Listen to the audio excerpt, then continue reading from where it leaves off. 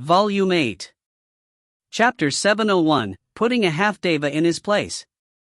Chapter 701, Putting a Half-Deva in his place. Many thanks for being my grindstone, I howl. I've finally achieved my cultivation base breakthrough, and am a half-deva. I've been stuck in place for far too long now, and have you to thank. Therefore, in recompense, I will simply cripple your cultivation base, and won't kill you. Gongsun looked both excited and proud. Throwing his head back, he laughed maniacally. As he had said, he had been waiting for this day for a very, very long time. The pressure he had felt from Xiaochun during their fight had been incredible.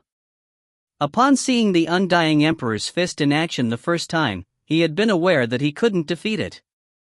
But he was proud and confident, and thus couldn't accept that. Furthermore, there had also been the possibility that he could take the situation and use it to achieve a breakthrough. It was in that moment that he decided to use Xiaochun as his grindstone, to use the pressure to not only ramp up his battle spirit to the ultimate degree, but to achieve a breakthrough during that critical moment between life and death.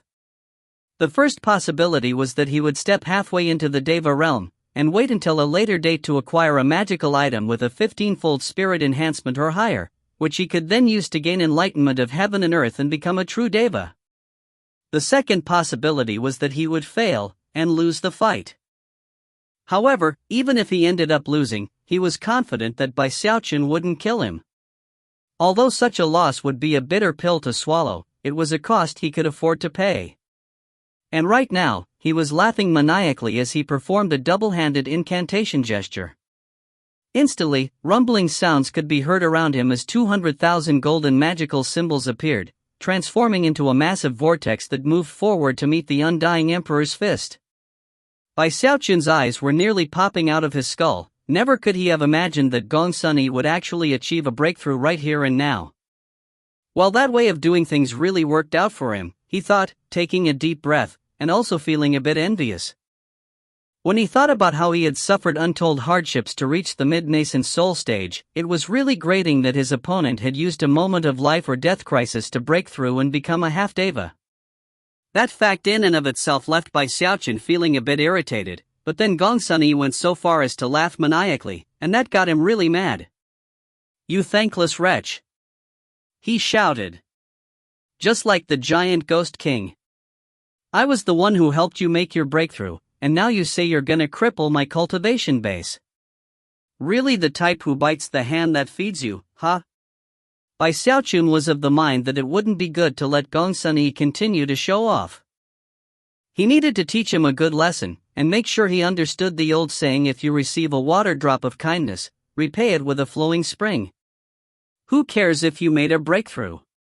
Lord Bai is going to kidnap you anyway. Eyes bloodshot, he loosened his hand briefly, shook it out, and then clenched it down into another fist. He wasn't unleashing a second undying Emperor's fist. Instead, he was taking some of the power he had held back before and adding it into the current fist strike. Before, he had used only 50% of what was at his disposal. But now, he added in an extra 30%.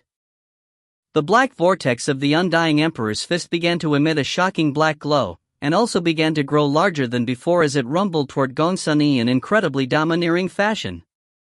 "Who said you could act so aggressive?" he shouted. "Time to cut you down to size." Xiaochun's thunderous voice caused Gongsun's previous excited expression to freeze. Then, his face was overtaken by an expression of utter disbelief. When his golden vortex made contact with the black hole, all 200,000 golden magical symbols shattered. Then, in the blink of an eye, the enormous fist-like black hole was right in front of Gongsun. "Impossible. I'm a half-deva. I can't lose." Gongsun snarled as he performed a double-handed incantation gesture, rotating his cultivation base to defend himself. "Half-deva? Ha! Lord Bai has already defeated 4 real devas. Who do you think you are? Back down, you hear me? Back down. Your ass is mine, you ingrate." Howling, he shot forward, propelling the black hole forward with explosive might. As he did, the divine glow of the five elements could be seen within his heaven-down nascent soul. Booming rumbles filled the air. The entire necromancer kettle seemed to fill with ear-splitting, deafening booms. Cascades of blood shot out of Gong Sunyi's mouth as he was sent tumbling backward like a kite with its string cut. His chest was a mass of gore, and all his limbs were bent at odd angles.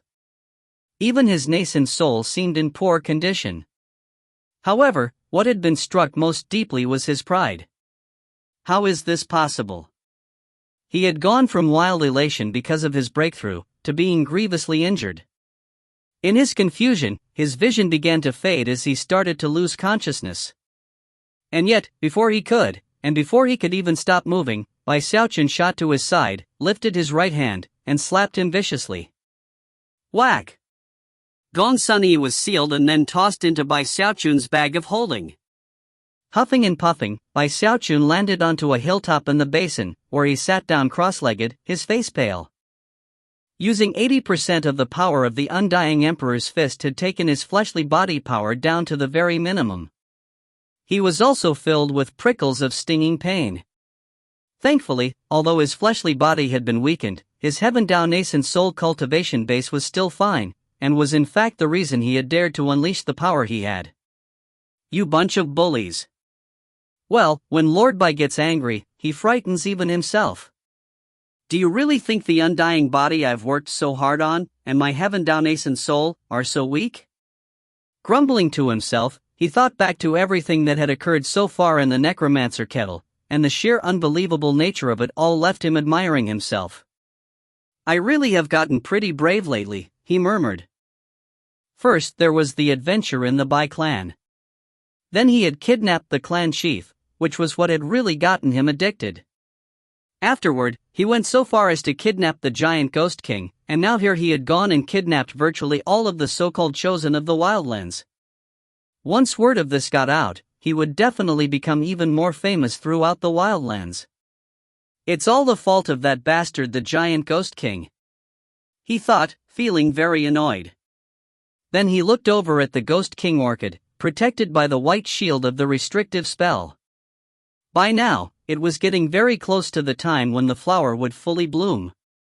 It was also possible to see a fruit growing in the middle of the flower, rapidly reaching the point of being ripe. Bai Xiaochun looked at the flower and grumbled to himself morosely for a bit, thinking about his plan to get revenge on the giant ghost king. Then he snorted coldly and pulled the second prince, Gong Sunyi, and all the other recently captured chosen out of his bag of holding. They were nearly unconscious, but were still capable of groggily looking over at Bai Xiaochun. Immediately, their faces went pale, and their eyes shone with terror. As for the second prince, he seemed like he wanted to say something, but before he could, Bai Xiaochun glared and brandished the eternal parasol. Don't even think about talking to me.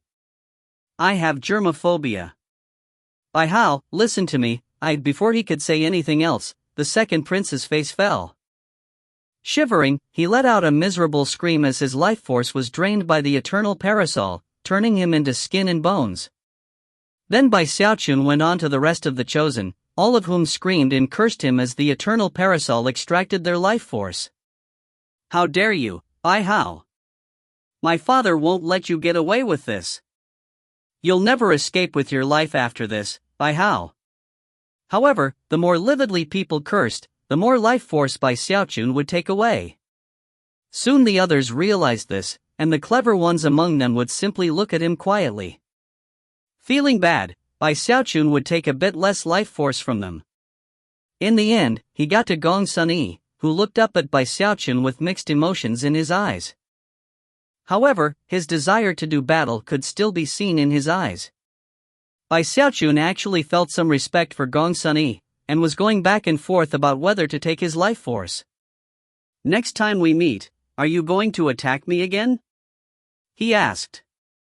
Eyes brimming with battle spirit and murderous aura surging, Gong Sunyi said, Of course I will. We'll meet again one day, and then I'll personally crush you beneath my feet. Well, fudge. Bai Xiaochun shot back. Can't you say anything that sounds nice? What's with all the fighting and killing all the time? Glaring, he shoved the eternal parasol into his chest. After harvesting the life force from everyone, he put his battle trophies back into his bag of holding, then sat down cross-legged and sent some divine sense out to form a defensive barrier. Then he began to cultivate his undying bones. 6 hours later, cracking sounds could be heard from inside of him. His eyes opened, and they shone with golden light. At the same time, warmth filled him. His fleshly body power was not fully recovered, and yet, his defensive capabilities had increased another notch. Seventh stratum of the tempered bones, he murmured excitedly.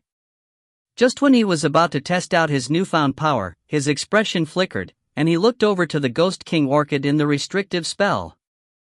From the black glow rising up from the flower, it was clear that it was about to bloom. If you find any errors, ads pop up, ads redirect, broken links, non-standard content, etc., please let us know. Report chapter so we can fix it as soon as possible. Chapter 702, Dropped onto the ground. Chapter 702, Dropped onto the ground. There were numerous mountain ranges and rivers in the Necromancer Kettle, and all of them eventually led to the basin that was home to the Ghost King orchid. As of this moment, it was fully in bloom, its petals gracefully curved, and a fragrant aroma wafting off of it. It was a fragrance that actually caused the shadowy evening light to grow even darker. In the blink of an eye, the entire sky turned black. At the same time, a strong aura of death spilled out from the flower, spreading out to fill the entire world of the Necromancer Kettle. Within the mists, the vengeful souls and evil ghosts trembled, and then began to kowtow in the direction of the Ghost King orchid. Respectful, even reverent expressions could be seen on their faces, as though they were prostrating to some sort of king. As the flower fully bloomed, the previously greenish fruit in the middle of the flower began to turn black. It was even possible to see the face of a ghost on it. Xiaochun recognized that face. It looked exactly like the face on the giant ghost statue in the middle of Giant Ghost City.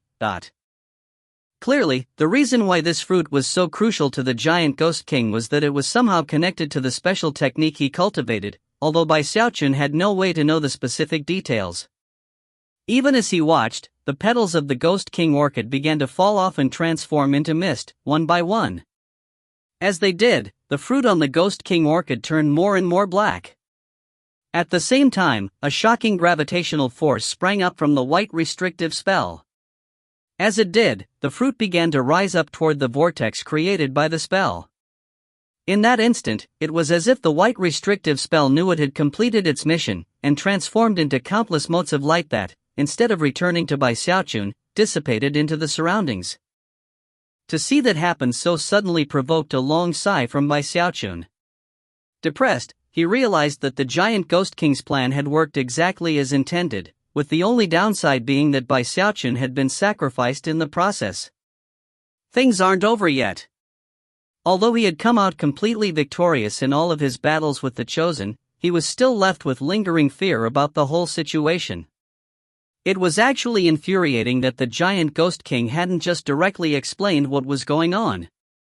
It's obvious that he doesn't trust me. He was worried that if he told the truth, I would refuse to come.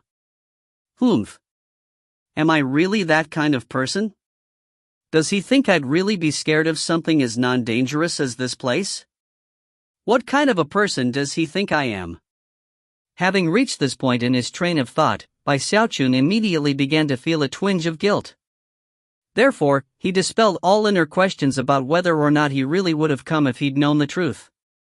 Turning, he headed toward the mouth of the Necromancer Kettle. Around that time, the entire world of the Necromancer Kettle trembled, and the area near the mouth slowly began to open. There are still a dozen or so people who escaped.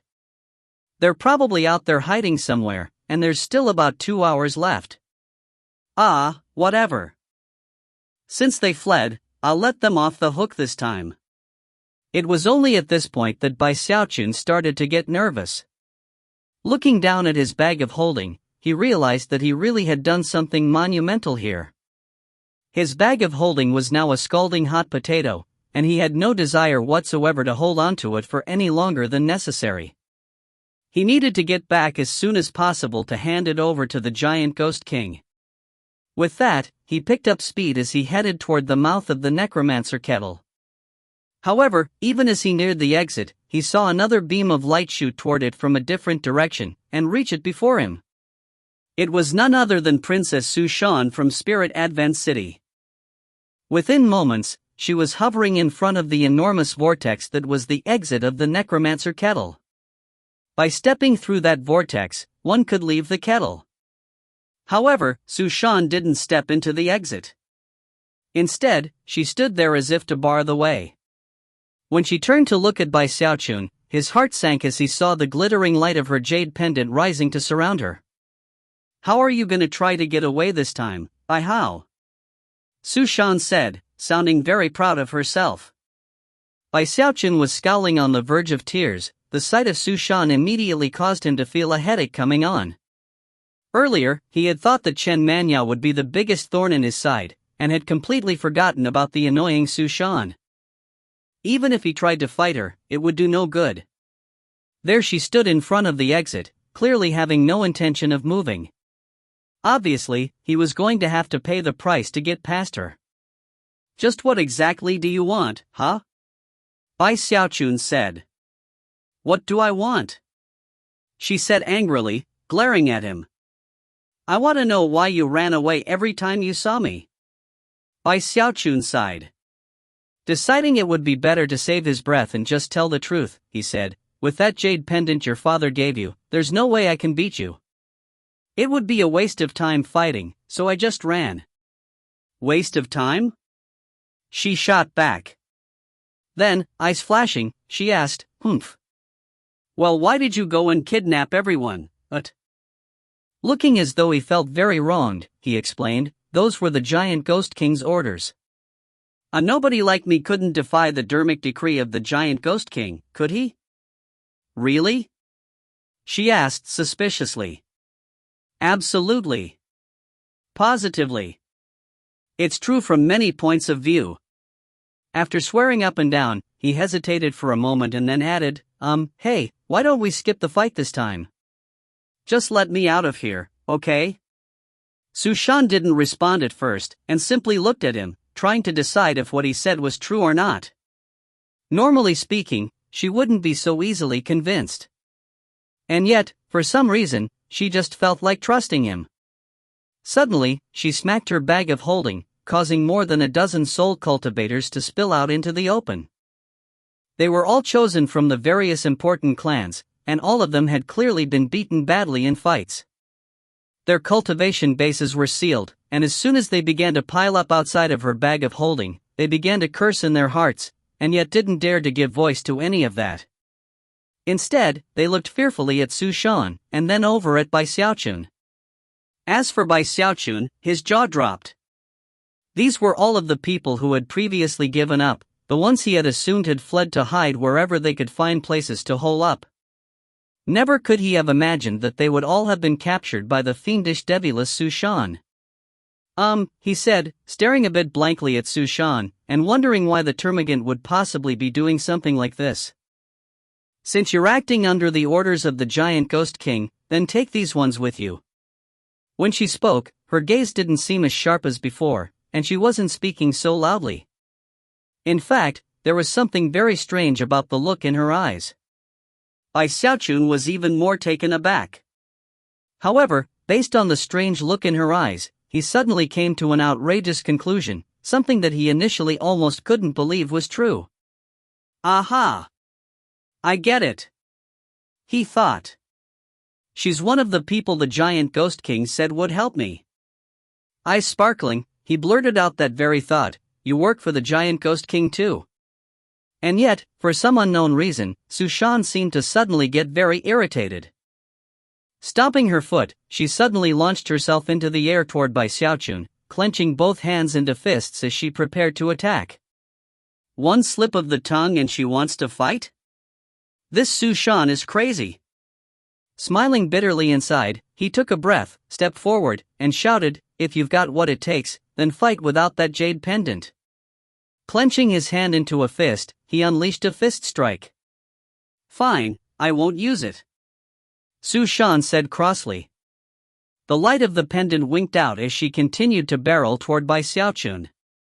A boom rang out, and ripples spread out in all directions.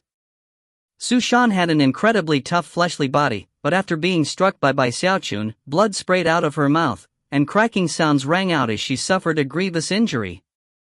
And yet, that strange look in her eye only grew stronger, and she spun to attack him again. This Su Shan has a screw loose, but she's definitely hot. She's trying to use the look in her eye to mess with my emotions. Hesitant and on guard, he unleashed another attack, causing Su Shan to tumble backward, blood spraying out of her mouth.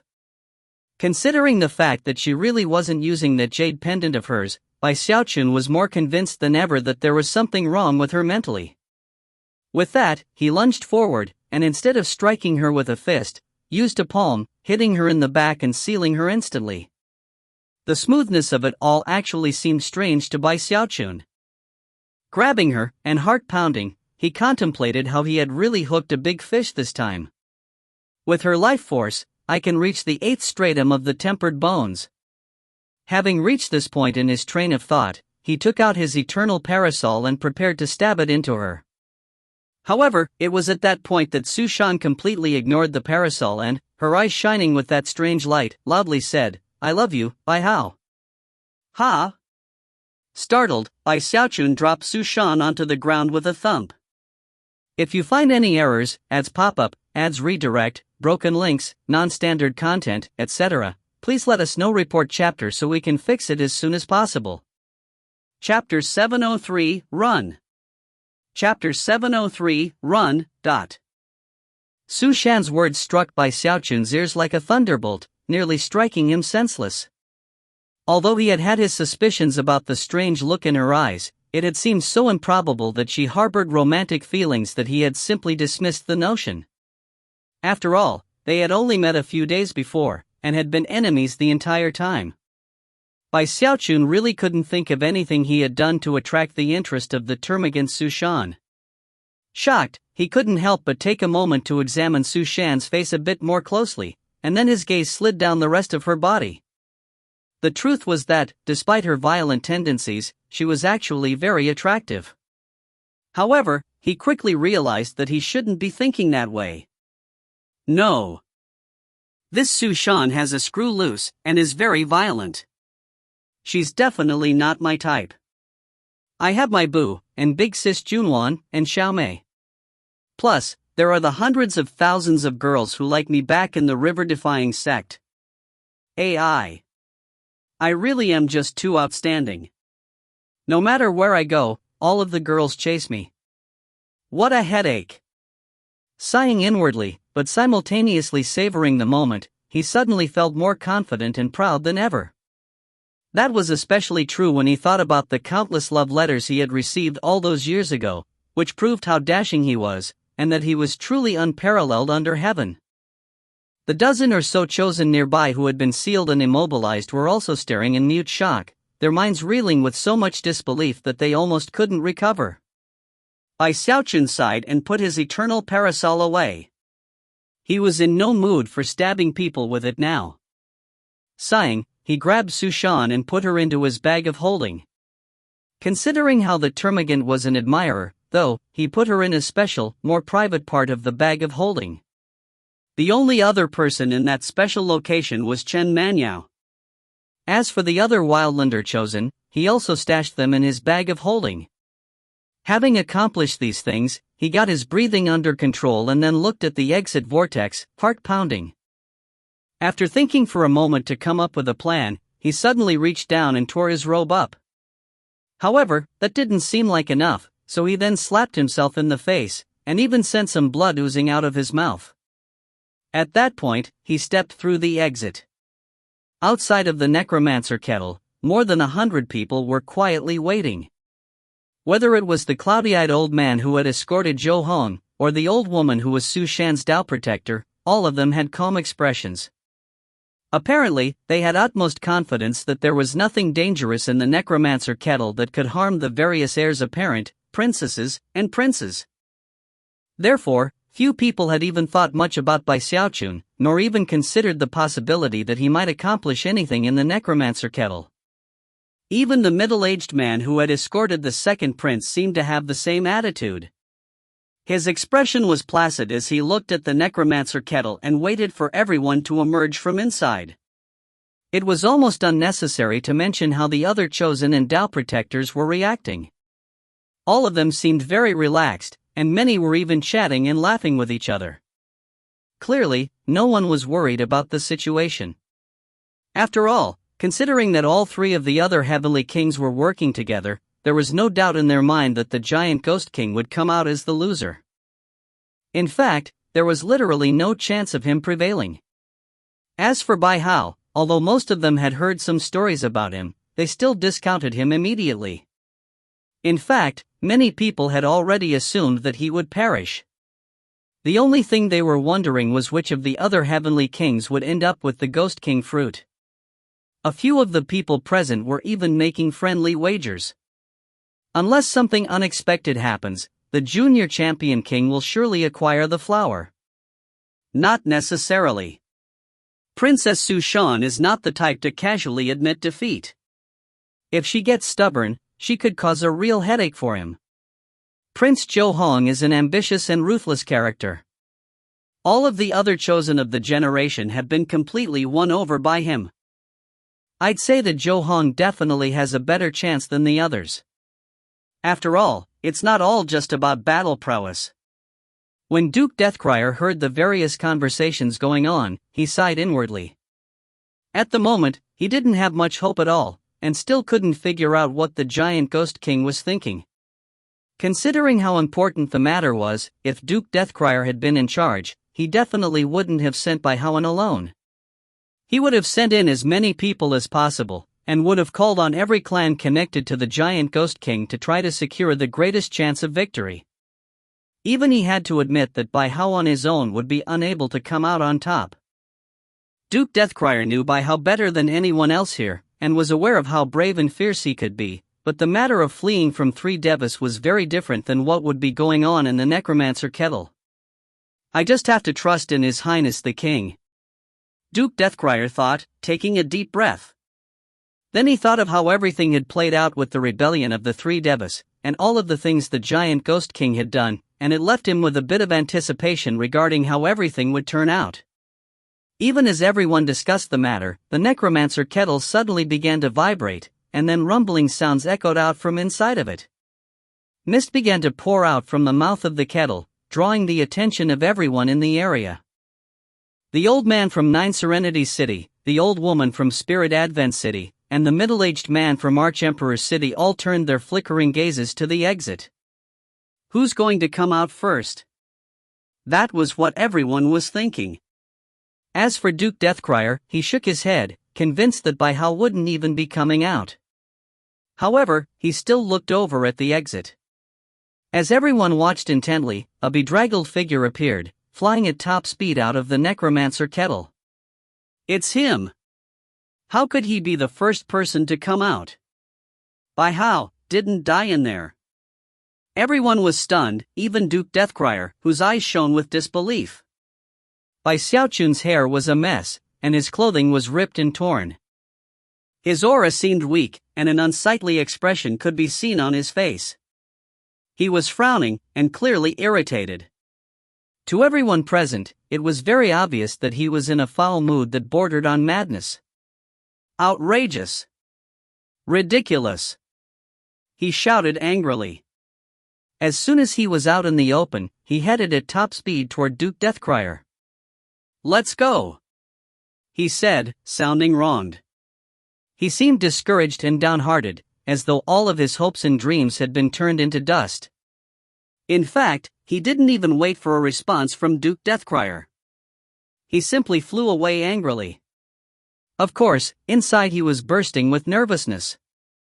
At the same time, the feeling of pulling a fast one on members of the older generation was very exciting.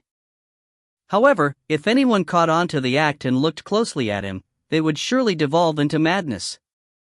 Still surprised, Duke Deathcrier sighed, contemplating what must have gone on inside of the necromancer kettle. Clearly, Bai Hao had been bullied to no end, and thus, it was with the shake of a head that he turned and left along with him. As they left, many in the crowd began to chuckle derisively. Now I know why Bai Hao was the first to come out. He definitely got bullied inside, and didn't dare to fight anyone. All he could do was wait until the mouth of the necromancer kettle opened to make his escape. Although, you have to admit that Bai Hao certainly has some extraordinary qualities. The fact that he didn't get killed is amazing. However, the lesson he learned inside will probably force him to keep his head bowed forever. It must have been a bitter lesson indeed. I'd say the only reason he made it out alive was that the heirs apparent didn't want to provoke the giant ghost king too deeply. However, I'm sure they taught some harsh and probably even humiliating lessons to this Bai Hao. Well, they'll all be coming out in a moment, and we can hear the whole story. As they waited, the various Tao protectors continued to joke and chat. Actually, it was happening this way, not because of the flawless performance Bai Xiaochun had just put on, but because an error in their thinking. None of them could possibly imagine how a single person could take on more than 100. Those odds were just too high. Not even the Tao protectors from Nine Serenities City, Spirit Advent City, and Archemperor City spared much thought for Bai Hao. And so they continued to wait, calmly watching the exit and waiting for people to come out. Before long, enough time had passed for an incense stick to burn, but they still weren't worried. After all, it was only to be expected that the fierce fighting inside would take some time to end. Meanwhile, Bai Xiaochun was speeding away from the area as quickly as possible. Duke Deathcrier was next to him. He looked over, and was about to say something, when Bai Xiaochun urgently said, "Deathcrier, old pal, bring out the giant ghost battleship." The way that his voice seemed to tremble with nervousness left Duke Deathcrier feeling very taken aback. "What's going on?" he replied, quickly pulling out the battleship. Bai Xiaochun leaped onto the deck and then urgently said, "Run!" Duke Deathcrier's eyes went wide, and all of a sudden, his heart started pounding. He suddenly thought back to all the disastrous things that had occurred in Giant Ghost City, and a chill ran down his spine. However, a moment later, his expression brightened, and then, without the slightest hesitation, he drew upon the power of his cultivation base to send the giant ghost battleship zooming off into the distance. If you find any errors, ads pop up, ads redirect, broken links, non-standard content, etc., please let us know. Report chapter so we can fix it as soon as possible. Chapter 704, I'm back. Chapter 704, I'm back. Along the way, Duke Deathcrier was inclined on a few occasions to simply ask about the situation. However, the ill premonition in his heart that continued to grow stronger prevented him from doing so. Bai Xiaochun stood next to him, face pale, anxious and doubtful as he continuously looked over their shoulders. Apparently worried that they were going too slowly, he gave constant reminders to pick up speed. Everything that was going on got Duke Deathcrier's heart pounding harder and harder. Just what did this guy do? He thought, pouring all of the power he could into the giant ghost battleship to keep it moving as quickly as possible. After a long moment passed, he finally couldn't hold it in any longer. "What did you do?" he asked. Bai Xiaochun cleared his throat. Although he was already starting to regret his actions, he was still very proud of what he had accomplished. Sounding very casual, he said, "Oh, nothing. I just kidnapped everybody else, and have them here in my bag of holding." "What? Everybody? You kidnapped them?" Despite being a deva, Duke Deathcrier's mind began to spin as though it had been struck with a sledgehammer. Face filled with a look of incredulity, he looked, first at Bai Xiaochun, and then at his bag of holding. Then his cheek twitched. You. He actually couldn't say anything other than that. However, he knew that the ramifications of what had been done were almost too monumental to calculate. Without even thinking about it, he drew upon 120% of his cultivation base to send the giant ghost battleship shooting at top speed through the air. Rumbling sounds echoed out as they proceeded along toward their destination. As Duke Deathcrier and Bai Xiaochun got closer and closer to Giant Ghost City, the Tao protectors back at the necromancer kettle were starting to get a bit impatient. That was especially true of the old man from 9 Serenities City, who had a distinct glint in his eyes as he looked at the necromancer kettle. Despite being a Deva cultivator, the bizarre nature of the necromancer kettle made it impossible for him to see what was happening inside. Next to him was the old woman who had come with Xiaochun. She was also starting to get more and more nervous, and occasionally turned to look in the direction by Xiaochun had fled in. More than half the time has passed. Soon the exit will close. Something seems off. Even if they continued fighting after the exit opened, an entire hour has passed. After another hour, the exit will close, and then it will be very difficult for them to come out. Did something unexpected occur inside? No, there's no way. It wasn't just the Devas who were starting to get suspicious. The other Tao protectors were starting to feel uneasy. All eyes were focused on the necromancer kettle as more time ticked by. Anxiety mounted. After all, the chosen who were inside the kettle were all very important people. They were all sons and daughters of influential clans and families. Not only were they important in terms of status, their latent talent and cultivation bases were all beyond ordinary. There were even some whose names were on the Hell Emperor's stele. These were the best of the best in their generation in the Wildlands, all of whom were destined to be powerful people in the future. There were some who were already certain to become Devas, and it was even very likely that some would become demigods. If an accident occurred with even one of those people, it would be major news in the Wildlands. If something unexpected happened to more than 10 of them, it would be 10 times more shocking of an event. Not even the 3 heavenly kings would be willing to accept responsibility if something like that happened. An accident of that nature would be a blow to the soft spot that existed in all parties involved. Now that everyone was thinking along these lines, their unease grew more intense. Furthermore, because the second prince and Chen Manhwa were also still inside, the middle-aged man from Arch-Emperor City was also starting to look very nervous. Eventually, the Tao protectors got so nervous that they began to cry out in anxious voices. Time is almost up. We can't wait any longer. The old man from 9 Serenities City looked over at the Tao protector from Arch-Emperor City. Eyes flashing, he said, "Brother Lin, something happened in here, That's right, Brother Lin, the old woman from Spirit Advent City said, her voice grating and eerie. It's a critical situation. The necromancer kettle belongs to the Imperial clan. The Grand Heaven Master must have a way to see inside of it. Before long, almost all eyes had come to rest on that middle-aged man. It was quite a bit of pressure for him to deal with. Furthermore, he knew what those gazes represented, nearly 80% of the most important groups in the entire Wildlands. This collection of cultivators was backed by many Devas and 3 demigods. I'll need to contact the Grand Heaven Master and let him make the decision. He quickly produced a jade slip and sent an urgent message.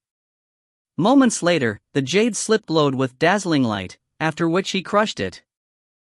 As the jade slip fell apart, it became flying ash that spread out in all directions, then rose up above them and created a fist-sized vortex. Blue light shone out from the vortex, which shot toward the middle-aged man. When he reached out and grabbed it, it turned into a fist-sized blue mirror. The mirror was clearly from ancient times, and was covered with countless faintly glimmering magical symbols. Despite how old it seemed, it still radiated a heaven-shaking, earth-shattering aura. The Grand Heaven Master used a secret magic to deliver this mirror to me. I can't use it on my own. Taking a deep breath, he looked at the old man from 9 Serenities City and the old woman from Spirit Advent City. Would the 2 of you mind providing some assistance? They didn't hesitate to fly over and unleash the power of their cultivation bases, sending Deva auras out that caused heaven and earth to flash with colors. As their power entered the mirror, it shone with dazzling light that caused the other Tao protectors in the area to back up nervously. The 3 cultivators powering the mirror let out hoarse shouts as the blue light transformed into a column that shot directly toward the necromancer kettle. The air distorted around the blue column of light, which could pass through all restrictive spells and all manner of defenses. Ripples spread out on the surface of the necromancer kettle as it slowly became transparent. Before long, everyone could see everything inside as clear as day. And then, faces began to fall. There's nobody there. Everyone's gone. How is this possible? There were more than 100 of them. Where did they go? Shouts of alarm could be heard in all directions. The old man from Nine Serenities City and the old woman from Spirit Advent City were so shocked that their cultivation base fluctuations reflected their astonishment. Worried that they were seeing things, they sent more power into the mirror, sending its light sweeping back and forth through the lands inside the necromancer kettle. Under the power of that light, even the densest of mists were dispersed. And yet, they still couldn't find a trace of a single one of the chosen. The middle-aged man from Arch-Emperor City was shaking, and his mind spun with disbelief. Wait, someone said. I can detect the aura of the giant ghost king. As everyone began to reach the same conclusion, their eyes turned completely bloodshot, and their hearts began to burn with rage. Everybody went missing, and Bai Hao was the only one to come out. This is definitely the handiwork of the giant ghost king. That Bai Hao was a mere nascent soul cultivator. How could he possibly dare to do something like this? It was definitely the giant ghost king's doing. Remember how Bai Hao looked when he came out? That must have been an act. Damn it! Shouts of rage began to ring out. As for the old man from Nine Serenities City and the old woman from Spirit Advent City, both of them resorted to teleportations to rush in the direction Bai Xiaochun had left in. Enraged, everyone else began to follow. These people were no fools, and they all came to the conclusion that the chosen of their various organizations had been kidnapped by Bai Hao at the behest of the giant ghost king. Even more humiliating was the shocking fact that he had escaped from under their very noses. However, they didn't dare to offend the giant ghost king, so they had no choice but to vent their anger on Bai Xiaochun. Rumbling sounds could be heard, and dazzling light flashed in the sky as more than 100 powerful experts shot through the air in pursuit. Unfortunately for them, they had delayed for far too long.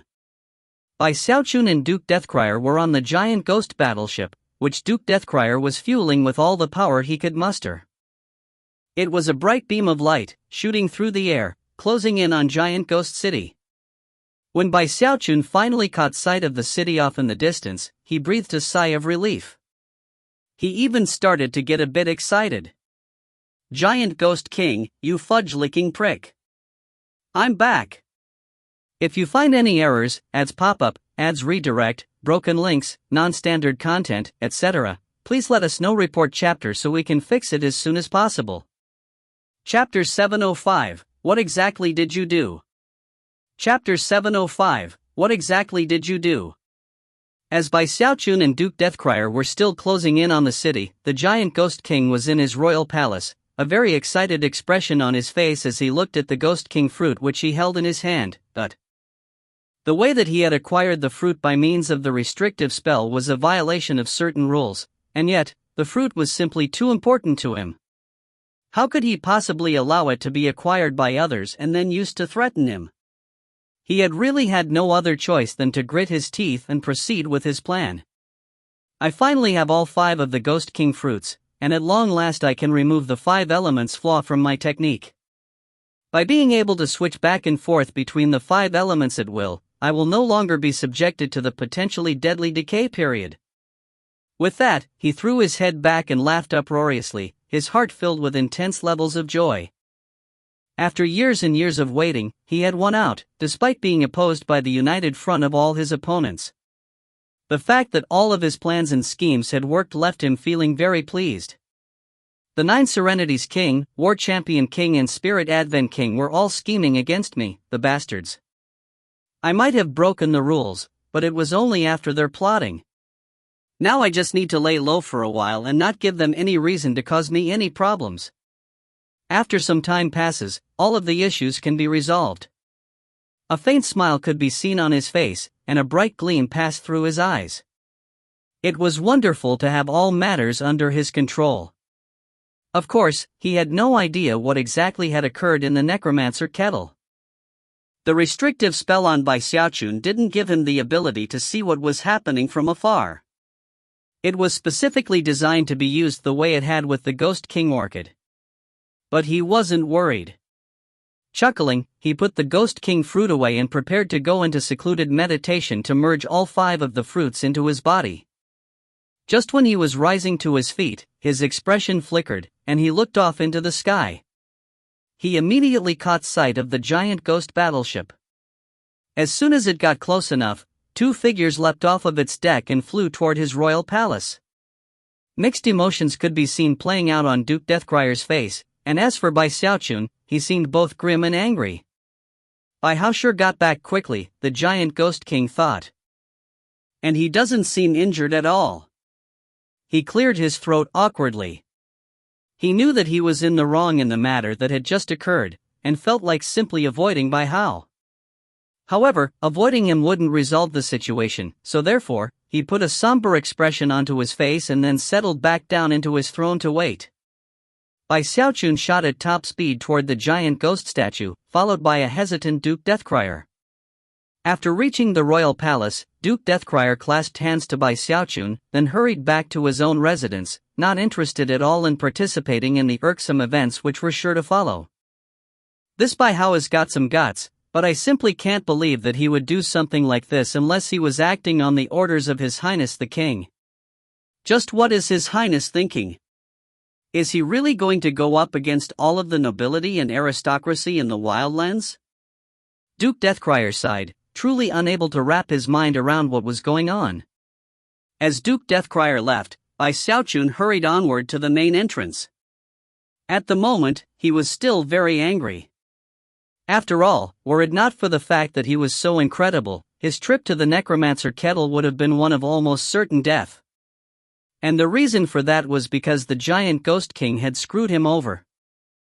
Gritting his teeth, he took a deep breath and buried his anger inside him, then snorted coldly in his heart and walked into the palace's main hall.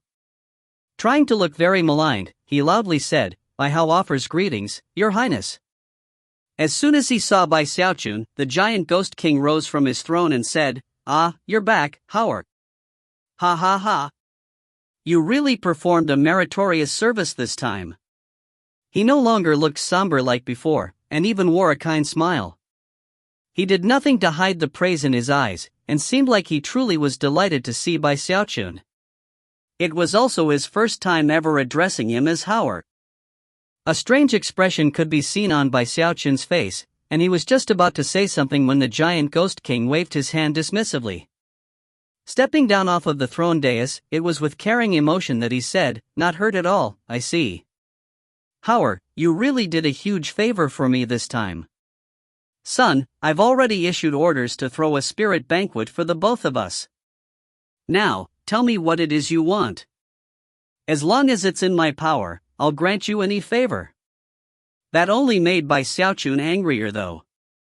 Raising his voice, he said, "I don't want any gifts. Those people really bullied me, you hear? You have no idea, Your Highness.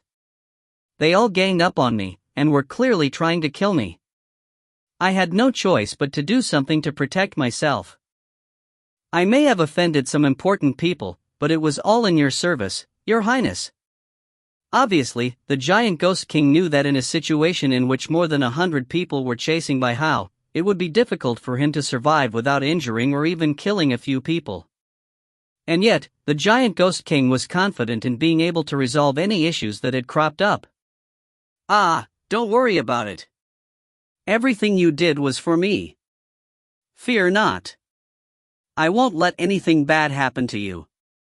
The maligned expression remained on Bai Xiaochun's face, but inwardly, he was starting to feel very pleased with himself. "Giant Ghost King, oh Giant Ghost King, you screwed me over first, so you can't blame me for screwing you right back, but..." Bai Xiaochun was about to say something more when a buzzing sound could be heard from within the giant ghost king's bag of holding. "They're coming after you so quickly?" The giant ghost king's eyes glittered, and a faint smile could be seen on his face as he produced a transmission jade slip from his bag of holding. He had been aware all along that, whatever Bai Xiaochun did in the necromancer kettle, it wouldn't be possible to keep it a secret for very long. Therefore, he had long since prepared for the aftermath. With that, he poured some divine sense into the jade slip to power it up. Sounding very calm and composed, he said, 9 serenities key. However, before he could even finish speaking, the enraged voice of the 9 serenities king roared out like a volcano to fill the palace hall. How shameless of you, giant ghost king! Assuming that the 9 serenities king was talking about the matter of the ghost king fruit, the giant ghost king cleared his throat and said, 9 serenities king, let me expel. Before he could say anything else, the 9 serenities king responded in a voice that echoed like destructive thunder. It even caused the air around the giant ghost king to distort. I couldn't care less about how you got that fruit, giant ghost king. We plotted against you, so we have no right to complain about you fighting back. But considering your status, how could you possibly do something to my son Zhou? You listen to me, giant ghost king. The enmity between 9 Serenities City and Giant Ghost City is not over. With that, the 9 Serenities kings severed the communication. The giant ghost king's eyes widened. Thinking back to what Bai Xiaochun had just said, he looked over and said, You fought with Zhou? Is he dead? Looking like the picture of righteous indignation, Bai Xiaochun replied, Yeah, I fought with him, that big bully. Humph. I left him with his poor little life, though. Breathing a sigh of relief, the giant ghost king said, As long as he's not dead, then it's fine. At this point, the giant ghost king couldn't help but muse that Bai Hao's battle prowess really was incredible. Despite being chased by so many people, he still managed to injure Zhou. Just when he was about to continue speaking, his jade slip once again began to vibrate. This time, it shook even more violently than before, and then, even more angry voices could be heard, many of them sounding like they wished to do battle, although not all.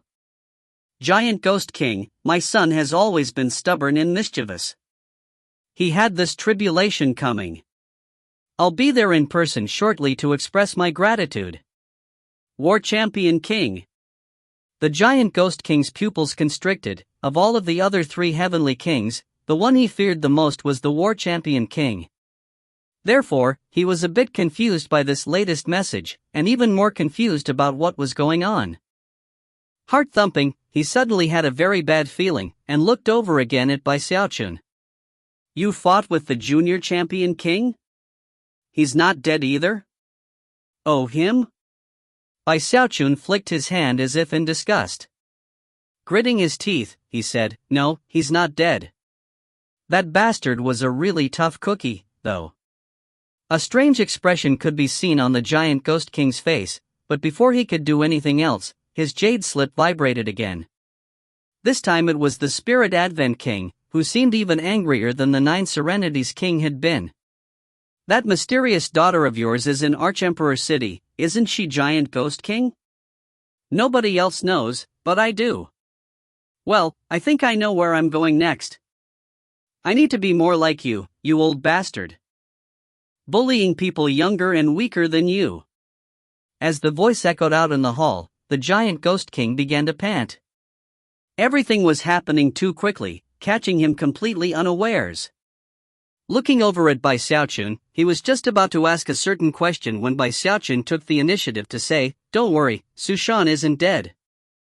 As the giant ghost king looked at Bai Xiaochun, his ill premonition grew more intense.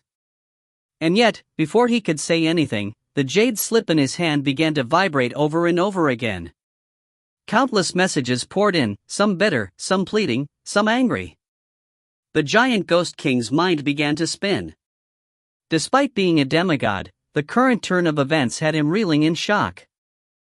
Although most of the people who were sending the messages weren't on the same level as him in terms of cultivation base, there were simply too many of them.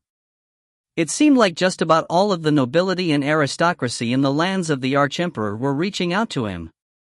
And that wasn't even mentioning the fact that the other 3 heavenly kings were involved, and they were on the same level as him. Even the imperial clan messaged him, saying that the second prince was missing. The giant ghost king was dumbstruck by what was happening. Finally, he looked over at Bai Xiaochun and weakly asked, What exactly did you do in the necromancer kettle? If you find any errors, ads pop up, ads redirect, broken links, non-standard content, etc., please let us know. Report chapter so we can fix it as soon as possible. Chapter 706, Stupefied Giant Ghost King. Chapter 706, Stupefied Giant Ghost King. Oh, I didn't do anything, Bai Xiaochun said, looking like the picture of innocence.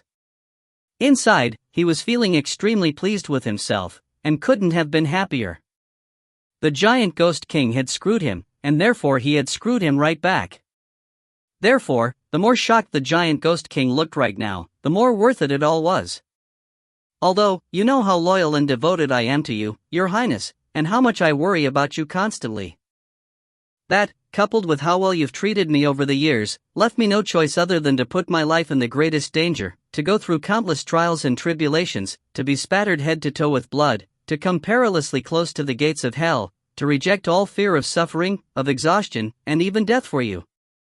Because of all the favor you have shown me, I subdued all of them.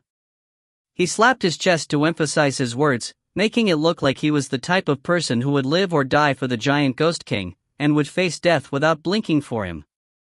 You subdued them all? The giant ghost king almost felt like fainting. In the short time in which they had just been conversing, a dozen more messages had come into his transmission jade slip. Looking very impassioned, Bai Xiaochun loudly continued, Yeah, I subdued every last one of them. The other 3 demigod heavenly kings were planning to blackmail you, right?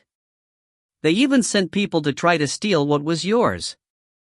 Therefore, I kidnapped all of their children and chosen, and brought them here, just for you, Your Highness. And now, you can take them into custody. Come, let me introduce you to everyone, Your Highness. We'll start with the Junior Champion King from War Champion City. Getting more excited, he smacked his bag of holding to bring out the gasping Junior Champion King. The Junior Champion King was currently little more than skin and bones, and his life force had been seriously damaged. He seemed to be struggling on the verge of death. And here's Prince Zhou Hong from 9 Serenity City. With that, he produced Zhou Hong. Oh, and this one here is, wait, what did they call him? Oh right. Little Wolf God. And this is Li Tiansheng. And here's Miao Liner. She's pretty incredible, and is actually much more suitable for you than Mrs. Chen. I brought her here especially for you, Your Highness. With that, he cast a very knowing wink at the giant ghost king. Right, there's also Princess Sushan from Spirit Advent City. This girl is a bit of a nutjob. What a pity. Oh, this guy. I think he's pretty special, actually. I heard people calling him Second Prince. I guess he must have a pretty high status. You definitely need to make good use of him, Your Highness. It took a lot out of me to kidnap him. Clearly in very high spirits, Bai Xiaochun went on to patiently introduce everyone to the giant ghost king as he pulled them out of his bag of holding one by one. Before long, the giant ghost king was as flabbergasted as a wooden chicken as he watched more than 100 people fill his palace hall. Virtually all of them were skinny and emaciated, some of them so weak that they simply lay on the floor, unmoving. It was all for you, Your Highness, that I captured these people and brought them here. Looking like he was ready to go through hell or high water for the king, Bai Xiaochun clasped hands and bowed deeply. The giant ghost king felt like his mind was being struck by countless lightning bolts. However, considering the level of his cultivation base and willpower, after sitting there in a daze for a moment, he managed to recover. By this point, he realized what had occurred, and understood why he was getting so many messages via jade slip. He also felt like he was slipping into a nightmare. In all of his complicating plotting and scheming, the one thing he hadn't accounted for was how powerful Bai Xiaochun actually was. He was so strong that he had kidnapped all of these people. The sight of Bai Xiaochun solemnly producing all of the chosen caused bitter laughter to rise up in the heart of the giant ghost king, and his face even began to twitch. I underestimated this by how, he thought. First, he kidnapped his father. Then he kidnapped me. He's obviously addicted to kidnapping. I can't believe that in one fell swoop, he kidnapped over 100 people. This sly bugger was obviously pissed off, and believes that I screwed him over. Therefore, he used this method to screw me back. Furthermore, he didn't kill anyone. No matter how you look at it, it really is a meritorious service. His heart was pounding, and he could feel a massive headache coming on. Obviously, this was a very important matter, and it was clear that Xiaochun was intentionally doing it to cause problems for him. Under any other circumstances, it might not have mattered. But the giant ghost king had also broken the rules regarding the necromancer kettle. He had wanted to keep things low-key, to forestall any problems. Never could he have imagined that something like this would unexpectedly occur. The three heavenly kings, and the vast majority of the nobility and aristocracy, would definitely use this opportunity to cause problems for him. Furthermore, he was in a very precarious position. If he simply let all of the captives go, it would send the message that the supposedly majestic giant ghost king was actually scared. But not releasing the captives wasn't an option either. He was a demigod, and one of the four heavenly kings, but he couldn't tackle all of the wildlands at the same time. Despite feeling extremely annoyed, there wasn't anything he could do at the moment. Ultimately, he was in the wrong in this matter. He had been the one to screw Xiaochun over, and had even made plans that would have ensured success even if he died. If Xiaochun had ended up dying, it probably wouldn't have mattered. But here he was alive, and despite how vicious the giant ghost king was in general, when he thought about their history together, and the fact that he was a demigod king, if he went and bit the hand that fed him, his reputation would suffer irreparable damage. Most importantly, Xiaochun hadn't killed anyone, a shrewd and ruthless move that left the giant ghost king with almost no wiggle room. Had he killed all the other chosen, it would have been a simple matter to deal with. The giant ghost king could have put all the onus on Xiaochun. But instead, Xiaochun had delivered everyone to him alive. No matter what action the giant ghost king took, he would be in a very difficult situation. This by how is completely ruthless. The giant ghost king looked over the crowd of emaciated chosen in the hall, and noticed how their life force had been damaged. Clearly, that was a method Xiaochun was using to make sure the giant ghost king didn't just casually let all the captives free. If I do let them go, it's going to cost me dearly, he thought with a long sigh. Then he looked over at Xiaochun with a bitter smile. He had to admit that Xiaochun had played his hand perfectly. When he thought about the price he would have to pay to calm everyone down, he was so depressed that his internal organs hurt. Of course, Xiaochun was actually feeling very nervous. This matter of screwing over the giant ghost king wasn't a conspiracy, it was an open attack. Therefore, he had to be very careful not to push the giant ghost king past his bottom line. Seeing that the man was sighing bitterly, Xiaochun realized that his revenge had been had. Blinking a few times, he said, "Your humble servant will take his leave now. When it comes time for the spirit banquet, Your Highness, I'll be back." The giant ghost king glared back at him and waved his hand. "What spirit banquet? There's no spirit banquet. Get the hell out of here." How stingy, Xiaochun thought. Rubbing his nose a bit in embarrassment, he reluctantly turned and left the royal palace.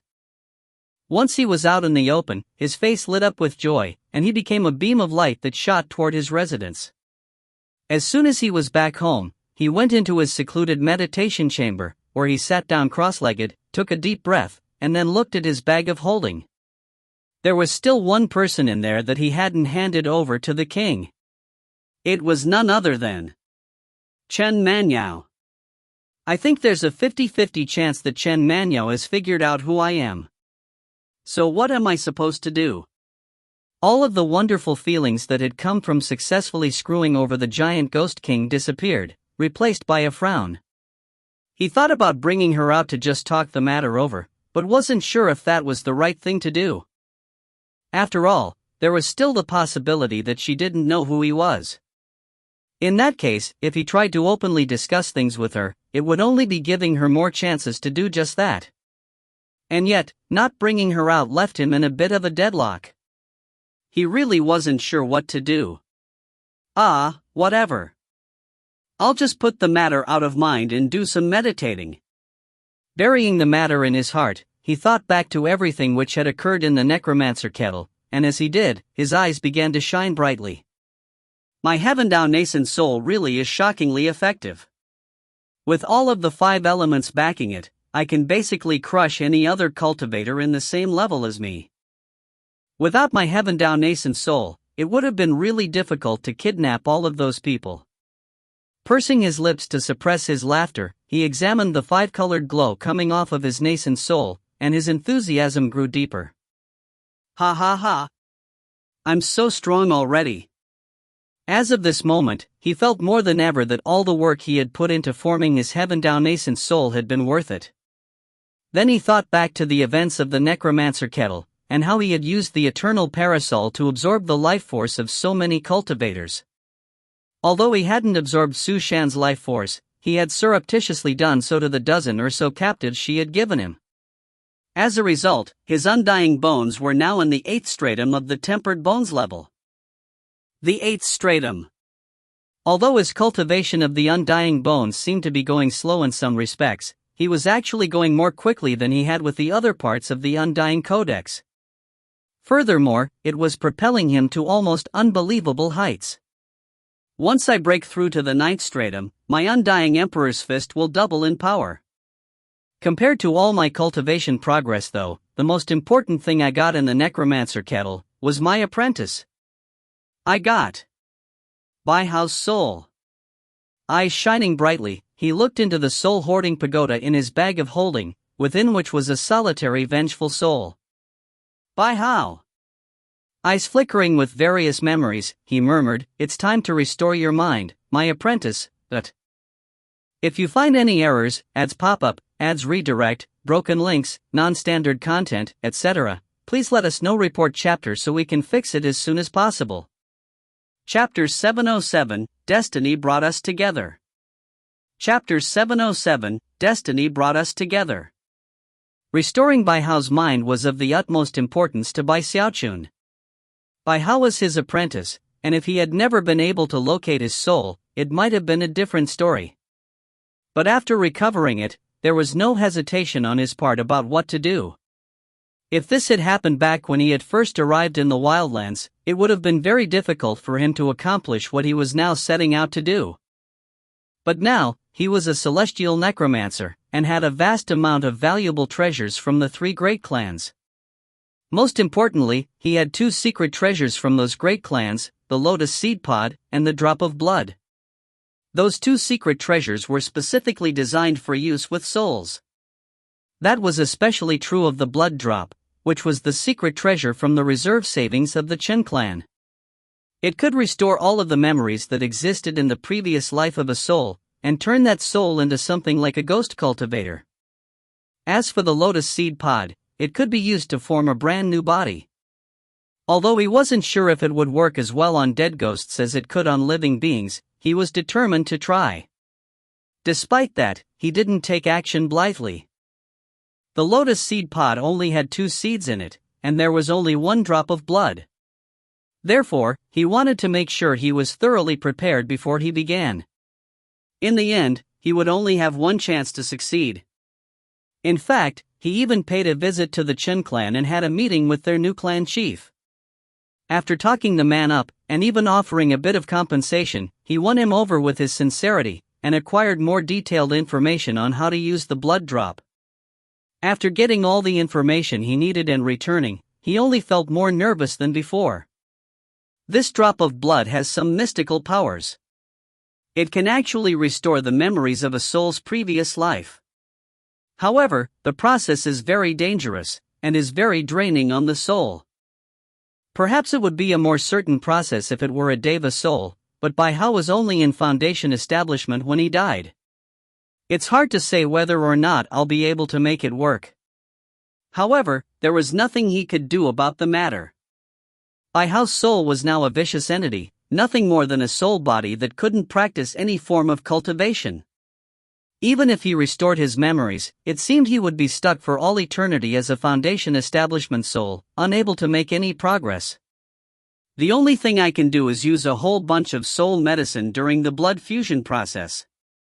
It will be difficult to pull it off, but the results will definitely be better. Eyes flashing with determination, he immediately made arrangements to buy up all of the soul medicine in Giant Ghost City. After becoming the city's major domo, he had been the recipient of numerous gifts, and had also ransacked the 3 great clans. As a result, he could certainly be considered well off. However, for Baihao's sake, he didn't hesitate to spend massive amounts of wealth on soul medicine. He had already built up a bit from ransacking the 3 great clans, and now that he spent so much money to acquire more, his stockpile began growing to terrifying proportions. As Xiaochun began gobbling up all of the soul medicine in the city, terrifying things were shaking the hearts of all residents. More than 100 powerful experts had come to visit the city, including 3 devas. All of them had been spitting mad, and yet, kept their anger under control.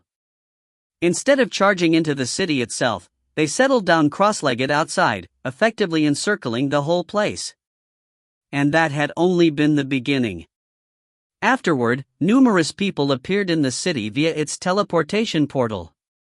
All of them were the type who had numerous followers, and didn't bother to even rein in their surging energy as they headed to the royal palace to talk with the giant ghost king. Before even the first of such meetings concluded, the teleportation portal shone brightly again as more people arrived. A steady stream of dozens of people showed up every day. By this point, more than 10 devas had entered the city. Of course, even a single deva was the type of monumental figure who could shake heaven and earth with the mere stomp of a foot. In fact, in the entire world, there weren't even a total of 50 devas in existence. 1. But now, more than 10 were in Giant Ghost City, which left Duke Deathcrier with a very sinking feeling. Thankfully, the Giant Ghost King hadn't ordered him to go deal with these people, but had instead invited them to the royal palace to discuss matters. When he sent a group away, another would come to replace it. And thus, in a short period of only a few days, everyone in Giant Ghost City slowly grew numb to what was happening. Then guesses and speculations began to run wild. In the end, it was virtually impossible to keep the matter a secret. What? Baihao acted on the orders of His Highness the King to kidnap all of the chosen and heirs apparent of almost all of the nobility and aristocracy in the Wildlands. Heavens! Is this Baihao addicted to kidnapping, or what? First it was his father, then His Highness the King, and now he kidnapped over 100 chosen in one fell swoop. His Highness the King is playing a big, complicated game. I really don't understand what exactly he's doing. As word spread, countless gasps could be heard in all corners of the city. By now, it was impossible to relate exactly how bold and powerful people took Baihao to be. Another 3 days went by, whereupon an intense roar shook heaven and earth in all directions. An enormous battle axe appeared in the air above by Xiaochun's residence, upon which stood a mighty figure who seemed capable of propping up all creation. 9 Serenities King. The giant ghost king immediately emerged from his royal palace and flew up to confer with the 9 Serenities King. After a moment, the 9 Serenities King's face turned grim, and he followed the giant ghost king into the palace for a time before leaving. Soon after came the enormous mountain of flesh that was the Spirit Advent King. After that was the War Champion King. The things which the people of Giant Ghost City were seeing left all of them gaping in shock. 7 days passed. Gradually, things at the teleportation portal calmed down a bit.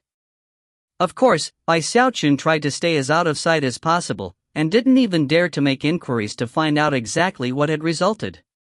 He knew that the giant ghost king was obviously in a horrific mood. Well, you can't blame me. If you hadn't screwed me, I wouldn't have screwed you. Despite feeling himself to be in the right, he knew who between the two of them was the most powerful. Muttering to himself, he remained in secluded meditation, and continued to buy up soul medicine. At one point, he also secretly took a trip to confer with Mrs. Chen. Just as Bai Xiaochun had guessed, the giant ghost king was in a foul mood. During the 7 days of meetings with various groups, he had sent away all of the various chosen that Bai Xiaochun had kidnapped. Some of the people who had come to retrieve their chosen were the type that the giant ghost king could completely disregard. There were even some he could intimidate with a mere look. But there were others who could force him to pay a bit of a price. For example, the Spirit Advent King and War Champion King. First, the giant ghost king broke the rules of the necromancer kettle, and then, due to a freak combination of other factors, had both of their heirs beaten half to death. The Nine Serenities King was even harder to calm down. In fact, the smile on his face only grew colder as their discussion proceeded. The Nine Serenities King had attacked the giant ghost king during his decay period, and had also broken certain rules himself, which showed his attitude and what he was capable of. Therefore, they were not able to get anywhere in their negotiation. Eventually, the giant ghost king called in the War Champion King and the Spirit Advent King to join the discussion, and in the end, the Nine Serenities King had no choice but to grit his teeth angrily and leave. The biggest headache of all came when dealing with the second prince.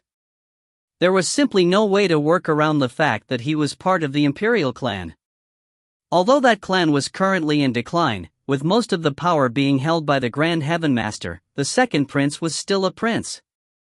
The Imperial clan was still not the kind who would brook humiliation, and thus, it was to the giant ghost king's great rancor that he paid a significant price to work everything out. The giant ghost king was currently standing in a pagoda in the royal palace. Kneading the bridge of his nose, he sighed and murmured, finally managed to send them all away. During the process, he had schemed, he had formed alliances, he had used every trick in his book to minimize his losses as much as possible. In the end, he was left feeling exhausted. It's all the fault of that bastard brat. The mere thought of Bai Xiaochun caused his eyes to widen angrily. However, it was at that point that he felt two warm arms wrapping around him from behind. It was none other than Mrs. Chen. The giant ghost king turned to look at her, and his gaze softened. She took the opportunity to say some nice things about Bai Hao, and as a result, the giant ghost king's anger faded a bit. He also began to think about all the good things Bai Hao had done for him. Well, it certainly cost me, but at least I got the ghost king fruit. I guess it was all worth it. Without Bai Hao on my side, the ghost king fruit would likely have been taken by one of the other 3 kings. If that had happened, I would have ended up paying 10 times the price that I did. In the end, things did seem to have worked out fairly. Snorting, the giant ghost king decided not to worry about the matter anymore. Bai Xiaochun waited for a few more days, and when it seemed that the giant ghost king wasn't going to be coming for him, he finally started to feel confident about the whole situation. With that, he put even more effort into buying soul medicine, and soon had the stockpile he needed. With that, he gritted his teeth and started his work to restore Bai Hao's mind. Of course, the matter was too sensitive, so he didn't dare to do his work in Giant Ghost City. If any mistakes occurred, the ramifications could be too severe. Therefore, he found a remote location outside of the city where he set up plenty of restrictive spells to make sure no one could see him. His preparations having been made, he settled his mind, pulled his soul-hoarding pagoda out of his bag of holding, and then took out Bai Hao's soul. A glowing halo of light surrounded the soul as it floated in Bai Xiaochun's hand. It seemed confused at first, but quickly came to its senses, looked at Bai Xiaochun and then let loose a soundless howl of rage. Then it lunged at the halo as if to break past it and attack him. As for Bai Xiaochun, he looked at Bai Hao's soul, and many complicated emotions filled his heart. Within moments, Bai Hao's eyes began to shine with madness and greed, until Bai Xiaochun finally sighed and unleashed some of the pressure of his cultivation base. Instantly, the soul body in the halo shivered and backed down, instinctively fearful of him. It is destiny that brought us together, Bai Xiaochun murmured. 1. To be clear, the text uses the generic word for world, which could be interpreted in different ways. Considering the context, it could mean the wildlands, but more broadly, it could also mean the world that includes the Heavenspan region. There is no way to tell definitively from the context. If you find any errors, ads pop up, ads redirect, broken links, non-standard content, etc., please let us know. Report chapter so we can fix it as soon as possible. Chapter 708, I'm Your Master. Chapter 708, I'm Your Master. Eventually, the pressure rolling out from Bai Xiaochun onto Bai Hao's soul became so intense that the surface of the shield rippled. Then Bai Hao's soul let out a piercing scream, and he shied away. However, it was with vicious determination that Bai Xiaochun then waved his left index finger toward the shield. The shield distorted even more dramatically, and then Bai Hao's soul shivered as though it had been struck by a powerful attack. Then, it collapsed and remained motionless. According to the information Bai Xiaochun had gained from the Chen clan, in order to use the blood drop, one had to render the soul body in question completely incapable of resistance. If it resisted in the least bit, the operation would fail, and the soul would be completely destroyed. In its state moments ago, Bai Hao's soul had been completely incapable of fighting against Bai Xiaochun. All it had taken was a bit of pressure to not only cow the soul, but to knock it unconscious. Now, it was time to move on to the next step. Bai Xiaochun took a deep breath and looked a bit more closely at Bai Hao's soul. A moment later, his eyes began to shine with determination. Well, Bai Hao, whether or not this works is all up to your own good fortune. With that, he waved his right hand, causing the shield of light to vanish. For the first time, Bai Hao's soul appeared out in the open. Next, Bai Xiaochun slapped his bag of holding, producing a jade bottle that he gingerly opened. Inside was a drop of blood that he let fall onto Bai Hao's soul. As soon as it touched the soul, it shattered to create a blood-colored mist that poured into the soul. In the blink of an eye, the soul began to shiver, as though it were about to regain consciousness because of the intense pain it was feeling. Thankfully, Bai Xiaochun was paying close attention, and made sure to keep enough pressure on the soul to keep it unconscious. It was a delicate balance to maintain, but he succeeded. Soon, the blood mist was fully absorbed into Bai Hao's soul, which was beginning to thrash around so much it seemed it might begin to fade away. Apparently, there was some corrosive power within the drop of blood that was draining Bai Hao's soul, making it weak to the point where it might not be able to sustain the wastage. Bai Xiaochun knew that a critical moment had arrived. Maintaining full focus, he waved his left hand to produce a large quantity of soul medicine. He crushed it without hesitation, which caused numerous streams of soul power to spring out and then flow into Bai Hao's soul body, replenishing what was being drained away. However, the soul was being drained at a very rapid rate. Bai Xiaochun had just sent out 100 portions of soul medicine, but it was only able to counteract the wastage for a few breaths of time. Therefore, he produced more soul medicine. Time passed, and eventually he lost track of how much soul medicine he had used. With the soul medicine keeping him going, Bai Hao in soul form continued to merge with the blood. However, his soul body continued to twitch and distort as if in pain. Despite being unconscious, he could clearly feel what was happening. The process continued for a full 3 days. Despite the fact that Bai Xiaochun was in the Heaven Dao nascent soul stage, he was still starting to feel the exhaustion creeping up. During that time, he had to watch carefully every moment to make sure that Bai Hao didn't awaken at the wrong time. Simultaneously, he had to make sure he didn't exert too much pressure on him. It was a very delicate balance to maintain. Another task was to continuously feed soul medicine to Bai Hao. Any other type of nascent soul cultivator would probably have already reached the limit of their abilities. But Bai Xiaochun had spent years concocting medicine, and had razor-sharp focus. Despite being tired, he didn't let that interfere with his work. According to the information from the Chen clan, it takes 7 days to absorb the blood. We're almost half done at this point. He didn't grow lax in the least bit. When the 3rd day passed, and the 4th day arrived, a gold design suddenly appeared on Bai Hao's soul. The sight of that golden design instantly lifted Bai Xiaochun's spirits. Based on what he had learned from the Chen clan, he knew that the main factor playing into whether or not the soul body recovered memories from its previous life was that very golden design. It was like evidence of the soul's fate, and once it appeared, it meant that the soul could once again appear in the world as it had in the past. However, in the moment that the golden design appeared, it seemed that the pain Bai Hao's soul was enduring suddenly grew more intense. He let out a miserable shriek, and his eyes snapped open. In that instant, Bai Xiaochun could tell that his soul body was just about to fall apart. Cracks even began to spread out on its surface. Bai Xiaochun's face fell at this sudden, unexpected development, and he instantly got extremely nervous. He knew that exerting more pressure wouldn't resolve the issue, and therefore, he poured more soul medicine into Bai Hao's soul body. However, that did nothing to forestall the imminent collapse of the soul body. More cracks spread out on its surface. Clearly, a very critical moment had arrived. "Hang in there, Bai Hao," Bai Xiaochun said through gritted teeth. With that, he produced a lotus seed, crushed it, and dropped the resulting powder onto Bai Hao's soul. Although he couldn't be certain that this method would work, his previous analysis and augury of the seed had left him 60% certain that it would help restore his soul. The moment the powder of the crushed lotus seed landed onto Bai Hao's soul, gentle light began to spread out in all directions. At the same time, the cracks on the surface of his soul body vanished. Within the space of a few breaths of time, he recovered completely.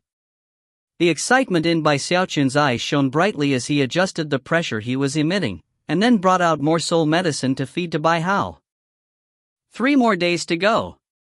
Although Bai Xiaochun managed to keep calm and focused, he was still panting a bit, and his eyes were completely bloodshot. Now that the golden design had appeared, it took much more soul medicine than before to keep him stabilized. But Bai Xiaochun was well prepared. He crushed soul medicine as if it were the least valuable thing in the world, spending amounts that would cause most people to stare in complete and utter shock.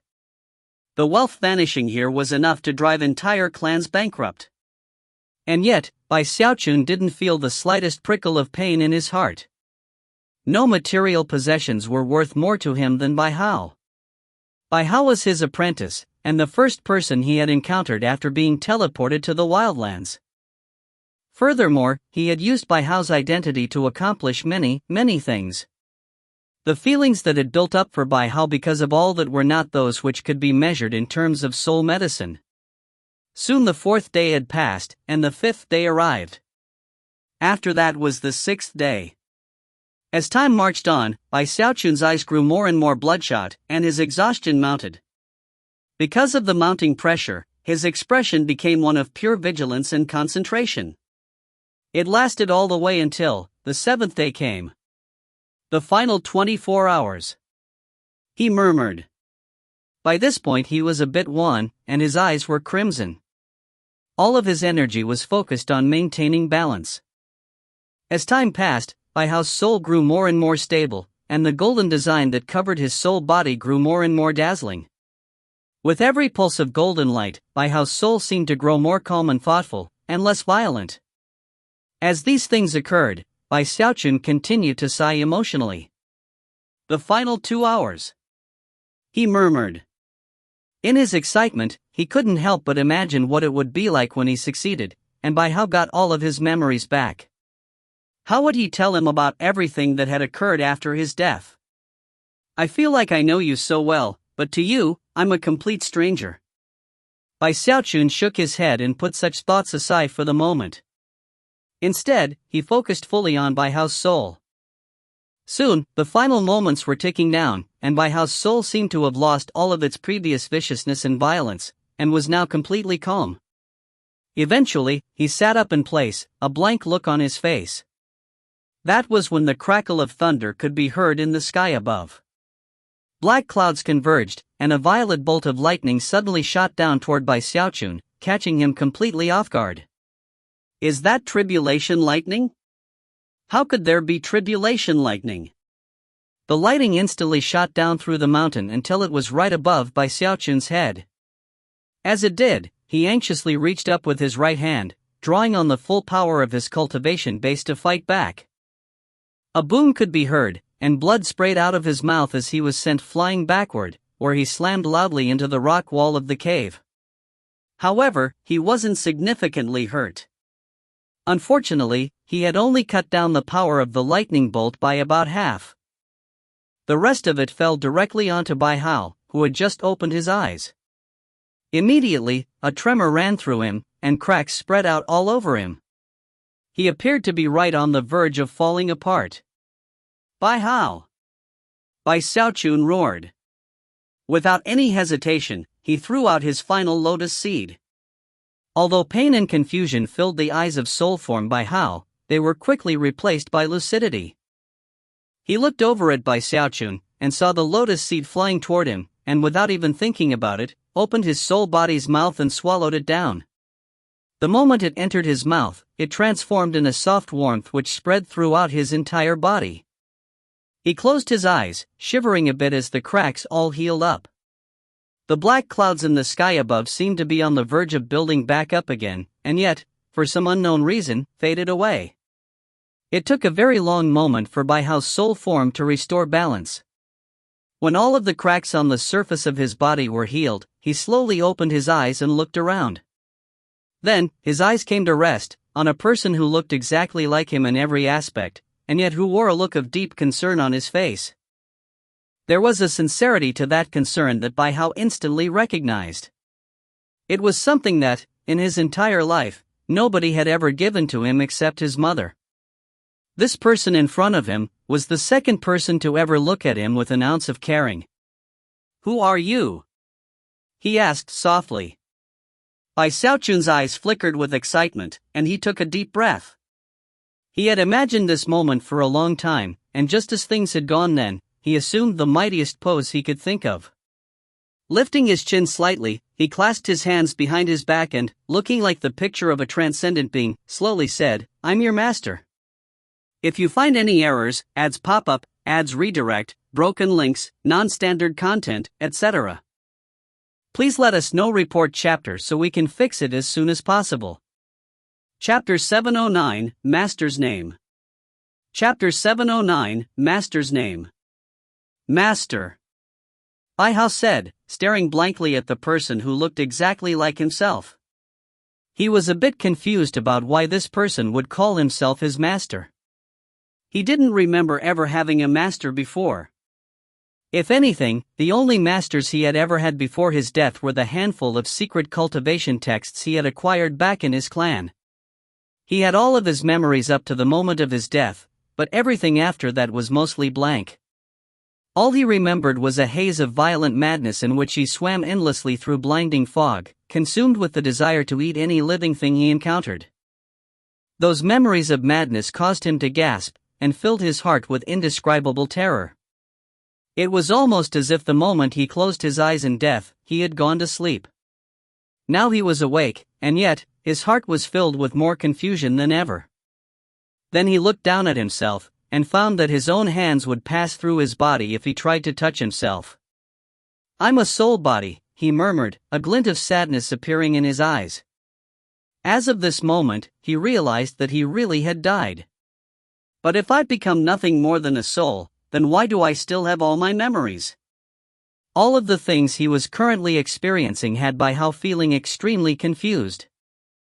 As for Bai Xiaochun, he stood there with his hands clasped behind his back, glancing down out of the corner of his eye at Bai Hao, trying to look as profound as possible. He was also secretly measuring him up, and when he realized that he was simply staring off into space, and completely ignoring him, he started to feel a bit awkward, and even a bit miffed.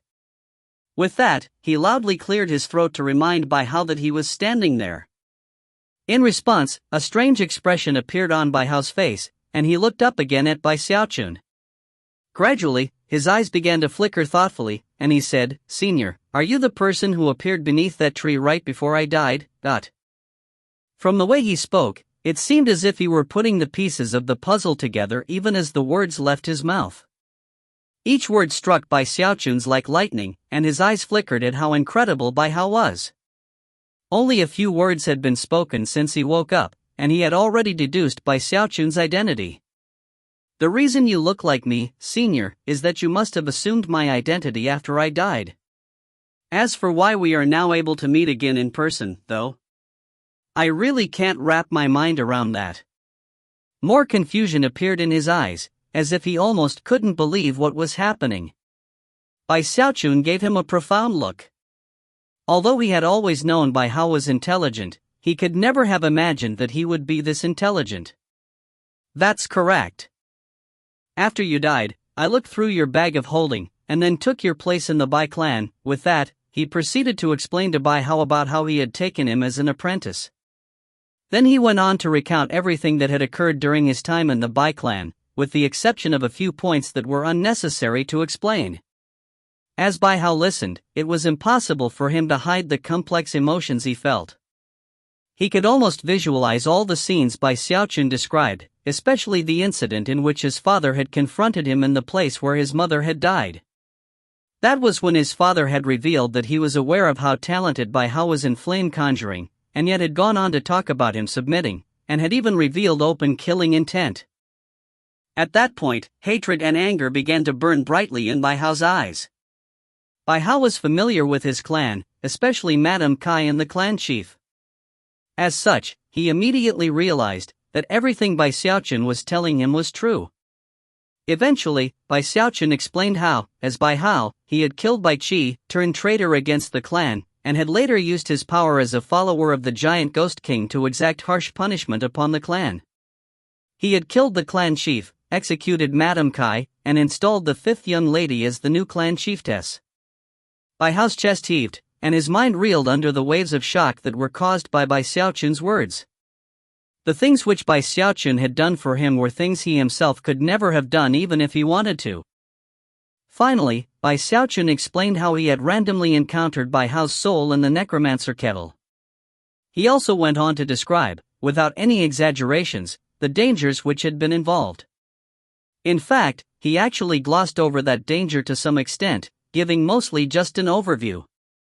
However, Bai Hao was smarter than the average person, and realized that within the glossed over areas of the story, there definitely were moments of profound danger and crisis. Shivering, he looked up at Bai Xiaochun, eyes shining with gratitude. Although he realized that this person had obviously done many things out of his own self-interest, he had also helped him get the vengeance he deserved, and would have sought for himself if he could. Senior, I. Before he could complete his sentence, he was interrupted by Bai Xiaochun, who said, "And that's everything that happened. Don't put too much thought into it. You're my apprentice, and I'm your master. With me around, people can only dream of bullying you."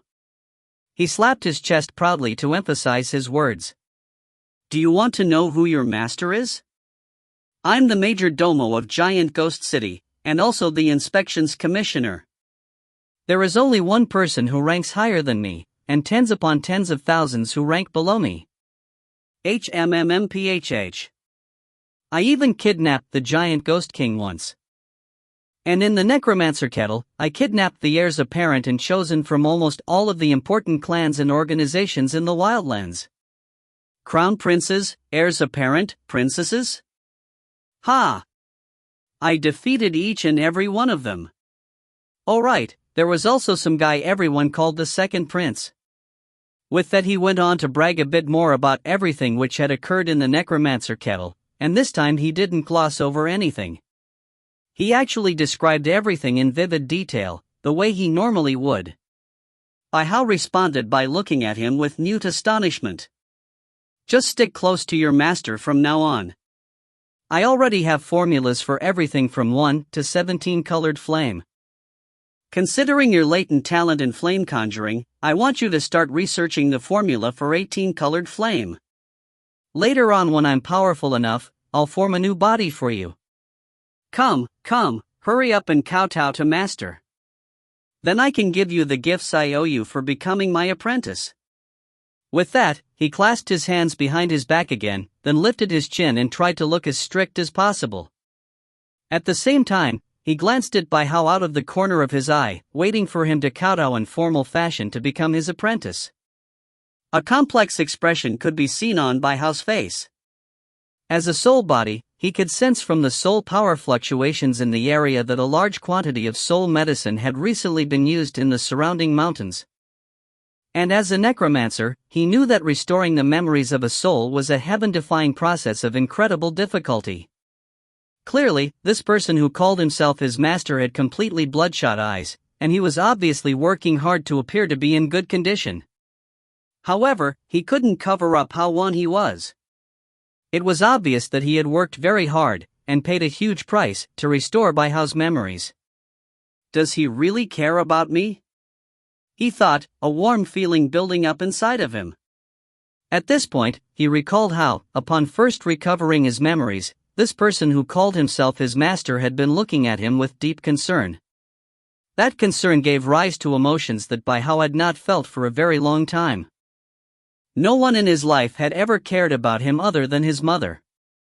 As a young man in the Bai clan, he had often been humiliated.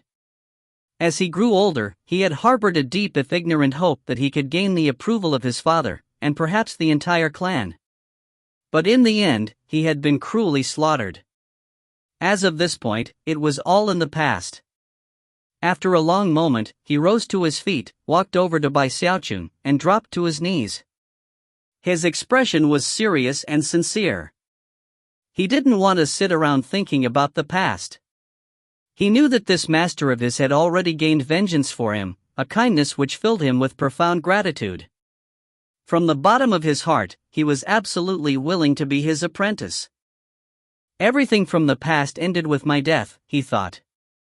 Now that I'm awake again, my master is my only family.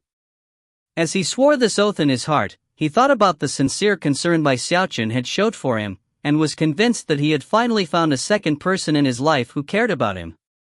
Taking a deep breath, he said, Bai Hao offers formal greetings, master. Then he kowtowed deeply 3 times. After that he rose to his feet, then dropped back down to kowtow again. 3 expressions of respect. 9 kowtows. Bai Xiaochun was moved by what he was seeing, and his heart trembled with emotion. After silently accepting the kowtows, his gaze softened, and a profound feeling filled him that was a mixture of joy and pity.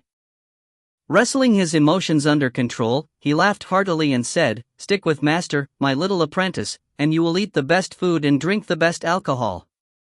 You can do anything your heart desires." With that, he waved his hand, sending Bai Hao into a soul-hoarding pagoda. Within that soul-hoarding pagoda, Bai Hao would have a large measure of freedom. He could come out into the open at any time he wished, and because of certain special aspects of his soul body, could take virtually any form he wished. After a moment, Bai Hao hesitated. Despite having taken this man as his master, he felt like there was something a bit unreliable about him. "Master, would it be possible for me to know your honored name?" Sounding extremely high and mighty, Bai Xiaochun responded, "Ahem. Remember, your master's true name is one that cannot be divulged to anyone else in the wildlands. If it became public, it could lead to drastic events that would affect all creation. It would be a calamity for the wildlands. Your master's name is Bai Xiaochun. If you find any errors, ads pop up, ads redirect, broken links, non-standard content, etc., please let us know. Report chapter so we can fix it as soon as possible." Chapter 710, Playing Dumb. Chapter 710, Playing Dumb. After taking Bai Hao back with him to Giant Ghost City, the 7 days of protracted exhaustion led Bai Xiaochun to go into secluded meditation to recover. Before closing the door of the meditation chamber, Bai Hao requested that he be allowed to go out and explore a bit. After all, he had been dead for quite some time, and felt like seeing Giant Ghost City and the rest of the outside world. It was a very natural thing. After a bit of thought, Bai Xiaochun decided there was no reason not to accommodate his wishes, although he did offer a whole slew of warnings before letting him go. After all, Bai Hao's soul body was unique in many ways. Now that his memories were back, he could take almost any form he wished. Furthermore, considering how intelligent he was, as long as he was careful, he shouldn't run into any trouble. However, just to be on the safe side, he left a branding mark on him. That way, if Bai Hao ran into any trouble, Bai Xiaochun would be able to track him down immediately. Having accomplished these things, he felt comfortable enough to go into secluded meditation. As for Bai Hao, he changed his appearance and then left. Bai Hao had long since burned Bai Xiaochun's name into his memory. He would never forget it for the rest of his life. However, even more unforgettable were the things he heard people talking about after leaving Bai Xiaochun's side. Virtually everything he heard caused his anxiety to build. Hey, keep your voice down. Don't let Bai Hao hear you. Bai Hao is completely shameless. He's vicious and merciless, to the point where he killed his own father and reviled his own clan. That's nothing. I have a good friend who's a guard at Devil Penitentiary. He told me that back when Bai Hao was a guard there, he was the #1 Dark Inquisitor in Devil Penitentiary. You don't know what Dark Inquisitors are? They're normal inquisitors whose hearts have turned to darkness. The prisoners that Bai Hao interrogated in Devil Penitentiary all ended up screaming with indescribable bitterness. Had ha. Major Domo Bai? Yeah, he's like a bolt of lightning that can shake heaven and earth. It's been years since a freak like him has appeared in the world. He had a core formation cultivation base, and yet he actually kidnapped His Highness the King. Bai Hao is completely vicious. He even likes to take the wives of other men. In order to get his hands on Mrs. Chen, he killed the chief of the Qin clan. I heard that he keeps her in his residence even now, and ravishes her 100 times a day. Completely outrageous. All of that is nothing. The most important thing to know is that Bai Hao is a complete and utter daredevil. Only recently, he kidnapped the chosen and heirs apparent of almost all the nobility and aristocracy in the Wildlands. I saw with my own eyes the horrid state all of those chosen were in. It didn't matter if they were guys or girls, they had all been tormented to the point of being skin and bones. It was completely terrifying. When Bai Hao heard such things, he was at first puzzled, but soon left completely flabbergasted. The realization that his master had done so many shocking things left him feeling more than a bit jumpy. He began to make some discreet inquiries of his own about the things which had occurred, and soon learned that it was absolutely true that his master had kidnapped the giant Ghost King while only in the core formation stage. Plus, there were other things which had occurred. After his rapid rise to prominence in the city, he shook down all 3 of the great clans. He was so well known in the city that his name could be used to stop children from crying. How fearless! I can hardly even imagine it. Bai Hao eventually reached the point of being speechless. However, during his time making inquiries, he also heard people talking about the Bai Xiaochun whose name was listed on the Hell Emperor stele, and soon learned that there was a bounty on his head. It was at that point that he realized that the fact that his master had revealed his true name to him showed a deep level of trust. Although Bai Hao was a wildlander, he had already died once, and didn't care as much about things from his previous life. It wasn't important to him who exactly Bai Xiaochun was, he was his master to whom he had kowtowed 9 times. Eventually he returned to Bai Xiaochun's secluded meditation chamber. By this point, he was convinced of how incredible his master was. Smiling wryly, he returned to the soul-hoarding pagoda inn Bai Xiaochun's bag of holding. At that point, Bai Xiaochun opened his eyes, looked down at the bag of holding, and then smiled faintly. The entire reason he had revealed his true name to Bai Hao was because he trusted him. Perhaps such an expression of trust was very sudden, but it came from Bai Xiaochun's heart. Based on everything Bai Hao had said and done so far, Bai Xiaochun truly approved of him.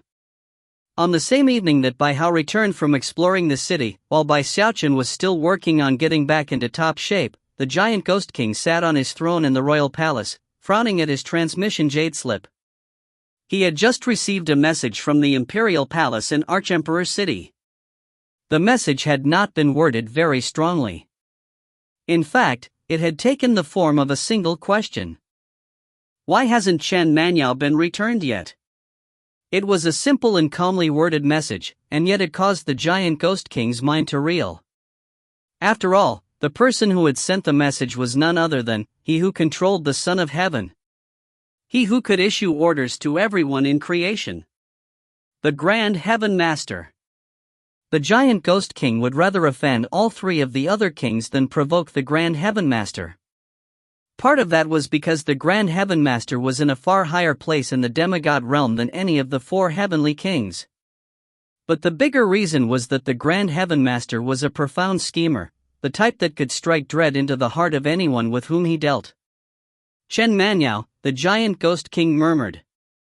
He had heard that name before, and knew that she was one of the Grand Heavenmaster's personal apprentices, and a top-rate beauty. However, Chen Manhwa had not been among the chosen whom Bai Xiaochun had handed over to him. It only took the briefest of moments for the giant ghost king to come to a conclusion about what was going on. Not sure whether to laugh or cry, he immediately began to curse. Brat bastard. I'd bet money that he's entranced with her good looks. Considering his age, it's definitely time for him to have a Taoist partner. But definitely not Chen Manhwa. Although the giant ghost king felt a bit of a headache coming on because of his fear of the Grand Heaven Master, he actually wasn't angry at all about Bai Xiaochun keeping Chen Manhwa in custody. In contrast, he actually felt a bit of admiration. Because of all of the things which had happened between the giant ghost king and Bai Xiaochun, the level of formality which might have once existed between them had long since vanished. After all, he had said earlier on that if Bai Xiaochun helped him win the Ghost King fruit, he would come to view him as his son and heir. As far as the giant ghost king was concerned, Bai Xiaochun was the most outstanding and daring individual in his generation in the entire wildlands. Furthermore, the more he learned about the way Bai Xiaochun thought, the more the wily old fox in him approved. Bai Xiaochun could be daring, crafty, and adaptable, but also knew when to back off. Such a combination in one person was hard to come by, but were it not for that admiration, he would surely have gone completely mad because of the way Bai Xiaochun kidnapped everyone in order to screw him over. At the moment, the giant ghost king was right in the middle of laughter and tears. Sighing, he realized that Bai Xiaochun was actually acting in much the same way he himself would. With such thoughts on his mind, he cursed inwardly a few more times, then rose to his feet and vanished from within the royal palace. When he reappeared, he was outside of Bai Xiaochun's secluded meditation chamber. After looking around, he snorted coldly, but refrained from doing what he had last time and simply entering unannounced. "Bai Hao," he said, filling his voice with plenty of cultivation bass pressure. Inside, Bai Xiaochun was performing some breathing exercises. Upon hearing the giant ghost king's voice, a tremor ran through him, and his eyes widened. Before he could do anything else, though, the giant ghost king sensed that he had opened his eyes, and entered the meditation chamber. A bit shocked, Bai Xiaochun scrambled to his feet to clasp hands in formal greeting. "Greetings, Your Highness." Inwardly, he was cursing at how annoying it was that the giant ghost king loved to secretly ambush him. This was the second time. How could someone as important as the king be so ignorant regarding manners? However, it was also obvious that, considering how anxious the giant ghost king seemed, he would likely not have come for any good purpose. "Your Highness," he said quickly, "I was careless in my cultivation and damaged my nascent soul. Considering how badly I'm injured, I definitely can't go anywhere. Oh, and I already consumed 9 heaven-cleaving good fortune pills, so those won't do any good." In the hopes of not making the same mistake as last time, he claimed to have consumed 9 of the pills, instead of the 3 which he had actually consumed. And of course, he made his statement without blinking a single time. Glaring, and clearly not very pleased at Bai Xiaochun's attitude, the giant ghost king snorted and said, "Do you have Chen Manhwa?" The word struck Bai Xiaochun like lightning, and instantly caused his heart to start racing. He most certainly did have Chen Manhwa in his custody. Up to this point, he still wasn't sure how to deal with her. Worried that she might recognize him, and that would cause problems, he had decided that he couldn't let her go.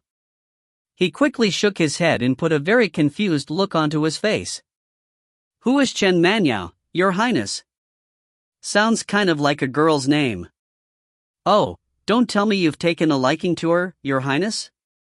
"Fear not," he said, thumping his chest with his palm, "your humble servant will definitely be able to get her for you."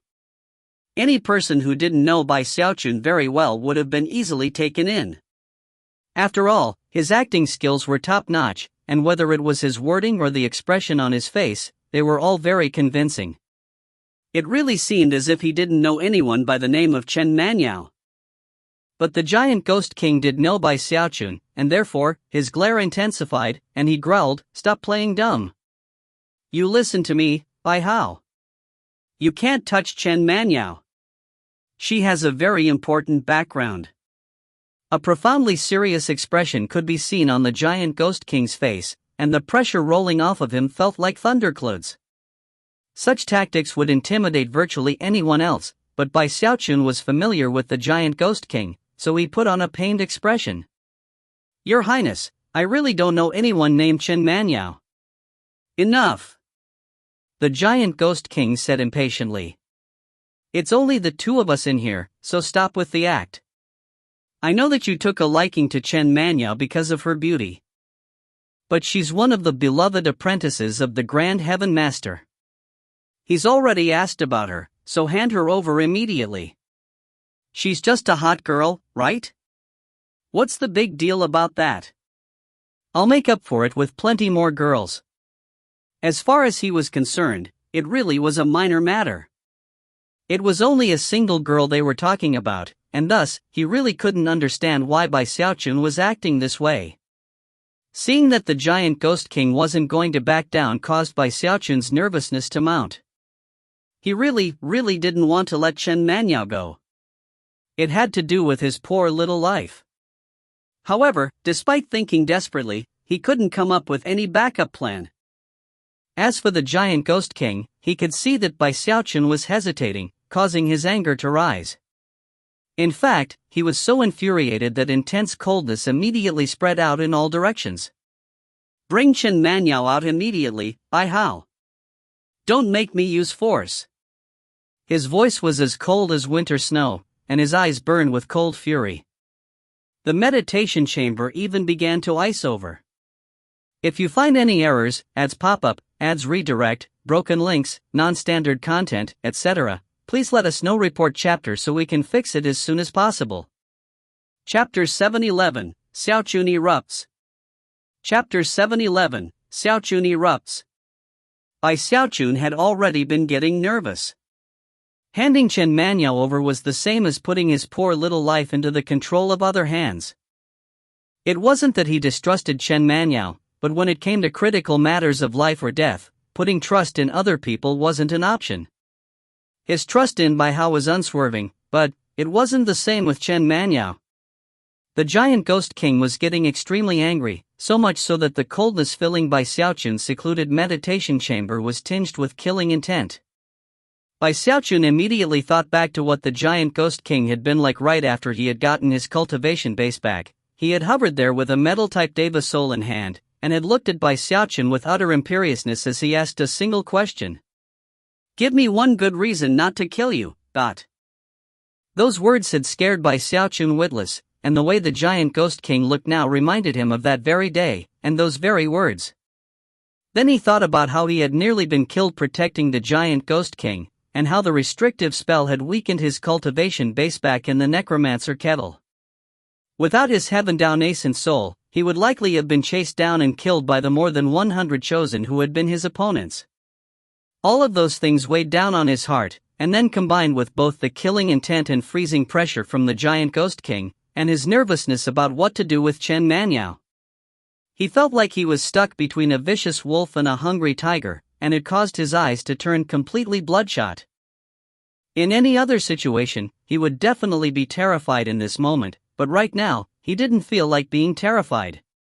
Trembling, he glared at the giant Ghost King and said, "You want to kill me? You want to attack me?" He wasn't even terrified in the deepest recesses of his heart. He couldn't help but think about all his dealings with the giant Ghost King up till now, and not only did it destabilize his aura, but it made his eyes turn completely crimson. Blue veins bulged out on his face and neck, and he suddenly erupted. "Say that again, giant Ghost King!" he shouted in rage. "What the fudge? I can't believe you actually want to kill me. You want to attack me? I saved your life, giant Ghost King. I nearly died, you fool. I got injured over and over again. And you? You were just testing me out. Testing. Even after your cultivation base was back, you were still testing me. I very nearly got killed before you finally managed to do something. You know what? Fine. Fine, I can accept all that. But then, after all is said and done, you're still testing me? I bet you'll still try to test me after I'm dead, won't you? Xiaochun had completely lost his cool, and was yelling so loud that it had the entire meditation chamber shaking. As for the giant ghost king, he was completely taken aback by the sudden outburst. He had only been trying to intimidate this by how a bit, with the goal of scaring him. He had never imagined that the result would be like this. What gall? He said angrily, glaring at Xiaochun and sending more pressure roiling out. Gall? Actually, I usually don't have much gall, but today, you bet I do. Xiaochun was so angry he was almost jumping up and down, and his voice only kept getting louder. Ever since we got back to the city, my friend, it might have seemed like I was relaxing after a big victory. But the truth is that I did a lot important things for you. When I shook down the 3 great clans, the best item I recovered was that spirit jade statue. I knew it would help you in your cultivation, so I secretly delivered to you. But nobody knows that. They think I took everything for myself. Lots of people have been sitting around hoping I would mess up so that they could take the chance to kill me, but... And it's not like you didn't know, I told you about how worried I was. Xiaochun's yelling had the giant ghost king's chest heaving in rage, and yet, there was nothing he could say by means of retort. Back when Xiaochun had shaken down the 3 clans, the giant ghost king had merely reaped the benefits, and hadn't thought much about what pressure Xiaochun might have come under because of it. You liked Mrs. Chen, and I didn't hesitate to send her to you. You're the giant ghost king, with a big reputation to maintain, and I'm Bai Hao, a nameless nobody. So I became the scapegoat. Do you know how badly people talk about Bai Hao nowadays? I might as well have the plague. People say that I'm a wife stealer and a husband killer. When I go out in the city, all of the men hide their wives so that I can't even see them. Pretty much everybody hates me. And it's not like you didn't know, I told you about how unfair it all was. Xiaochun was physically shaking, not from fear, but because he had thrown caution to the wind. All of the rancor which had built up in him because of the various events connected to the giant ghost king had reached the point that he had no choice but to vent his feelings in one big eruption. The giant ghost king's rage was reduced again because of what had just been said, and he even started to feel slightly guilty. He had to admit that what Xiaochun was saying was true. The giant ghost king did very much care about his reputation, and had also heard about the vile things people in the city were saying about Bai Hao. I told you I didn't want to go to the necromancer kettle, but you said the ghost king fruit was of vital importance. So I went. And what happened with the fruit? Ha ha ha. Much to my surprise, the restrictive spell, and in fact my own trust in you, became a noose around my neck. Do you know how quickly my cultivation base dropped after that restrictive spell unraveled? Can you imagine the bitterness I felt when more than 100 chosen were all trying their best to kill me? The big bro who I had trusted in actually plotted against me. I almost died in that necromancer kettle, but... And it's not like you didn't know about that, I told you. The more Xiaochun talked, the more worked up he got. That was especially true of the incident in the necromancer kettle, which continued to stab at his heart like a needle. If it weren't for the fact that he was in the Heaven Down Ace and Soul stage, he would definitely have died in there. And there was only one ultimate culprit, the giant ghost king himself. The giant ghost king's mouth was hanging open as if he wanted to respond, and he was still clearly enraged, but at the same time, had nothing to say. Of course, I remember you said that the other 3 heavenly kings were working together against you, and were trying to blackmail you. So despite the bitterness in my heart, despite the grief, I captured all of those chosen so that you could vent some of your frustration. I handed them all over so that you could blackmail everyone else right back. And you think it was out of ill will that I did that? If I really had it out for you, I would just have killed all of them. Maybe it would have made things tough for me, but it would have made things really tough for you. And it's not like you didn't know. I explained it all to you. By this point, Bai Xiaochun's anger seemed to be tinged with despair, and had the giant ghost king hesitating as he thought back to everything that had gone on between the two of them. Let me ask you, giant ghost king, have I ever asked anything of you? Which of the things that I've done have hurt you? And let's not even get into the devil penitentiary. I already risked my life to settle that account. Or was that not enough? The more Bai Xiaochun yelled, the angrier he got. Even people in the tiniest little clans have multiple wives and multiple concubines. And I just want this one girl. Is that really such a big deal? One girl, that's all. And over that, you're actually willing to attack and kill me. The bitterness in Bai Xiaochun's words was such that even the giant ghost king was starting to feel that he really had gone a bit too far. After finishing his outburst, Bai Xiaochun started to recover his senses, whereupon he began to sweat all over. His heart was immediately gripped with anxiety, and he began to wail inwardly as his guts twisted in fear. I'm finished, he thought. Kaput. I lost control and got all impulsive. He already felt like he was about to collapse mentally, but realizing that he had already gotten himself into this situation, he couldn't stop now.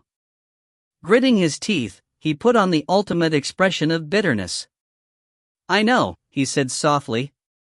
I know. You're the king, your highness, and a demigod too. I'm a nobody. You can discard me anytime you wish. I guess what pains me the most is that I foolishly took you to be a true big bro to me. To see Bai Xiaochun standing in front of him trembling like he was caused a bit of a flush to rise up the giant ghost king's neck. If anybody else had spoken to him like this, he would have done nothing more than snort coldly. However, if there was one person in this heaven and earth who qualified to talk to him like this, and even prevent him from responding, it was Bai Xiaochun. And as he thought about the situation, he realized that it was exactly as Bai Xiaochun had said. Bai Xiaochun had served him with loyalty and integrity, and had accomplished all the tasks that he had been assigned. He was also very obedient. Although he tended to be a bit of a brown-noser, the giant ghost king actually liked that. In fact, most of the rewards he had bestowed upon him were honorary at best. He hadn't really given him anything substantive. Furthermore, he was a genius when it came to conjuring flame. He was so daring that he had single-handedly thrown his own clan into chaos, and then kidnapped the king. He had been completely on his own when he crushed virtually all of the top chosen in the wildlands. He was actually such an outstanding person that not even the giant ghost king had ever met anyone like him, not even his own daughter. She had a high cultivation base, but when it came to her strategies and tactics, she simply couldn't measure up. The giant ghost king knew that someone like this would eventually soar to the highest heights, as long as he didn't perish or get killed along the way. If the former happened, then the two of them would be inextricably linked in various ways. Finally, the giant ghost king sighed, and in a very calm and reasonable voice said, "Howard, it's been a long time since I've come to view you as my own son." At this point, Bai Xiaochun sighed inwardly, and knew that the danger was past. Giant ghost king, I only have one question. After we got back to the city together, did I ever ask you for anything? The giant ghost king didn't respond at first. Bai Xiaochun hadn't actually asked for anything other than this one girl. And if you didn't take into consideration her impressive background, then it really wasn't a very big deal. However, Chen Manyao was a personal apprentice of the Grand Heaven Master. The Grand Heaven Master had asked about her, and the giant ghost king couldn't ignore him.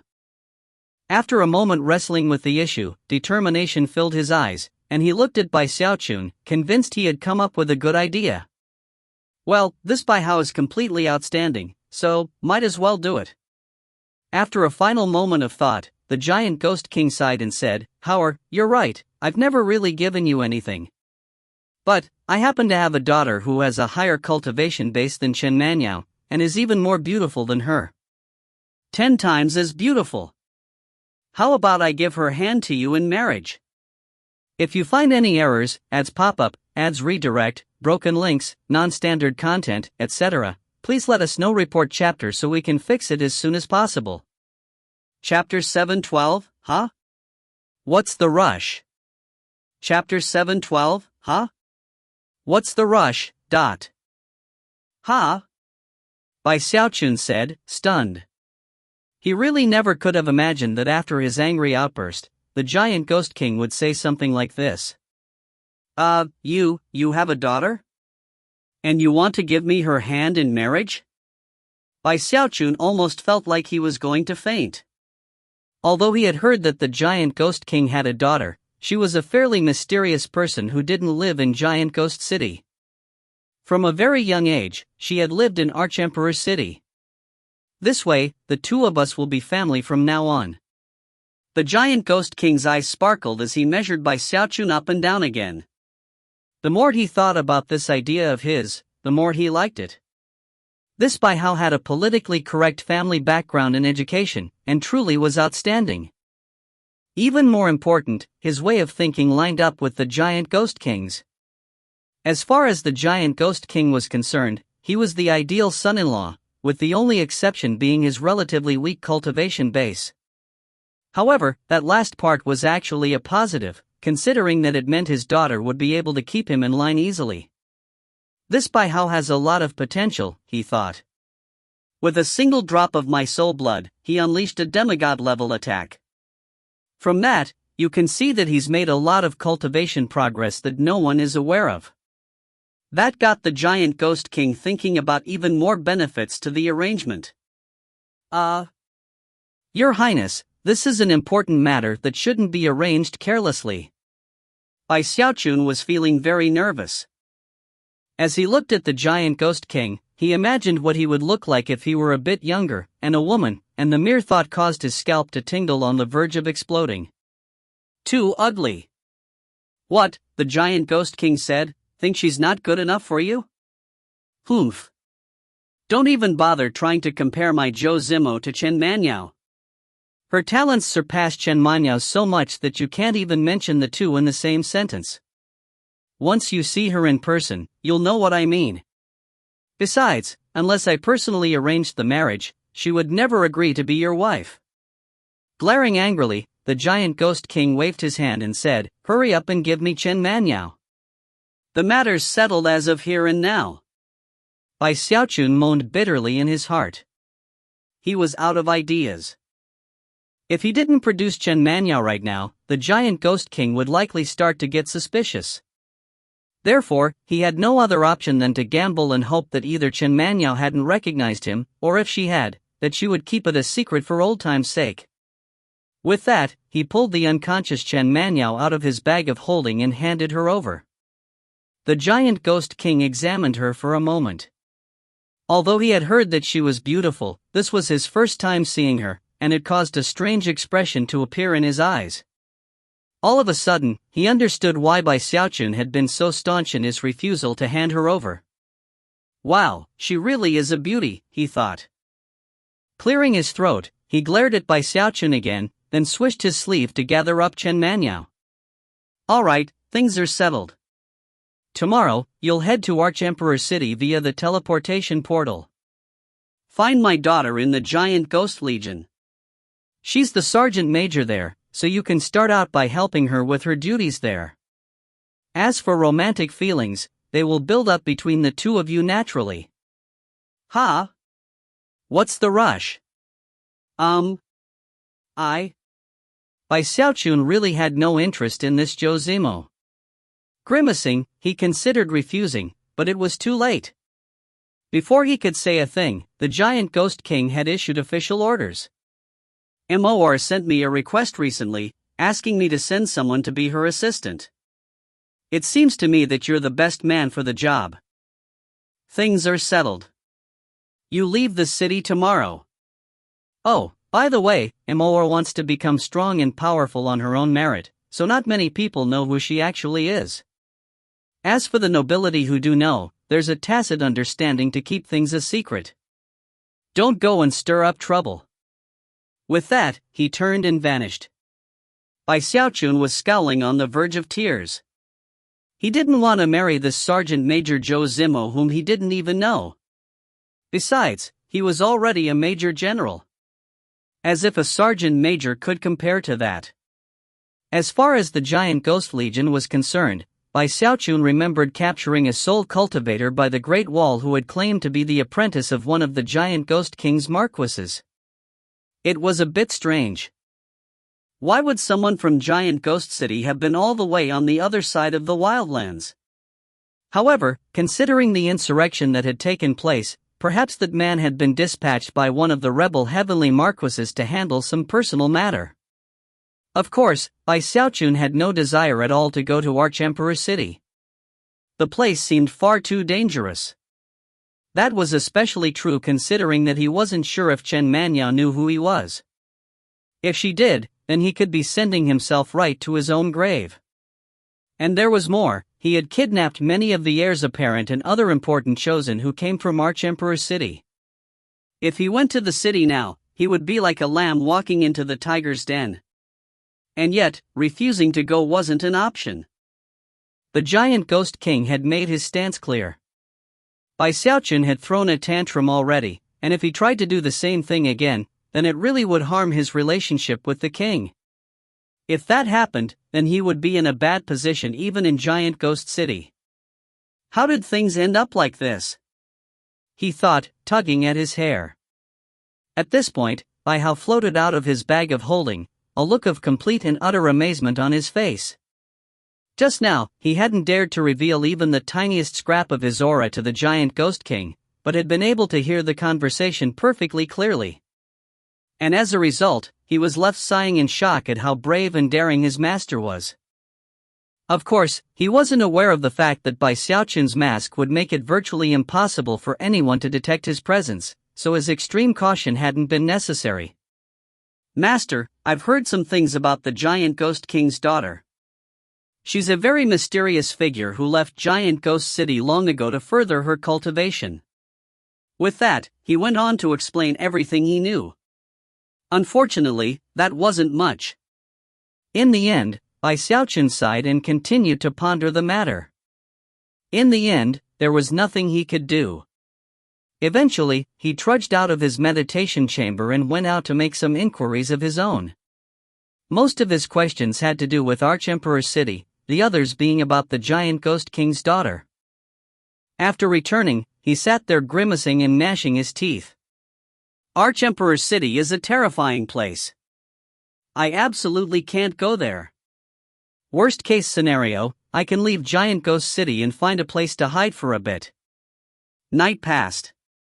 By evening of the following day, Bai Xiaochun knew that he couldn't dawdle any longer. He didn't dare to use the teleportation portal, so he came up with an excuse to request the use of a giant ghost battleship to go to Archemperor City. His current plan was to disappear along the way and hide out for a while before returning. If enough time passed, then perhaps the Giant Ghost King would finally understand how he truly felt. In terms of the giant ghost battleship, he had long since had his eye on them, and knew that they were wonderful treasures. This was actually the perfect opportunity to take one out for a spin. At least, that was his explanation. Unfortunately, the Giant Ghost King was one step ahead of him. It was with an enigmatic smile that he approved Bai Xiaochun's request for the giant ghost battleship, and then gave orders for Duke Deathcrier to help him pilot the ship, and also protect him along his journey. Duke Deathcrier was a bit confused about why Bai Xiaochun wasn't just using the teleportation portal, but considering that the orders came from the Giant Ghost King, he didn't question them. Soon, Duke Deathcrier was piloting the giant ghost battleship away from Giant Ghost City, with Bai Xiaochun standing there on the deck with a blank look on his face. Bai Xiaochun wanted to cry, but no tears would come. As for Duke Deathcrier, he had a somewhat grim expression, and completely ignored Bai Xiaochun. As of this point, it was obvious that his plan had been seen through by the Giant Ghost King, and he had no option other than to continue on to Archemperor City. Duke Deathcrier is a deva, so with him piloting the giant ghost battleship, the journey will take about 3 months. Bai Xiaochun looked down at the jade slip he held in his hand, which contained a detailed map. Giant Ghost City was actually relatively close to Archemperor City, as opposed to 9 Serenity City, which was much further away. If Duke Deathcrier had piloted the giant ghost battleship from there, it would take a full year to make the journey. Of course, if Bai Xiaochun piloted the ship, the journey would be even longer. Plus, it was a journey that would have been fraught with danger without a deva present. He had no choice but to accept his fate. Rubbing the bridge of his nose, he contemplated all of the information he had gathered about Archemperor City. The Archemperor dynasty was organized with the Archemperor at the top, followed by the Grand Heaven Master, and then the 4 heavenly kings. Underneath the kings were the 10 heavenly dukes, and 108 heavenly marquises.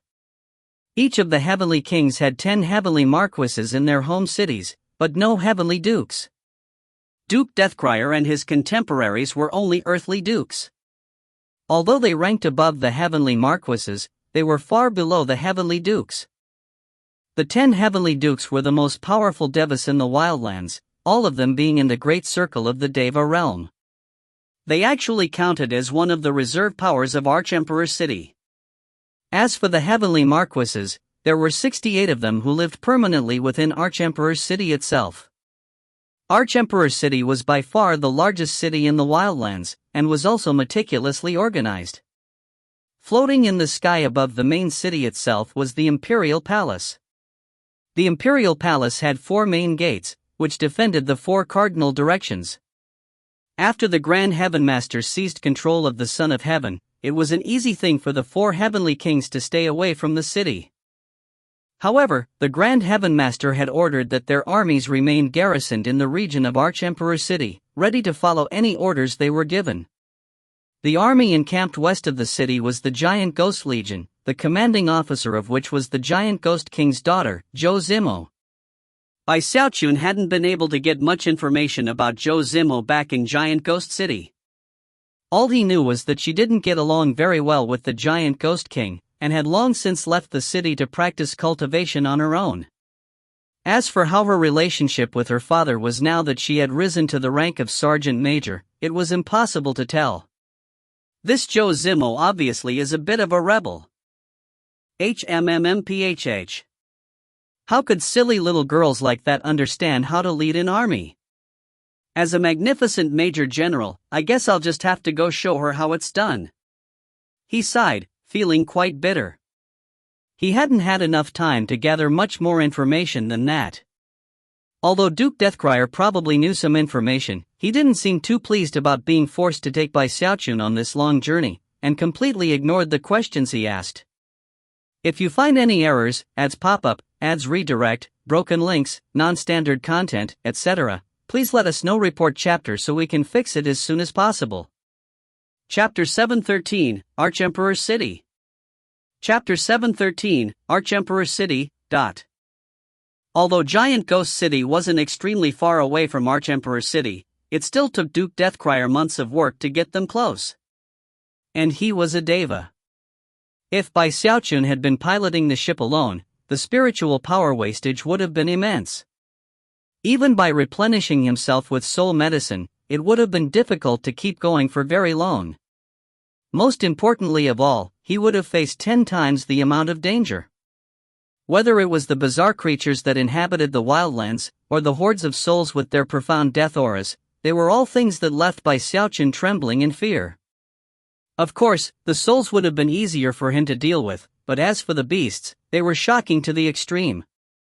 At one point along the way, he saw a towering tree that was so shriveled it looked dead. However, it could move, and would consume anything that got too close to it. He saw an enormous beast that resembled a hippopotamus. It was sleeping, but its snores were so mighty that they caused the sky to vibrate, and shook the lands for hundreds of kilometers in every direction. There was a flock of vicious vultures that followed the giant ghost battleship for several days before begrudgingly letting it go. The sight of all the bizarre creatures left Bai Xiaochun's mind reeling. They encountered a few cloudgyres, which caused even Duke Deathcrier's face to flicker. Only by piloting the ship at full speed did he manage to evade them. At one point, Bai Xiaochun noticed that the ground down below was pitch white, and assumed it was snow. However, closer examination revealed that it was a sea of bones, covered with waves just like water. The powerful aura radiating up from the sea of bones caused Duke Deathcrier's face to turn pale. Drawing upon a taboo magic, he negated the aura of the giant ghost battleship, and then pushed forward at full speed for several days until the sea of bones vanished behind them. The sights changed, and the winds blew past. Thanks to this journey, Xiaochun truly came to understand that crossing the wildlands without using a teleportation portal was something that only devas could do. Duke Deathcryer's face grew more and more grim as they faced one danger after another. He was not happy at all about the situation. It was all because of a single order from the giant ghost king, and all because the damnable Bai Hao had refused to use the teleportation portal. Because of that, he, a mighty deva, was forced to be a bodyguard. It didn't matter that Bai Hao was favored by the king, Duke Deathcryer was still feeling very disgruntled. However, there was no way for him to vent his feelings, so he simply ignored Bai Xiaochun. Bai Xiaochun knew that he had dragged Duke Deathcryer into the matter, and therefore, took the initiative to try to smooth things out. Although he didn't completely succeed, his efforts were moderately successful. One day, as the giant ghost battleship streaked through the air in a beam of light, Bai Xiaochun was able to catch sight of a heaven-shaking, earth-shattering city up ahead, a city far more magnificent than Giant Ghost City. In terms of size, it could contain at least 10 giant ghost cities. The green city walls towered over the surrounding plains, casting immense pressure into the hearts of anyone who looked at them. There were countless restrictive spells locking the entire area down, taking the pressure of heaven and earth and using it to protect the city. The power of the 5 elements was harnessed to suppress even lightning and thunder. As a result, the city looked like an enormous beast of paragon-like power, resting but ready to erupt with power at a moment's notice. Countless towering green pagodas could be seen within the city walls, each one of which had an enormous crystal ball at its top. Each crystal ball had violet mist sealed inside of it which crackled with lightning, and occasionally transformed into huge eyes. It was difficult to put into words how much life force thrummed inside of the enormous city. However, the amount of qi and blood that Bai Xiaochun could sense was astonishing. How many people live there? He thought, shocked. As he examined the city, he couldn't help but look up to see another city floating in the air above the main city. It was smaller than the city below, and completely golden in color. There was something domineering about it that made it stand out from everything else in the area, as if it were something that could suppress the entire wildlands. Even the air around it seemed to be crushed by its presence, as if this city were something completely different than everything else in heaven and earth. Considering the golden light that shone out from it, it almost seemed like an enormous golden sun, or a gigantic golden castle in the clouds. It was none other than the imperial palace of the Arch-Emperor dynasty. 8 islands floated in the air around the imperial palace, each of them covered with clouds and rainbows. They appeared to be something like guard stations, there to protect the imperial palace against any outside forces. From what Bai Xiaochun could tell, the rainbows on those islands vastly surpassed those from the Starry Sky Dao Polarity sect. After all, there was only one rainbow structure in the Starry Sky Dao Polarity sect, but here, each of the islands had one. Furthermore, those islands were only one part of the defensive network protecting the city. Countless soul cultivators in golden armor were on patrol, making Arch-Emperor City completely and utterly astonishing to behold. Bai Xiaochun had seen quite a few cities in his life, and Arch-Emperor City existed on a different level than all of them, and that included the Starry Sky Dao Polarity sect. All of a sudden, Bai Xiaochun felt as if he understood the world a bit better. And that was before he even studied the 4 armies which were encamped in the 4 cardinal directions around the city, filled with countless wildlander cultivators. Above each army flew a banner identifying it. One of them featured a huge green battle axe, which showed that they were the forces from 9 Serenity City. There was a blood-colored banner without any symbol on it at all, which represented War Champion City. As for Spirit Advent City, their symbol was a vicious-looking eye that seemed to peer out at all heaven and earth as the banner rippled in the wind. Last was Giant Ghost City's banner, which was easily identifiable because of the giant ghost sigil on it. The giant ghost had its arms spread wide, and wore a vicious expression, as if it wished to rip the heavens to shreds. So those are the 4 legions. Bai Xiaochun thought, mind spinning.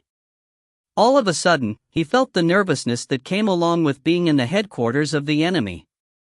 What would happen if they found out that I'm by Xiaochun? He wondered. The mere thought caused his face to turn as ashen as death. It was at this point that he realized he had missed something, and looked up at the clouds in the sky. Suddenly, the enormous head of a dragon dipped down out of the clouds, its enormous whiskers floating in the air beside it as it stared coldly at Bai Xiaochun. A moment later, it lifted its head back up into the clouds. A dragon! He thought, his eyes widening.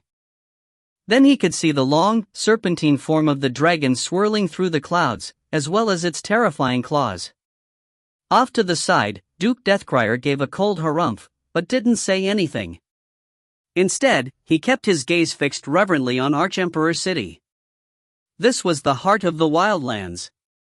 As a deva, Duke Deathcrier understood matters much better than Bai Xiaochun. He knew that what was visible out in the open was only a part of what made up Archemperor City. There was more of it underground. There was a third city underground that was 10 times larger than the part which rose up above the plains.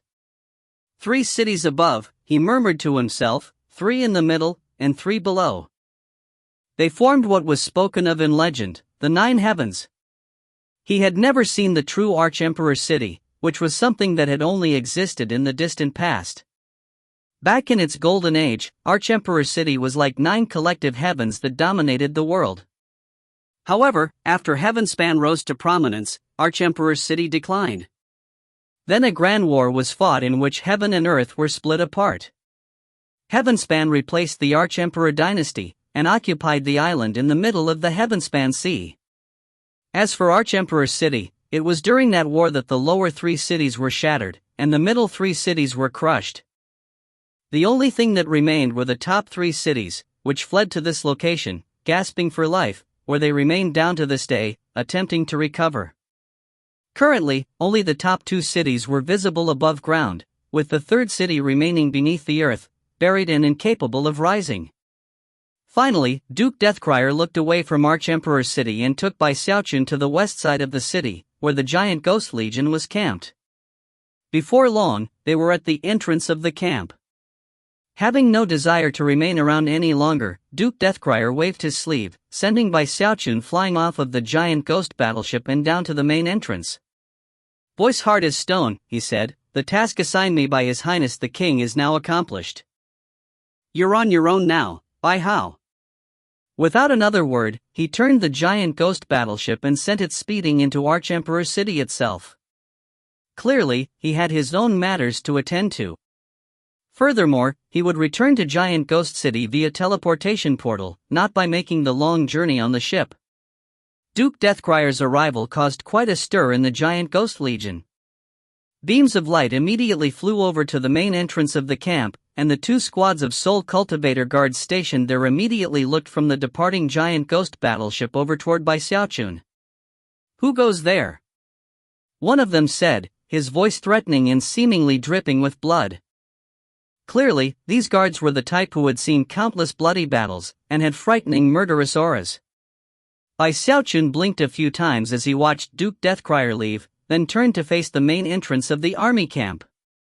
Scowling on the verge of tears, he decided that since he had gotten this far, he might as well keep going forward one step at a time. "There's no way I'm going to lose any face," he thought. "I'm a big shot here too. After all, the giant ghost king is giving me his daughter's hand in marriage."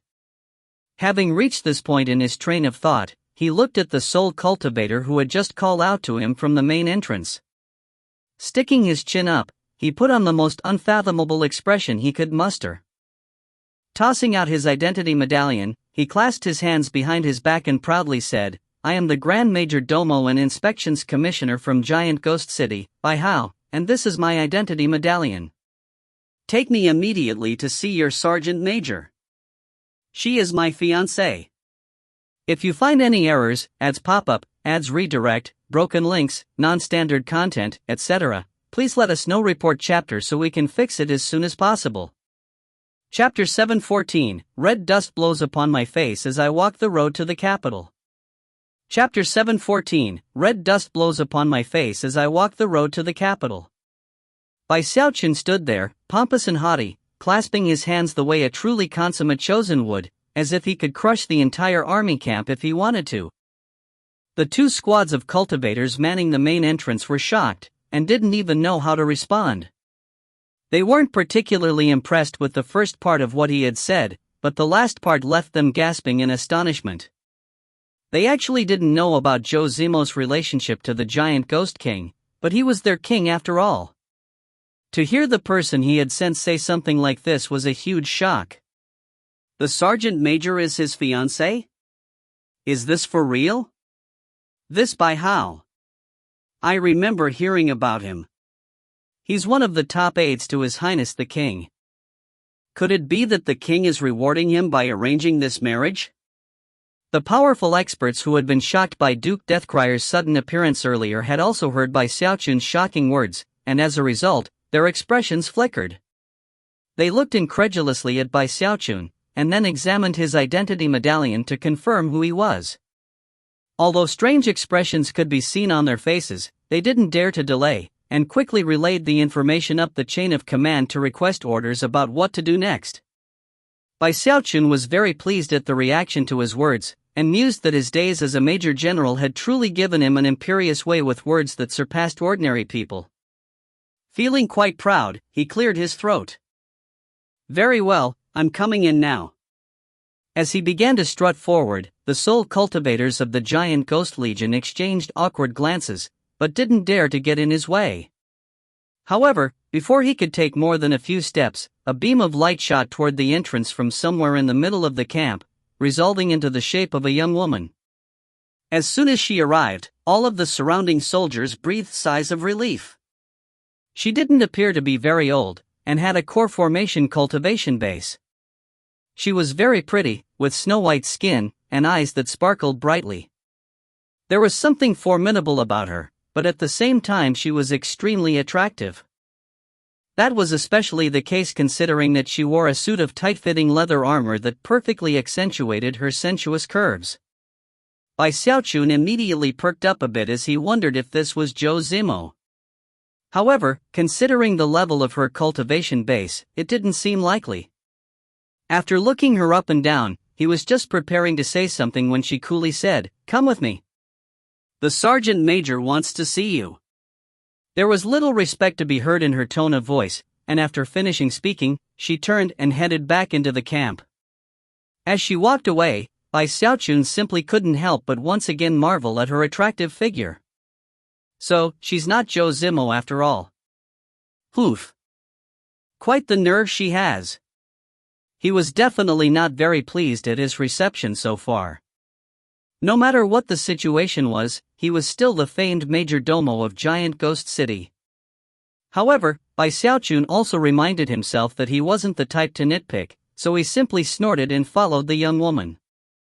As he walked along, he thought about what the Giant Ghost King's mysterious daughter would be like. Considering what the king had said to him, she was even more incredible than Chen Manyao. If he was lying to me, then I'll figure out some reason to leave Arch-Emperor City and get back to Giant Ghost City. Having made up his mind, he swaggered after the young woman into the camp. As he looked around, he could see quite a few people looking over at him with quizzical expressions, occasionally leaning over to whisper to each other. Who's that? I can't believe the sergeant major's personal guard is escorting him.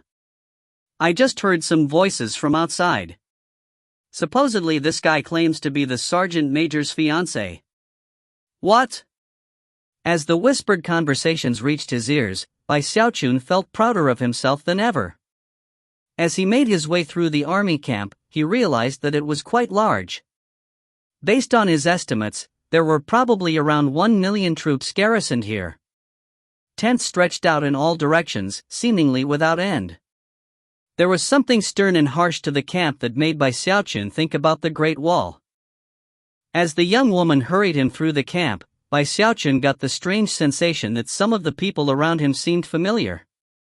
However, there was little time to ponder the situation as the female cultivator led him to a huge red tent in the middle of the camp. It was fully 300 meters wide, and considering that evening was falling, it was already lit by flickering torches. It was heavily guarded, and the entire area radiated a bleak and deadly air. All of the guards had completely expressionless faces. Even as Bai Xiaochun and the personal guard approached, their gazes remained completely icy, as if they didn't care who Bai Xiaochun was. If he showed the slightest errant behavior, they would all attack him immediately. It was at this point that his heart quivered a bit. Although he had been hurried through the camp, he could still sense that there were many powerful experts present. From what he could tell, some of them were even half a step into the Deva realm. However, he couldn't sense any aura at all coming from inside the bright red command tent. Even as he approached, he heard a cold snort echo out from inside. "You still haven't found him?" It was the voice of a woman, and it sounded like she was growling through clenched teeth. There was something incredibly shocking about her, as though she could surpass heaven and earth. The way the air vibrated sent a twinge of fear through Bai Xiaochun. That aura, it's from a deva. There was even something about the aura that seemed familiar. Before he could spend any time thinking about it though, a rumbling sound could be heard as a statue flew out from inside the tent. The statue depicted a person, and was already shattering to pieces as it flew out of the tent. However, most of the head remained intact, and it rolled across the ground until it came to a stop at Bai Xiaochun's feet. When he looked down at it, his eyes went wide, and all the hair on his body stood on end. The portion of the head that remained intact revealed a fact that looked much like his own. Not Bai Hao's face, but his true appearance.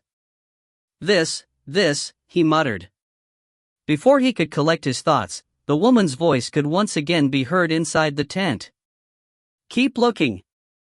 I refuse to believe that we can't find that damned Bai Xiaochun, Bai Xiaochun shivered, and a look of disbelief appeared on his face. Whether it was the aura he was sensing, or the voice, there was something so familiar with it that if he couldn't place who it was by this point, it would mean he had memory problems. Although he was now sure of who this person was, he still couldn't bring himself to believe it was true. Even as he stood there shivering, the tent flap opened, and another female guard appeared. An unsightly expression could be seen on her face as she completely ignored Bai Xiaochun and began to clean up the shattered pieces of the statue. However, because of the tent flap suddenly being opened, Bai Xiaochun could now see inside to a woman sitting there. When he saw her face, he felt like a million lightning bolts were striking his mind. Mistress Red Dust. His face turned as pale as a sheet, and his legs began to shake.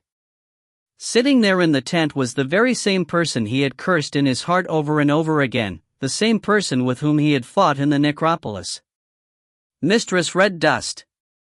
Never could he possibly have imagined that the giant ghost king's daughter would be Mistress Red Dust. Clearly, Zhou Zimel was her name, and Red Dust was a Taoist name. Shaken, he suddenly realized why so many people in the army had seemed familiar. These were the very same necromancers and soul cultivators who had participated in the war at the Great Wall.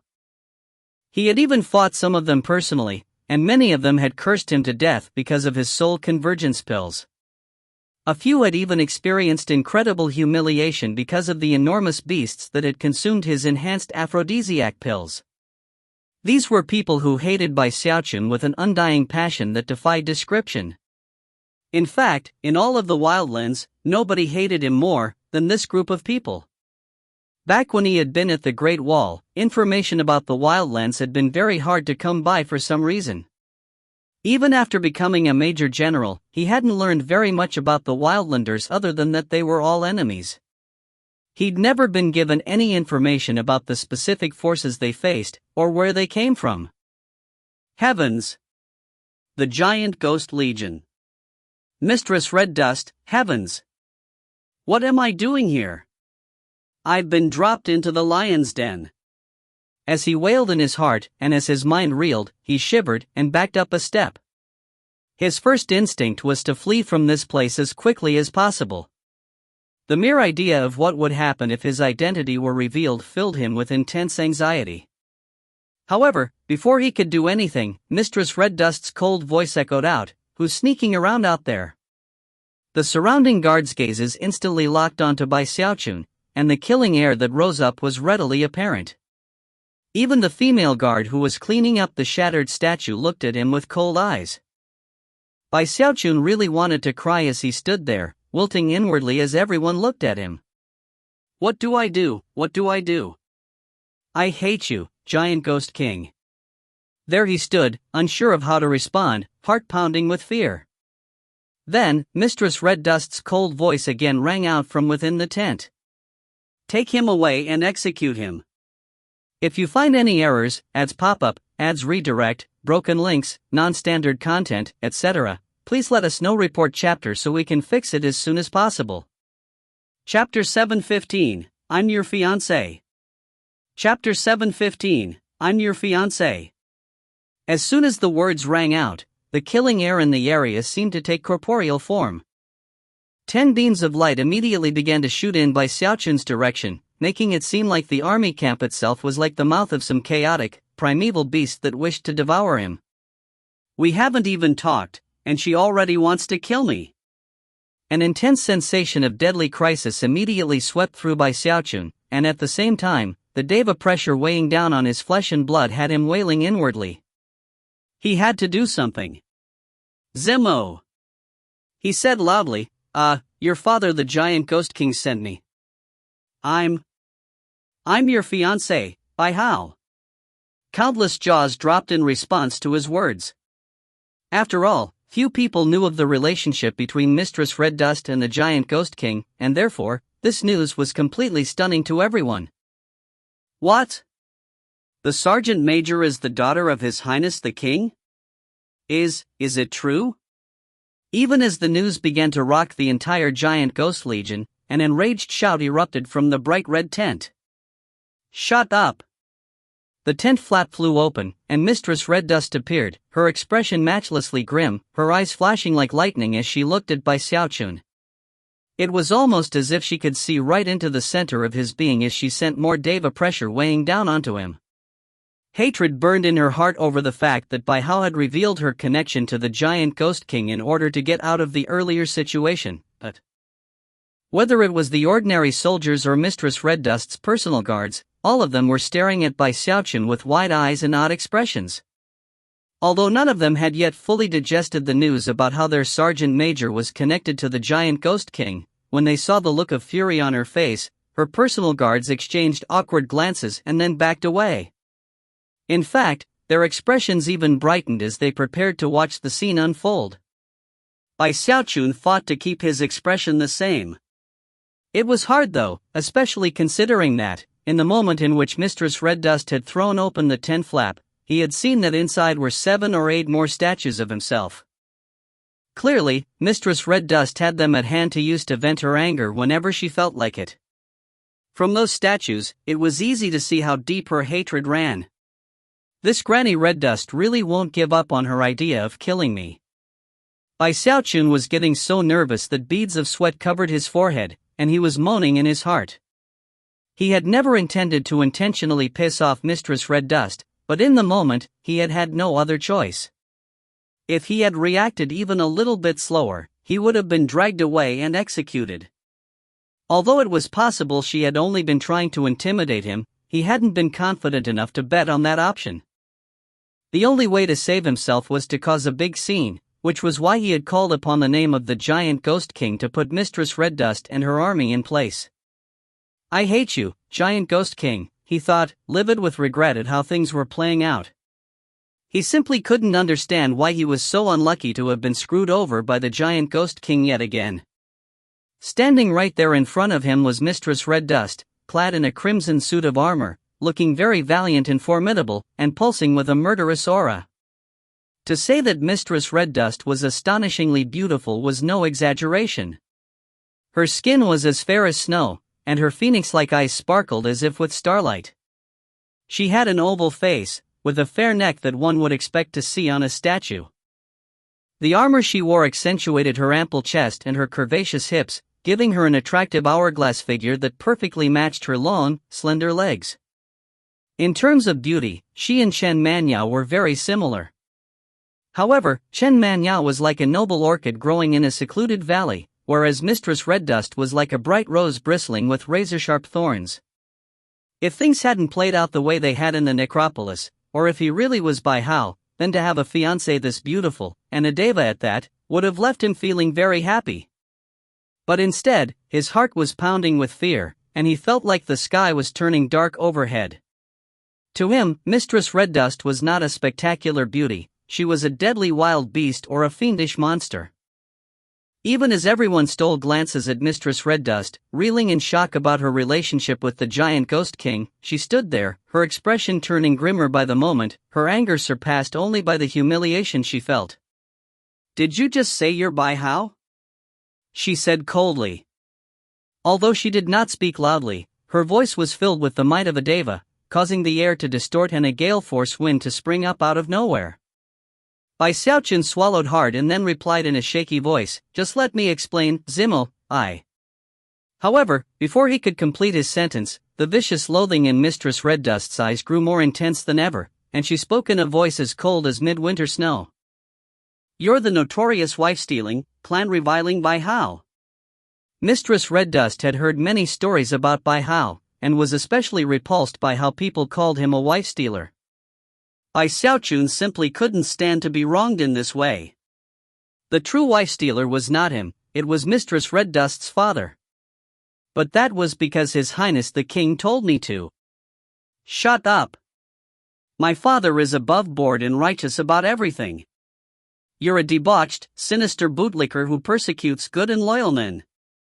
At this point, the truth about who she was had been revealed, so Mistress Red Dust didn't see any need to try to keep it secret.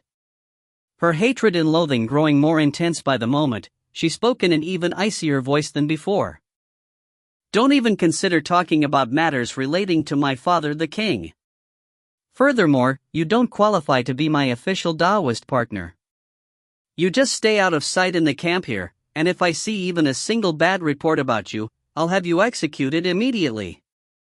Mistress Red Dust had been told that her father had arranged for her to be given in marriage to Bai Hao, and was clearly not happy with the idea. Not giving him another glance, she spun and stalked back into her command tent. The surrounding guards continued to look over at him with odd expressions on their faces. "That's it?" Xiaochun thought, standing there blinking a few times.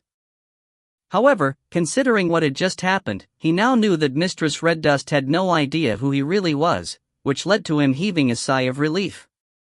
Although he was still a bit nervous, there was also something a bit exciting about it all that had him trembling as he stood there. She really didn't recognize me. And now she's my fiancée. He was actually feeling so exhilarated that his throat felt dry. Then he thought back to the scene which had just played out, and the wheels in his head began to turn. It actually seems like she was just trying to scare me. Furthermore, she clearly wants to ruin her father's plans for the marriage. In that case, she definitely won't hurt me. After all, I'm backed by her own father. However, it's really impossible to say, so I still have to be careful. In any case, I definitely can't stick around in the Giant Ghost Legion. It might be exhilarating, but it's too dangerous.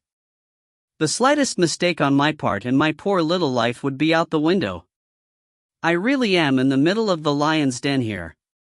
With those thoughts on his mind, Xiaochun turned and hurried away nervously, his heart pounding in his chest the entire time. Things had spun out of control so quickly that he still hadn't recovered, and was still racked with nervousness. Before he got very far, though, a whistling sound could be heard as one of Mistress Red Dust's personal guards flew over and blocked his path. "Major Domo Bai," she said coldly, "you're going the wrong way. Follow me to your quarters." Although her cultivation base wasn't very high, as one of the sergeant major's personal guards, she still carried herself in a very intimidating fashion. To see this young woman standing in his way caused Xiaochun to immediately plaster a haughty and angry expression onto his face. "I'm not going anywhere," he said coolly. "Since the sergeant major doesn't approve of me, I'm leaving. It's beyond your control, Major Domo Bai. The sergeant major said that she wants you to stay in the camp, so I advise you not to disobey her orders." As soon as the words left her mouth, other soul cultivators in the area turned to look at Bai Xiaochun. Clearly, if he disobeyed orders, they would attack him immediately. What gall! Bai Xiaochun growled, his eyes widening into a glare. Of course, inwardly he was shivering in fear at the sensation of so many auras locking down onto him. Ignoring Bai Xiaochun's posturing, the young female guard said, "Please don't make me go hard on you, Major Domo Bai. Follow me." Inwardly, he was feeling very nervous. However, he really didn't want to stay in the camp, and furthermore, he knew that not only was he backed by the giant Ghost King, he still had the restrictive spell inside of him. Although most of the restrictive spell was gone, it would still be partially effective. On top of all of that, he had come here on orders. Therefore, it was very unlikely that he would face any serious threat to his life. She doesn't know that I'm Bai Xiaochun, but I was so nervous about it earlier that I immediately backed down. The more I back down, the stronger her position will be. In that case, it's time to stick to my guns. I don't care what they say, I'm leaving. However, he still didn't feel completely safe about everything, so he secretly took out a transmission jade slip and sent a voice message to the Giant Ghost King. "Giant Ghost King, your daughter wants to kill me. Is this the marriage you supposedly arranged? I'm about to die." Not even waiting for a response, he suddenly looked up, a vicious and fiendish look on his face. Eyes blazing with cruelty, he looked at the red commandant and yelled, "Sergeant Major. What's the meaning of this, dot?" His voice echoed out like heavenly thunder, ringing out through the entire army camp, attracting the attention of all the soul cultivators. "If you don't want to acknowledge the marriage agreement put in place by the Giant Ghost King, then that's fine with me. But as the Major Domo of Giant Ghost City, do you really think you can prevent me from leaving this camp? If so, then you can't blame me for acting rashly." To accompany his angry words, he unleashed his nascent soul cultivation base, causing a killing air to fill the entire area. At the same time, he kept his eye on the tent to see what reaction would come. "I've dominated the field wherever I went for years now," he thought. "I created the wind character enchantment, and received countless love letters. Let's see how this measly Granny Red Dust responds to this move." If you find any errors, ads pop up, ads redirect, broken links, non-standard content, etc., please let us know. Report chapter so we can fix it as soon as possible. Chapter 716, A Wise Man Knows to Back Down When the Odds Are Against Him. Chapter 716, A Wise Man Knows to Back Down When the Odds Are Against Him. The surrounding soul cultivators were now starting to feel a bit hesitant. After all, Bai Xiaochun's words just now had revealed a lot more about the overall situation, and all the information was coming too abruptly. First, they had learned that their sergeant major was the daughter of His Highness the King. And now they learned that the king had arranged for her to marry someone, only to find that she didn't accept the arrangement. For her to refuse was one thing, but it was quite another for her to try to confine Bai Hao to the camp. The source of friction was now very clear. Is that really what the sergeant major is trying to do? Seems to me this Bai Hao is actually in the right. If she refuses to accept the arrangement, she should just let him go. Such were the types of words that people murmured inwardly. At the same time, the overall hostility toward Bai Xiaochun began to weaken. Bai Xiaochun was pleased to see that his tactic was working, and began to consider what to say next. On the one hand, he couldn't go too far in pissing off Mistress Red Dust, but on the other hand, he couldn't allow himself to come off too weak. His entire goal was to make a smooth exit from the camp. However, before he could say anything else, Mistress Red Dust's voice erupted from the red command tent, filled with icy cold killing intent. "I can try."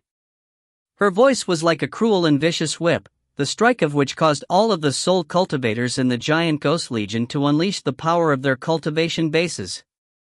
Instantly, indescribable pressure descended from all corners onto Bai Xiaochun's area. Bai Xiaochun's heart immediately began to race. He could feel, not just Mistress Red Dust's cultivation base, but the cultivation bases of hundreds of thousands of soldiers. Furthermore, this was Archemperor City, the most important location within the wildlands. Bai Xiaochun was shaking inwardly, shocked at how unreasonable this Mistress Red Dust was being. In fact, she and her father seemed completely mulehead. All he wanted to do was leave, and she wasn't going to let him? Don't tell me she's trying to goad me into making a break for it? And then she'll use that as an excuse to kill me? If things played out that way, then I'm afraid even His Highness the King wouldn't be able to complain. His eyes widened, and his demeanor on the outside seemed just as stubborn as before. But inside, he was considering that he might need to just give in and spend a bit of time in the army camp. After all, as the saying went, a wise man knows when to back down when the odds are against him. Even as he stood there trying to decide what to do, the giant Ghost King finally responded to the repeated messages he had been sending. He first offered a few words of comfort, and then said that it was all a big misunderstanding, and that he would talk things over with his daughter. Having received the response, Bai Xiaochun finally felt a bit more at ease, and decided that he couldn't let an ounce of fear show. It was fairly recently that 3 heavenly kings and numerous nobles and aristocrats from the imperial city all tried to set a trap for me in the necromancer kettle, the purpose being to prevent me from getting the Ghost King fruit. I went in alone and captured all of the heirs apparent and chosen, including the Junior Champion King, heir apparent of the War Champion King, Prince Xiaochun, heir of the 9 Serenities King, and Spirit Advent City's Princess Xiaochun. I even did the same to the second prince. I completely dominated the necromancer kettle, and nobody could dare say a thing about it. Back in His Highness the King's decay period, the Deva patriarchs of the Chen, Bai, and Kai clans all tried to chase me down and kill both me and His Highness the King. They were joined by a host of nascent soul experts, and yet with me to protect the king, he made it safely to the end of his decay period. I escaped every deadly situation I faced in Giant Ghost City, and not even 3 Devas could do anything about me. If you don't like me and want to kill me, Josimo, then say the word. There's no need for this disgraceful attempt to humiliate me. And there's even less need to try to keep me locked up in this camp.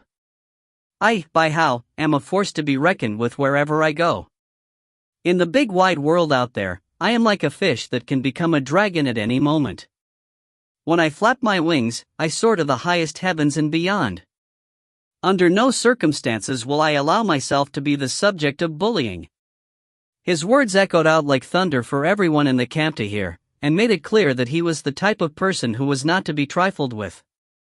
Inside of the red command tent, Mistress Red Dust could be seen frowning. The truth was that she really did want to see Bai Hao dead, but couldn't really do that because of her father. One reason for it all was the fact that the matter had been arranged without her knowledge, and another was the fact that she didn't believe that a lowly person like this deserved to have her father's ear. However, when it came to the arranged marriage, there was actually a reason why she did want to keep Bai Hao around. Whether it was in terms of her beauty or her powerful cultivation base, she was one of the blazing suns of the wildlands, and was the subject of pursuit by countless handsome elites. Of course, she completely ignored the advances of nearly every single one of them. There were only 2 that she would have a hard time refusing, one being the Grand Prince, and the other being the Grand Heavenmaster's highest-ranking apprentice, Ouyang Song. They were also Devas, and had very high positions. Despite the fact that she didn't really like them, she wasn't in a position to reject them outright. Therefore, if she kept Bai Hao around, she would have a good excuse to avoid them. Plus, if fights broke out between the men, Bai Hao would probably get killed, and she wouldn't have to do anything. Her original plan had been to simply intimidate him and then force him to stay in the camp. Never could she have imagined that the seemingly weak and timid Bai Hao would be able to ignore all of the pressure weighing down on him and even fight back with biting words. In fact, not only were his words biting, they contained so much truth that there was nothing she could say in response. Besides, her father the Giant Ghost King had just sent her a message. First, he had offered some consoling words, and then had said some nice things about Bai Hao. He had also discreetly explained the matter about the restrictive spell. At this point, Mistress Red Dust sighed. After communicating back and forth with her father quickly, the 2 of them came to an agreement. Bai Hao had to stay in the army camp, but only for 3 months. After that, he would be free to go. During that time, she would guarantee that nothing untoward happened to him. Mistress Red Dust's secret hope for that plan was that, during the 3 months, all of the elites who were pursuing her in the imperial city would come to hear that her father had officially arranged for a Taoist partner for her. Although they would realize that she wasn't happy about the situation, when Bai Hao went back to Giant Ghost City 3 months later, he would take the hatred of her suitors with him. In the end, she would have the perfect shield to keep them at bay. Dealing with matters related to his daughter's romantic relationships was a big headache for the Giant Ghost King. After comforting her, he sent some appeasing words to Bai Xiaochun, and then washed his hands of the matter. When all was said and done, Bai Xiaochun realized that he really didn't have any choice in the matter. After all, of the 2 people he was dealing with, one was a deva and the other was a demigod. Trying to use me as a shield, huh? Like father, like daughter. Scoundrels both. With the matter resolved, Mistress Red Dust reined in her killing intent, and dissipated the pressure weighing down on the army camp. As for Bai Xiaochun, he sighed and followed the female guard to his quarters. He was placed in a relatively remote location, which he didn't mind at all. Once inside, he sat down cross-legged and sighed despondently about the situation. I, Bai Xiaochun, am a majestic Major General. I even fought Mistress Red Dust once. But thanks to a freak combination of factors, I ended up in the wildlands as Mistress Red Dust's Taoist partner, and her shield. How did things end up like this? And then there's that Giant Ghost King, the villain. He and Mistress Red Dust are both scoundrels. I guess there are just too many bad people in this world, and that pure, honest people like myself are just destined to be at a disadvantage. Rubbing the bridge of his nose, Bai Xiaochun mused that although he wasn't their match in terms of cultivation base, when it came to morals, he definitely occupied vastly higher ground. Well, at least in terms of my safety, the fact that the restrictive spell is still in place will keep Mistress Red Dust in check to some extent. She definitely won't let me get killed. 3 months. Fudge. I'll just hang in there. It's only 3 months, right? Gritting his teeth, he contemplated the fact that he just wasn't strong enough. He really needed to get more powerful so that he could just ignore Mistress Red Dust if he felt like it. That way he could come and go as he pleased. I need to conjure some flame. With that, his eyes began to shine brightly, and he decided that for the next 3 months, he would keep his head down and avoid provoking anyone. He wouldn't leave the army camp. Instead he would conjure a 16-colored flame and use it to improve his cultivation base. He needed battle prowess that could put Devas in their place. Oof. You just wait until I can handle Devas. The first one I'll cut down to size will be Granny Red Dust. With that, he produced a soul-hoarding pagoda from his bag of holding. It wasn't very large, and in fact, contained only a single soul. It was none other than Bai Hao in soul form. He sat there frowning as he performed auguries regarding the formula for 18-colored flame. Sensing that Bai Xiaochun was looking at him, he looked out of the soul-hoarding pagoda. How is the formula coming along, my little apprentice? Bai Xiaochun said, a warm smile on his face. Bai Hao looked quite exhausted. Rising to his feet, he said, I'm still not quite there, master. In order to complete the formula for 18-colored flame, I have to create something out of nothing.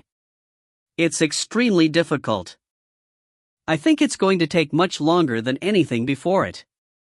However, I came up with an idea. Perhaps multiple tongues of 17-colored flame could be combined and transformed into an 18-colored flame. In fact, I was even thinking that the transformation could occur when they were in the Sea of Fire state. Then, after the 18th color appeared, the sea could be made back into a true flame. Well, no need to be anxious, Howard, Bai Xiaochun replied. Make sure to keep well rested. Master is planning to conjure a 16-colored flame right now, why don't you assist me? Plus, I'd love to hear any suggestions you have as you watch. Bai Xiaochun knew that Bai Hao's genius in flame conjuring far surpassed his own, although he wasn't very familiar with 16-colored flame. If Bai Xiaochun wanted to be able to conjure 16-colored flame with the greatest speed possible, the best way to do that would be to take advantage of Bai Hao's genius. Furthermore, Bai Xiaochun also wondered if the fact that Bai Hao was now a ghost cultivator would be of some help. Waving his hand, he set some restrictive spells up and produced a large amount of vengeful souls. Then he used the formula for 16-colored flame which he had acquired by shaking down the clans in Giant Ghost City. He had studied the formula quite thoroughly, but still had some questions about it that could only be resolved by actually working with the formula. Seeing that Bai Xiaochun was about to begin, Bai Hao hesitated and then said, "Master, once you get past 15-colored flame, the success rates get much lower. Furthermore, there will be more instabilities. If you're not very careful, unexpected consequences can occur. Perhaps you should do a bit more research first, Master. Besides, we aren't exactly in the ideal location to do flame conjuring."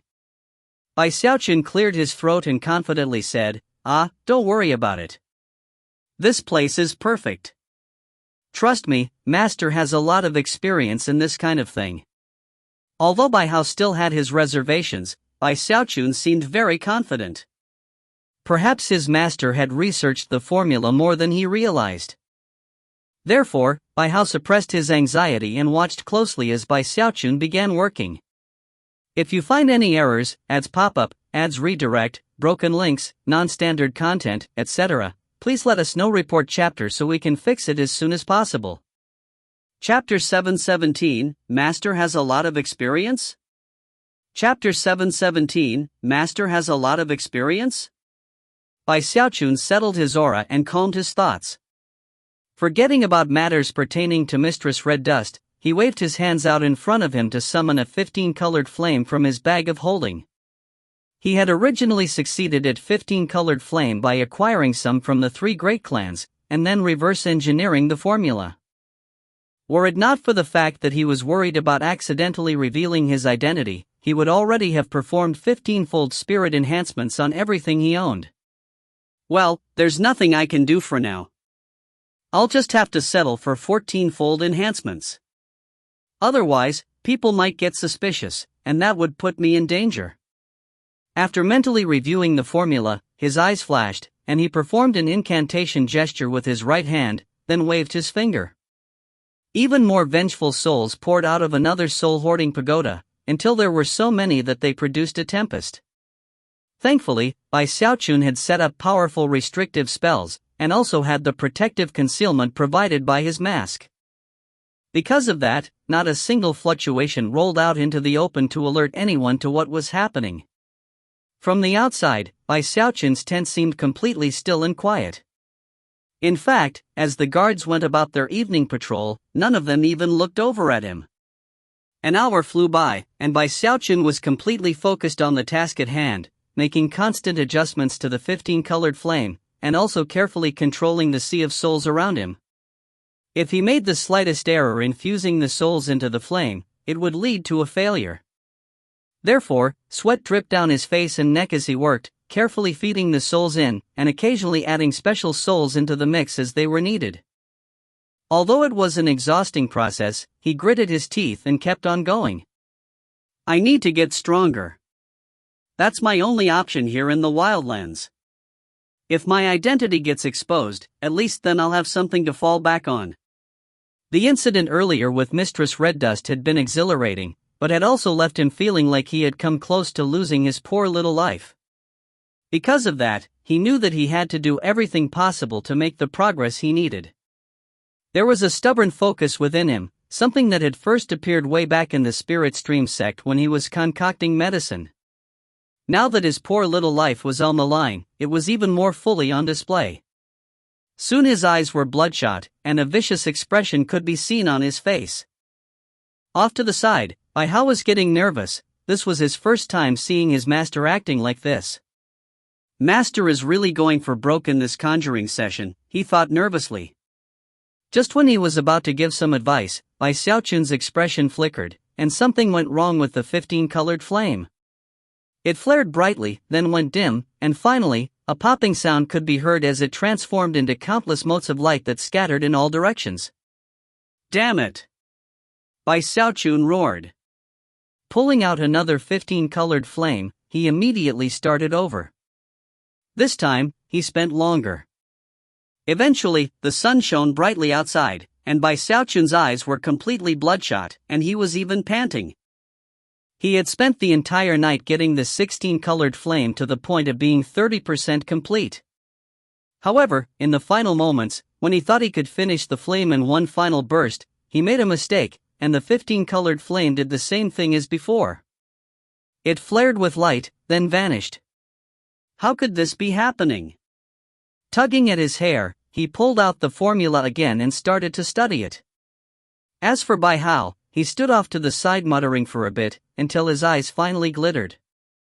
Master, perhaps the problem is that we're in an army camp, and the overall murderous aura is too strong. Although the murderous aura doesn't have a specific shape, it can still affect the vengeful souls. As soon as Bai Xiaochun heard the explanation, his eyes lit up. It did make sense. Well done, apprentice, he said, slapping his thigh. You're absolutely right. Spirits lifting, he produced another 15-colored flame and was about to start working when Bai Hao continued, Master, why don't you rest up a bit first? You don't seem to be in the best shape to conjure flame. Ah, don't worry, Master is in perfect shape at the moment. Clearly not worried, Bai Xiaochun began to work with the 15-colored flame. This time, he took even longer than last time. An entire day went by. By evening of the following day, he was clearly exhausted. His eyes were bright red, and he looked extremely nervous as he stared intently at the vanishing flame in front of him. How could this be happening? Another failure. I resolved the issues caused by the murderous aura, but something else went wrong. I refuse to believe that I can't resolve all the issues. By this point, he had already lost track of the time or where he was. Gritting his teeth, he produced another 15-colored flame and then started conjuring. Bai Hao was getting very nervous. Something seemed very off about Bai Xiaochun, and he seemed completely unstable. Occasionally he would try to persuade him to stop, and at first he would respond, but eventually just stopped listening. That only made Bai Hao even more nervous. This just isn't the way to conjure 16-colored flame. If he keeps going on this way, something unexpected is going to happen. Bai Hao was extremely apprehensive as he watched his master work, and he felt a dangerous, pulsing aura building up. Meanwhile, Bai Xiaochun's expression turned fierce as he sent a huge group of vengeful souls into the 15-colored flame. In one fell swoop, he was 50% done with his work, and his excitement surged.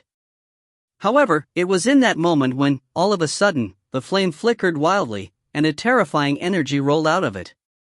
Another color appeared within the flame, a 16th color, but then, just as quickly, that color disappeared, changing it back into 15-colored flame. As this unstable development occurred, the terrifying fluctuations rolling out of the flame became more obvious. Bai Xiaochun was going mad with anticipation, and refused to give up, instead working as hard as he could to get the flame under control. Stop, Master! Bai Hao shrieked, terror written on his face. The flame is unstable. It's too horrible to contemplate what could happen if you lost control. However, even as the words left his mouth, Bai Xiaochun's face fell, and he lost control over the flame. Instantly, the terrifying fluctuations erupted out with full force. Fire and blinding light filled the tent. Bai Hao was trembling in despair, even though his soul-hoarding pagoda would offer some protection. Considering how close he was to the explosion, there was no way he would be able to escape unharmed. I'm finished. Finished, he wailed inwardly. However, even as the flames erupted out, Bai Xiaochun moved with blinding speed.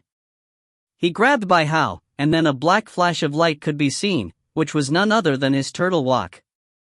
Then he dropped to the ground, curled up, and placed the walk over himself and Bai Hao. It happened with the fluid ease and indescribable speed that only came with a very familiar action.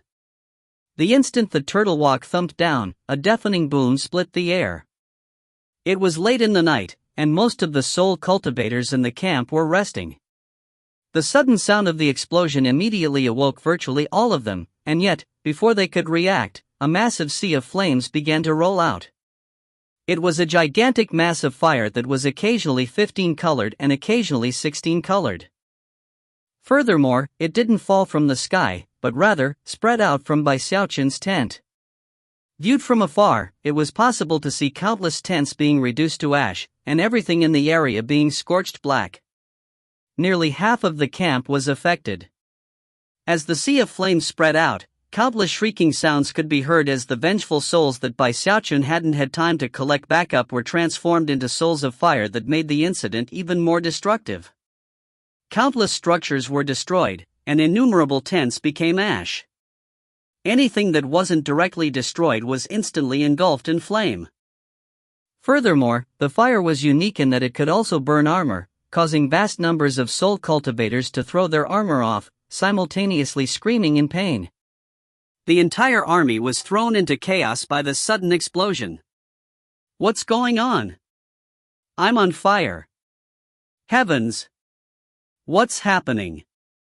Countless figures emerged into the open, some to fight the fire, others to search for the source of the explosion. It only took moments for the shouts and cries to reach a deafening level.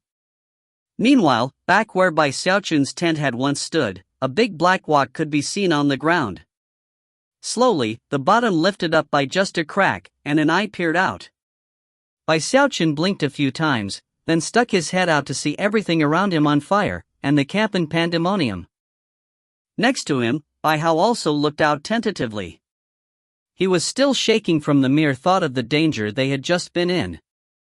Clearing his throat guiltily, Bai Xiaochun said, "Don't worry, like I said, Master has a lot of experience in these kinds of things. Look, not a thing happened to either of us." Stunned, and even more nervous than before, Bai Hao replied, "Master, we just caused a huge disaster." Although Bai Xiaochun was actually terrified, he had to put on a good front for his apprentice, so by way of comfort, he said, "It's fine. In terms of the aftermath to this kind of thing, Master has a lot of experience in that too. If you find any errors, ads pop up, ads redirect, broken links, non-standard content, etc. Please let us know. Report chapter so we can fix it as soon as possible." Chapter 7:18, Don't do something you'll regret. Chapter 7:18, Don't do something you'll regret. That's not ordinary fire, it's conjured flame. Damn it. Are we under attack? We're in the Imperial City. How could someone be attacking us here? Quick, put out this fire. This is definitely man-made. When I find out who did it, I'm going to chop him to pieces. The entire camp was in utter chaos, with people flying around looking for the source of the explosion. The shouting that filled the air had Bai Xiaochun completely jumpy. In fact, there were already soul cultivators in the area, and as they looked over, they could tell that his tent was the epicenter of the fire. Bai Hao was also feeling very nervous, and suddenly realized that his master wasn't very reliable after all. With that, his mind began to race as he tried to come up with a solution to the situation. However, even as the soul cultivators began to approach, and before Bai Hao could come up with any ideas, Bai Xiaochun grabbed Bai Hao's soul-hoarding pagoda and then flew up into the air. His face was a vicious mask of rage as he glanced around and shouted, "Who did it? Damn it! Who's responsible? Heaven damn you, whoever you are! I was sleeping and nearly got burned to death. Outrageous! Fellow soldiers, come with me to search for the culprit. Together, we can surely find who was responsible." The rage in his voice was clear as his words thundered out. As for the people who had been approaching, they were taken aback, and had no time to ponder the situation before Bai Xiaochun led them around to start searching. Bai Hao was in his soul-hoarding pagoda in soul form. Because of the special properties of his soul body, he could remain formless and invisible to anyone else. Therefore, no one could see him. But if they could have, they would have seen him sitting there dumbfounded, staring blankly as his master ranted and raved. In fact, if Bai Hao hadn't known the truth, he would have been taken in by the act. That was what helped Bai Hao to fully understand what his master meant when he said he had experience. This is definitely not the first time master has caused a disaster. Nor is it his first time getting out of the situation. He really does have a lot of experience. However, even as Bai Xiaochun pretended to be incensed and led the surrounding cultivators in a search, one particular soul cultivator with tattered, burned clothing flew up into the air. He clearly wasn't in very good condition. Pointing a shaking finger at Bai Xiaochun, he howled, "It was you, Bai Hao. I was on patrol here and saw with my own eyes that the explosion started in your tent. I can't believe you're pretending to search for the culprit. You're the culprit." Bai Xiaochun's heart began to pound. Just when he was about to offer an explanation, a group of 8 more soul cultivators flew over. "We saw it too. The explosion started in your tent. How shameless of you, Bai Hao. The people in Giant Ghost City might be a bit scared of you, but nobody here is going to indulge you like that." As these people spoke, their murderous auras flared to life. As for the other surrounding soul cultivators, they had no reason to distrust their comrades in arms, nor any reason to trust Bai Xiaochun, who was an outsider. Soon, many angry glances were locking onto Bai Xiaochun, glances filled with killing intent. Licking his lips, Bai Xiaochun said, "Listen, everybody, let me explain." However, before he could say anything else, the fluctuations of magical techniques erupted out, and a rain of multicolored, magical light shot toward him. Heart pounding, he leapt to the side. Countless magical techniques slammed into the spot he had just occupied, shattering the ground in all directions. Bai Xiaochun's scalp was tingling in fear as he attempted to flee, but there were too many soul cultivators in the area. There were already a few hundred within his line of sight, with more behind him. "I've never met anybody as shameless as this guy. Kill him. Who cares if he's a major domo? This is mutiny, which is a capital offense." Rage burning, they gave chase.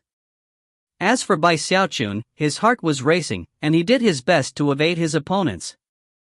However, despite being in the Heaven-Down Nascent Soul stage, the fact that more and more enemies were showing up by the moment was terrifying. "Calm down, everybody. Don't do anything you'll regret. I can explain everything. There's nothing that can't be worked out with a bit of discussion." The only answer to his words was a hail of magical techniques coming from more than 1,000 soul cultivators. The sea of magical technique was so frightening that Bai Xiaochun couldn't help but let out a yelp of shock. Drawing on the power of his fleshly body, he prepared to teleport away.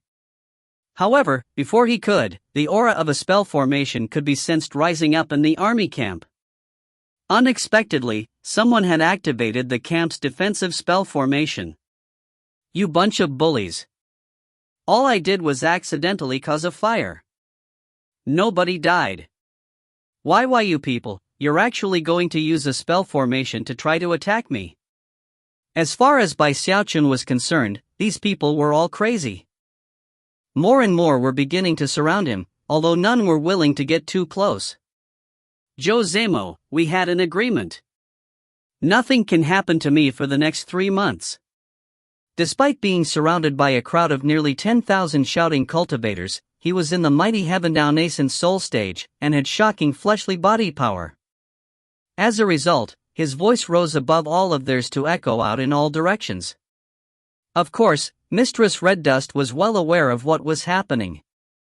Up to now, she had been sitting there with clenched teeth, furious with Bai Hao. First, he had seemed weak and timid, only to turn around and act with brazen arrogance. Finally, things had settled down and they made their 3-month agreement. But now, only 2 days into it, he had already caused a huge disaster. Although the sea of flames had been put down, the damage to the camp was severe. And considering that Mistress Red Dust was in charge of this army, that meant that she would be responsible for all costs involved in repairing and replacing what had been damaged or destroyed. By this point, Mistress Red Dust already regretted her decision to keep Bai Xiaochun behind. However, she couldn't back out of the agreement easily. Then she heard Bai Xiaochun yelling outside, and her cheeks puffed out in anger. Gritting her teeth, she took a step forward and vanished, reappearing next to Bai Xiaochun. Ripples spread out in all directions as she appeared, causing the surrounding soul cultivators of the giant Ghost Legion to suppress their killing intent and clasp hands in greeting. Bai Xiaochun was still nervous, but he hadn't started the fire on purpose. It had been an accident. However, worried that Mistress Red Dust wouldn't honor the agreement, he quickly said, "We have an agreement, remember? AI. I told you that if you don't like me you should just send me away, didn't I? But you had to keep me here." He sighed, seemingly on the verge of tears. His words almost caused Mistress Red Dust to lose her temper. Taking a deep breath, and her expression profoundly grim, she looked around and said, "You're all dismissed, but..." Despite their raging fury toward Bai Xiaochun, the crowd calmed down and then bowed their heads and left. Soon, everything was quiet, and even the fluctuations of the spell formation vanished. Bai Xiaochun was shaken by the scene. Considering he had been a major general at the Great Wall, he knew that there were only two ways to get an entire army to back down. One was to use one's cultivation base, and the other was to have the trust of that army. Clearly, this army trusted Mistress Red Dust to the ultimate degree. As everyone filtered away, Mistress Red Dust turned to look coldly at Bai Xiaochun. It was a look that struck anxiety deep into his heart, so he quickly said, I really didn't do it on purpose. It was an accident, nothing more than an acc. Whether it was an accident or not doesn't matter. I'm warning you, if a second incident like this occurs, I'll have you executed, agreement or not." Every word she spoke was like a bolt of deadly lightning striking Bai Xiaochun's mind. With that, she paid him no more heed, and turned to leave without another word.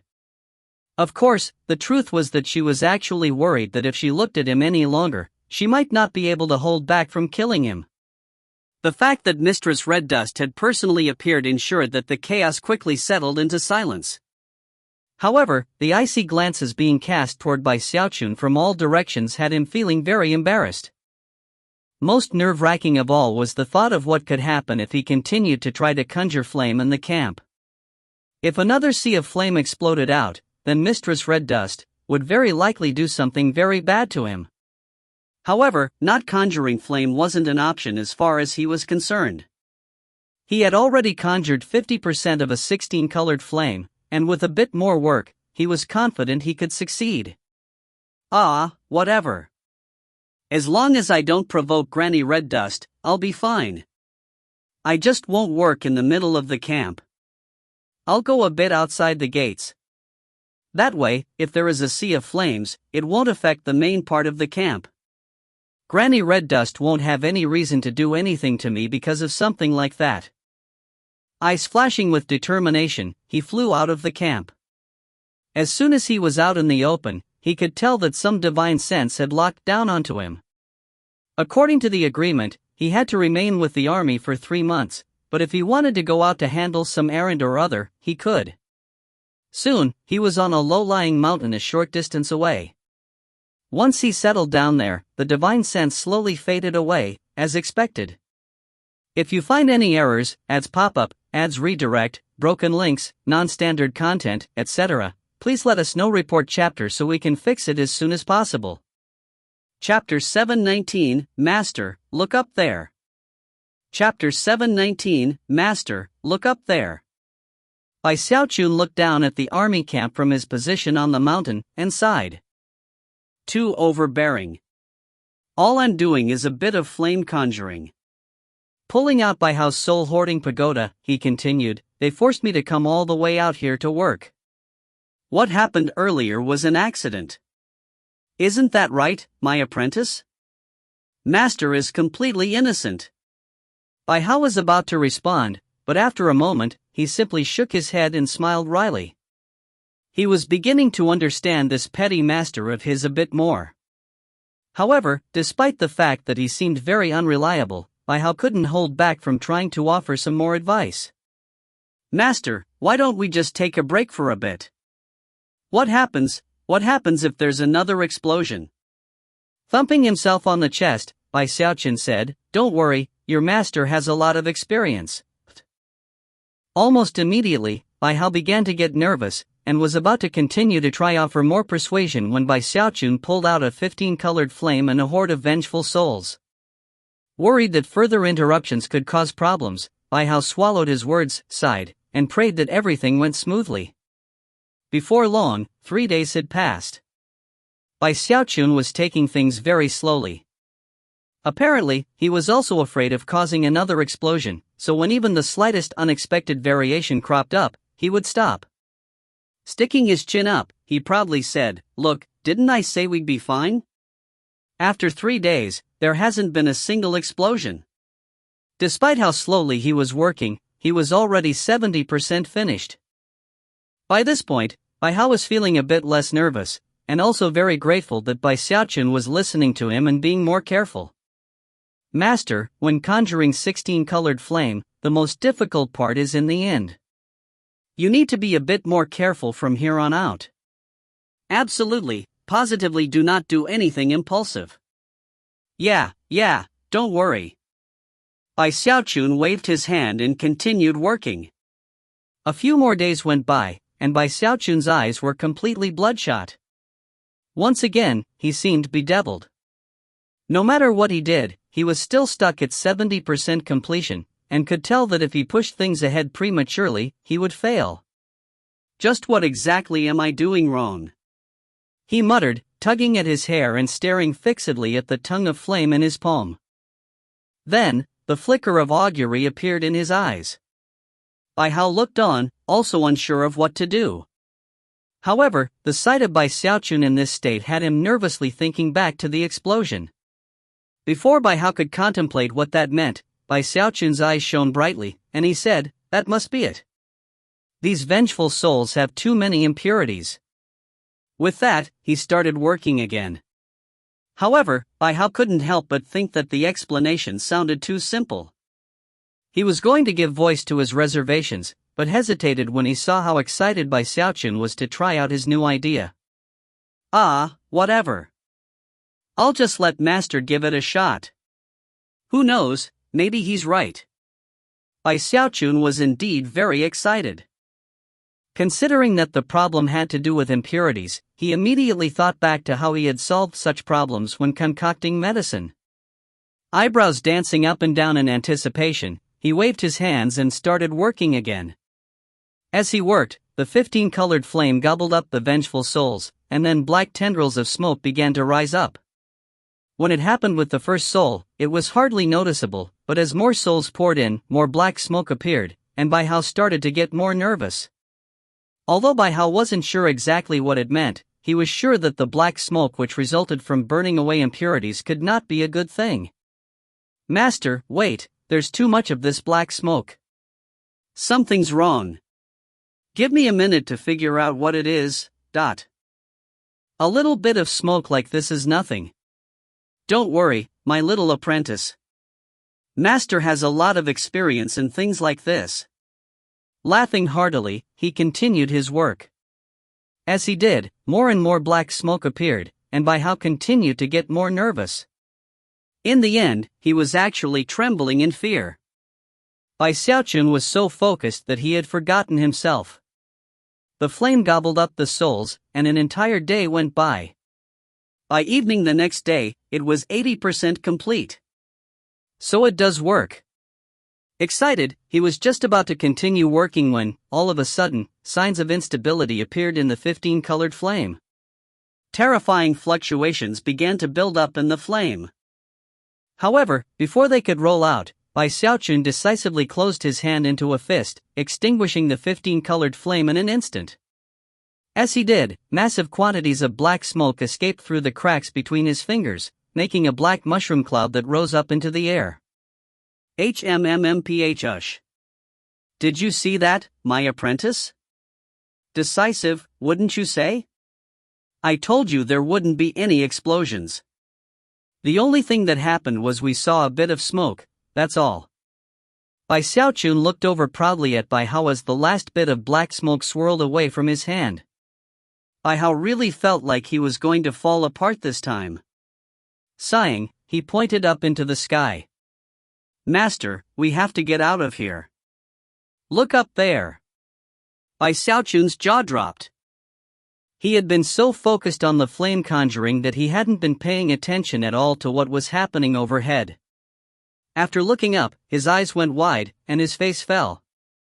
The black mushroom cloud overhead was growing bigger and bigger. In the blink of an eye, it had turned into something like an enormous thundercloud, floating slowly toward the army camp. It seemed extremely heavy, and was slowly sinking down toward the ground. Why does that black cloud look so familiar? Wait. No way. Black clouds appeared back when I used to concoct medicine.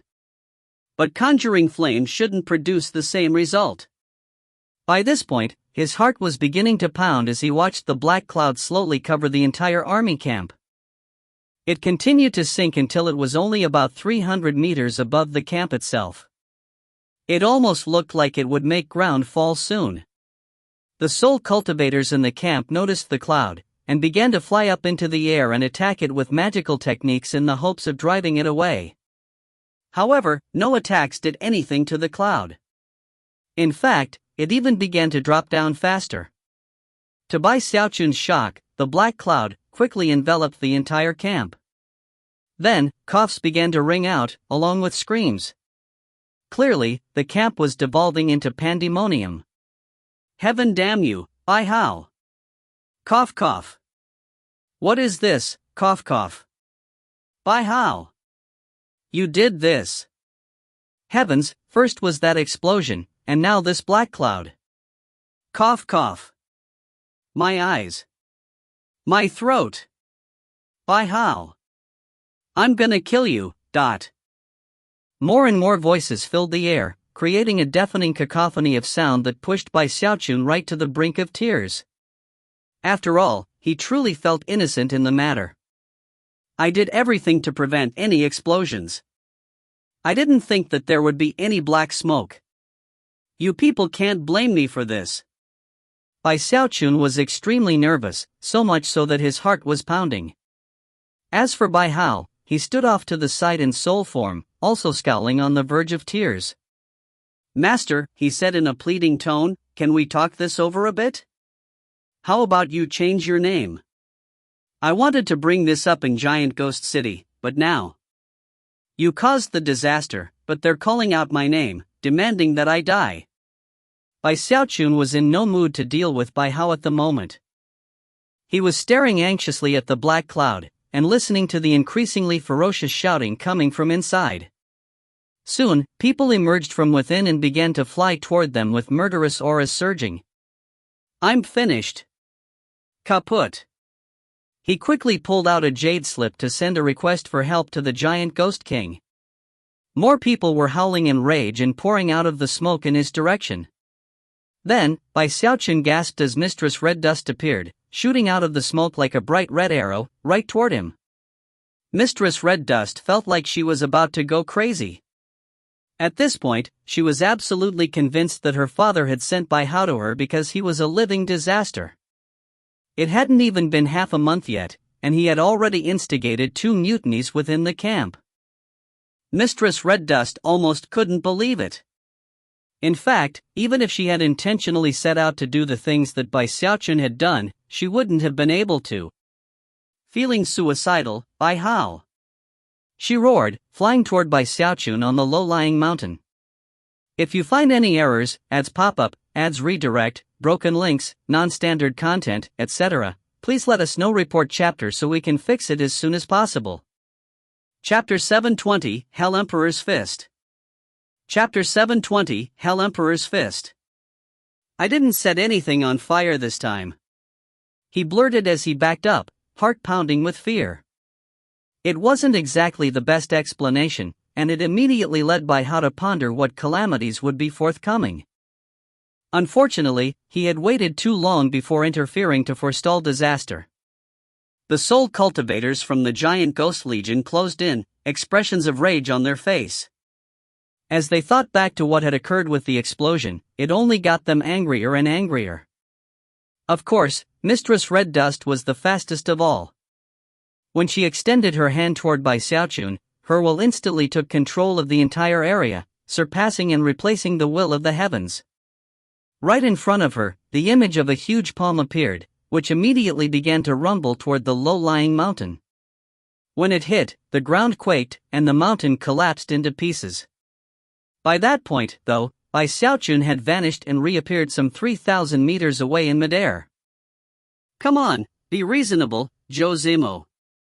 I didn't set anything on fire.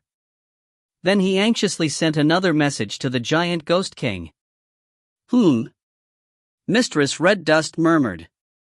The fact that Bai Xiaochun had evaded her palm strike was actually quite surprising to her. After all, she was a deva, and had replaced the will of the heavens in the area. She had assumed that Bai Xiaochun would be killed, and yet, contrary to expectations, he evaded her. Seems father was right. His battle prowess really is beyond ordinary. Incredible actually.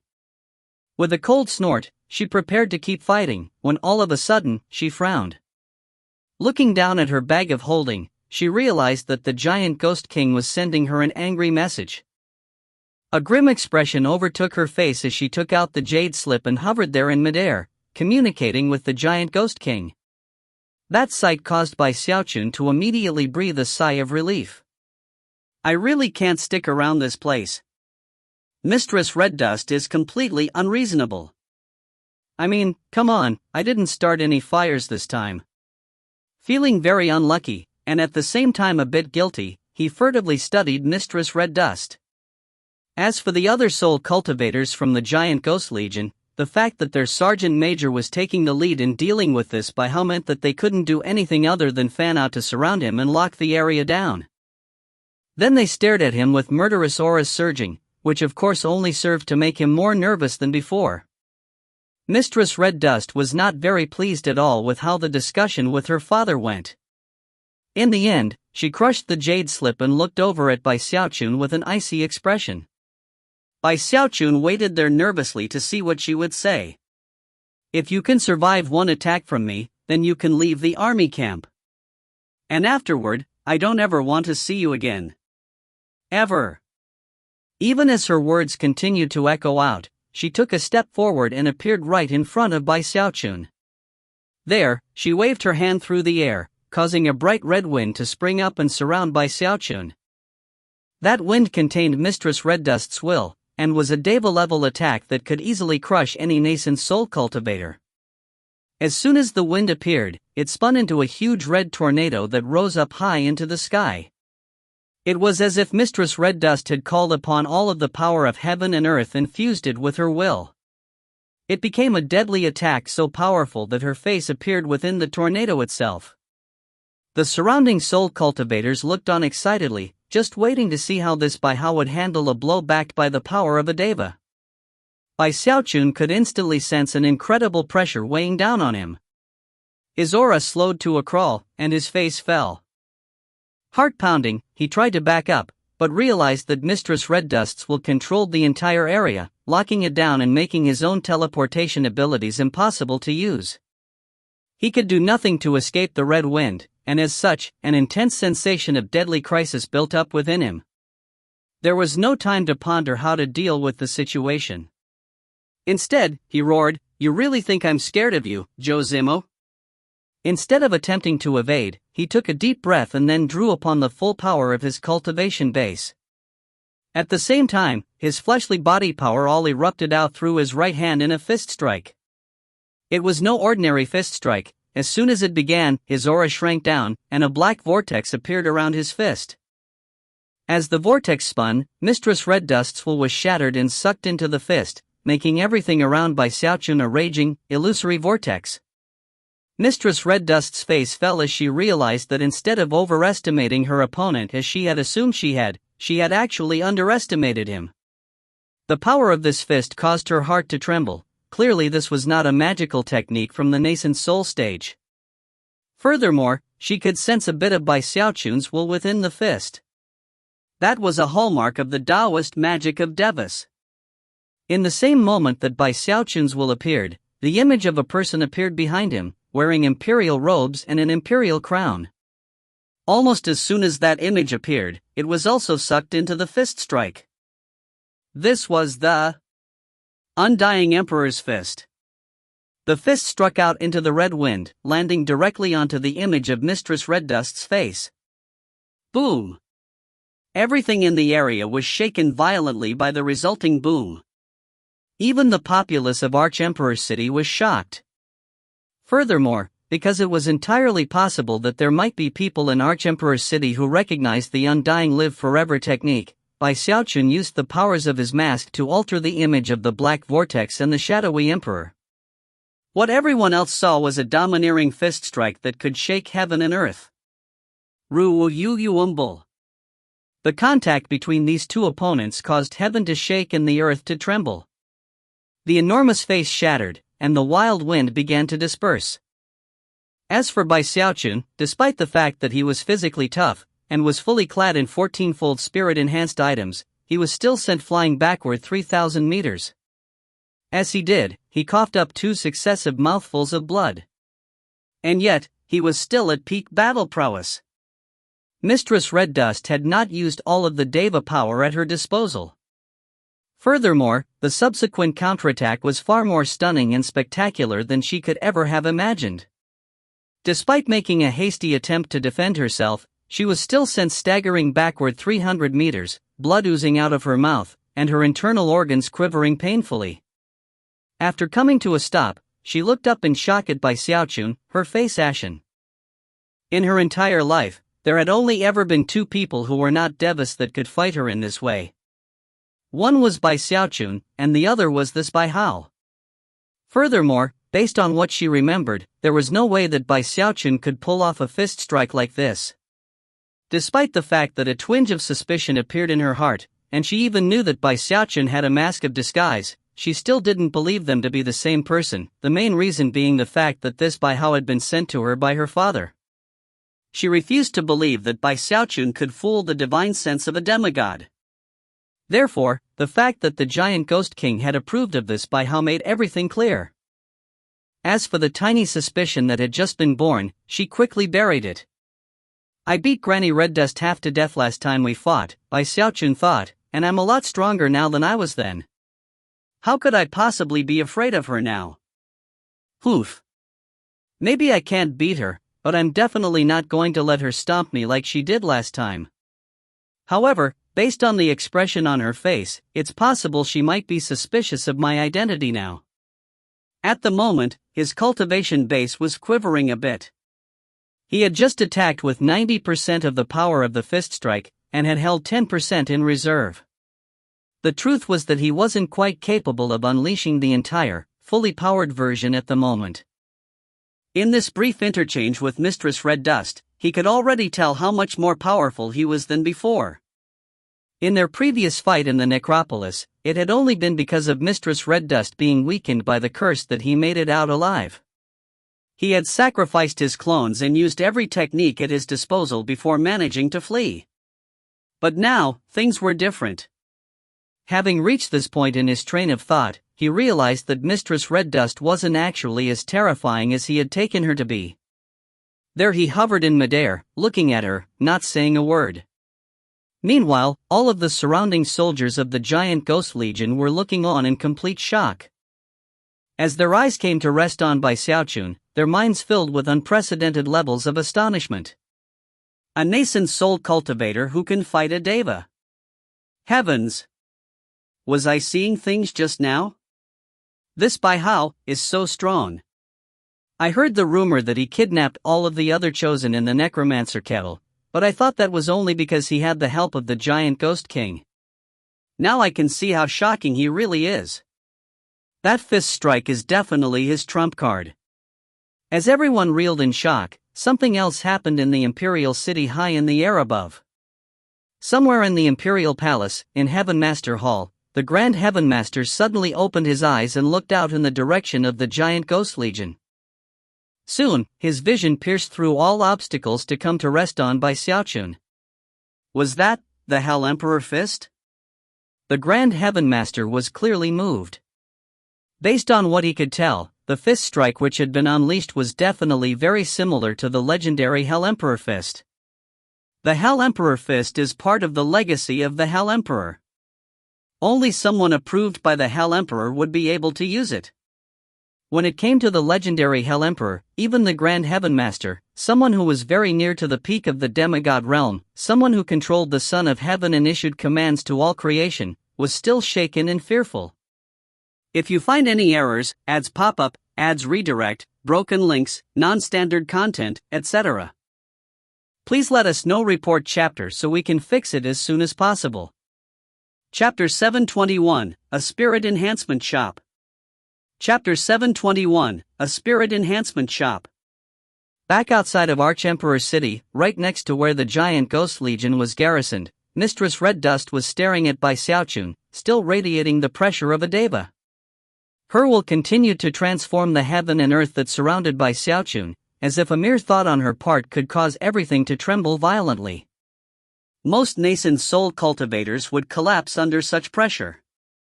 As for Bai Xiaochun, it hadn't bothered him at first, but as the pressure built up, it reached the point where he realized he couldn't back down at all, otherwise he would be crushed. That fist strike of mine is pretty frightening. What a pity I'm only in the 8th stratum of the tempered bones level. If I could reach the 9th stratum, it would be twice as powerful. At that point, I would be able to make her cough up blood with it. That will be my true trump card. If I could reach the 9th stratum of the powered bones level, it would be 3 times as powerful. With such thoughts on his mind, he felt more courageous than ever, and glared back unblinking at Mistress Red Dust. Silence reigned in the area. The powerful soul cultivators of the giant Ghost Legion were completely shocked, and almost couldn't believe what they had witnessed. It was with very mixed feelings that they continued to watch Bai Xiaochun. The fist strike he had unleashed was truly astonishing. The fact that someone with a nascent soul cultivation base could fight with a deva was unprecedented. Although he hadn't been able to outshine her, he was clearly in the position of being able to completely dominate ordinary nascent soul experts. Beyond that, after delivering the blow, he simply hovered there in the air, seemingly ready to keep fighting at the same level as before. Domineering veins of steel seemed to throb within him, as well as a battle spirit that caused the entire crowd to instantly admire him. They all lived in a world where power was respected, and a powerful expert like Bai Xiaochun would definitely earn that respect no matter where he went. After seeing how the look in the eyes of the audience was changing, Bai Xiaochun's spirit soared even further, and he continued to glare straight at Mistress Red Dust. Staring contest, huh? Back when I was in core formation, nobody was my match. Now that I'm even more powerful than before, there's no way you can intimidate me that way. As such thoughts raced through his head, his impressive demeanor grew even more prominent. After a long moment passed, Mistress Red Dust took a deep breath and looked away. She had said earlier that if he could survive a single attack, he could leave. That had been her agreement with the giant Ghost King, and she had to stick to her word. Don't ever let me see your face again. A profound glint passed through her eyes as she turned and vanished back into the army camp. The rest of the soul cultivators exchanged glances and then quietly followed her. Before long, everyone was back in the camp, and Bai Xiaochun was left by himself outside. After watching Mistress Red Dust leave, he wiped the sweat from his brow and heaved a long sigh. Using that fist strike at 90% had completely drained him. Although he could have squeezed a bit more power out with his cultivation base, he knew that there were plenty of powerful experts in the vicinity of Archemperor City, and not all of them would be heroes. There were some things he would be powerless to defend himself against, and therefore, he didn't want to reveal the full extent of his abilities. However, fighting like that also limited him in many ways. Now that Mistress Red Dust was actually leaving, he finally breathed a sigh of relief. Simply too many preposterous things had occurred during this trip to Archemperor City. How did it all end up like this? The thought bitterly. Thankfully, he was now free from the giant Ghost Legion, which was a good thing as far as he was concerned. Shaking his head, he turned to leave. However, the world was a big place, and Bai Xiaochun was immediately unsure of exactly where he should go. Plus, my cultivation base isn't very high. Otherwise, I could simply cross the wildlands on my own and get back to the river-defying sect.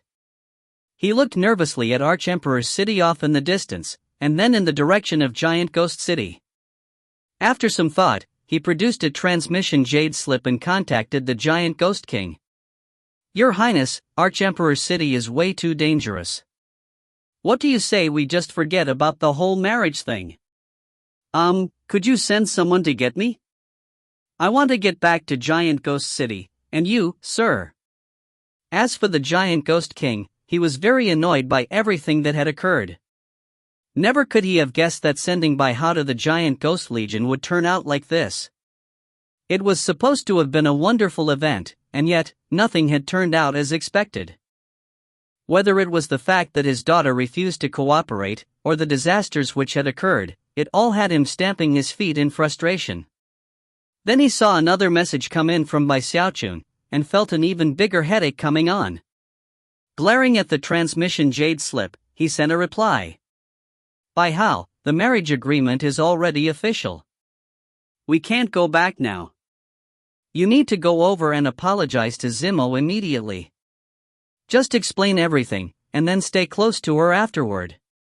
As soon as Bai Xiaochun got the response, he simply gave up trying to be diplomatic.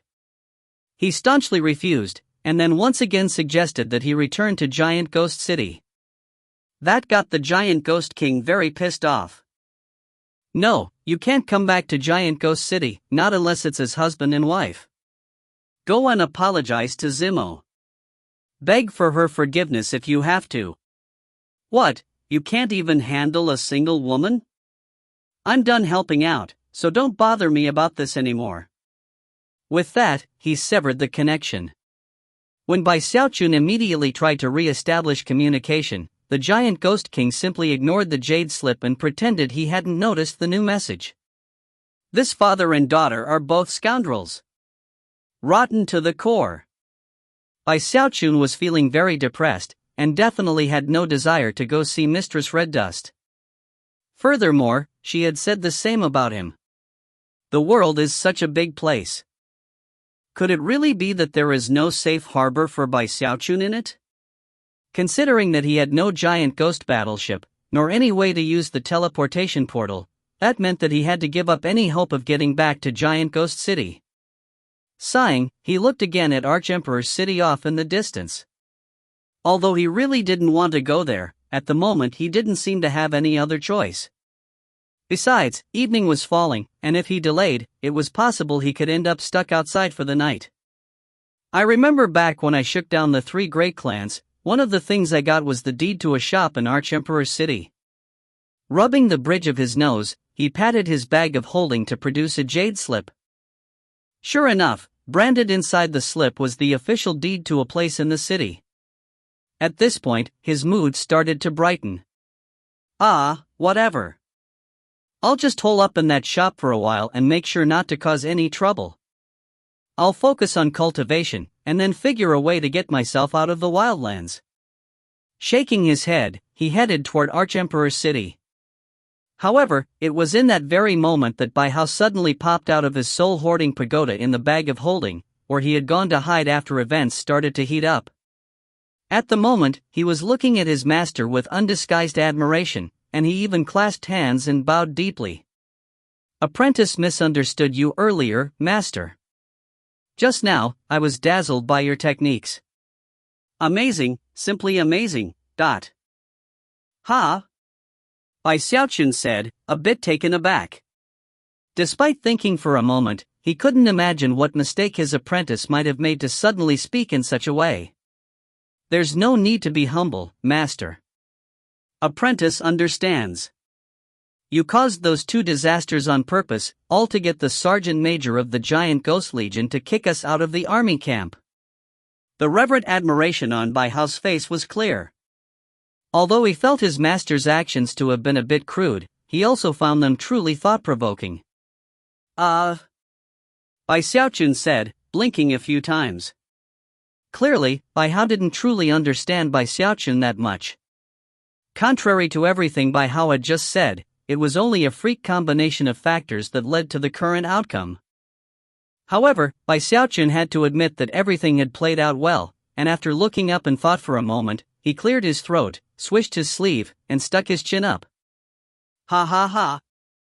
So even you noticed. Not bad. Not bad at all, my little apprentice. Although your powers of understanding are only middling at best, perhaps if you pay close attention going forward, you can make some progress. After all, Master's all-encompassing abilities are such that a single step forward is the same as 10,000. Nothing in heaven and earth can compare to me. Bai Xiaochun's high and mighty pride was actually somewhat self-defeating. When Bai Hao saw it, he suddenly began to question whether or not his previous assessment had been correct. Continuing to boast, Bai Xiaochun headed into Archemperor's city. The city was enormous, and well guarded at every corner and intersection. He even had to undergo a formal interview before being allowed in the gates, and pay a tax of soul medicine. Thankfully, he had a lot of soul medicine in his bag of holding. By the time he got into the city, it was evening, and yet, the city was just as packed and lively as any other time of the day. Once inside, he pulled out the jade slip with the deed in it, and used it to find his way through the winding streets of the city. The sights and sounds along the way left him shocked. Archemperor's city was a very rich place. The streets were paved with green jade, and there even seemed to be a bit of spiritual energy about. Shops of all types imaginable lined the streets, offering everything from vengeful souls to magical items to heaven-span river water. Among the crowds on the street, Bai Xiaochun saw countless powerful experts, as well as savage giants, who were required to shrink down to a smaller size when in the city. Most eye-opening of all to him was how many of the structures in Archemperor's city glowed with bright, magical light. Because of that, even during the dark of night, the city shone, bright and dazzling. It took 2 hours for him to locate the shop, by which time night had truly fallen. There, in a relatively out-of-the-way part of the city, he found the location of the shop and the deed. It was a spirit enhancement shop. If you find any errors, ads pop up, ads redirect, broken links, non-standard content, etc., please let us know. Report chapter so we can fix it as soon as possible. Chapter 722, Sticking Together to Survive. Chapter 722, Sticking Together to Survive. Not counting the Imperial Palace, Archemperor's city consisted of 97 sub-districts which were referred to as boroughs. The central district of the city occupied about 10% of the city as a whole, and the North District was the largest, occupying roughly 20%. Bai Xiaochun's Spirit Enhancement Shop was located on the edge of Borough 89. Although it couldn't be considered a very fancy shop, considering that it was located in Archemperor's city, it was fundamentally extraordinary. However, it took Bai Xiaochun a long time to find it. It was already late into the night, and yet the shops on the street were all brightly lit, with customers going in and out constantly. After finally locating the shop, Bai Xiaochun was depressed to find that it was actually relatively small. The storefront was only about 9 meters wide, whereas most of the other storefronts on the street were at least 15 meters wide. There was a sign on the door that had 3 simple words on it: Spirit Enhancement Shop. Bai Xiaochun was a bit stunned by the simplistic wording and the worn-out nature of the sign. Inside, the shop was narrow, but stretched back relatively far from the street. There also appeared to be a courtyard in the back. Unfortunately, no matter which way one examined the shop, it was obviously a lot smaller than the others in the area. The interior was lit with lamps, but they weren't very bright, ensuring that it didn't really stand out to the crowds of passers-by. The only good thing that Bai Xiaochun noticed was that there were actually customers in the shop. One of them was a young man who appeared to be panting in anger. Before Bai Xiaochun had even walked all the way inside, the young man erupted in anger. "I can't believe you actually ruined my Trimoon Stream Cloud Pearl. Damn it, all I asked you to do was perform a 2-fold spirit enhancement. 2-fold, that's all. Why you?" The young man was speaking so loudly that even people outside of the shop could hear him, and soon, some of the passers-by were whispering about what was going on. He must be new here, otherwise he would never have picked this place to get spirit enhancements. Exactly. This spirit enhancement shop produces nothing more than trash. The true miracle is that it's still in business. Upon hearing the talk around him, Xiaochun frowned. Then he watched as the young man stormed out of the shop, cursing it well and good before moping off dejectedly. Xiaochun sighed. From what he could tell, other than its value as a place to rest his head, it seemed relatively worthless. Ah, whatever. All I wanted was a place to hole up for bit anyway. Shaking his head, he walked further into the shop. Once inside, he saw the clerk, who was leaning up against the counter looking bored to death. The shelves on the wall were mostly empty. As for the items that did occupy them, Xiaochun could tell that they would be useful for performing threefold or perhaps fourfold spirit enhancements. The clerk looked over at Xiaochun and yawned, then ignored him. Xiaochun looked around again and sighed. Then he walked up to the counter and put the deed jade slip down onto it. The clerk seemed surprised, then suspicious. You want that jade slip enhanced? All right, let me explain how things work. Success or failure don't matter. You pay up front, and if the result is a failure, I won't take any responsibility. Then he picked up the jade slip and looked at it. At that point, his eyes went wide. You're the owner? He blurted, shooting to his feet. After examining Xiaochun, he sat back down. Fairly certain that he had come to the right place, Xiaochun replied, I believe this is my shop. Whatever. Since you're here, how about you pay me my salary? 3,000 portions of soul medicine for this year, and 3,000 for next year, up front. If you don't pay up, I'm not moving a muscle. With that, he sat there looking proudly at Xiaochun. This clerk wasn't very good at performing spirit enhancements, but he was very familiar with Archemperor City, and how to run the shop. Therefore, as far as he was concerned, there was no way this owner could do without him. Salary? Xiaochun said, stunned. With that, he asked a few more questions about the shop. Soon, he came to understand that the shop hadn't always been the way it was now. After Xiaochun acquired ownership, all of the old staff had been dismissed by the clan who had previously owned it. The only person left behind to manage things was this clerk. The clerk's spirit enhancement skills were average at best, and because of that, the shop had slowly been in decline. As of now, it was actually notorious within the city, and virtually no one would patronize it. The only people who entered its doors were travelers who the clerk would con out of a bit of spirit medicine, and who would never again return. Xiaochun wasn't quite sure what to say. However, from the way the clerk was sitting there, he seemed like he was prepared to cause quite a scene if he didn't get his salary. Therefore, Xiaochun patted his bag of holding to produce 3,000 portions of soul medicine, which he tossed over to the man. All right, get out of here. You're kicking me out? The clerk said, stunned. Not looking very pleased, he took his soul medicine, flicked his sleeve, and left. It won't even take a month before that guy is begging to have me back. There are a lot of spirit enhancement shops in Archemperor City, and all of them are always squabbling and competing. He'll have to pay an arm and a leg to get a real necromancer to come over and perform spirit enhancements. Chuckling coldly, he hurried away. After the clerk left, Xiaochun looked around for a bit before closing the front door and placing a restrictive spell on it. Then he straightened up the shop, as well as the courtyard and the small residence attached to it.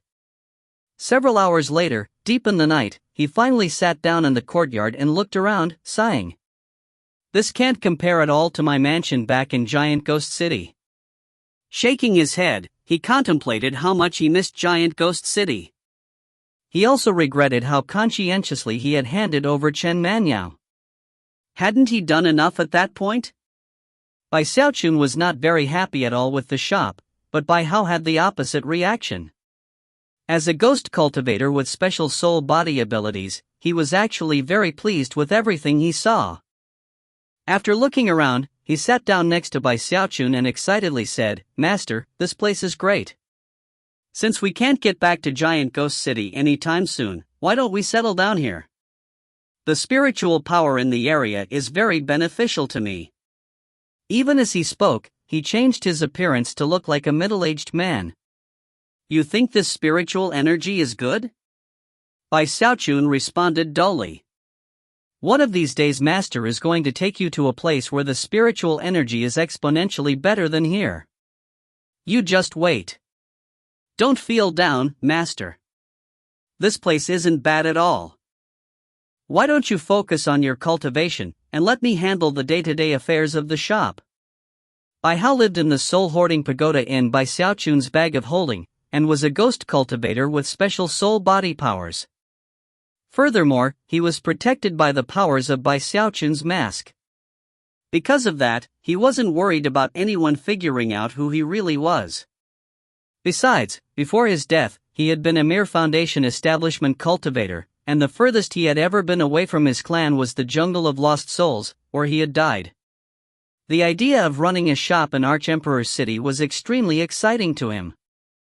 Bai Xiaochun could see how enthusiastic Bai Hao was about the matter, and that actually improved his mood a bit.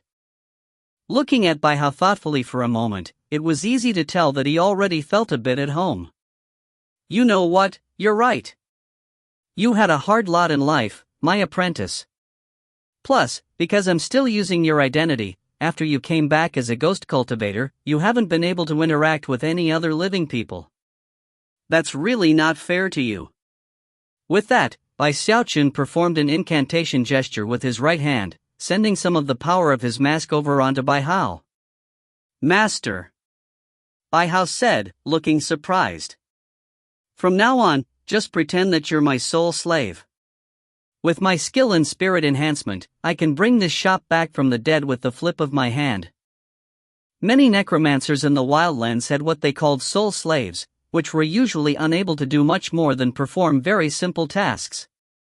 To have Bai Hao pretend to be a soul slave would forestall many suspicions about who exactly he was.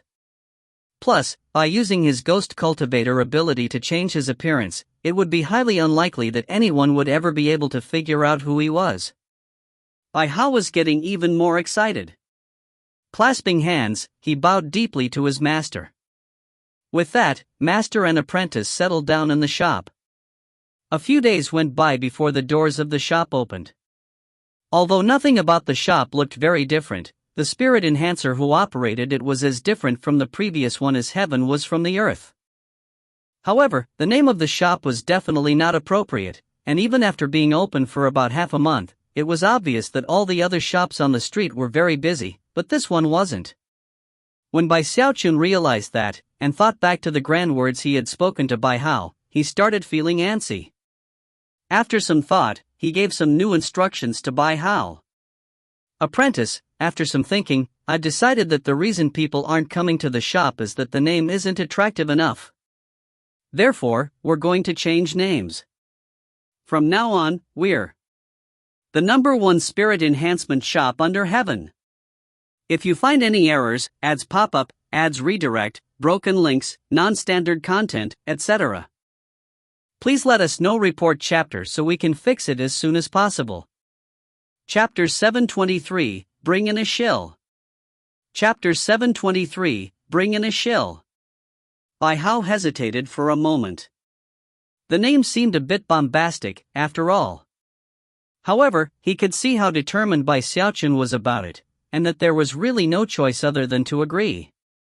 Soon, the shop sign was replaced. The #1 spirit enhancement shop under heaven. The new sign instantly caused a big commotion in the other shops in the area.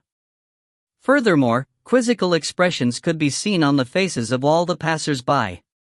After changing the sign, Bai Xiaochun temporarily stopped his work on 16-colored flame and instead sat eagerly behind the counter, eyes glued to the front door as he waited for some customers. Bai Hao stood to the side, equally excited. Although he felt that the new name was a bit flamboyant, he was just as eager to get new customers as Bai Xiaochun was. But after 2 hours passed, not a single one of the hundreds of passers-by stepped into the door. In fact, a lot of people were even pointing at the sign and laughing.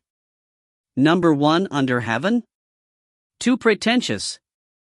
I know the spirit enhancement shop. Their reputation went down the drain a long time ago. They ruined magical items belonging to quite a few customers. They'll definitely be going out of business soon.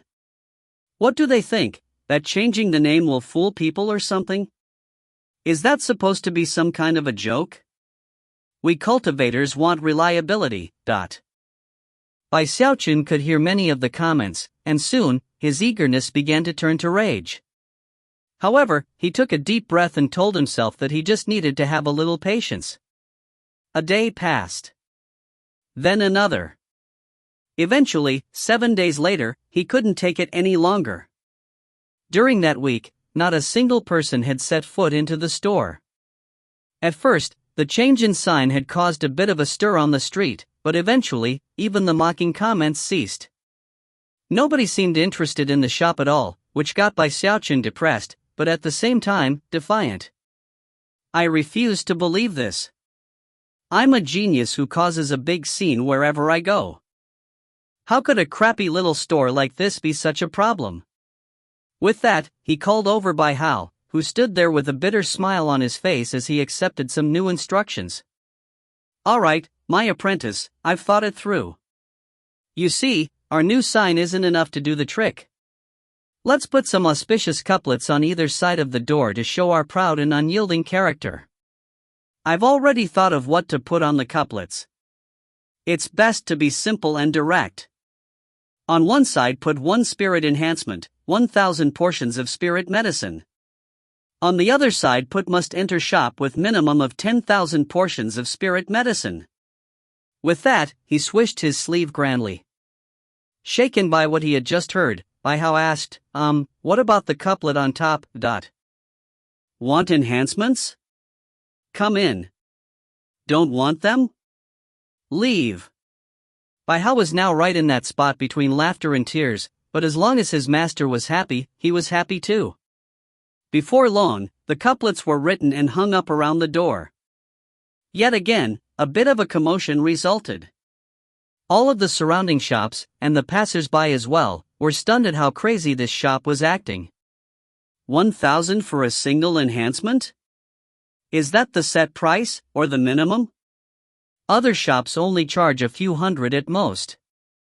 A minimum price of 1,000 is the kind of price that only a celestial necromancer would charge. Crazy talk. What kind of a scam do they think they're running? It's kind of funny actually. Even as Bai Xiaochun waited excitedly, Bai Hao's eyes glittered, and he suddenly leaned over and whispered something into his ear. Bai Xiaochun blinked a few times, then slapped his thigh and agreed. Was Bai Xiaochun's original method effective? Or had word just spread? No one could tell. In any case, the day after the couplets were hung on the door, the #1 spirit enhancement shop under heaven got its first customer. He was a burly savage giant, who despite having shrunk his overall size, was still fully 3 meters tall. Even just stepping into the shop, he caused the ground to tremble around him. Bai Hao was just about to hurry over and attend to him when the man waved his hand, causing a huge battle axe to slam down onto the ground.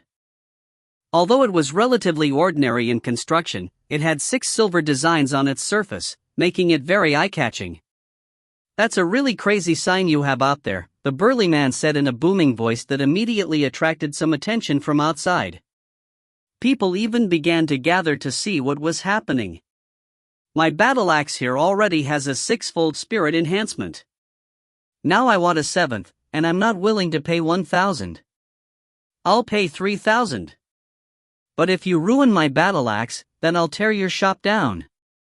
Bai Xiaochun clasped his hands behind his back and proudly walked out from behind the counter to examine the axe. If you have the proper materials, I'll do it for 3,000. Without materials, it will be 10,000. The burly man's eyes went wide, and then a ruthless smile broke out on his ferocious face. Fine. 10,000 it is. I'll wait here for the finished product. Bai Xiaochun nodded, then made a grasping motion, which caused the axe to fly over into his hand. Then, he walked into the back room. By this point, quite a crowd had built up outside, and when they heard 10,000 portions of spirit medicine mentioned, it caused a big stir. 10,000 for a spirit enhancement. You never see prices like that from small shops like this. Is that burly guy a shill or something? Doubtful. It seems too obvious. Whether he's a shill or not doesn't matter. Let's just see if the spirit enhancement works. I never could have guessed that this shop would accept a job for a 7-fold spirit enhancement. If the enhancement fails, the shop's reputation will definitely be in ruins. Does this shop even have a reputation to begin with? If they can't do spirit enhancements, then they'll definitely be out of business soon. People stood there discussing the matter for the time it takes an incense stick to burn, until powerful fluctuations began to roll out from the shop's back room. Then, eyes went wide as Xiaochun walked out, holding the battle axe in his hand. Clearly, it had 7 silver designs on its surface. It actually worked. Heavens! That's a 7-fold spirit enhancement. And he did it in the time it takes an incense stick to burn. Even as the crowd reeled in disbelief, Xiaochun tossed the axe over to the burly savage. Then he clasped his hands behind his back and stood there with an arrogant, enigmatic expression on his face. As for the burly savage, he trembled with excitement as he clasped his battle axe in hand and looked it up and down. He seemed completely stunned and incredulous. However, Xiaochun didn't seem very pleased, and even cleared his throat. When the burly man heard that, he reacted immediately. Casting a reverent glance at Xiaochun, he suddenly shouted, "A god! Simply incredible! This is the most shocking spirit enhancement I've ever seen in my entire life. From 6 to 7-fold. And it happened in an instant. As of this moment, Grandmaster Bai, I am fully convinced. The #1 spirit enhancement shop under heaven definitely lives up to its name. It really is the #1 spirit enhancement shop under heaven. Look, everybody. My battle axe 7-fold spirit enhancement is already finished. This place is second to none. I'm definitely coming back here in the future." Everyone could hear him very clearly. Within moments, strange, amused expressions appeared on the faces of the people in the crowd. This burly man's acting skills were terrible, and seemed like an obvious advertisement. He even happened to know the spirit enhancer was surnamed Bai, even though they had supposedly never met before. Bai Hao stood off to the side, smiling wryly. This burly man was most certainly a shill. Bai Hao had come up with this idea, and after getting his master's approval, had gone to find an appropriate person to hire. However, the person who had come up with the script was Xiaochun, although Bai Hao had edited it slightly to make it slightly less exaggerated. Bai Hao had originally suggested that the burly man act a bit more reserved, and not make things so obvious. But now, things were extremely obvious. Xiaochun wasn't pleased, and was even frowning. However, the reason for his displeasure was that the burly man wasn't taking things far enough. His original plan had been for the man to first sing the praises of the spirit enhancer, then the shop itself, and then the spirit enhanced item. The entire process was supposed to last for the time it takes an incense stick to burn. Despite his displeasure, he couldn't say anything about it under the circumstances. He could only stand there and look up into the sky with a profound and reverent look on his face. The burly man cleared his throat loudly and then paid the soul medicine he owed, then left looking very happy. The people in the crowd exchanged awkward glances, and yet, after a moment passed, someone gritted his teeth and walked into the shop. The burly man had been a shill, and an obvious one at that. However, the 7-fold spirit enhancement had worked, which was enough for most soul cultivators. The shop had 6 customers that day, and only 1 failure among those 6. However, the fact that there had been 5 successes caused quite a stir. A success rate like that was astonishing, and therefore, on the second day, there were 20 customers. And things only went on from there. For the following half a month, the #1 spirit enhancement shop under heaven caused an enormous commotion in the area. Word began to spread. Soon, almost everyone in Borough 89 had heard of it. More and more customers came to the shop, and although not every single spirit enhancement succeeded, the success rate of over 60% was a wonderful thing to the local soul cultivators. The following month, Bai Xiaochun became so busy that he and Bai Hao decided to make some new rules. For one thing, there was a limit of 10 orders per day. Another thing had to do with vengeful souls. Bai Xiaochun required a lot of vengeful souls to work on his flame conjuring, and although he had a good stockpile, it was still limited. If he wasn't careful, he would run out eventually. Therefore, the shop opened up another line of business, selling soul medicine. And of course, the currency used to buy them was vengeful souls.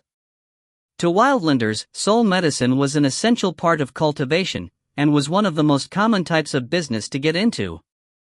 As for Bai Xiaochun, he could produce mid-grade and even high-grade soul medicine. That immediately made his shop extremely competitive in the marketplace. After all, among all of the soul medicine shops in Borough 89, only a few offered high-grade soul medicine. But Bai Xiaochun's shop offered as much as people could purchase, as long as they had enough souls to pay for it. As a result, Bai Xiaochun's shop was soon becoming famous in all of the boroughs. If you find any errors, ads pop up, ads redirect, broken links, non-standard content, etc., please let us know. Report chapter so we can fix it as soon as possible. Chapter 724, The tree might long for peace, but the wind will never cease. Chapter 724, The tree might long for peace, but the wind will never cease. Business got better and better, to the point where people would line up outside the shop before the doors opened in the morning. Roughly half would come for the spirit enhancements, the other half to purchase high-grade soul medicine. The benefits of high-grade soul medicine to soul cultivators was almost impossible to put into words. Furthermore, the #1 spirit enhancement shop under heaven had all sorts of soul medicines available, to the point where most people were shocked by the variety in stock. The shop's popularity grew on a daily basis. Within 2 months, it had become a top-tier name in Borough 89, and was even the subject of conversation in some of the surrounding boroughs. Although profits didn't literally increase every day, it was close. As far as the intake of vengeful souls was concerned, Bai Xiaochun was extremely pleased. As long as things kept going on the way they were, he would be completely set in terms of the souls he needed to work on flame conjuring. Bai Hao was also very pleased with everything. Although maintaining his role as Bai Xiaochun's soul slave meant he had to pretend to be stiff and rigid around people, he was still very happy. Whether it was in life or in death, he had almost always been on his own, and had thirsted to interact with people like he was now. Now that the shop was so popular, he was dealing with lots of customers every day. Although that only involved a bit of basic communication, it was still wonderful as far as he was concerned. Of course, for the shop to suddenly be incredibly popular incited a bit of jealousy among other nearby shops. Such shops were feeling the pressure, and some of them even tried to cause problems. However, Bai Hao managed to smooth things out with most of them. He was the type of person who was willing to back down in certain areas as long as business wasn't affected too negatively. At first, Bai Xiaochun didn't even notice what was happening. However, as more people came trying to cause trouble, he started to get irritated. That was especially true considering his own cultivation base and status. I'm a mighty major general from the Great Wall, and the major domo of Giant Ghost City. Plus, the Giant Ghost Legion's Sergeant Major is my Taoist partner. Fudge! I kidnapped the Giant Ghost King, as well as over 100 noble and aristocratic chosen in the Necromancer Kettle. I'm just trying to run an honest business here, and I never went around bullying anybody. And now these shrimps dare to come try to push me around. That evening when he closed up shop, he snorted and said to Bai Hao, "Apprentice, starting tomorrow, if anybody comes looking for trouble, you call me, and I'll take care of them." He had been paying attention over the past few days, and had confirmed that most of the people who came to stir up trouble were nascent soul and core formation cultivators. Because of that, Bai Xiaochun wasn't worried about the situation at all. Bai Hao could only smile wryly at his master's displeasure. However, after thinking about the matter for a bit, he decided to offer some advice. Master, why don't we wait until the shop is more well established in the area? Business is doing good, and, well, it would probably be better not to make waves. Don't worry, I'll handle anything that comes up. The truth was that Bai Hao was actually a bit worried about how good his master was at causing problems. The mere thought of how everything had played out in the Giant Ghost Legion had him very nervous, not to mention all of the rumors he had heard back in Giant Ghost City. The way that his master always seemed to feel that he was being wronged left Bai Hao unsure of whether to laugh or cry. In response to Bai Hao's advice, Bai Xiaochun's eyes widened into a glare. Are you kidding? Do you think your master is the type to just grin and bear it? Sighing inwardly, Bai Hao decided to call on the one trump card he hadn't used so far.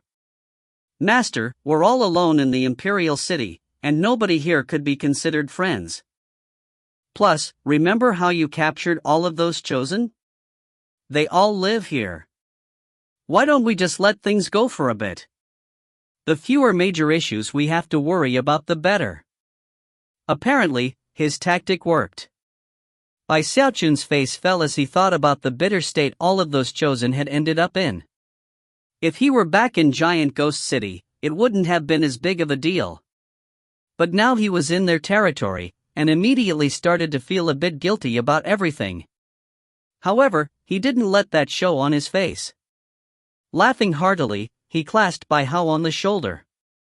Eyes gleaming with praise, and without the least bit of embarrassment, he said, Master was just kidding around. Not bad. Not bad at all, my apprentice. Your cautious personality shows through again. Reminds me of myself back in the day. What you just said couldn't have been more correct. In fact, it was actually exactly what I was thinking. Seeing that Bai Xiaochun had given up his previous idea, Bai Hao sighed in relief, and didn't even think about trying to call his master out. Instead, he merely smiled and continued to chat. And so the days continued to pass. During the day, Bai Hao would take orders from customers, and Bai Xiaochun would spend more time working on 16-colored flame. In the evenings, Bai Xiaochun would perform the spirit enhancements on all of the magical items from earlier in the day, and would then do more research. Another half a month went by. At long last, it was with Bai Hao's help that he finally perfected the formula for 16-colored flame. At that point, he began to make preparations to actually conjure the flame. Worried about accidents occurring, he spared no cost to purchase some restrictive spell formations. Considering how well off he was, he even went so far as to buy a soul formation that could be used to defend an entire clan. Using all of those various formations, he set up his flame conjuring workstation to be as impregnable as the mightiest castle. Only then did he begin to work. Bai Hao needed no instructions about what to do. He immediately closed the shop and refused to take any more spirit enhancement orders. Then he prepared himself to be fully devoted to assisting Bai Xiaochun in the flame conjuring. Unfortunately, things didn't go well at first. Despite all of the research, and all of the help from Bai Hao, failure after failure occurred. Thankfully, he had plenty of vengeful souls to rely on. After an entire month went by, he waved his hand, and the 15-colored flame in front of him consumed enough vengeful souls that a 16th color appeared. Although he was immediately excited, he kept his feelings under control. Settling his chi and clearing his mind, he kept the sea of fire under control as he slowly brought it back together in his palm. He closed his fingers into a fist, then slowly opened them back up to reveal a 16-colored flame. It worked! He said, laughing heartily, his heart pounding with excitement. It had taken the better part of a year, and countless vengeful souls, plus major input from Bai Hao, to finally succeed in this conjuring. For any other person, it would have been impossible to succeed in dozens of years, let alone the amount of time he had spent. As for Bai Hao, he was exhausted, but equally delighted. Furthermore, he was well enough acquainted with his master to realize that he liked to be praised, and thus quickly launched into some flattery. Bai Xiaochun laughed heartily, then started to do some more tests. His success rate wasn't particularly high, only about 12 to 14%, which he wasn't very happy about. And yet, that was the best he could do. Ah, whatever. I have plenty of vengeful souls. Although I went through quite a bit, at least I mastered the technique. After thinking about it for a bit longer, he decided that he didn't need to be too picky.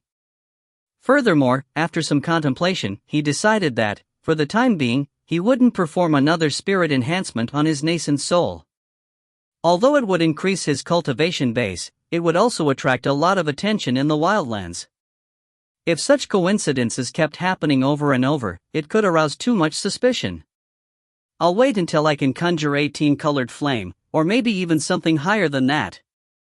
Then I'll enhance my nascent soul all in one shot, and achieve a major cultivation base breakthrough. Having made his decision, he recuperated for a bit, then started researching 17-colored flame. Meanwhile, Bai Hao had opened the shop again. Needless to say, after being closed for a month, business boomed as soon as the doors were opened. As time passed, business only improved. Bai Hao was very content to run the shop, which warmed Bai Xiaochun's heart. Then he mused that, just as he had always thought, he really was a genius who rose to prominence wherever he went. Sighing, he reveled in the calm life they were now living. He felt like some sort of mysterious, divine being who was in hiding in the mortal world. The only thing he regretted was that he didn't have any life force with which to cultivate his undying bones. Unfortunately, as the saying went, the tree might long for peace, but the wind will never cease. The fact that Bai Xiaochun's shop was becoming so famous had indeed attracted some attention. In the central district of Archemperor City, in Borough 9, there was a rather luxurious building in which several dozen people were gathered. They were all good-looking individuals with profound cultivation bases. The weakest among them was in the mid-nascent soul stage, with some being in the Great Circle. Anybody familiar with the nobility in the city would recognize these people as the heirs apparent and chosen from the various noble and aristocratic families. One of them was Little Wolf God, and another was Li Tianshang. Miao Liner was also present. All of them had grim expressions as they sat waiting for someone to speak first. As it turned out, Little Wolf God took the initiative. Well, you all know that the damned Bai Hao is here in Archemperor City. If he had stuck to the giant ghost legion, it might have been one thing. But instead, he completely looked down on us and went and started a spirit enhancement shop in Borough 89. All of these people hated Bai Xiaochun to an indescribable degree. The events of the necromancer kettle had become a humiliating nightmare to all of them. Bai Xiaochun had captured them and drained their life force until they were like human raisins, and as a result, every single one of these chosen wished to see him dead. I heard that he was kicked out of the giant ghost legion, but... Yeah, that's right. How shameless. If you find any errors, ads pop up, ads redirect, broken links, non-standard content, etc., please let us know. Report chapter so we can fix it as soon as possible. Chapter 725, Get Him the Hell Out of Archemperor City. Chapter 725, Get Him the Hell Out of Archemperor City. This Bai Hao is shameless to the ultimate degree, and completely notorious. In Giant Ghost City, he's known for being morally degenerate, a wife stealer and a property thief. He's the worst that society has to offer. After the incident, I asked around, and heard that he's a reviler of his own clan, and even killed his own father and brother. He also arranged for his foster mother to be killed. Everyone in Giant Ghost City lived desperate lives because of him. Wherever he goes, people end up in a terrible situation. One can only imagine what disasters he will cause now that he's in Archemperor City.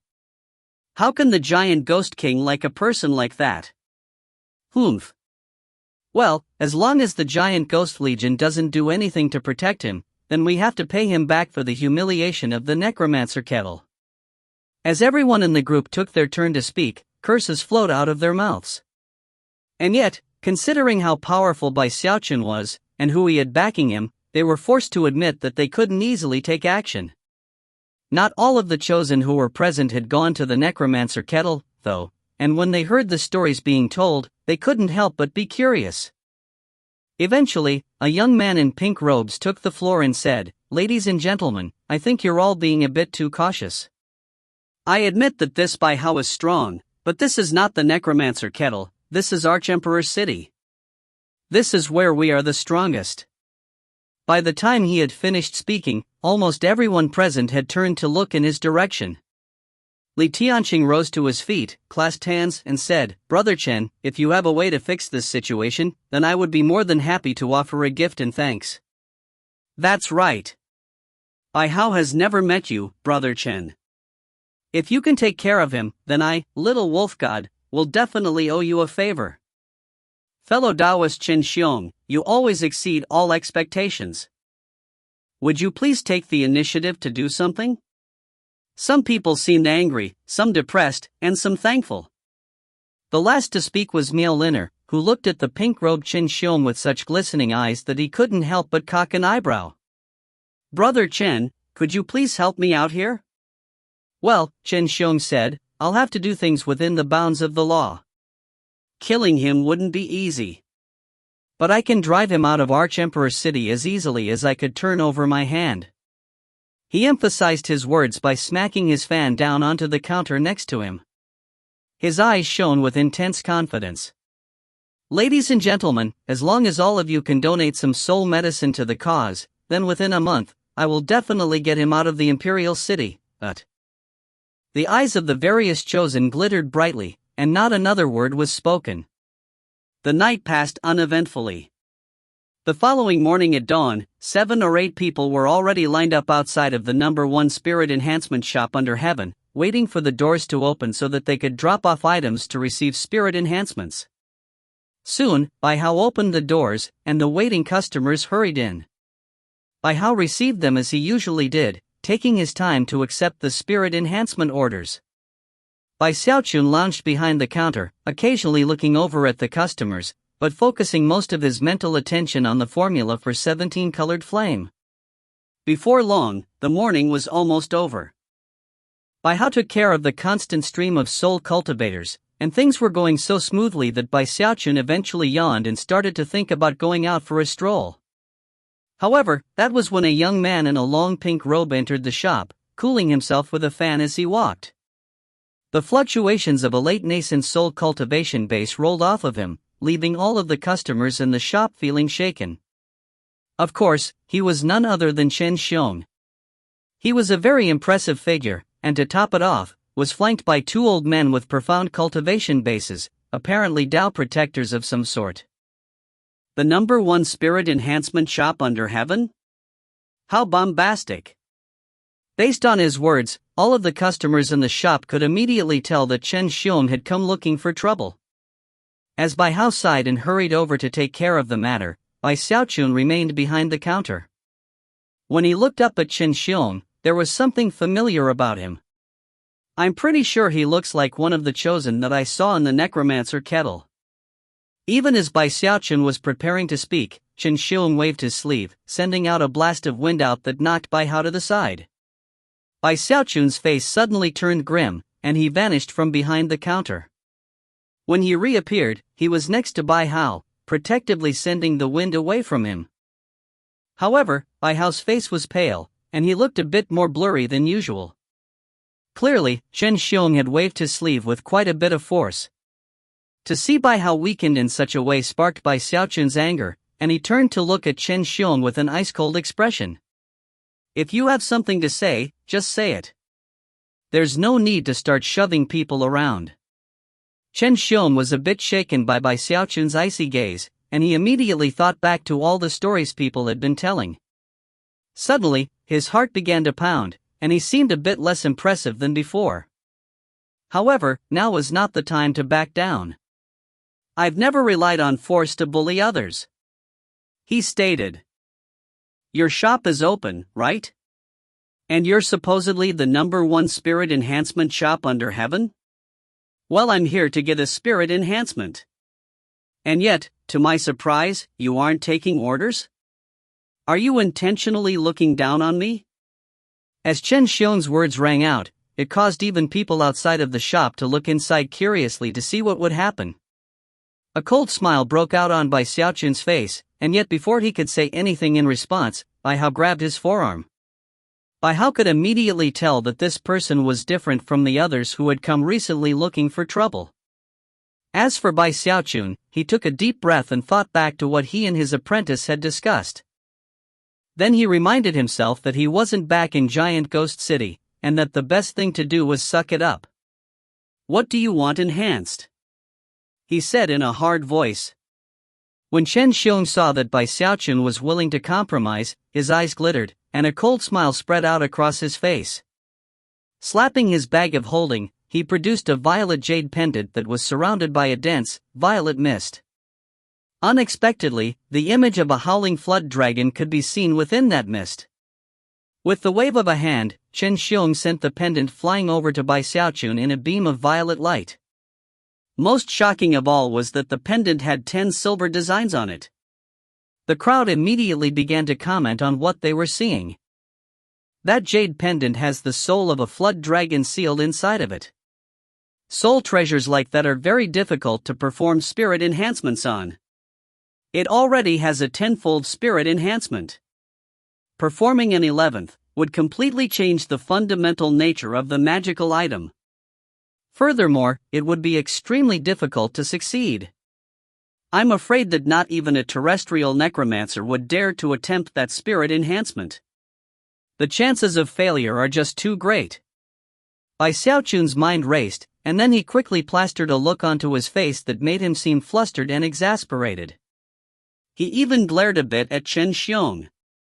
Chen Xiong smiled faintly. The tumult of the crowd was exactly what he had expected would happen. Furthermore, the look on the face of this person who had struck such fear into the hearts of the other noble and aristocratic chosen left Chen Xiong feeling very pleased with himself. A snide look appeared in his eyes as he coolly said, "Just enhance the jade pendant. However, it's very expensive, so don't even think about ruining it." Bai Xiaochun flicked his sleeve and contemplated how to put this person in his place. "The cost for my services is based on how many spirit enhancements the item has already received." Chen Xiong smiled in response, then tossed over a soul-hoarding pagoda. "The soul medicine in this pagoda will cover the cost." "Well, get to work. And by the way, if you ruin my item, then you'll compensate me in full measure. However, if you succeed, then I'll pay you 10 times your normal price." Everyone in the audience was shocked. The prices charged in this shop for spirit enhancements were already high. The fact that the price for this item would be 10 times the normal price was shocking to the extreme.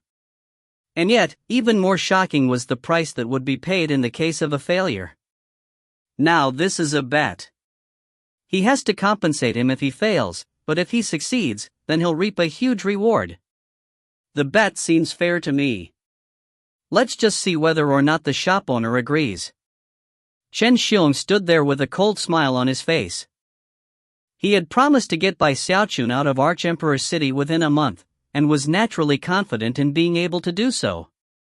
Although the jade pendant didn't look particularly impressive, it was actually a gift from the Imperial clan, and as such, he could name virtually any price he wanted as its value. Even if this Bai Hao succeeded, he could then demand to have another spirit enhancement performed. At some point, he would definitely fail, at which point Chen Xiong could start to cause some real problems. Chen Xiong was an insidious fellow, and had worded things very well. Although it was clearly a bet, he hadn't worded it in a way that would make it a formal wager. He had also said it in a way that didn't give Bai Xiaochun any room to maneuver. Even if Bai Xiaochun refused, he would return the next day with another challenge. And he would also have his followers come with similar challenges. Before long, he would definitely win. If Bai Xiaochun continuously refused to accept the challenges, it would be difficult for him to stay in business, which would also count as a win. None of this counted as bullying with force. After all, in the world of spirit enhancement, the issue of failure rates meant that compensation was always an issue. Besides, the fact that he had offered a reward of 10 times the original cost meant that not even the giant Ghost King would be able to complain about the arrangement. Most importantly, this was only the first step in his plan. There was also a second step, and a third. With all of this combined, Xiaochun was absolutely confident in being able to win. If you find any errors, ads pop up, ads redirect, broken links, non-standard content, etc., please let us know. Report chapter so we can fix it as soon as possible. Chapter 726, Calculating the Bill Wrong. Chapter 726, Calculating the Bill Wrong. Well? Chen Xiong said sneeringly. Yes? Or no? Bai Xiaochun blinked a few times. Before he even had a chance to finish digging the pit for this pink-robed young man to fall into, he had jumped in of his own accord. This guy really is insidious. This jade pendant is probably extremely valuable. And based on how confident he seems, it's obvious that if I succeed, he'll just ask me to do another spirit enhancement, and then another and another. After reaching this point in his train of thought, an imperceptible glint appeared in his eyes. Then his expression turned grimmer. Shivering, and even panting a bit, he forced his eyes to turn bloodshot. There's no job I won't take. He shouted, seemingly incapable of revealing how he was actually very unconfident about it all. But when I perform spirit enhancements, I charge with each successful enhancement. And if you don't have enough soul medicine, Everyone looking on would think that he actually didn't want to accept the job, and was trying to make it sound like the customer couldn't afford to pay. That's fine, Chen Xiong said. We can calculate the bill based on every success. At this point, he frowned slightly. Something about the situation seemed off. Although he was trying to control everything, it almost seemed like Bai Xiaochun had pushed him into a corner. Eyes flashing, he reviewed his plan, and then chuckled coldly. Seems he's onto me, he thought. However, there is no way he could possibly guess how determined I am to succeed, nor the fact that I'm actually prepared for the fact that he can perform spirit enhancements up to the 14-fold level. Besides, there's even a high likelihood that he'll fail somewhere from the 11th to the 14th spirit enhancement. Although Chen Xiong's actions all seemed a bit rash, he had actually investigated by how, and come to the realization that he was equipped almost entirely with 14-fold spirit-enhanced items. What a pity that I have items that not even he could compensate me for if he destroyed them. Furthermore, even if he does succeed in raising them to the 14-fold level, if he gives up after that, my efforts will be equally effective. Chuckling, he agreed to all of Bai Xiaochun's demands. When he saw the ashen look on Bai Xiaochun's face in response to that, he felt a bit more comfortable. Although Bai Xiaochun appeared to be scowling on the verge of tears, he was actually smiling broadly in his heart. And yet, he kept his teeth gritted, and then flicked his sleeve as he took the jade pendant into the back room. Before long, he came out, and the jade pendant had no more silver designs on it. Instead, it had a single golden design. Furthermore, it looked different from before. It was a bit smaller, and it emanated spiritual power fluctuations that caused everyone in the area to stare in shock. He actually did it. An 11-fold spirit enhancement. When Chen Xiong saw it, his expression remained the same as ever, but inwardly, he sighed. As for Bai Xiaochun, he proudly stuck his chin up and then announced, "Soleil, please explain my spirit enhancement pricing method to the young prince here, and calculate how much soul medicine he owes me." Bai Hao stepped forward.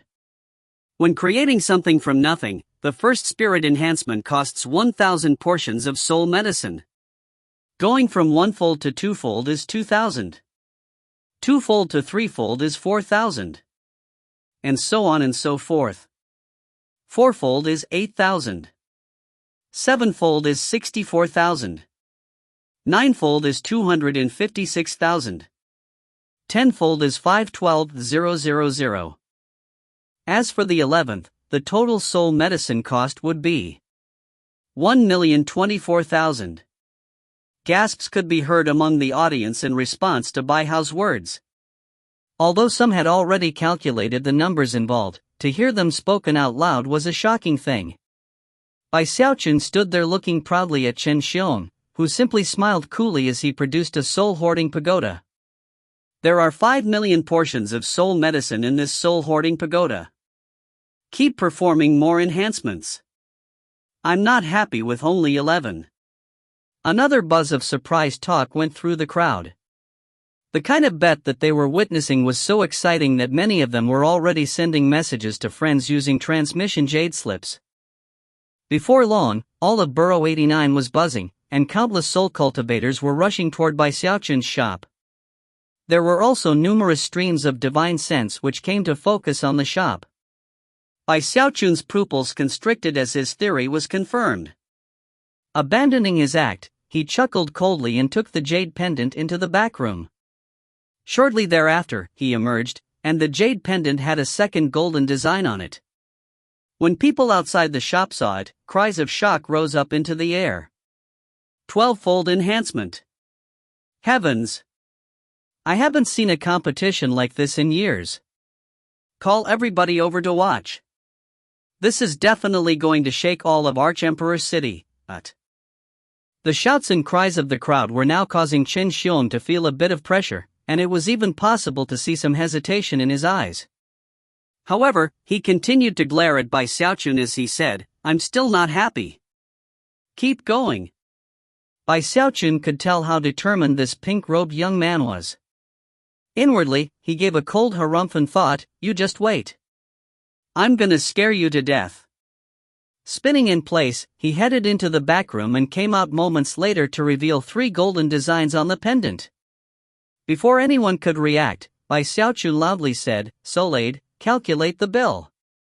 Bai Hao couldn't help but shiver. Never before had he ever experienced anything like this, and yet, it was without the slightest hesitation that he replied, "The cost is 4,096,000 portions of soul medicine." By this point, it wasn't just Burrow 89 that was being rocked by the event. Word was spreading into the other boroughs, and it was even possible to see people hurrying over from those locations to join the commotion. Chen Xiong was trembling, and a bit of panic could be seen in his eyes. He almost couldn't think straight. This was definitely not what he had planned for. He had placed all his hopes on the possibility that the jade pendant would be destroyed. This guy's skill in the art of spirit enhancement is shocking, he thought. However, he still gritted his teeth, looked up at Bai Xiaochun, and then slowly said, "I'm still not happy. Keep going." The audience was completely bowled over. By this point, they could tell that this was no ordinary bet, and that there was some specific reason that Chen Xiong kept saying he wasn't happy. Still not happy, huh? Bai Xiaochun thought. "All right, Mr. Pinkster. You just wait to see how I scare the living daylights out of you." He returned to the back room, and after the time it takes an incense stick to burn, he came back out. This time, when the audience saw the jade pendant, they devolved into a massive hubbub. 14-fold. A 14-fold spirit enhancement. How is this even possible? Heavens. Even as everyone clamored, they also spread word to their friends, who began to hurry over in shock. Not bothering to wait for Bai Hao to calculate the bill, Bai Xiaochun proudly announced 8,192,000 portions of soul medicine.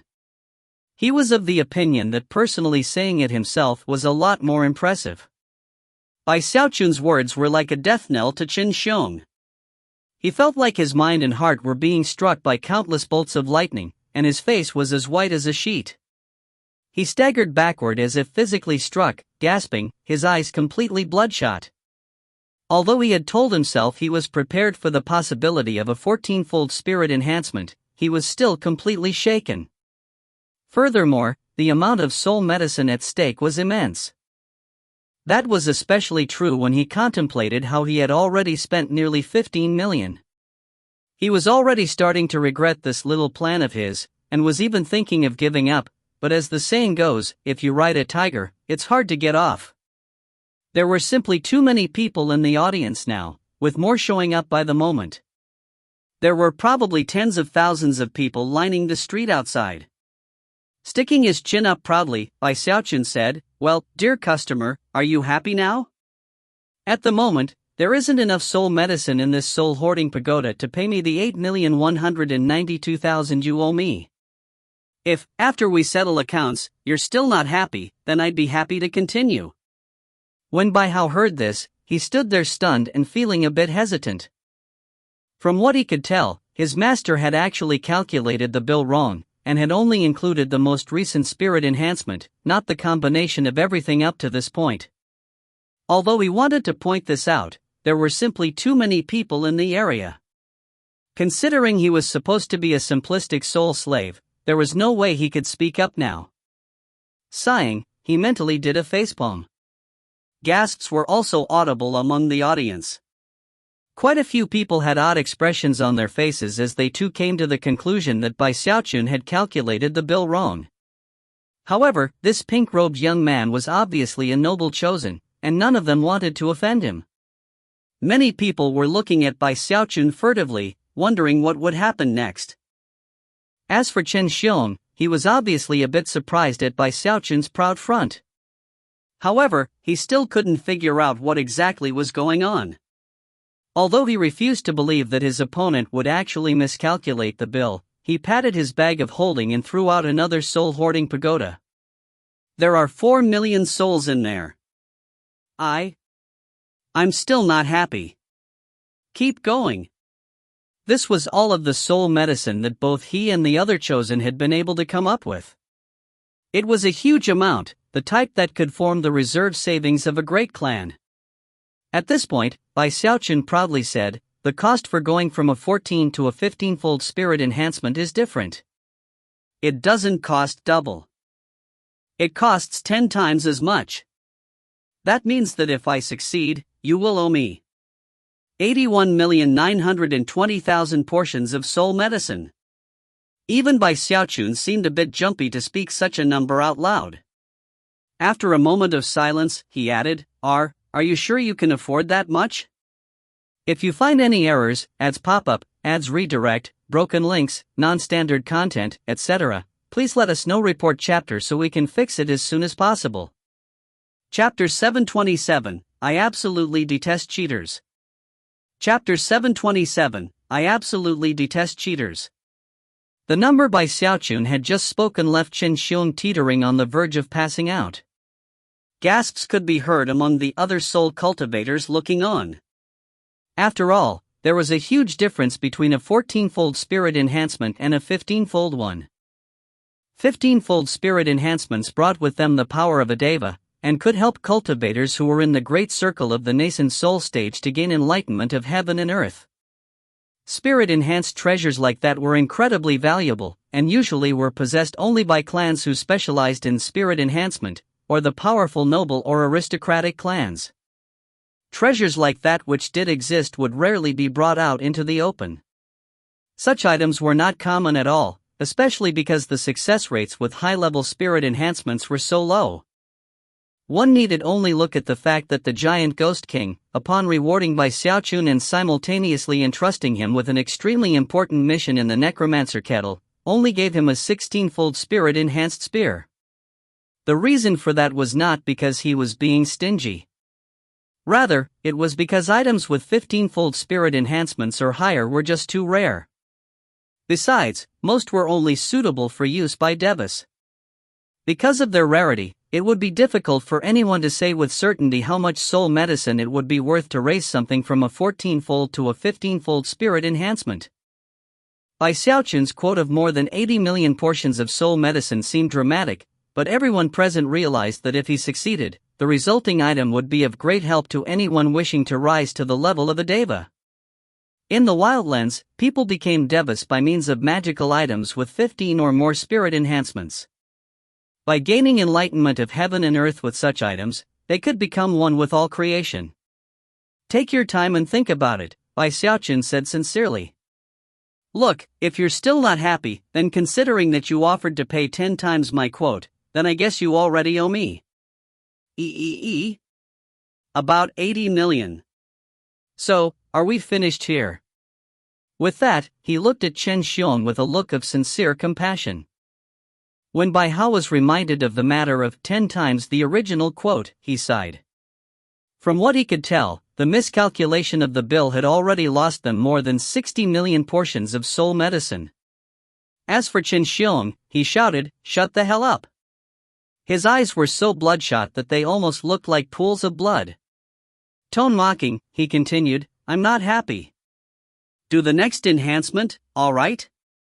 Do it. I refuse to believe that you can succeed at a 15-fold enhancement." The two old men flanking him had long since grown completely ashen. Terrified, they even attempted to interfere and give Chen Xiong some advice. "Get out of my face," he yelled at them.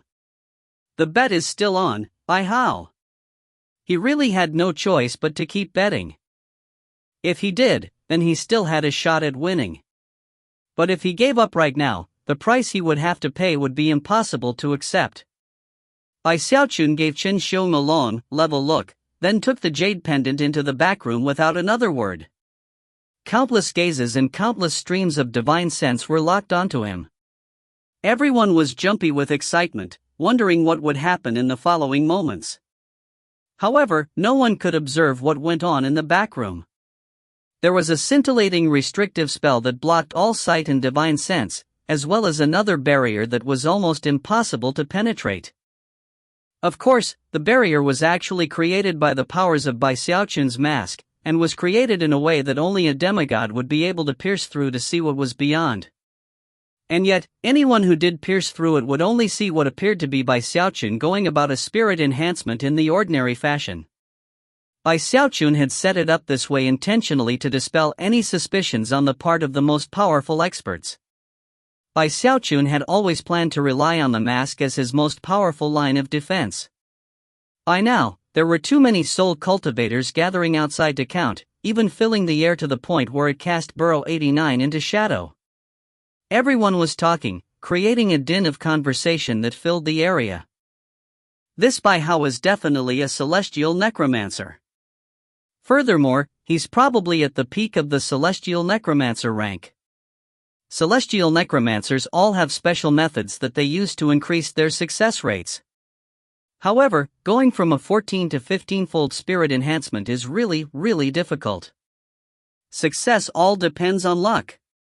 The truth is that this bet is no longer about necromantic skill. It's really just about luck. Well, whatever happens, the #1 spirit enhancement shop under heaven is definitely going to be popular after this. It might not be completely famous, but it will definitely be known throughout Archemperor City. As everyone talked about the matter, Chen Xiong stood there trembling, his face devoid of blood and his mind a complete blank. Things had already progressed to the point where he wasn't sure he could handle it, and might collapse. How could this be happening? My plan was perfect. How could he be succeeding every single time? I had so much soul medicine built up. It should have been enough. But then he went and refused to fail even once. Well, this time he'll definitely fail, and when he does, I'll have finally won. Time passed, and more people gathered outside of the shop. Nobody seemed even the least bit impatient. It was common knowledge that going from a 14 to a 15-fold spirit enhancement took a lot of time, and therefore, all gazes and all streams of divine sense were fixed on the door to the back room. Bai Hao floated off to the side, face expressionless, but sighing in his heart at how easily his master started feuds, and at the same time, counter-struck with deadly force. Chen Xiong appeared to be in sore straits, so much so that Bai Hao even felt sorry for him. But then he thought, well, you could have kept things between the two of us, but you had to go and offend my master. 2 hours passed, and Bai Xiaochun still hadn't emerged. Of course, the truth was that he was actually inside the back room doing some breathing exercises, and not even thinking about spirit enhancement. 6 hours later, he expelled a mouthful of impure vital energy, then opened his eyes. That should be enough time, he thought, shaking his head. I really didn't want to screw you over, but I had no choice. You kept pushing me to do more spirit enhancements. You insisted. Well, when I make a move, I frighten even myself. Marveling at how pure and benevolent he was, he finally started to work on the spirit enhancement. Before long, he had a jade pendant with 5 golden designs on it. It pulsed with the energy of a deva, and the flood dragon inside of it looked incredibly realistic, to the point where it almost appeared to be a deva soul. What a lovely treasure! He thought, moved. After looking at it closely, he realized it would be a simple thing to unleash a shadowy flood dragon from within the pendant, and that it would be monumentally powerful. After fiddling around with the pendant for a bit, he finally rose to his feet and took a deep breath. Then, he forced himself to look tired and drained, and even made sure that his forehead was dripping with sweat. Finally, he trudged out of the back room looking very ashen-faced. As soon as he appeared, all eyes and all streams of divine sense focused on him, and especially on his hand. When everyone saw the jade pendant, the first reaction was silence. But then, everyone erupted into a commotion that could shake heaven and earth. Heavens, this.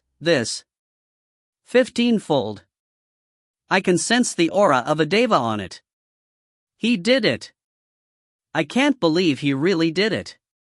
A 15-fold spirit-enhanced magical item. Countless eyes began to shine with greed. If a 15-fold spirit-enhanced item like that went up for auction, it would bring in an astronomical price. And this grandmaster enhanced it all on his own.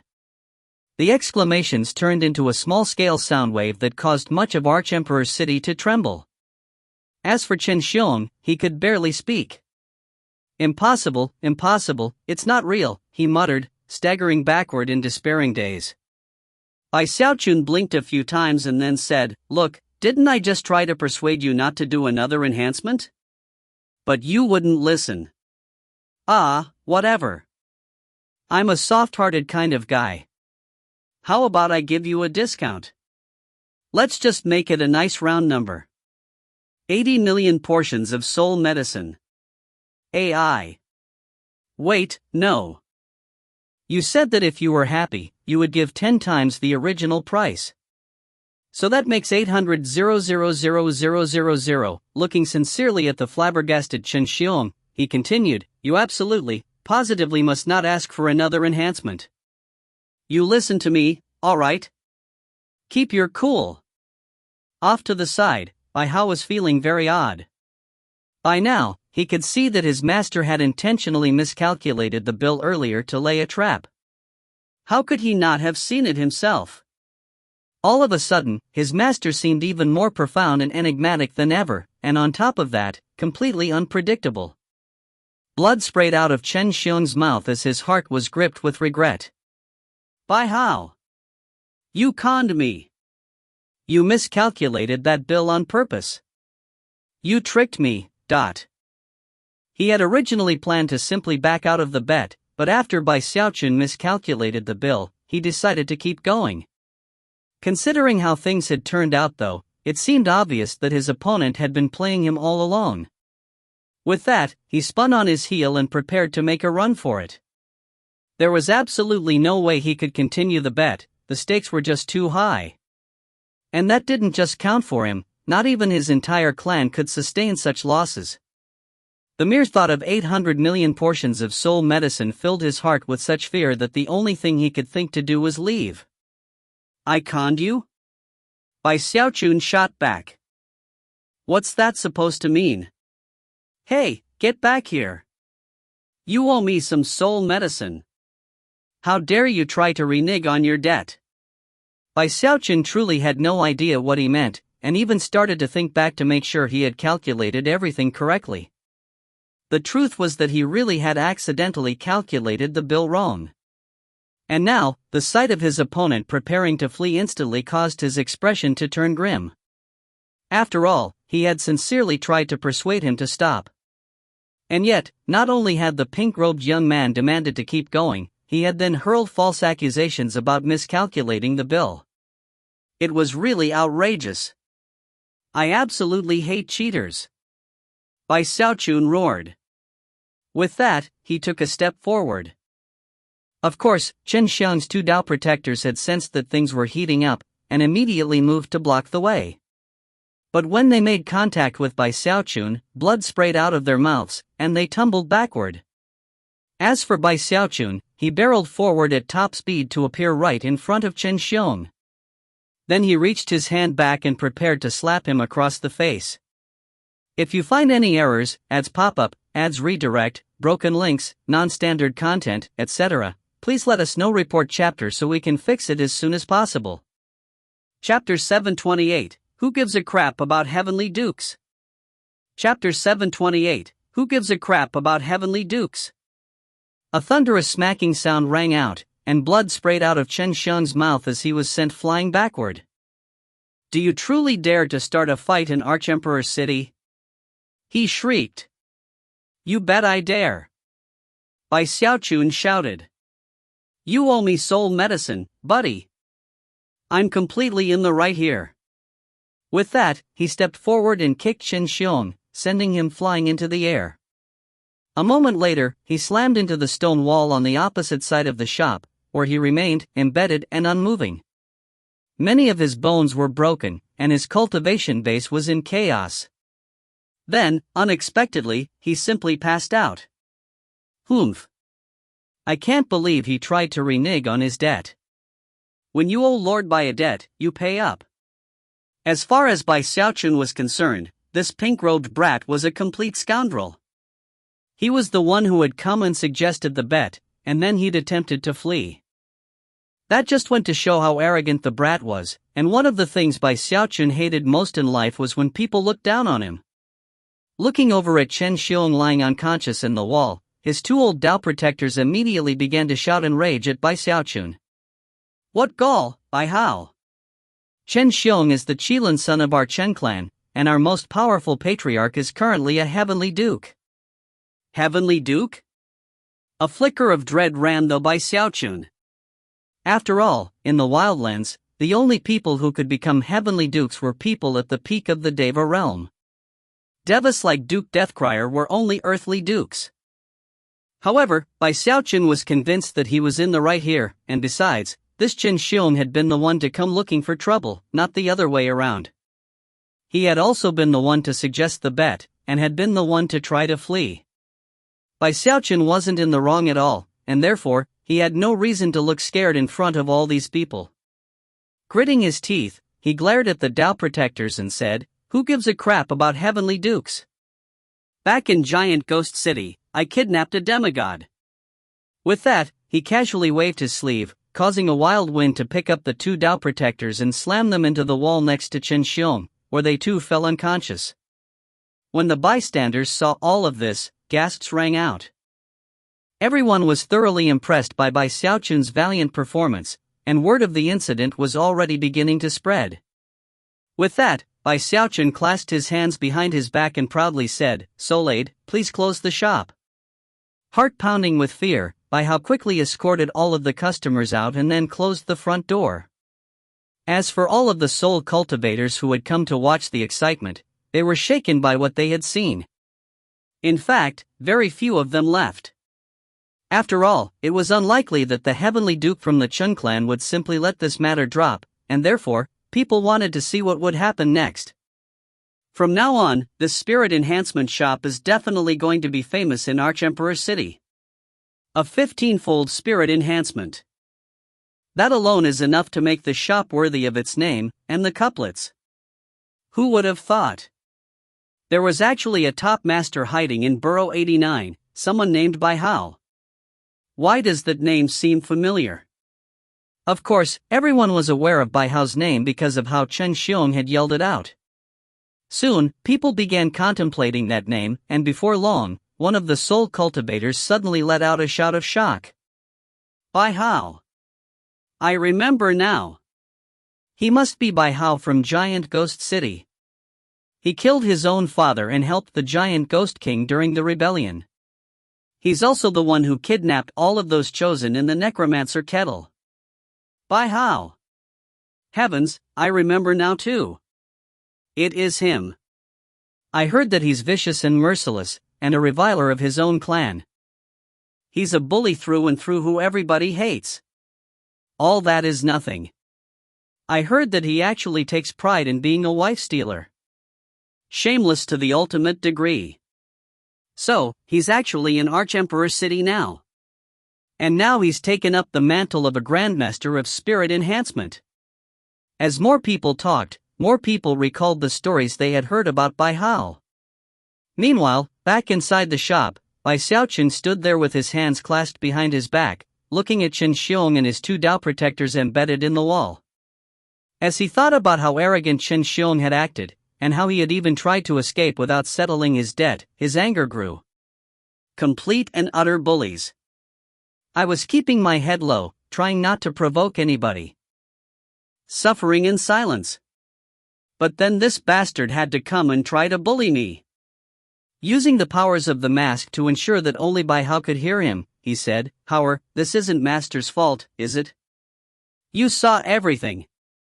They were completely out of line." Bai Hao simply smiled wryly and shook his head, unsure of exactly what to say in response. Disaster had already been instigated, and yet, it was true that Bai Xiaochun hadn't started it. It really was a case in which the tree might long for peace, but the wind will never cease. "Master, we need to think of what to do now," he said. "Their clan is definitely going to come looking for them soon." Bai Xiaochun actually felt a bit nervous. Although he had acted brazenly earlier, he had actually been very nervous. After all, this was a clan with a deva in it, and he wasn't in Giant Ghost City. Therefore, he nervously took out a transmission jade slip and sent a voice message to the Giant Ghost King. Before long, the Giant Ghost King's domineering voice could be heard responding. "What are you scared of? He's just a heavenly duke, right? Listen, Bai Hao, you're the major domo of Giant Ghost City, and also my son-in-law. They came looking to stir up trouble, and you beat them up, right? If that's all, then so be it. If Chen Haosong tries to use his status to be a bully, then I'll do the same thing right back." It had been a long time since Bai Xiaochun felt moved by the care of another, so as soon as he heard the Giant Ghost King's response, it was like music to his ears. The fact that His Highness the King actually cared was enough to take a lot of the pressure off. Taking a deep breath, he looked over at Chen Xiong and his Dao protectors, and gave them all a good glare. "Humph. Trying to run out on a debt to me? Maybe I should charge some interest. After all, the Giant Ghost King said he would back me up." Licking his lips, he tried to decide if he was pushing things a bit too far. But then he remembered that he was owed 800 million portions of soul medicine, and his anger flared. Therefore, he didn't hesitate to pull out his eternal parasol and then stick it into Chen Xiong. "I'll just take a little," he murmured. Immediately, Chen Xiong's eyes snapped open, and blue veins bulged out on his face and neck. He even let loose an agonized shriek. When the people on the outside heard that, their jaws dropped. Even Bai Xiaochun was a bit startled, and pulled the eternal parasol back. He had only sucked away 10% of Chen Xiong's life force to improve his standing in the tempered bones level. "What are you doing, Bai Hao? You're not gonna die a good death." Chen Xiong was obviously a bit thinner. Glaring angrily at Bai Xiaochun, he began to try to struggle free from the wall. Considering how clear-eyed and worked up Chen Xiong was, it seemed that he hadn't really been hurt by the eternal parasol, and therefore, Bai Xiaochun decided that he might as well take a bit more life force. With that, he stabbed the parasol into Chen Xiong again. "Shut up. I just took a little, it's not like it's a big deal. You owe me 800 million portions of soul medicine. How dare you curse me?" Another agonized shriek rang out, followed by more cursing. After that, Bai Xiaochun used the parasol a third time, then a fourth and a fifth. Bai Hao was stunned, and quickly began to offer some advice. "Master, you should stop. You're going to kill him. Don't worry, your master has a lot of experience with this kind of thing." Bai Xiaochun was actually feeling quite enthused, and before he realized it, Chen Xiong was little more than a bag of skin and bones. His cries were now weak, and he was even gasping for breath. Furthermore, his eyes shone with an unprecedented level of terror. By this point, he thoroughly regretted all of his decisions, and also understood why all of his friends had cursed this Bai Hao so much, and yet hadn't dared to tangle with him. Having finished with Chen Xiong, Bai Xiaochun looked over at the two Dao protectors. After a moment, he said, "What do you say, my apprentice, should I move on to these two?" Bai Hao smiled wryly and looked over at the poor Chen Xiong, who had been turned into a virtual skeleton by his master. Although he felt bad for him, Bai Hao also felt he needed to tell his master how he truly felt. Why not give them all the same treatment? We've already offended Heavenly Duke Chen, so it probably won't make a difference either way. That's the spirit. Bai Xiaochun replied. Ha ha ha. I was thinking the exact same thing. With that, he stabbed the eternal parasol into the first of the Tao protectors. Before long, both of the Tao protectors were both much skinnier than before. However, knowing that he didn't want to go too far, and also considering that they hadn't been the main culprits, he only took a portion of their life force. Even as he was delighting in the influx of life force, the front door of the shop rumbled as though a powerful force had landed onto it. Then, the door slammed open, and a wave of Deva energy surged into the shop. Bai Hao! Teeth gritted and eyes blazing with rage, Mistress Red Dust burst inside. If you find any errors, ads pop up, ads redirect, broken links, non-standard content, etc., please let us know. Report chapter so we can fix it as soon as possible. Chapter 729, Can't Get You to Submit? Chapter 729, Can't Get You to Submit?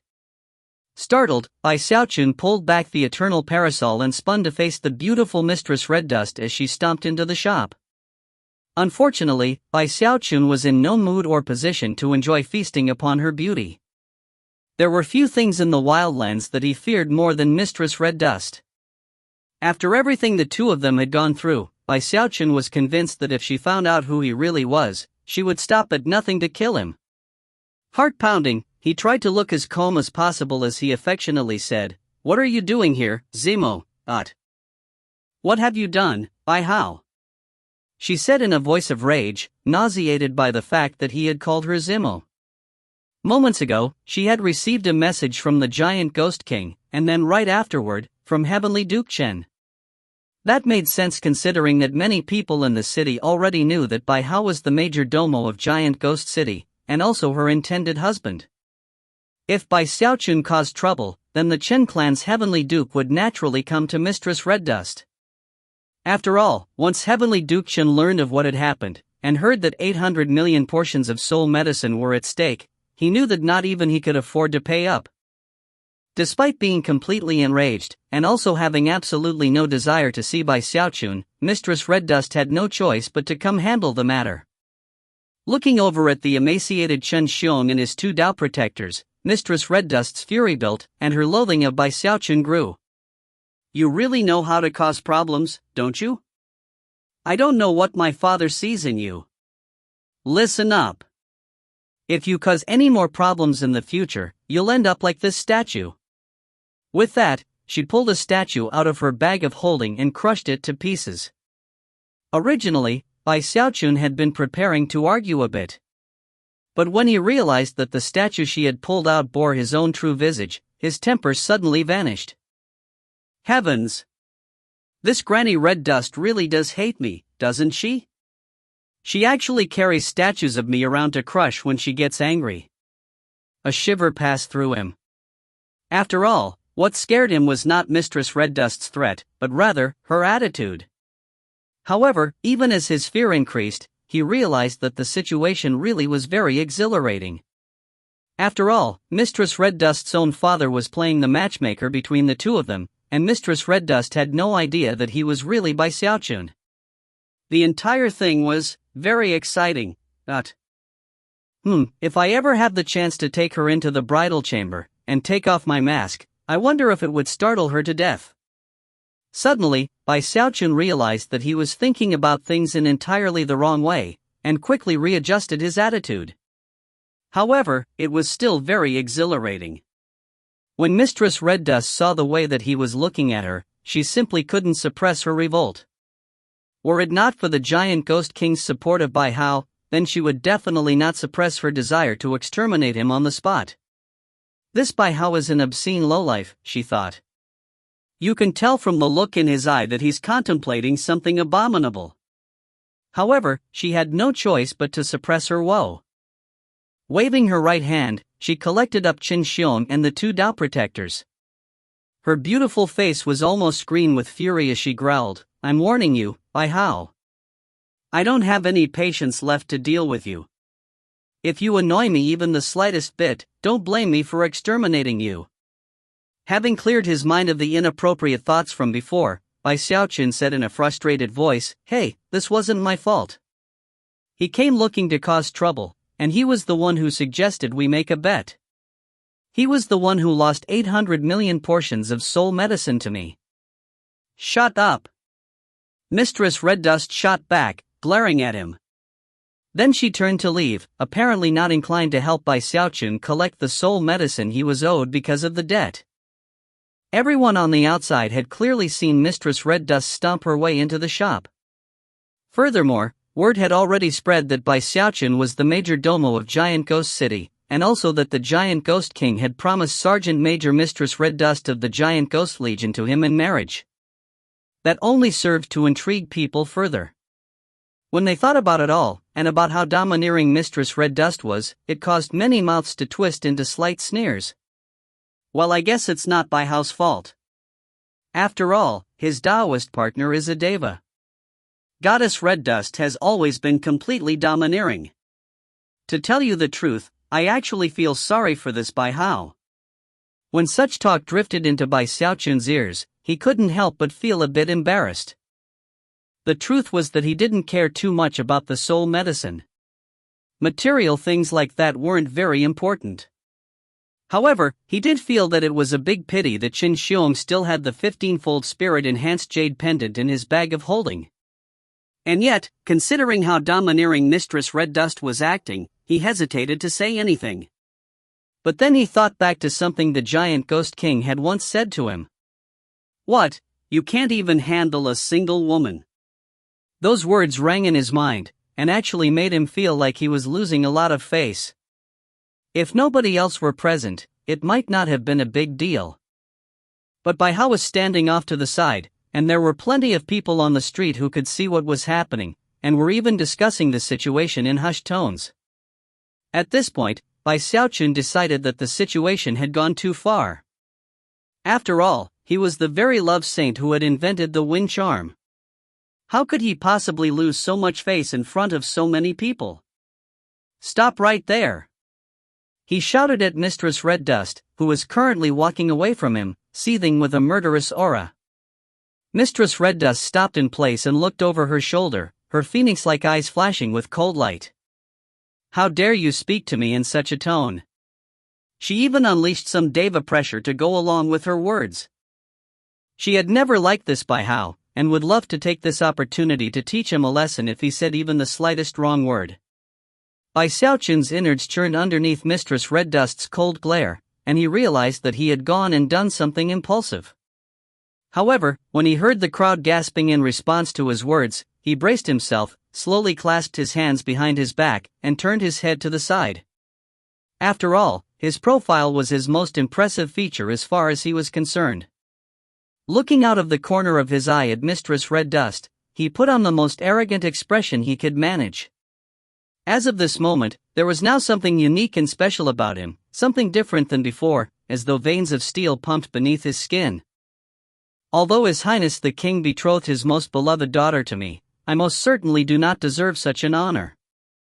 Because of my status and standing, you refuse to accept the matter, and there is nothing in that decision with which I can find fault. Furthermore, the reason I came to Arch-Emperor City was not just because of the matter of the marriage, but rather, for another important purpose. Your father the king wanted me to assist you in your duties. Sadly, you hate me. And I'm not interested in intentionally annoying people. But His Highness the King has shown me unending kindness, and therefore, I must still do my best to fulfill the task he assigned me. I won that soul medicine in a bet, all for the purpose of giving it to you. 800 million portions of soul medicine is a massive amount of wealth, but if you don't want it, then at least make sure that Heavenly Duke Chen owes you a huge favor. Either way, I can say that I followed His Highness the King's commands to assist you. Take the soul medicine, or not, the choice is yours. However, the choice of whether or not to speak, and what to say if I do speak, is mine. I don't need instructions from you. Furthermore, I would very much appreciate if you don't ever again use the word shut up with me. Now, please see yourself out. To make his performance more impressive, he called upon a bit of the underlying power of the undying emperor's fist, which made him seem vastly more impressive than before. Everyone watching on the street was shocked, and even Mistress Red Dust seemed stunned. Never could she have imagined that Bai Xiaochun would utter words like this. Regardless of how much of what he had said was true, the fact that he was giving her 800 million portions of soul medicine was monumental.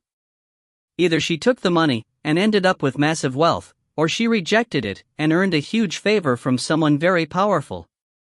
Even to her, a favor from a heavenly duke was something to take very seriously. Mixed emotions could be seen in her eyes as she looked at Bai Xiaochun one last time.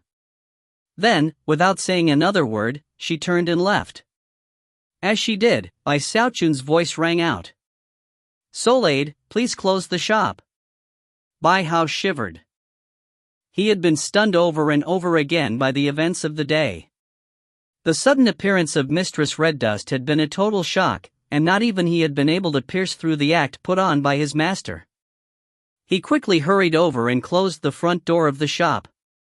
As he did, Bai Xiaochun clasped his hands behind his back and went into the back room. As soon as he did, he slumped down onto the ground, and sweat began to pour down his forehead. Taking a deep breath, he thought back to everything he had said, and felt very pleased with the show he had put on. HMMMPHH. You listen to me, Granny Red Dust. There's no way that the mighty love saint Bai Xiaochun can't get you to submit. If you find any errors, ads pop up, ads redirect, broken links, non-standard content, etc., please let us know. Report chapter so we can fix it as soon as possible. Chapter 730, The Princes Make a Move. Chapter 730, The Princes Make a Move. A whole slew of dramatic events had just occurred. After Mistress Red Dust left, the crowd finally began to thin out, and people went on their way, various thoughts running through their heads. None of them would be able to forget what had occurred.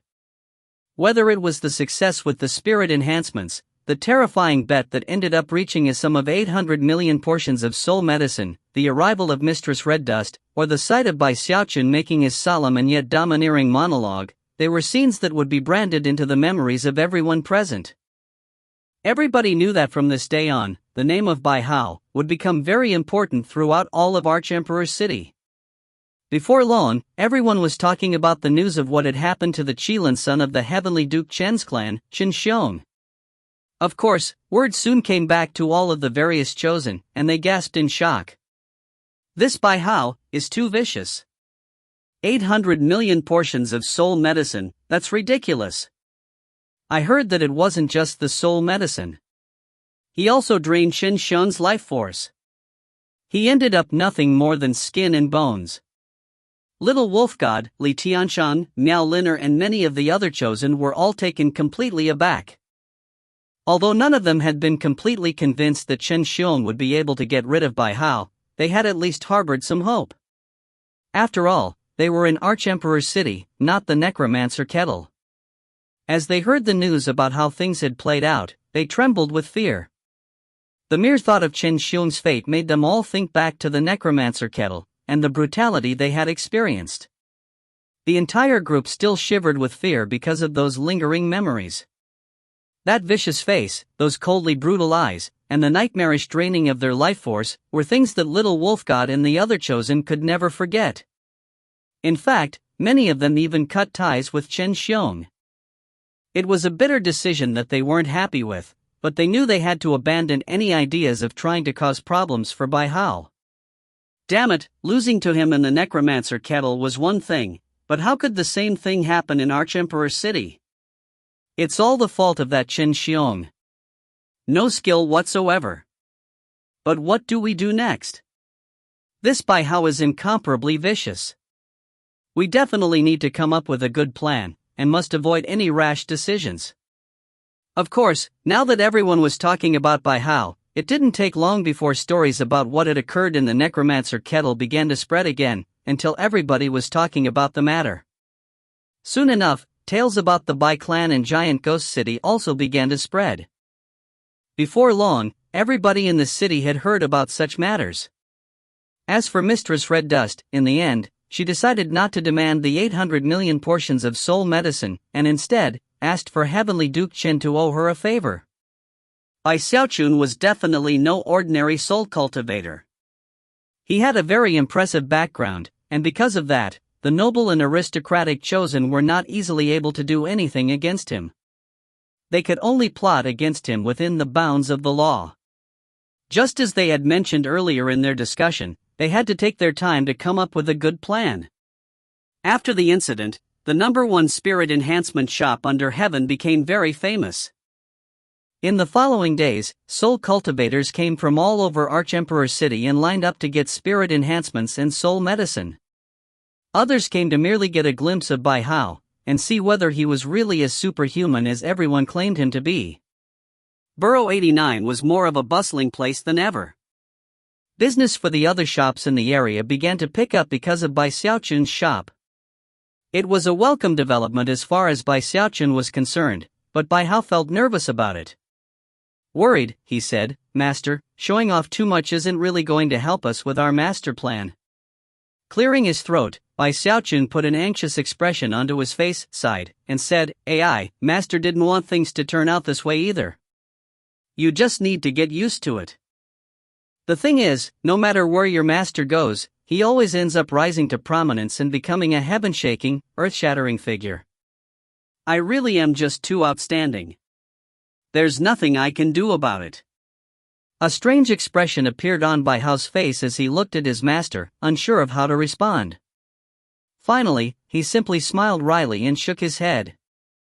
Aware that discussing the matter was useless, he began trying to come up with his own plan about how to resolve any dangerous situations. After a bit of time passed, he came up with an idea and started to make plans. Before long, people were talking about this Bai Hao's impressive background. Certain people were very emphatic about how important Bai Hao was to the giant ghost king, and how good their relationship was. Other people would emphasize his cultivation base and battle prowess.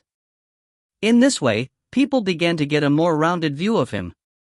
Bai Xiaochun was very pleased to be such a center of attention. He would often leave the shop and stroll about with his hands clasped behind his back, enjoying all the people looking at him. However, after a few days of such showing off, he got bored and went back to continue working on 17-colored flame. After the incident with Chen Xiong, nobody came looking to start trouble. Everyone knew that Bai Hao was the type of person who was not to be trifled with. When he lost his temper, not even a Heavenly Duke clan could do anything about it, let alone more ordinary people. Rumors spread like wildfire. However, for Bai Xiaochun, life just got calmer and calmer. He immersed himself in researching 17-colored flame, and even began to perform some experiments, although he would immediately abort them if unexpected problems cropped up.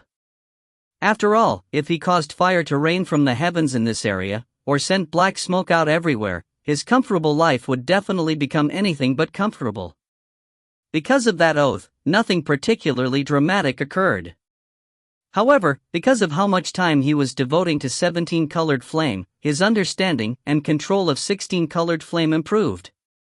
It also helped a lot that Bai Hao would give good ideas here and there, and would help with his own augury. Together, they made slight adjustments to the formula for 16-colored flame. As time went on, Bai Xiaochun continued to struggle with 17-colored flame, and at the same time, improved his success rate with 16-colored flame.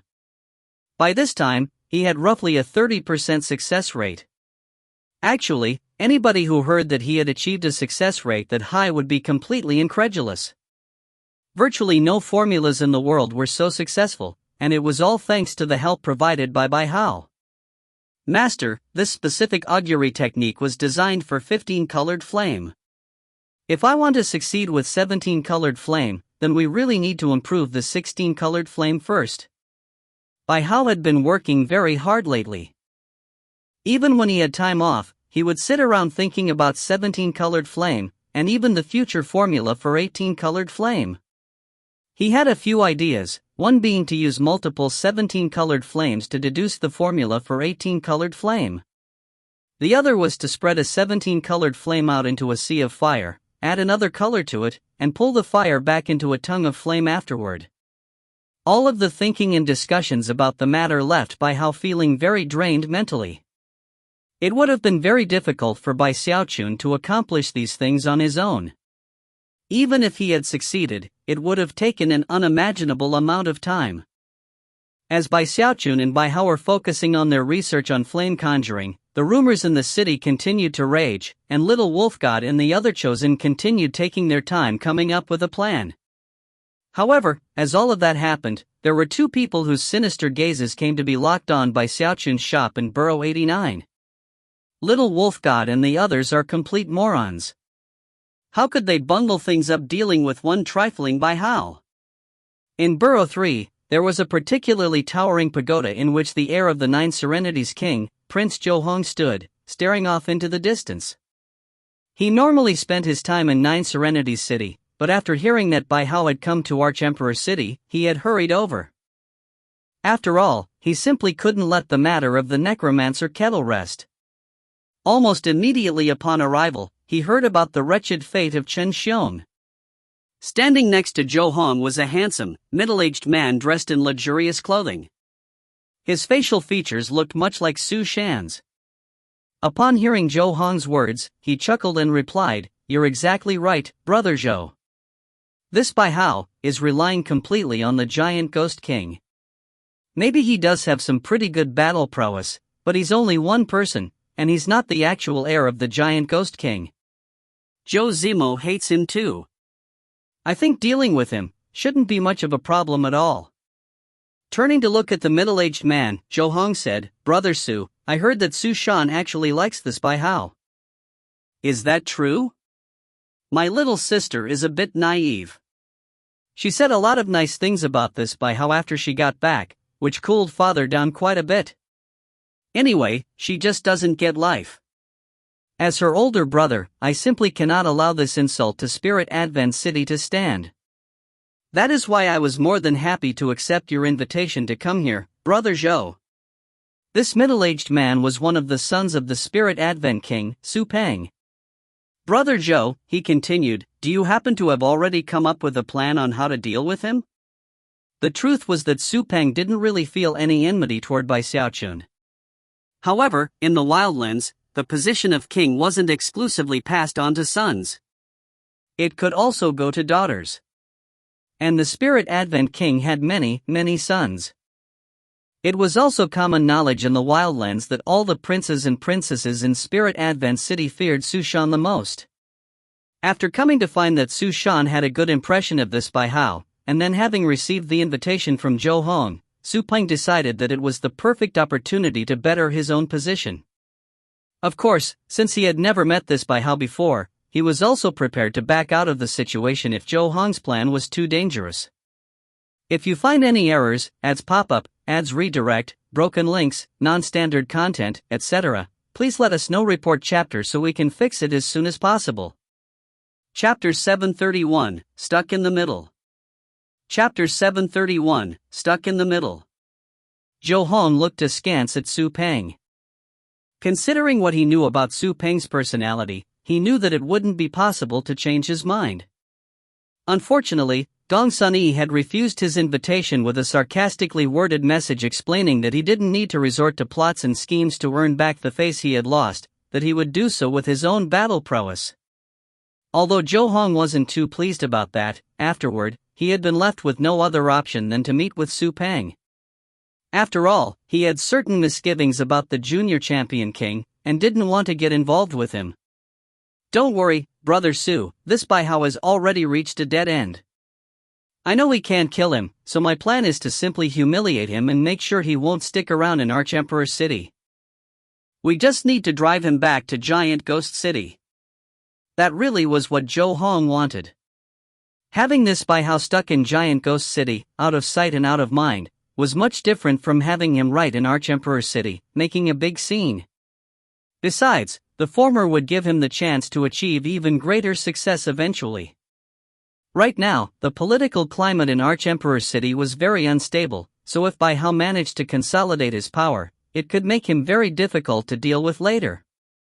Oh? Su Peng said with a smile. I'd love to hear the details. With that, he looked over expectantly. Well, Zhou Hong replied, I haven't thought through all of the specifics yet, but we can't just let him do whatever he wishes around here. His shop is getting really popular, right? My plan is to call over one of the top Grandmaster Necromancers from 9 Serenity City and set up a shop right next to Bai Hao's. When it comes to battle prowess and fighting, Bai Hao is definitely incredible. But I refuse to believe that he's just as good at doing business. If we cut off his source of income, he'll get desperate enough to start making mistakes, and then we'll have the advantage. The truth was that Zhou Hong had already worked out a complicated plan, but didn't want to reveal that fact to Su Peng. He was actually still disgruntled that he couldn't just attack Bai Hao and deal with him directly. Unfortunately, he couldn't beat him in a fight, and therefore had to resort to schemes to get his revenge. Su Peng listened attentively, and in the end, gave an enigmatic smile. He was no fool, and knew that Zhou Hong must have other plans that he wasn't revealing. However, Su Peng still wanted to try to take advantage of the situation for his own benefit, and in any case, there couldn't be any harm in opening a shop. In fact, it might even help out the situation. Finally, Su Peng nodded. That sounds like a good idea, Brother Zhou. In fact, how about I invite a Grandmaster Necromancer from Spirit Advent City? We can both open shops, right in Burrow 89. The two of them laughed heartily, and then went about making the arrangements. Half a month later, Bai Xiaochun was still in the middle of researching the formula for 17-colored flame. Bai Hao was finished with his improvements to the techniques, but still needed to work out some of the particulars. Business kept getting better, and there never ceased to be a line going out the door. It was also during that half a month that the two shops on either side of Bai Xiaochun's changed ownership. After closing briefly for renovations, they both reopened, larger and more luxurious than ever before. In terms of the specific businesses involved, they sold soul medicine and offered spirit enhancement services. Most shocking of all were the names attached to the signs above the shops. One was Sima Tao, the other was Sun Yifan. When those two names were revealed, it caused a big stir in Burrow 89. It only took a short period of time before people were talking, not only about Bai Xiaochun's shop, but about these two newly opened shops. Sima Tao. He's a Grand Elder from the Sima clan in Spirit Advent City. And he's also a celestial necromancer. He's adept at spirit enhancements, and is widely accepted as the #1 spirit enhancer in Spirit Advent City. He's so famous. Everybody says that he's one of the few necromancers who might actually break through into the earthly rank.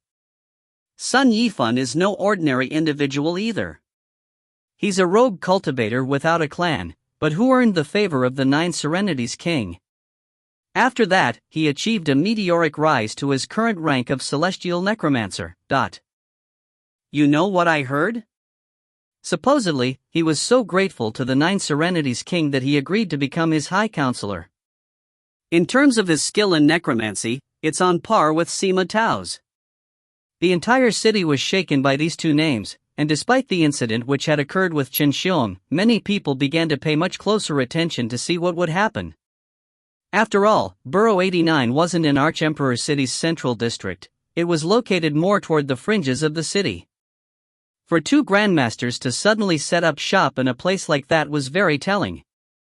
They're making a move on Bai Hao. One from 9 Serenities City and one from Spirit Advent City. They're challenging him without making any open moves. I smell a plot. Bai Xiaochun was angered by this new development, which immediately cast him in a bad light. Despite the fact that he could perform a 15-fold spirit enhancement, in terms of both cultivation base and reputation as a spirit enhancer, he can only be considered someone of the junior generation to these two. Almost immediately, business began to shift to the shops operated by the two grandmasters. The soul medicine being sold there was high grade, and every portion was marked with an official seal guaranteeing its level of quality, which also made the medicine something of a collectible.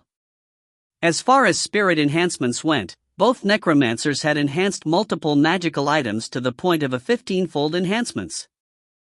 In fact, Sun Yifun's masterwork was a magical device he had enhanced 16 times for the 9 Serenities King. Bai Xiaochun was stuck right between those two other shops, and it only took 3 days for his business to take a critical hit. Bai Xiaochun was not happy at all. Upon walking out to inspect the 2 other shops, he found that they were indeed larger than his. When you added in how their work was guaranteed by means of a seal, it really made his own shop seem too simplistic. What's the meaning of this? Can't beat me in a fight, so now they're going to try to put me out of business. Both of the other 2 shops were completely bustling, and although his shop wasn't completely empty, it was nothing like it was before. 9 Serenities City, that must be Xiaochun. And Spirit Advent City.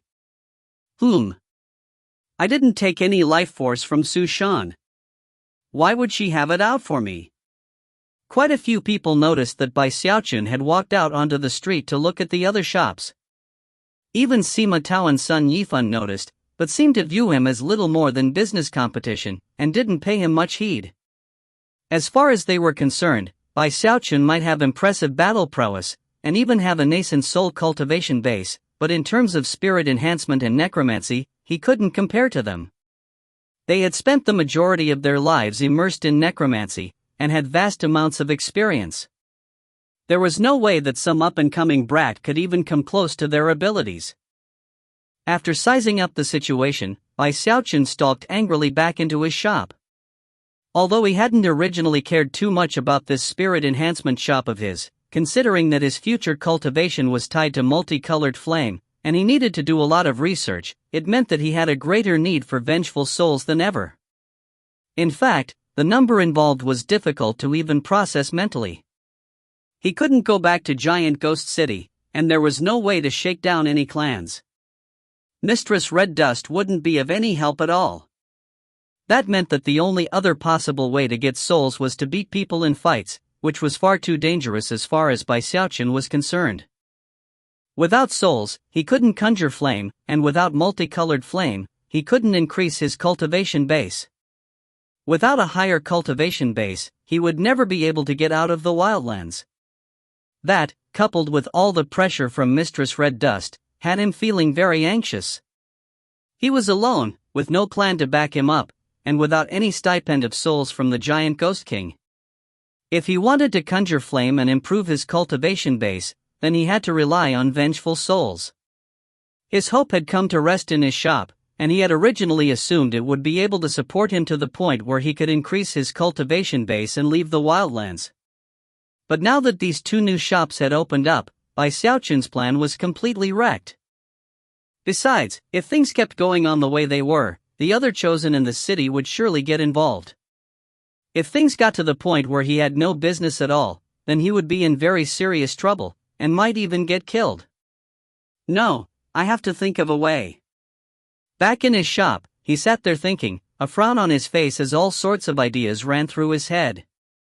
However, no matter what ideas he came up with, they had flaws that he couldn't deal with, considering how weak he was overall. Off to the side, Bai Hao looked at his master, and then at the people outside going mostly to the other 2 shops. After a moment, he said, "Master, I have 2 plans that can resolve the situation. If you find any errors, ads pop up, ads redirect, broken links, non-standard content, etc. Please let us know. Report chapter so we can fix it as soon as possible." Chapter 732, Nothing But Business Warfare. Chapter 732, Nothing But Business Warfare. Bai Xiaochun said, a bit taken aback. 2 plans? In the short time he had been together with Bai Hao, he had already come to see that he was extremely talented, so much so that he qualified to shake all of the wildlands. Without Bai Hao, Bai Xiaochun would have faced nearly insurmountable difficulties when it came to flame conjuring. However, it wasn't just Bai Hao's skill in flame conjuring that was impressive. Although Bai Xiaochun definitely had something to do with the success of the shop, much of it had to do with how Bai Hao handled everyday business. Overall, Bai Xiaochun was very pleased by the arrangement. However, he had noticed a weakness in his apprentice. Bai Hao always thought of things in a very limited way. He simply didn't match up to Bai Xiaochun, who thought grand thoughts and carried out dashing plans. Looking very serious, Bai Hao lowered his voice and said, "Master, these two plans of mine are currently in the early stages of planning. If you want more details, I'll need to put a bit more thought into them and work everything out. Or I can come up with some other ideas." Bai Xiaochun waved his hand dismissively and said, "No, that's fine, tell me your ideas." Then he looked at his apprentice with eager anticipation. Looking thoughtful, Bai Hao continued, "Master, Sun Yifan from Nine Serenities City and Sima Tao from Spirit Advent City are both celestial necromancers. One of them is a high counselor to a king, and the other comes from an aristocratic necromancer clan. On the surface, it seems like they're cooperating, but the truth is, as Grandmaster necromancers, they're both very arrogant. There's no way that they truly get along." The truth was that Bai Hao really had put a lot of thought into the situation, and was not just shooting his mouth, he was providing a fairly accurate analysis. Because of that, it doesn't really matter who was behind the scenes organizing all this. All we have to do is make it so that these two grandmasters stop following orders, which should be possible as long as they aren't acting directly on behalf of their respective kings. You see, both of them view their reputation as being all-important. Although they are currently holding back, the two of them definitely are interested in outdoing the other. We just need to throw some fuel on the fire, and the two of them will start squabbling with each other. Bai Hao's eyes glittered, and his tone grew more sinister. "Master, all you have to do is make that happen, then suck it up a bit and get on the good side of one of them by acknowledging him as superior. Not only would that improve your own reputation, you also could use it as an attack on the other. In terms of all the complicated things that need to happen behind the scenes, I can handle that. By following this plan, it will only take a short period of time to achieve the first measure of success." With that, Bai Hao stopped talking and looked over at Bai Xiaochun. Bai Xiaochun blinked a few times as he considered the matter. Pretending to bow his head to one of the two newcomers was something he could accept. However, even as he pondered Bai Hao's words, his own thoughts brought him back to a situation which had occurred when he first got to the Starry Sky Tao Polarity sect. Bai Hao could tell that his master suddenly seemed a bit distracted. Feeling a bit hesitant, he continued with his second plan. "There's another plan I came up with," he explained. "This one is a bit more direct, and also a bit more high profile. It will probably lead to more situations that have to be dealt with. You could participate in a competition with Sun Yifan and Sima Tao regarding necromancy and spirit enhancement, and then crush them. It could lead to other problems. However, if we manage to get them to challenge you, Master, then as the accused party, you could strike back with impunity." Afterward, Bai Xiaochun remained silent and thoughtful for a bit. Then his eyes glittered, and he suddenly looked very excited. "Ha ha ha! Well done, apprentice. Those two plans are excellent. However, I actually have a better way to deal with the situation." Bai Hao's eyes widened. "Master, His heart began to pound when he thought about how Bai Xiaochun had handled matters in the past. For some reason, he was already getting a bad feeling about the situation. "Fear not, my apprentice, Master has a lot of experience handling situations like this. Just watch and learn." With that, Bai Xiaochun rose to his feet, looking very excited and confident. To him, the sky already looked bluer than it had before. The truth was that if Bai Xiaochun hadn't mentioned having experience, then Bai Hao would actually have felt a lot better. But now, he got a very sinking feeling about what was to come. At that point, Bai Xiaochun produced a transmission jade slip from his bag of holding. "HMMMPHH. I don't care if this is business warfare, do you really think I'm afraid of you? Back in the Starry Sky Tao Polarity sect, Lord Bai was unparalleled under heaven. When it comes to fighting wars without landing blows, nobody can beat me. Feeling quite proud, he quickly sent a message to Zhou Yixing back in Giant Ghost City. The task he had in mind for him was something that Zhou Yixing would easily be able to handle.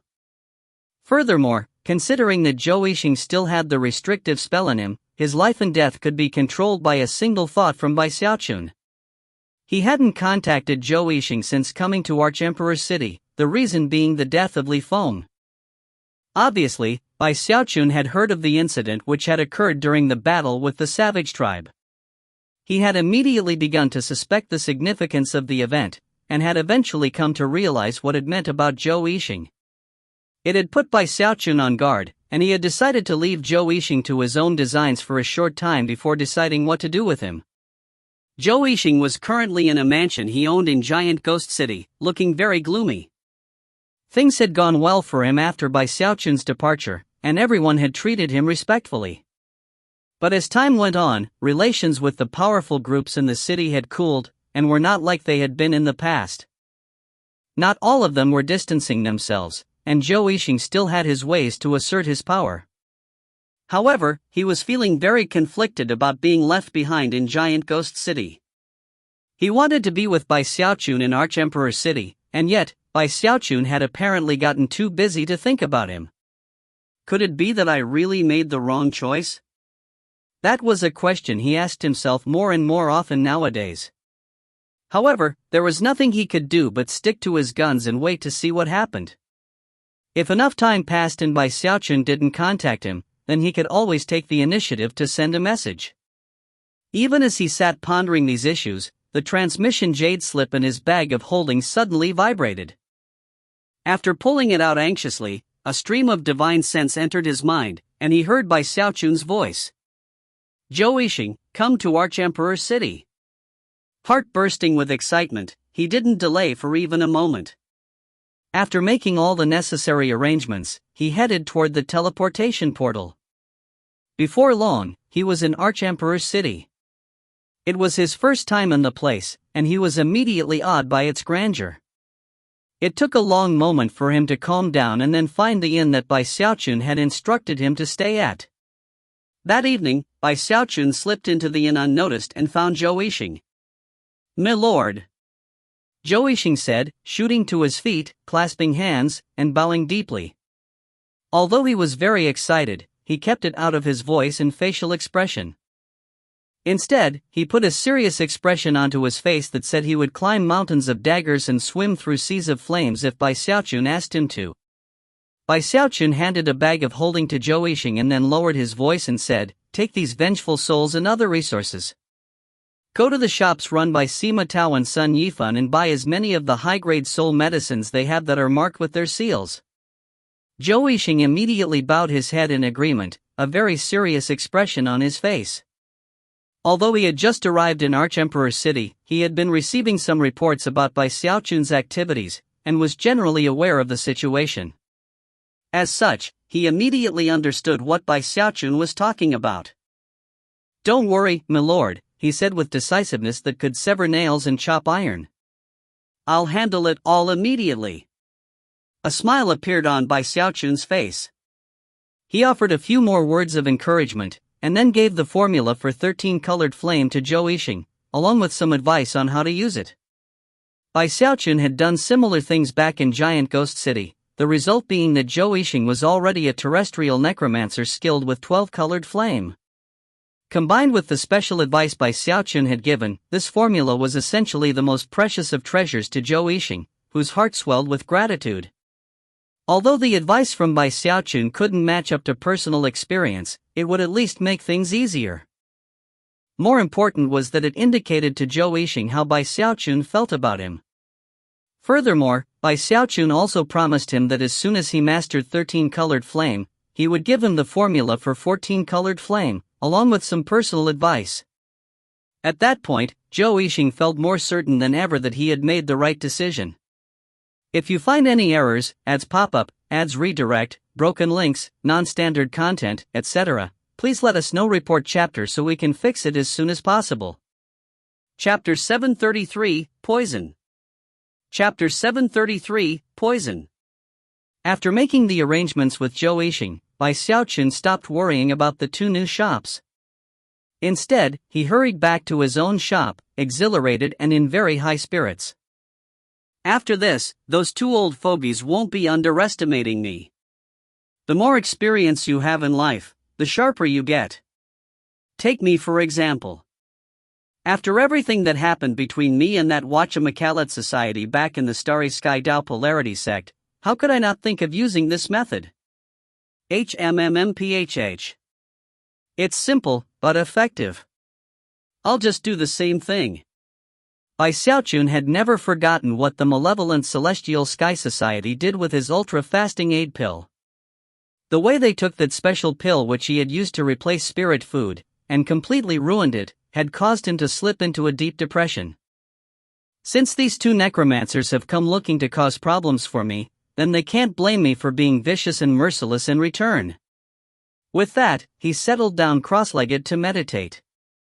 As he did, the light spilling in through the door cast him in stark shadow, making him look completely ambitious and ruthless. The next day, Zhou Yixing went to work with the vengeful souls Bai Xiaochun had given him. Of course, he didn't do it himself. He hired people to go to the shops operated by Sima Tao and Sun Yifan, disguised as ordinary patrons, to purchase plenty of high-grade soul medicine. High-grade soul medicine was expensive stuff, but Bai Xiaochun was clearly determined to come out on top. For the following several days, Zhou Yixing did the same thing, using different agents every time. Eventually, half a month went by, and he had quite a large collection of high-grade soul medicine. Each and every portion was marked with the seal of either Sima Tao or Sun Yifan. Just having those marks on the soul medicine made it more expensive than before. There were also some portions of mid-grade soul medicine that were marked with the Grandmaster's seals. Zhou Yixing bought all of them. A few more days went by, and finally, he ran out of the vengeful souls that Bai Xiaochun had given him.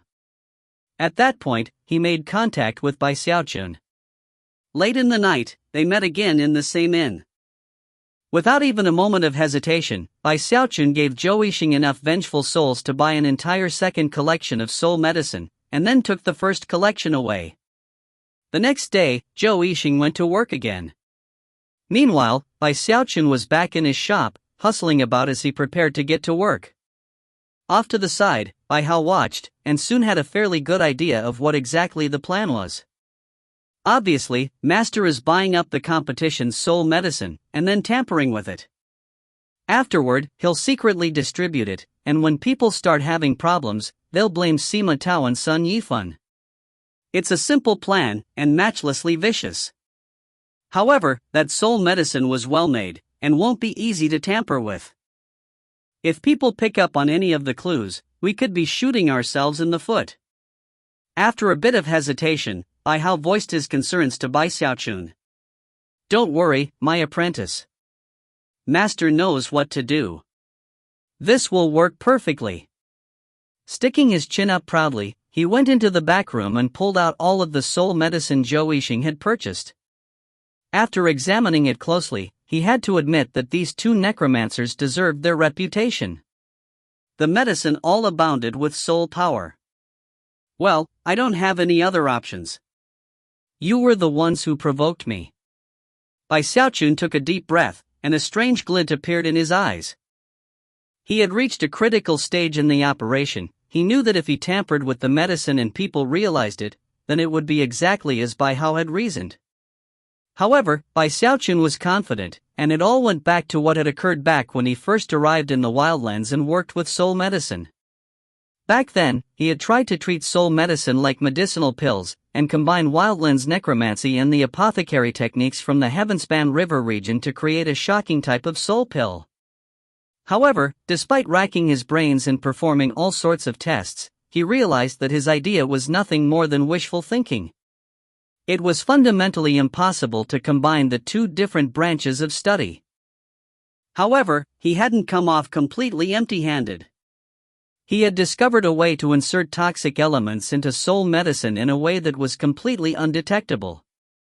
After all, because the two branches of study were completely different, it would be impossible for anybody unfamiliar with the apothecary arts to detect the foreign substance.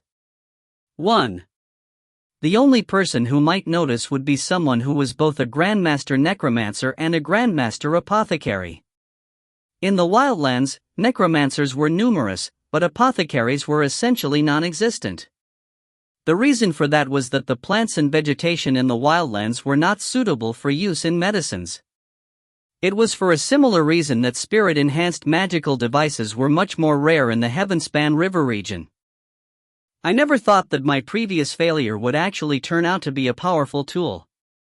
Eyes flickering thoughtfully, he further pondered the idea of imbuing the soul medicine with toxic gas, and at the same time, doing so in a way that would not be lethal. After all, Xiaochun was not the type who would rise to success by trampling upon mountains of innocent corpses. Aphrodisiac pill? No, that pill is too cruel. Fantasy pill? No, that won't work either. It got too famous. If the same effects show up here, people might think of my true identity. Besides, if the situation blew up, it would be difficult to get under control. After deliberating for a bit more time, his eyes began to shine.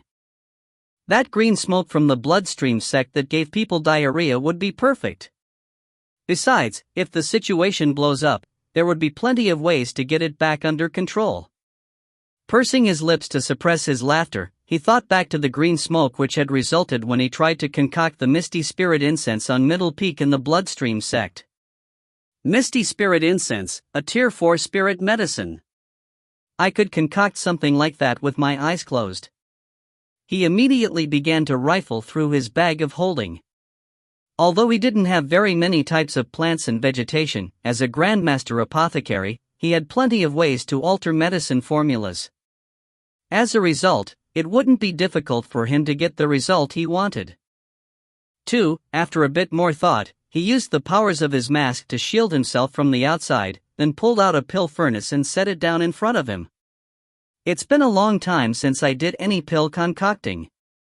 After taking a moment to settle his chi and clear his mind, he set to work concocting some pills, and then began to take the green toxic gas that resulted and imbue it into the soul medicine. The night passed uneventfully, and when he walked out of the room the following morning at dawn, Bai Hao could see that, despite his exhaustion, he was very excited. In fact, he was even laughing loudly. You wanna fight me, Zhou Hong? There's nothing that Lord Bai hasn't experienced in life.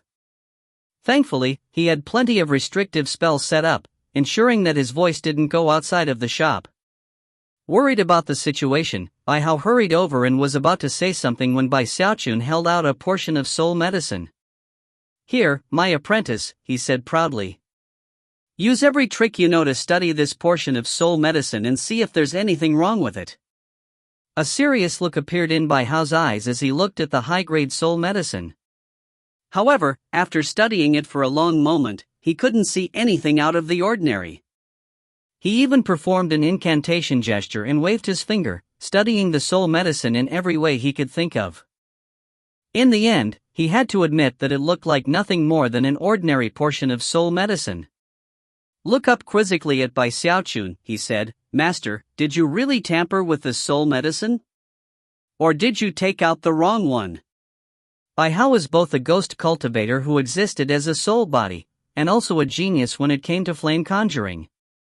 If he couldn't identify something unusual about the soul medicine, then it would be hard to find someone else in the wildlands who could. At first, Bai Xiaochun was worried that he had pulled out the wrong soul medicine, but after looking it over, he laughed heartily and said, That's the right one. Within 1 month, those 2 shops' names will be ruined. When he thought back to his own miserable defeat at the hands of the Celestial Sky Society way back when, he knew that he was pulling a vicious and dirty trick. However, his opponents had really forced him into a corner. When I make a move, I frighten even myself. Rushing out of the shop, he contacted Zhou Yixing to set up another meeting.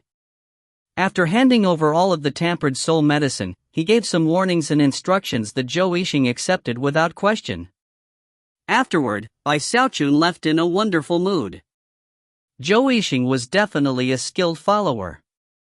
He had only been in Archemperor City for a short time, but had plenty of men and resources at his disposal back in Giant Ghost City. Therefore, it was relatively easy for him to make certain connections in his new home. Almost immediately, he began to arrange for dealers to distribute the soul medicine. This soul medicine was high-grade, and had the marks of grandmasters on them. Furthermore, no amount of inspection would reveal any flaw in them. Considering that they were being offered at a discounted price, it made them easy to sell. In fact, were it not for the fact that Xiaochun had expressly forbidden it, it would have been possible to sell the entire batch of soul medicine in one go. It only took about a day to get the high-grade soul medicine distributed within Archemperor City. Not too long after that, the second batch that Zhou Yixing had purchased was finished, and also began to filter out into the city. More and more soul cultivators were getting their hands on it. Of course, Zhou Yixing made sure that most of it went to soul cultivators from Borough 89 and the surrounding boroughs. Before long, a third batch was being sold, then a fourth and a fifth. During the half-month that passed, more and more cultivators acquired such medicine.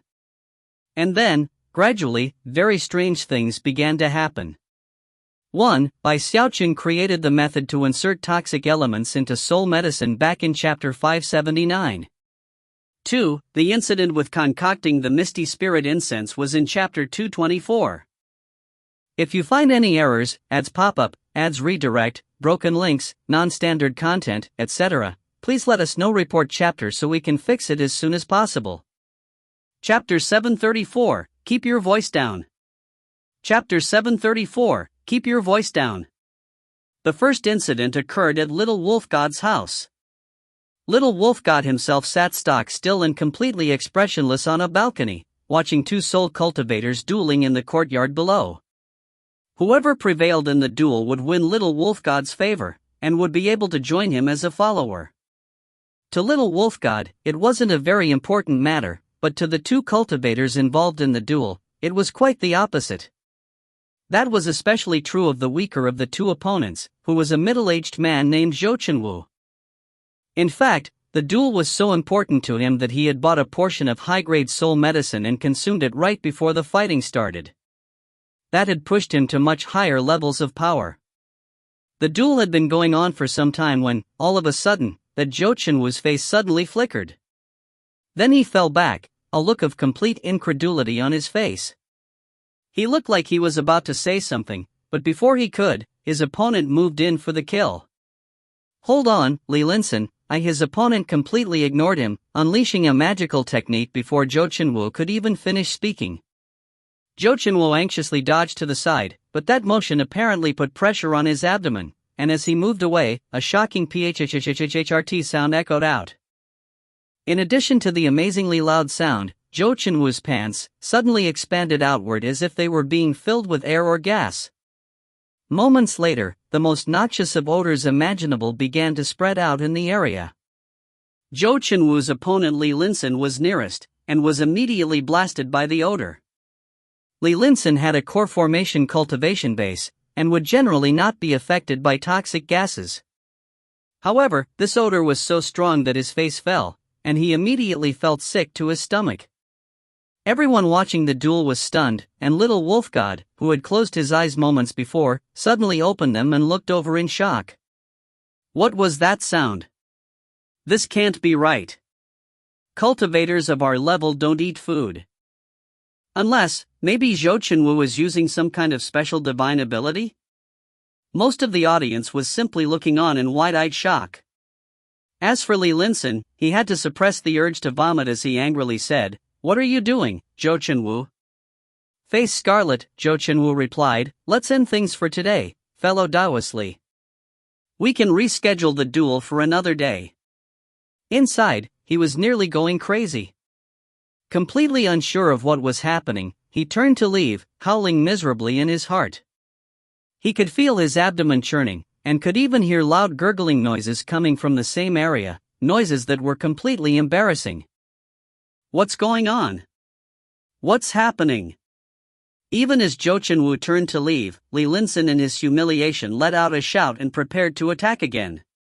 At this point, Xiaochun's back was to him.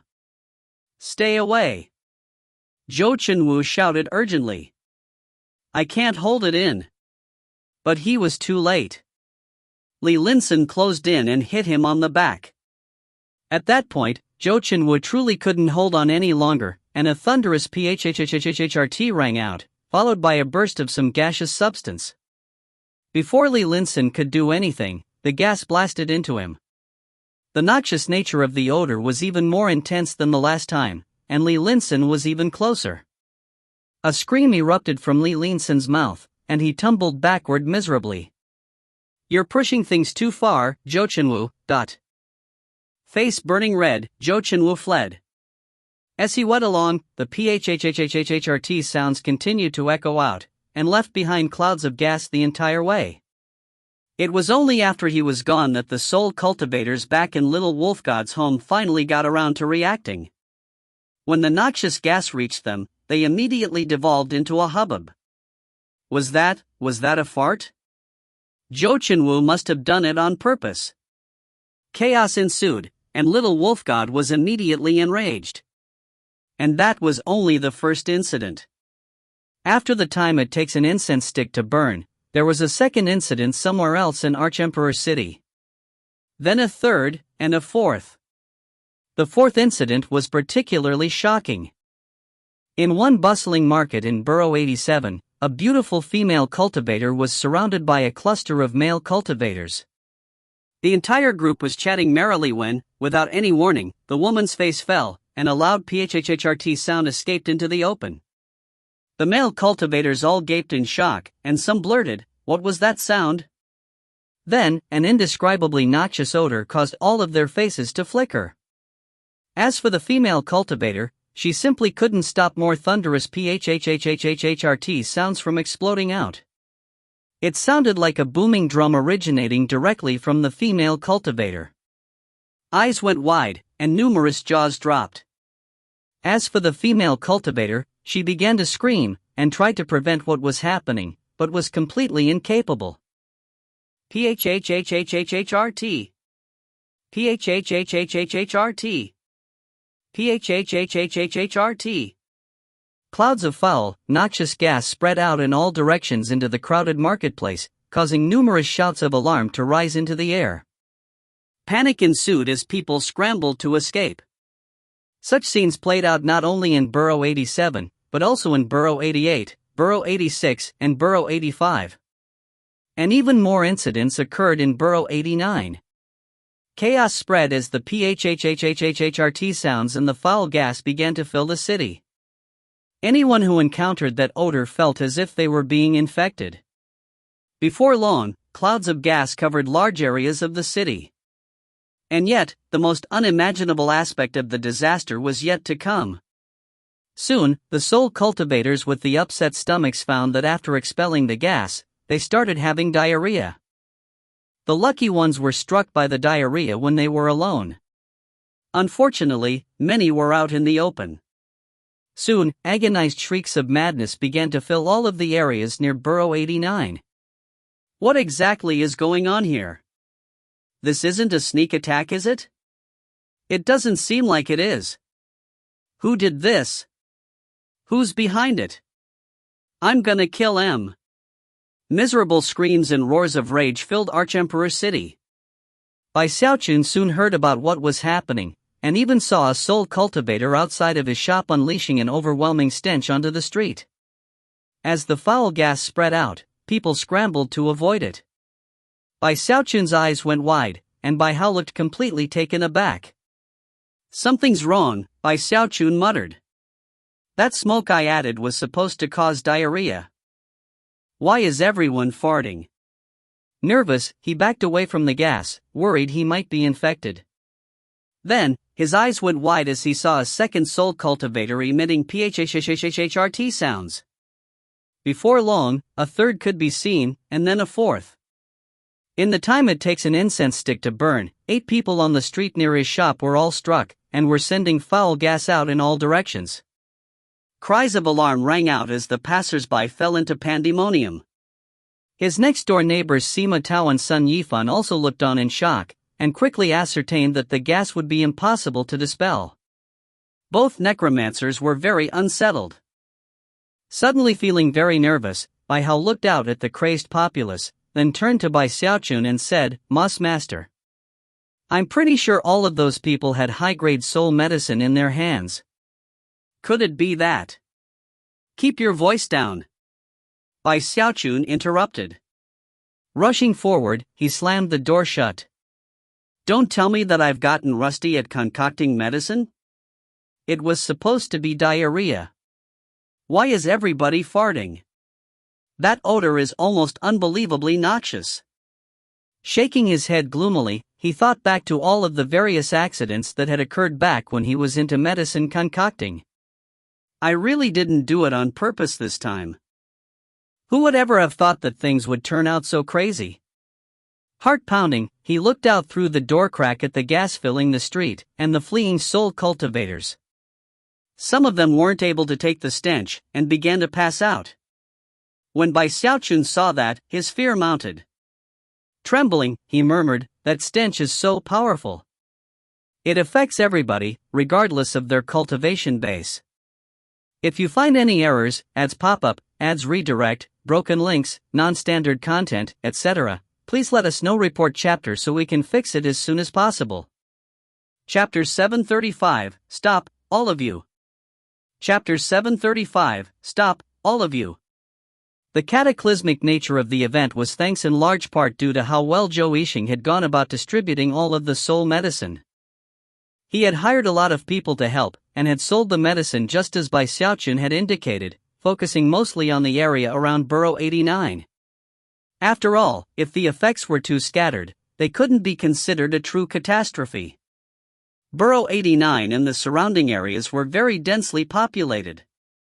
Therefore, as the various patches of foul gas spread and combined, they slowly became something like a dark fog that gripped the entire area in its clutches. It all came as a complete shock to Zhou Yixing. However, he had followed the plan which had been set in place, dismissing all of the people he had hired, and then changing his disguise and going into hiding. However, he didn't forget the final step of the plan.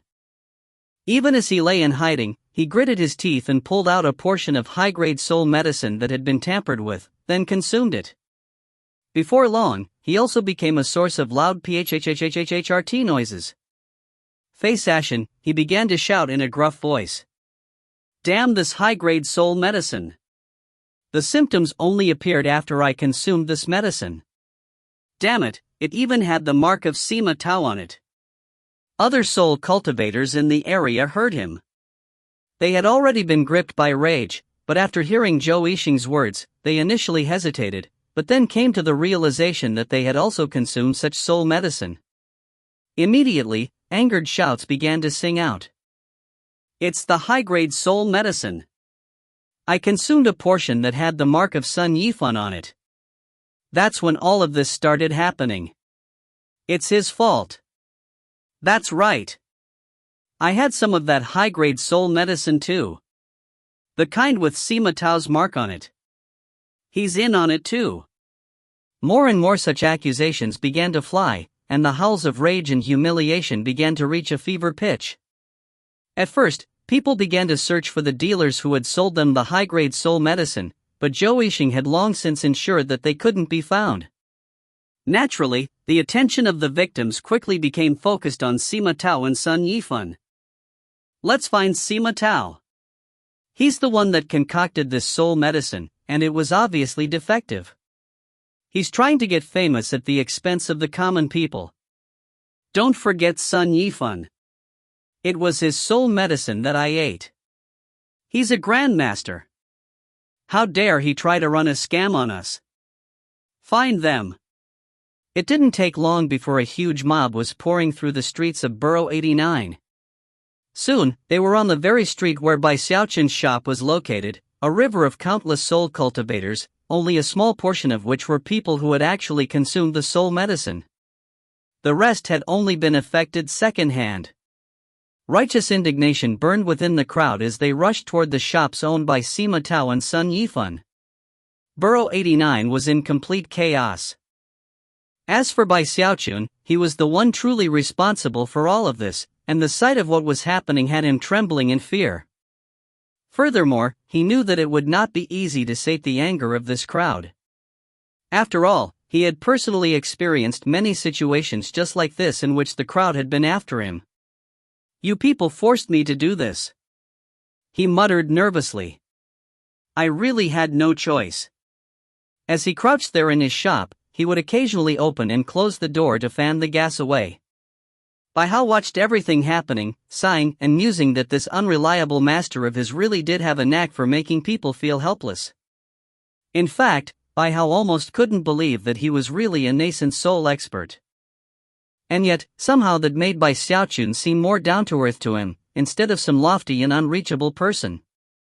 Bai Hao smiled wryly at the realization that it actually made him feel closer to his master.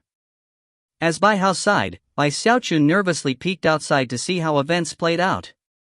The enraged shouting seemed to be peaking. The foul gas made it difficult to see, but people were already relying on divine abilities and magical techniques to try to drive it away. As the mob grew larger, Bai Xiaochun was able to detect with his divine sense that people had burst into the two shops on either side of him. Instantly, cursing and shouting could be heard inside. "What are you people doing? What are we doing? More like what did you do? This soul medicine has your mark on it, doesn't it, Sima Tao? I'm gonna kill you, Sun Yifan. Stay your hand. Listen to me. That soul medicine doesn't have anything to do with me." Booms and crashes could be heard, and Bai Xiaochun's divine sense clearly revealed to him that the two shops on either side of him were a scene of utter chaos. People were completely trashing both shops, and both signs had already been torn down and ripped to pieces. Bai Xiaochun blinked a few times. Although things seemed to be going well, the anxiety in his heart continued to mount. Even as he started pondering how to defuse the situation, his divine sense revealed to him that certain people from the crowd were now rushing in the direction of his shop. Not good. They must know I'm responsible. That was his initial thought, but he quickly realized that it couldn't be the case. No. There's no way they could know that. A boom rang out as the door to his shop was blown to bits, whereupon a large group of soul cultivators stormed in. Standing tall and straight, he glared at the soul cultivators and shouted out in a thunderous voice, "What do you people think you're doing? I'm not Sun Yifan. And I'm not Sima Tao either. This shop belongs to me, Bai Hao. This is the #1 spirit enhancement shop under heaven." He even unleashed some of the power of his cultivation base, causing incredible pressure to weigh down in his shop. The soul cultivators froze in place, and their faces fell. They immediately began to apologize, then rushed back out. The truth was that it wasn't a case of mistakenly identifying the wrong shop. They had hoped to take advantage of the riot outside to do some looting. After all, in addition to the victims, there were also many unscrupulous individuals in the mob. Bai Xiaochun's shop wasn't the only one to be targeted, others in the area also fell victim. When Bai Xiaochun realized what was happening, his anxiety mounted. However, despite the fact that he had caused the foul gas to appear, he couldn't control it. In that moment of crisis, Bai Hao's eyes lit up, and he leaned over and whispered, "Master, I have a plan." Bai Hao quickly explained his idea.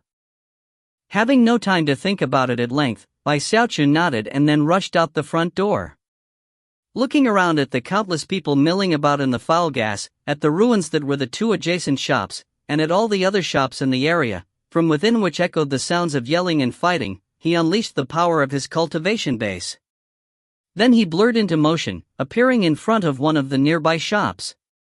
Backing his voice with all of the power he was capable of, he bellowed, "Stop, all of you." He even drew upon some of the energy of the undying emperor's fist to cause his voice to boom out in a way that seemed highly threatening. At the same time, he waved his hand, causing all of the rioters inside to fly out into the street. Facing the employees that remained, he said, "Come with me immediately. Let's put an end to this chaos." Of course, everyone in the affected shop was furious at how they were being unfairly dragged into such a bad situation. Having been saved from the rioters, they were profoundly grateful, and immediately joined Bai Xiaochun with the intention of helping calm the situation down. Before long, Bai Xiaochun and his group appeared in front of a second shop, where they quickly quelled the chaos. Then they moved on to a third shop. More and more soul cultivators joined him. Furthermore, he acted with utmost heroism and bravery, taking the initiative to attack the rioters. Before long, all of the shops in the area were banded together under his leadership, and were restoring order. Stay your hand. If you have an issue, explain yourself calmly. Anyone resorting to violence will be executed according to the law. This is Archemperor's city, don't even think of staging a revolt. Under Bai Xiaochun's leadership, the shops suppressed most of the chaos. Soon, they had about as many people on the streets as the angriest of the soul cultivators in the mob. That, coupled with the fact that Bai Xiaochun himself was so powerful, and that they also occupied the high ground in terms of the law, ensured that the rest of the soul cultivators gradually calmed down. As a result, everyone from the local shops looked to Bai Xiaochun with eyes that shone with gratitude. Although many of them had felt ill will toward him in the past, as of now, his actions in this moment of crisis led them to feel much respect toward him. If you find any errors, ads pop up, ads redirect, broken links, non-standard content, etc., please let us know. Report chapter so we can fix it as soon as possible. Chapter 736, Controlling the Rhythm of Things. Chapter 736, Controlling the Rhythm of Things. Although the chaos had been brought under control, there was no way that the angered soul cultivators would simply disperse. Their gazes flitted back and forth between Bai Xiaochun and the ruined shops of Sima Tao and Sun Yifan. Clearly, if Bai Xiaochun hadn't been there to interfere, the mob would still be attacking those two shops. Despite feeling nervous and a bit guilty, Bai Xiaochun shouted, "Listen to me, everyone. Bai Hao, guarantee that I will get you the explanation you deserve. Fellow Taoist Bai, we are not at fault today. It's them. Sima Tao and Sun Yifan. That's right. Those two shameless fellows sold us counterfeit soul medicine. The embarrassment we have endured today must be avenged. It's good that you're here, fellow Taoist Bai. We'll follow your lead as you resolve this issue." The soul cultivators all knew that although the riot hadn't affected a very large area, this was Archemperor's city, and if things went on for too long, the city guard would definitely arrive at some point. Although they were all furious at Sima Tao and Sun Yifan, they gritted their teeth and forced themselves to remain calm. Some of them even wondered why the city guard hadn't arrived already. After all, every borough was overseen by a contingent of city guards, who were responsible for keeping the peace. However, not a single city guard was visible. "Don't worry, everyone. Bai Hao, as well as the other fellow Taoists at my side, will ensure that you get your explanation." He even thumped his chest in emphasis. The other shop owners and employees who were with him acted similarly. Seeing that the crowd had calmed down left Bai Xiaochun feeling quite relieved. He had worried that things had gone overboard, and that it would result in misfortune. But now, he was the one the crowd expected to render judgment, something he found to be outrageously ironic. With that, he called out, "Fellow Taoist Sima. Fellow Taoist Sun. Please come out for a chat." In response, Sima Tao and Sun Yifan emerged from the rubble of their shops, unsightly expressions on their faces. Although they both had profound cultivation bases, there had simply been too many enraged and maddened soul cultivators to deal with. Before either of them had even been able to react, their shops were destroyed. Therefore, not only were both of them angry, but they also cast piercing glances at Bai Xiaochun. "Bai Hao," Sima Tao said, "the soul medicine they're talking about has clearly been tampered with. Give me even one portion, and I'll bring the truth to light." As for who the true culprit is, Sun Yifan said coldly, "We'll figure out soon enough, and announce it for everyone to hear." These two necromancers had been brought there to put Bai Hao in check. Therefore, this turn of events left them feeling very unsettled. At the same time, they couldn't help but harbor some suspicion that Bai Xiaochun was actually the one behind it all. And yet, if that was true, they still couldn't imagine how he had managed to alter the soul medicine in the way he had. However he had tampered with it, there was no way he could have done it without leaving evidence. They were both sure that they could find the clues. After exchanging a glance, they both confirmed their mutual intention to drag things out until Zhou Hong arrived. In fact, they had both contacted Zhou Hong as soon as the incident began. He was the reason the city guard hadn't appeared. Considering how things had gotten out of hand so quickly, he didn't want to get implicated. Bai Xiaochun blinked a few times, mostly in admiration of his apprentice's intellect. After all, everything he was doing right now was according to Bai Hao's plan. In the heat of the moment, he had been given no other choice than to go with that plan, and now that he was seeing the results, it caused his eyes to shine. He had quickly gone from being in the passive position to being completely in charge of the situation. Furthermore, he was now in a position to decide the fate of the reputations of Sima Tao and Sun Yifan, all with a single word. Having reached this point in his train of thought, his heart began to pound with excitement. However, he kept a very somber expression on his face. Fellow Taoists, the two of you are necromancers, and therefore, I believe you. There's no way that soul medicine concocted by necromancers such as you two would cause such outrageous side effects. Sima Tao and Sun Yifan were clearly shocked by how firmly Bai Xiaochun seemed to be standing by their side, and both of them immediately felt as if something fishy were going on. The other soul cultivators in the area began to stir, and even shout out angrily. What do you mean by that, fellow Taoist Bai? You believe them? What, you think we're stirring up trouble for no reason, Bai Xiaochun immediately waved his hand to interrupt the shouts of the crowd. I also believe the rest of you, he said loudly. You wouldn't have come here for no reason at all. Please, allow me to tell you how I truly feel. Although I know how things ended up, I don't know why they happened. All of you say that you consumed soul medicine concocted by these two grandmasters, which was what led to the various incidents.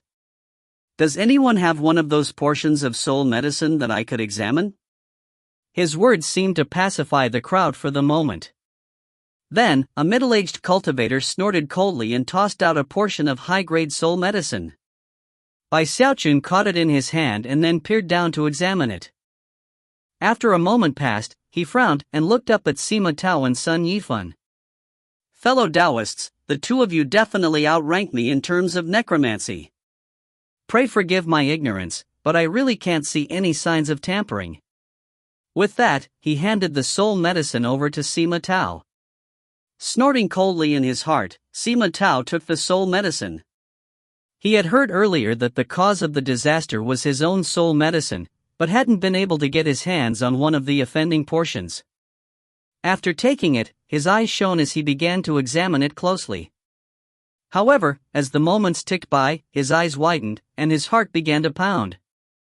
He even performed an incantation gesture, drawing upon the power of his cultivation base to perform a very thorough investigation. After all of that, though, he was unable to identify any problem areas. Soon, beads of sweat began to pop out on his forehead. Furthermore, he could tell that this soul medicine really was the work of his own hand. No matter how he looked at it, he couldn't find any traces of tampering. Slowly, he began to pant, and his heart began to quiver with a sensation of profound foreboding.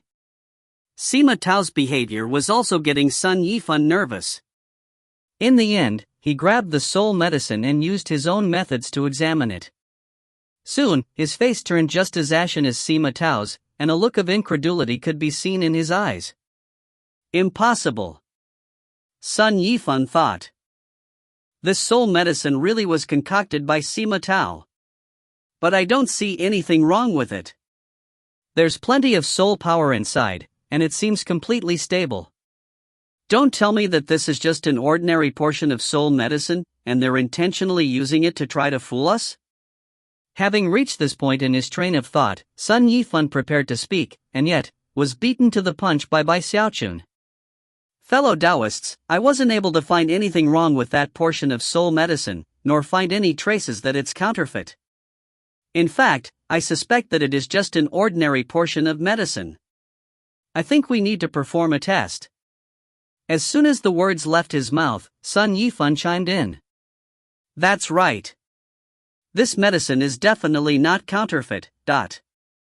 Sima Tao's eyes glittered. He refused to believe that a portion of soul medicine that he had concocted could be tampered with without him being able to tell. The only person who could possibly do something like that would be an earthly necromancer. And yet, if an earthly necromancer really wanted to cause problems for him, he wouldn't need to do it in such a complicated way. An earthly necromancer could have him expelled from Archemperor City with a single word. With such thoughts on his mind, he looked at the soul medicine again, and then pointed at one of his shop clerks, a young man he had brought with him from Nine Serenities City. "You test it." The clerk hesitated for a short moment, then walked forward and took the soul medicine. After taking a deep breath, he sat down cross-legged and then began to absorb the soul power from the medicine through his palm. With so many people watching him closely, there was no way he could pull a fast one in this situation.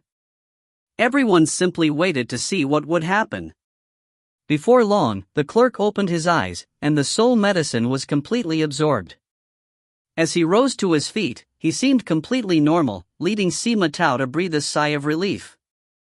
Then he opened his mouth to speak when, all of a sudden, a loud phhhhhrt erupted into the open, followed by a cloud of foul gas.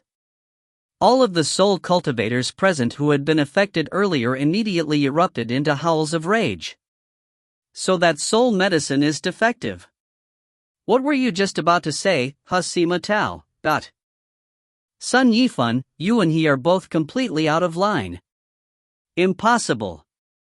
Sima Tao blurted, his face draining of blood as he staggered backward. "This is impossible. I checked it myself. There were no problems." However, he was at a complete loss as to how to defend himself. Sun Yifan was physically shaking, and knew that the game was up. He and Sima Tao had been thoroughly defeated, their soul medicine really was defective. Xiaochun shook his head silently, seemingly at a loss for words. As for the other shop owners and clerks, they all began to sigh. The shouting from the crowd began to grow more intense. "All right, Sima Tao and Sun Yifan. We have proof now. You'd better compensate us for all of this. Give us our compensation, otherwise, we won't let you go even if you call for help from the Archemperor. Once the story gets out, everyone in the Wildlands is going to know that Sima Tao and Sun Yifan are knaves through and through." Sima Tao and Sun Yifan were so nervous they were sweating rivers, when, all of a sudden, a grim voice cut through the shouting of the crowd. "I, Zhou Hong, will provide the compensation.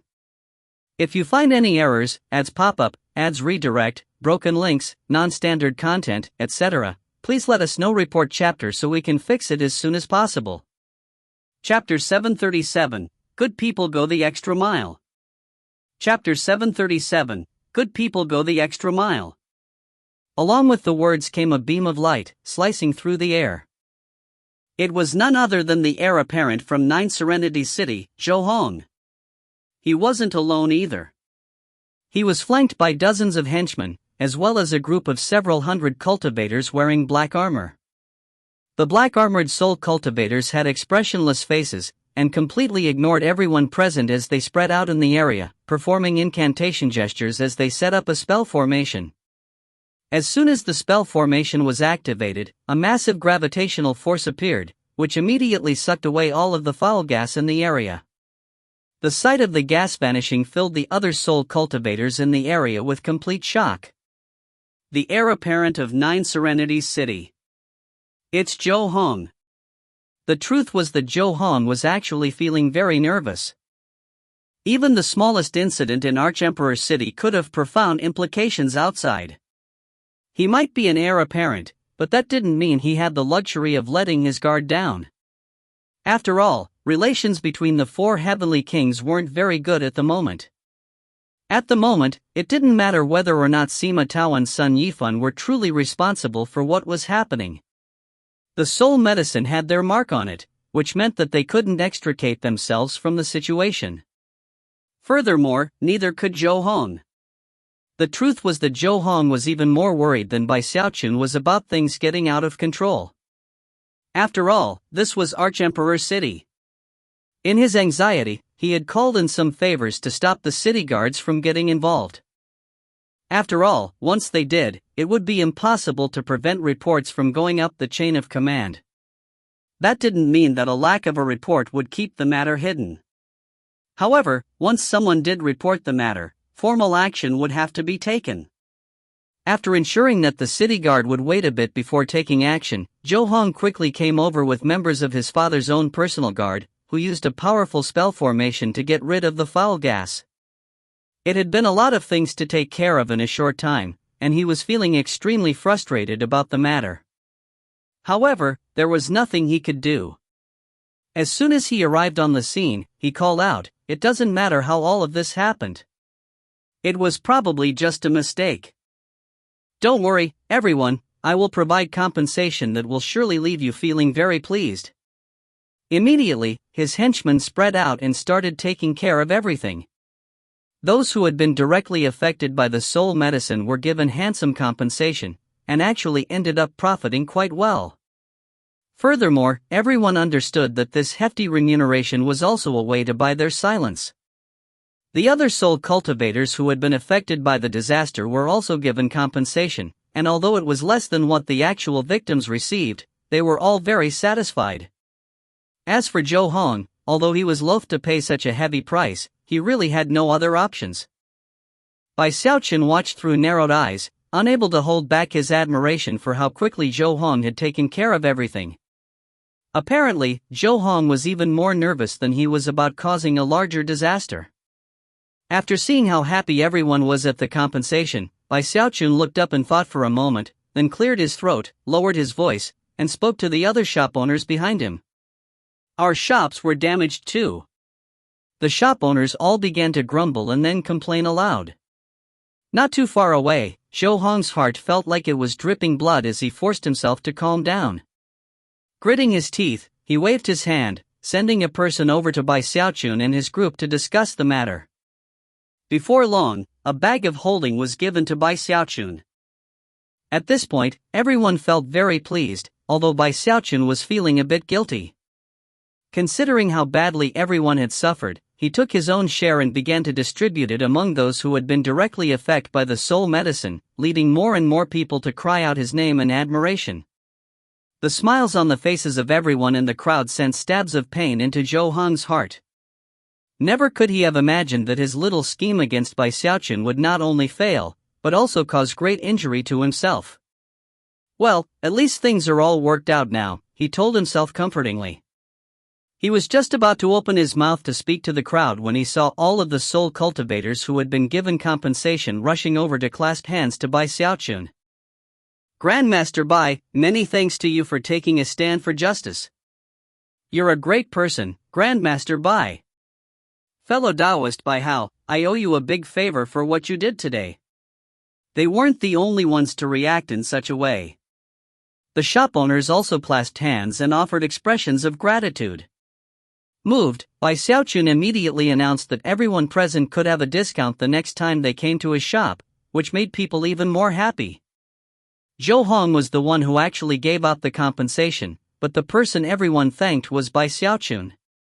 It left Zhou Hong's mind spinning, and he simply couldn't control his emotions. Profound hatred for Bai Xiaochun immediately blossomed in his heart. Unfortunately for him, he could only wrestle it into check. After all, he didn't want to dig himself further into a pit. After a long moment, he simply left. And thus it was that the incident with the foul gas was resolved. Bai Xiaochun stood there looking at the crowds dispersing, his hands clasped behind his back. Then, feeling very pleased with himself, he walked back into his shop, musing that his apprentice's plan really had been amazing. "Beautifully executed final move," he said, laughing heartily and giving Bai Hao a look of praise. Bai Hao felt both embarrassed and pleased. After all, his master was the only family he had, and his approval left Bai Hao feeling wonderful. Bai Xiaochun spent some time bragging and boasting, then went into the back room, very pleased with not only having avoided disaster, but also coming off with a bit of profit. Savoring the victory, he took out the formula for 17-colored flame and continued his work with it. 3 days passed by in a flash. During that time, Zhou Hong was run ragged dealing with the aftermath. He spread bribes high and low, and put out fires left and right. When everything was said and done, nobody came looking to ask questions. It was on the evening of the third day that he finally called Sima Tao and Sun Yifan over to discuss the matter. After the three of them were seated in a locked chamber, he grimly asked, "Did you find out what happened? Was it by how?" Sima Tao and Sun Yifan didn't say anything at first. A moment passed, and then Sima Tao braced himself and bitterly said, "The two of us used every trick in the book. We even asked for some help from some fellow experts we know. We really can't find any signs that the soul medicine was tampered with." "No signs at all?" Zhou Hong replied angrily. "Then what's wrong with it? Don't tell me the two of you really are responsible." He wasn't being polite at all. Normally speaking, if he had spoken like this, Sima Tao would have been very displeased, and would have immediately rebuked him. After all, he wasn't a mere counselor to the Nine Serenities King, he was a grand elder from the Sima clan in Nine Serenities City. Even Sun Yifan would have responded with little more than a cold snort. After all, he was a high counselor to the Spirit Advent King, and would be well within his rights to scold a prince from Nine Serenities City.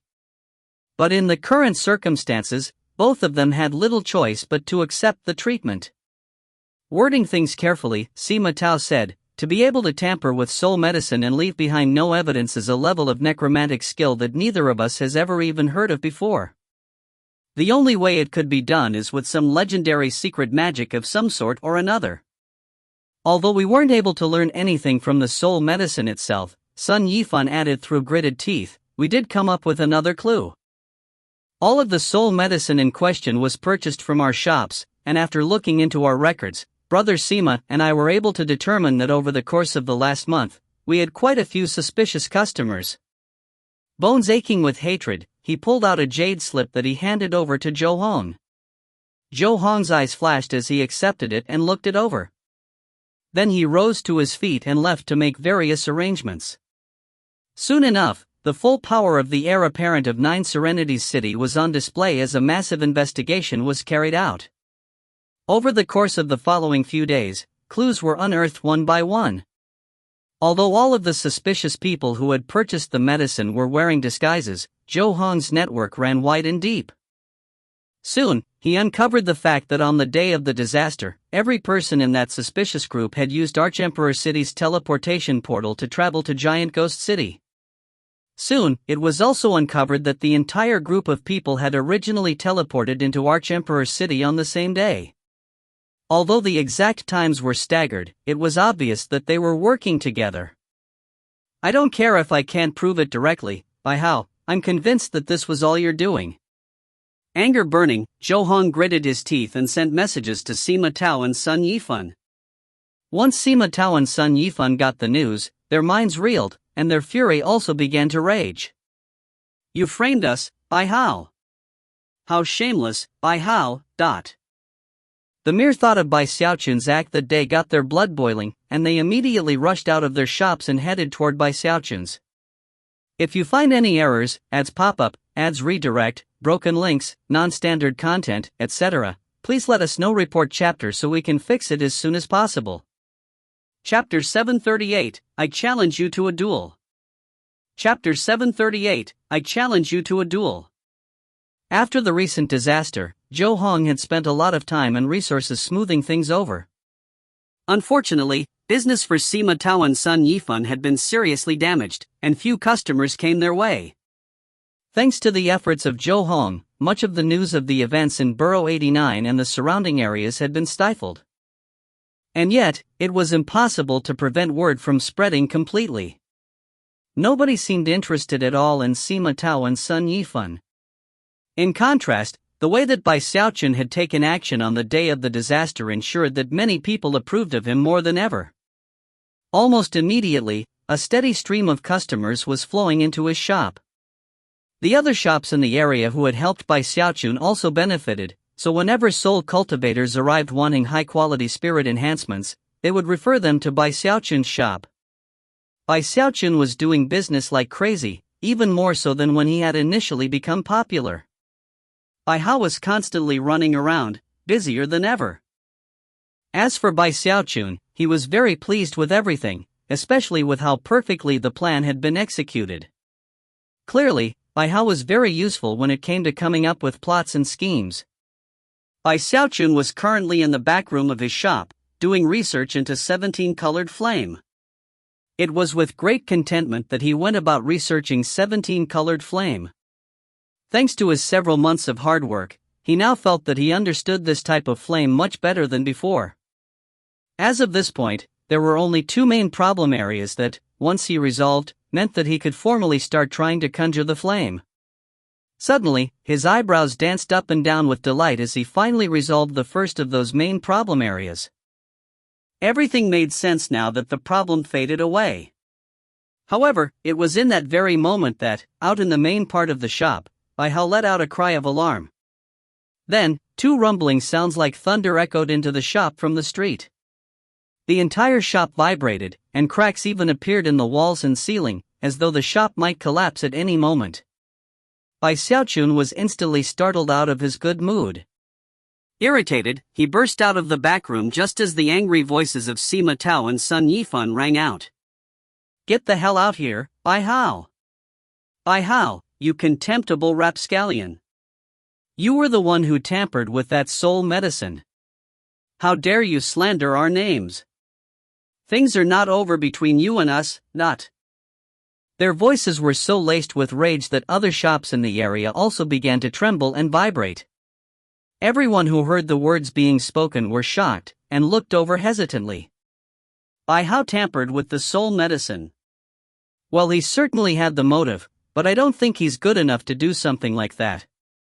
Bai Xiaochun had originally been extremely irritated at having been interrupted, but then he heard the words being spoken, and his heart lurched with nervousness and guilt. Unfortunately, there was no time for thought or planning. He couldn't leave Bai Hao out there on his own. The shop was already in completely disarray. Thankfully, Bai Hao hadn't been hurt. However, Bai Xiaochun had put a lot of hard work into this shop, so to see someone else messing it up felt just the same as if someone had broken into his home. At this point, his anger began to burn. "Eyes bloodshot," he shouted, "so, repaying kindness with enmity, Sima Tao, Sun Yifan? You've ruined your reputations and now you're trying to drag me down with you? How despicable. If I hadn't stepped in during the disaster, you two might have lost your lives. I calmed everyone down and gave you time to explain yourselves. I'm the one who resolved the whole situation. If you don't want to show your appreciation, fine. But now you dare to slander me? You two are complete bullies." Bai Xiaochun made his voice as loud as possible, causing it to echo out clearly throughout the area. He was aware that it was possible that Sima Tao and Sun Yifan had actually come up with some clue to implicate him, and therefore, he decided to try to overawe them with an intimidating display. Sima Tao's fury grew hotter, and he retorted, "Bai Hao, you." "I what?" Bai Xiaochun interrupted, glaring at him. "When you opened up a shop right next to me in open competition, Sima Tao, did I ever ask you to stop? Did I ever go and threaten to tear it down? Did I ever curse you to your face? I accepted the humiliation silently. I swallowed my complaints. And why? Because I, Bai Hao, am a nobody here, and I didn't dare to provoke you. I didn't even do anything when you clearly tried to take advantage of how nice I was being. Even when you were in a really bad situation and I could have taken advantage of it, well, I have my bottom line, and I know that there are just some things I can't do. I couldn't just stand around and watch all of the other fellow Taoists from the other shops in the area get dragged into the situation, and that's why I helped you. But now, you actually come here to wrongly accuse me? Sima Tao, do you have no heart? If so, then dig open your chest to prove it. But if you do, then, how evil-hearted you are. Not only are you ungrateful, you are the type who oppresses the good and timid people in the world. You are completely and utterly selfish, and in fact, don't even qualify to speak a single word to me. Bai Xiaochun spoke with decisiveness that could sever nails and chop iron, in a manner as grand and lofty as the highest clouds in the sky. Bai Xiaochun's words were like a razor-sharp sword that cut deeply into Sima Tao. His face fell, and he was so shocked he took a few subconscious steps backward. Mind numb, he stared at Bai Xiaochun with the desire to respond. He even opened his mouth. And yet, not a word came out. Seeing how Sima Tao was trembling in shock because of Bai Xiaochun's words, Sun Yifan shouted, "Cut the crap, Bai Hao. You can just shut up this instant, Sun Yifan." Bai Xiaochun shot back. "Do you really think that Lord Bai doesn't know that you and Sima Tao are as thick as thieves? You set up shop on either side of me, you villains. You had the backing of an heir apparent, and used your seniority as old-time necromancers to try to put me out of business. You know, there's a question I've been wanting to ask this whole time. Did I ever do anything to offend you? No. I didn't. For mere profit, you attempted to prevent me from making a living. Alright, fine. I can deal with that. But now you want to plant false evidence against me to try to earn your reputation back? Well, let me tell you, I have nothing to hide in anything, and I certainly don't fear evildoers like yourself." Bai Xiaochun's words were spoken with complete frankness, and flowed out as smooth as a river. They made Bai Xiaochun seem more impressive than ever, and caused both Sima Tao and Sun Yifan to freeze in place, their hearts pounding with anger, but unable to say anything in response. Everyone else in the area was surprised. This was their first time realizing how sharp-tongued this Bai Hao could be. It was almost as if his words were weapons, making this spectacle even more dazzling than an actual fight. Even Bai Hao was stunned. This was also his first time witnessing how glib his master could be, and it left him gaping with surprise. It was only now that he finally realized what it must have been like to see Bai Xiaochun during the Bai clan's ancestral ceremony. If words were swords, then speeches like this could kill. You. Sun Yifan was furious, and his mind was spinning, but he could hardly speak. Neither he nor Sima Tao were proficient in battles of words. Furthermore, to people like them, reputation was everything, and they had long since come to believe that as grandiose nascent soul experts, they couldn't possibly act like newbie cultivators who battled with words. And yet, here was Bai Hao, a nascent soul expert, an elite cultivator with shocking battle prowess, whose sharp words left them feeling completely helpless. Sima Tao was the first to recover. Gritting his teeth, he said, "At this point, Bai Hao, words are meaningless. It doesn't matter whether you admit it or not, today. I challenge you to a duel. Not a duel of magical techniques, but a duel of flame conjuring. Whoever loses will get the hell out of Archemperor's city, and never conjure a single flame again for all time." At this point, Sun Yifan also recovered. He knew that the incident with the soul medicine was something very damaging that had to be recovered from. Right now, the most important way to go about doing that was to get revenge.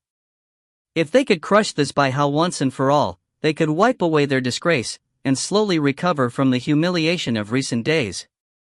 With such thoughts on his mind, he shouted, "That's right, Bai Hao. I also challenge you to a duel. Since you're good enough to tamper with soul medicine, then let's see how good you actually are at flame conjuring. If you find any errors, ads pop up, ads redirect, broken links, non-standard content, etc., please let us know. Report chapter so we can fix it as soon as possible." Chapter 739, A Wager. Chapter 739, A Wager. Bai Xiaochun's expression flickered slightly. If it were a competition of spirit enhancement, then as long as he had enough flame, he could be completely confident. However, Sima Tao and Sun Yifan were obviously aware that he had defeated Qin Xiong in just such a competition, and that he could perform 15-fold spirit enhancements. Besides, when it came to spirit enhancement, because of how success rates worked, no one could ever be absolutely confident in winning. That was why they didn't mention spirit enhancement. And when all was said and done, necromancers also had to be proficient in the other skills of flame conjuring and soul medicine concocting. And because flame conjuring was how one went about concocting soul medicine, the foundation of everything came down to flame conjuring. However, Bai Xiaochun was not completely confident when it came to flame conjuring. At the moment, he still couldn't conjure 17-colored flame, and even had problems succeeding consistently with 16-colored flame. And thus, his expression flickered slightly. Although Sima Tao and Sun Yifan couldn't compete with Bai Xiaochun in a battle of words, they had both lived many years and experienced many things. As a result, they could instantly tell what he was thinking. Seeing that, Sima Tao added, "If we're going to compete, then we also need to have a little wager. The stakes are the right to stay in Archemperor City. If you lose, you have to get the hell out of the city, never perform spirit enhancements again, and also give up your shop. If you win, then I'll hand my shop over to you. And mine as well," Sun Yifan said with a cold smile. "Since it's 2-on-1, we won't try to take advantage of you, but if it's a wager you want, then I guess I'll have to gamble a bit," Bai Xiaochun said, clasping his hands behind his back and emphasizing his words with a cold harumph. As far as he was concerned, it didn't matter that Sun Yifan and Sima Tao were nascent soul cultivators. Bai Xiaochun had a heaven-down nascent soul, and had defeated over 100 top chosen. He had even come out victorious over the half-Deva Junior Champion King. Considering all that, these two necromancers shouldn't be a problem at all. Just as he was contemplating whether or not to drive them away, Sima Tao apparently realized what he was thinking. If this Bai Hao wasn't already a legend for his bravery and ferocity, Sima Tao would have simply challenged him to a fight, instead of bringing up the matter of flame conjuring. But now that he could tell that Bai Xiaochun was contemplating escalating things to outright fighting, he knew he had to do something. "Bai Hao, you're a nascent soul necromancer, and a famous one at that. If you try to beat us up, we might not be able to fight back. But resorting to violence will only delay things today. And there will always be a tomorrow. Even if you don't agree to our challenge today, we'll come back a second time." Sima Tao had experienced a stroke of inspiration due to his nervousness, and it immediately caused Bai Xiaochun to frown. "Fine, Bai Hao," Sun Yifan jumped in, "I'll also put up 1 billion vengeful souls. If you win, you can have them all." Obviously, Sun Yifan had also realized that Bai Xiaochun wasn't completely confident when it came to flame conjuring, and that it was important to force him into the challenge no matter what. Sun Yifan had thought his plan out well. He knew that if he caused a big enough scene, and attracted enough attention, then if Bai Hao wanted to continue to do business in Archemperor City, he would have to take the challenge seriously. And when it came to attracting attention from an audience, the best way to do it was offer huge stakes in a bet. It was exactly the same thing that had happened with Chen Xiao. And that was why he offered up 1 billion vengeful souls. As expected, his words caused an immediate stir.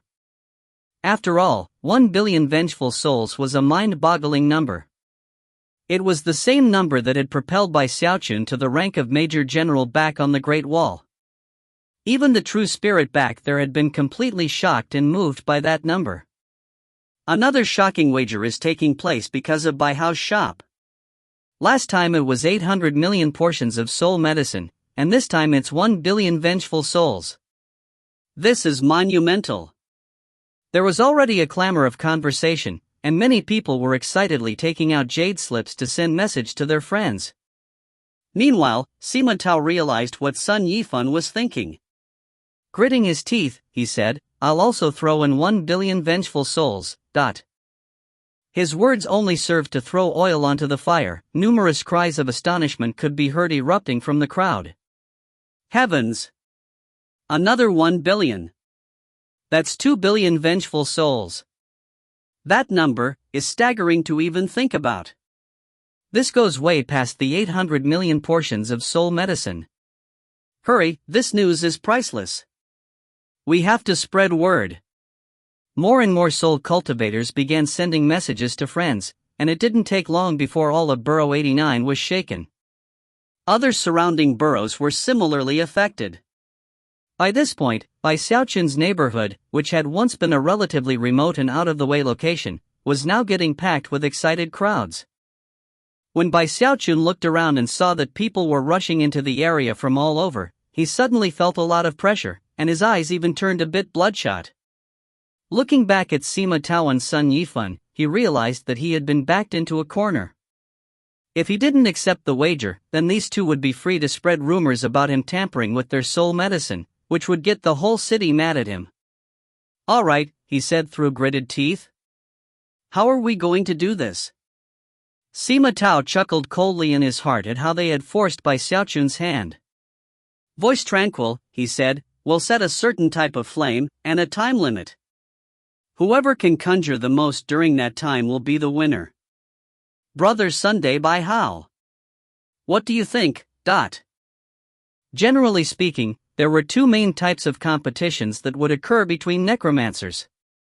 One was to see who could conjure the flame with the most colors, the other was to see who could conjure more flame in a given time period. The first type would show what overall level the necromancers had achieved, and the second would show how skilled they were in it. Although Sima Tao had come up with the idea for a competition on the spur of the moment, he had abundant life experience as a necromancer, and knew that, considering this Bai Hao could perform 15-fold spirit enhancements, he was obviously at the celestial rank, just like himself and Sun Yifan. He had never even considered that he could be an earthly necromancer. After all, the number of earthly necromancers who existed in the wildlands could be counted on one hand. Furthermore, they were the type of people who wandered from place to place and were rarely seen. Celestial necromancers couldn't conjure 18-colored flame. At most, they could handle 17-colored flame. Of course, even those who could only did it with difficulty, making that type of flame unsuitable for wagers. 16-colored flame was a different story, though. Sima Tao was very familiar with 16-colored flame, and could produce it quite consistently. Considering his level of experience and skill, he was very confident in being able to win a competition involving that type of flame. Sun Yifan was essentially thinking the same thing, and quickly nodded in response. "Let's compete in 16-colored flame," he said, smiling coldly inside. "How about this, we can all start from one colored flame and work up to 16-colored flame. Whoever can conjure 3 flames first will be the winner." Sima Tao laughed heartily. "Perfect. That's an even more simple method than the usual one. And fairer too. All of the fellow Taoists who are here to watch can serve as witnesses." Although they had made a show of giving Bai Xiaochun the option of giving an opinion, they had spoken so quickly that he had been given no such opportunity. And yet, nobody present was willing to point that out. After all, the method suggested by Sun Yifan was just as Sima Tao had said, very fair. The truth was that both Sima Tao and Sun Yifan were people who had been famous for years already, and had deep reserves of skill. In contrast, Bai Xiaochun was a newcomer to the necromancy scene, and nobody would think to describe him as being very skilled. Bai Xiaochun's heart thumped when he heard the details of the wager, and he immediately got a bad feeling. When it came to 15-colored flame, he was actually very confident. In fact, he could succeed with virtually 100% certainty. But 16-colored flame was different. Even with the improvements Bai Hao had made to the formula, he was still only capable of roughly a 30% success rate. Furthermore, he hadn't had the opportunity to discuss the matter of flame conjuring with anyone else besides Bai Hao. Although Bai Hao was skilled, not even he had ever been in much contact with other celestial necromancers. Therefore, not even he was sure of what success rates were common when it came to 16-colored flame. After all, success rates were not often discussed by necromancers with outsiders. Usually, they kept things like that a secret. Most other people in this situation would either bow their head in defeat, or impulsively take the bet. But not Bai Xiaochun. He blinked a few times, then looked at Sun Yifan and Sima Tao and angrily said, "That's not a fair bet. I can only manage a 20% success rate with 16-colored flame. How am I supposed to win like that?" His words caused many jaws to drop in the audience. After all, many people had at least heard of the supposed success rates for 16-colored flame. Although none could be absolutely certain, they at least had a general idea. 20% success rate? Seems a bit exaggerated. 16-colored flame is one of the most advanced forms of multicolored flame, and has a very low success rate. Only earthly necromancers can produce it consistently. Celestial necromancers are all different, but for the most part, they can't make it very easily. As the audience chattered, Sima Tao threw his head back and laughed sarcastically. Nice try, Bai Hao. To tell you the truth, I only have a 12.5% success rate when it comes to 16-colored flame. Brother Sun is a bit more adept than me, but even he can't get past 15%. Sounding utterly serious, Sun Yifan said, if you can manage a 20% success rate, then you don't have to worry at all. You'll definitely win. With that, he looked at Bai Xiaochun as if to say, what, did you really think that was going to scare us or something? Fine, you're on. Bai Xiaochun said, eyes glittering. If you find any errors, ads pop up, ads redirect, broken links, non-standard content, etc., please let us know. Report chapter so we can fix it as soon as possible. Chapter 740, Evenly Matched. Chapter 740, Evenly Matched. Bai Xiaochun's comportment immediately caused Sun Yifan and Sima Tao to hesitate, and even exchange glances. Although it seemed like he was simply trying to put on a brave front, they were now more on guard than before. The truth was that Sima Tao had actually held back a bit of the truth. Both he and Sun Yifan could achieve success rates of nearly 17%. In fact, if they got lucky, they could sometimes reach 20%. However, that was the limit for a celestial necromancer when working with 16-colored flame. The only exception would be if they managed to improve the formula they worked with. But doing something like that was incredibly difficult. All necromancers in the wildlands knew that even earthly necromancers who tried to alter flame conjuring formulas would have to spend a huge amount of time and energy to do so, and even then might not succeed. After all, the current formulas had been derived by constant refining and augmentation from generation to generation. Countless tests and confirmations ensured that the current formulas were the most reliable. Considering all of that, Sima Tao and Sun Yifan calmed themselves, and immediately called for help to set up a competition arena in front of the three shops. It wasn't a large arena, and had just enough space for the three of them to do their work. In that short time, however, so many soul cultivators showed up that there were now row upon row of them waiting to watch what would happen. There were even people floating in the air to observe. By now, there were definitely more than 100,000 people present, with more beams of light appeared every moment. The city guard was shocked, and immediately dispatched a few hundred people to make sure that order was kept. Zhou Hong was present, of course, as were Little Wolf God, Li Tianshan, Miao Liner, and even the second prince. Virtually all of the chosen that Bai Xiaochun had kidnapped in the necromancer kettle had arrived. There were also other chosen and heirs to the noble and aristocratic houses, people like Chen Xiong who hadn't been in the necromancer kettle. Everybody came to watch and comment on Bai Xiaochun's performance. This competition was already sizing up to be much bigger than the previous one. Not only was the audience larger, but the fact that there were so many chosen present got everyone else in the audience even more excited.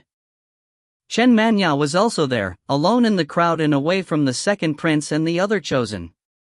She stood there by herself, quietly watching Bai Xiaochun.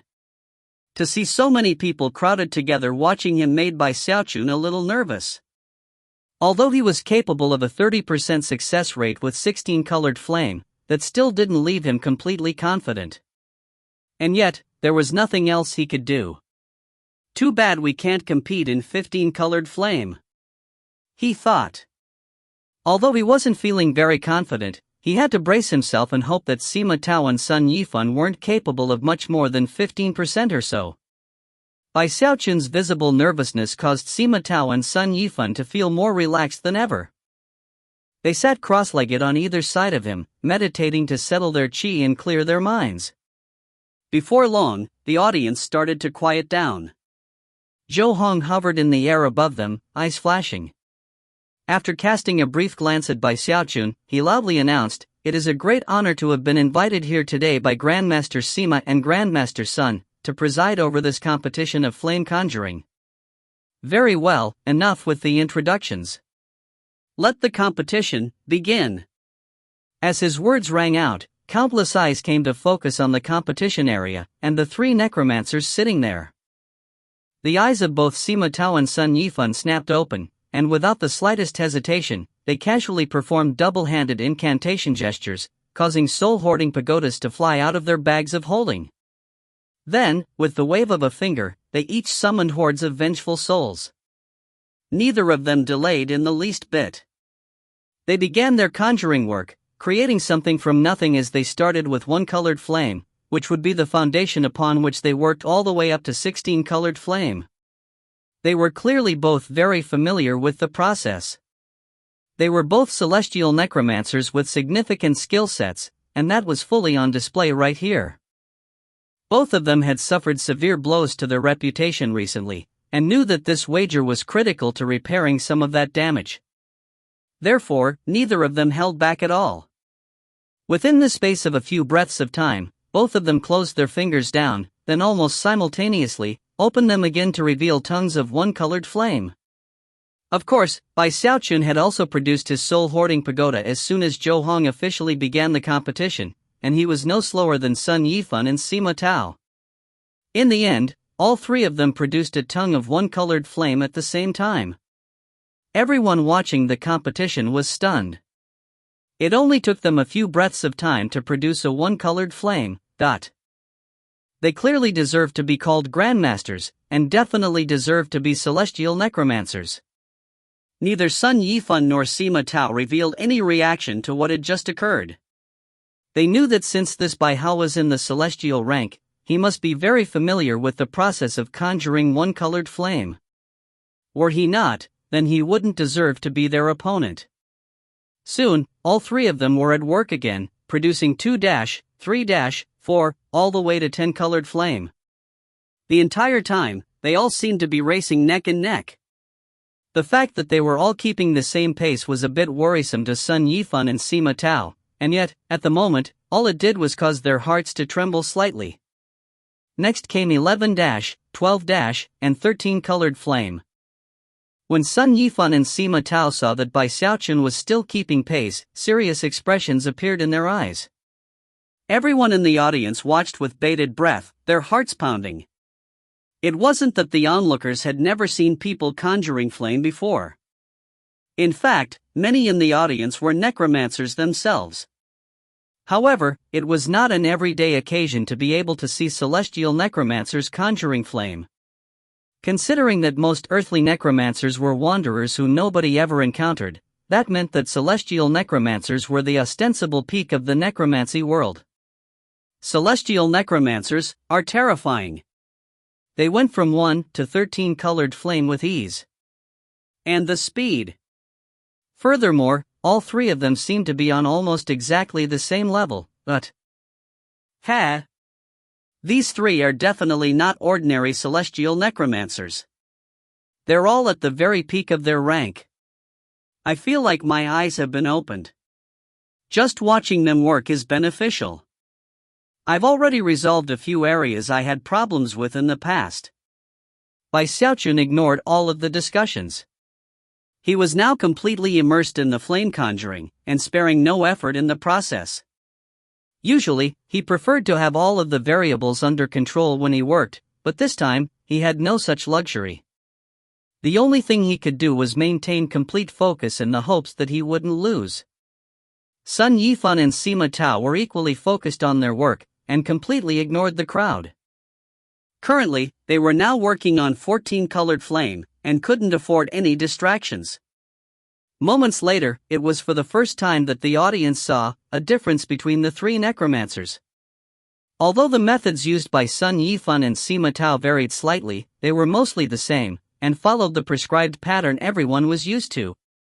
Sima Tao followed the soul ratios precisely, and Sun Yifan mostly ignored the sea of fire, and focused on feeding the souls into it. Occasionally, ripples of multicolored light would glow off of them, which came from the flame conjuring secret magics that they employ to increase their speed. However, Bai Xiaochun's method of conjuring 14-colored flame was completely different. He used the 13-colored flame to consume all of the tens of thousands of vengeful souls in one moment, which caused gasps to rise up in the audience. Bai Hao's conjuring methods are unprecedented. He fed tens of thousands of vengeful souls into the fire at once. Isn't he worried that the tongue of flame will collapse?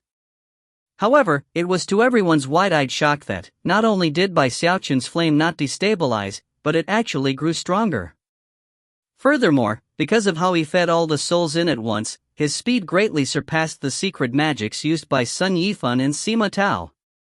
This time, the three necromancers didn't all finish at the same time.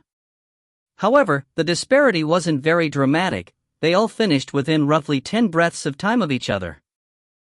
After the 14-colored flame appeared, Bai Xiaochun took a deep breath to calm himself. Not even bothering to look around, he continued with his work, sending vast amounts of vengeful souls out to be consumed by the sea of fire. Gradually, his 14-colored flame rose to the level of a 15-colored flame. After Bai Xiaochun's flame appeared, Sun Yifan and Sima Tao succeeded as well. By this point, the pressure was on the other two necromancers, as they had to admit that Bai Xiaochun's abilities in flame conjuring were unique and shocking. Expressions flickering as they contemplated what was at stake, they exchanged a glance. However, that was when they found to their shock that Bai Xiaochun hadn't stopped, he was going on directly to 16-colored flame. This Bai Hao was too young and inexperienced. That's not the way to go about conjuring. You need to get plenty of 15-colored flames built up. That way your chances of success will increase. We're definitely going to win. Exchanging a smile, Sun Yifan and Sima Tao felt more confident than ever. If you find any errors, ads pop up, ads redirect, broken links, non-standard content, etc., please let us know. Report chapter so we can fix it as soon as possible. Chapter 741, Flame Harmony. Chapter 741, Flame Harmony. Many of the people watching frowned sadly when they saw what was happening. Well, there's not much suspense now about how this will end. Although Bai Hao is good at flame conjuring, he obviously doesn't have much experience, although I can't personally conjure 16-colored flame, I've heard that the best way to do it is to get a large collection of 15-colored flames, and then proceed. You'll lose a few of the flames in the process, but once you find the sweet spot and get into a rhythm, you'll succeed instantly. That way, the overall chances of success are improved. Yeah, that's right. If you just try with one flame, and then fail, you have to start again from the very beginning. How will you ever find the sweet spot that way? Everyone else was sighing, but Bai Hao was off to the side, looking on with complete approval. He knew that his master's choice was the correct one. Now that he was working with Bai Hao's improved 16-colored flame formula, there wasn't a need to rely on luck or sweet spots. Bai Hao's improved formula broke down the steps involved with 16-colored flame into tens upon tens of thousands of specific steps. Every successful step in the right moment built upon itself, so as long as Bai Xiaochun followed the exact routine and didn't slip up, then theoretically speaking, his success rate should be 100%. Of course, following those steps correctly required a very draining usage of augury techniques and divine sense.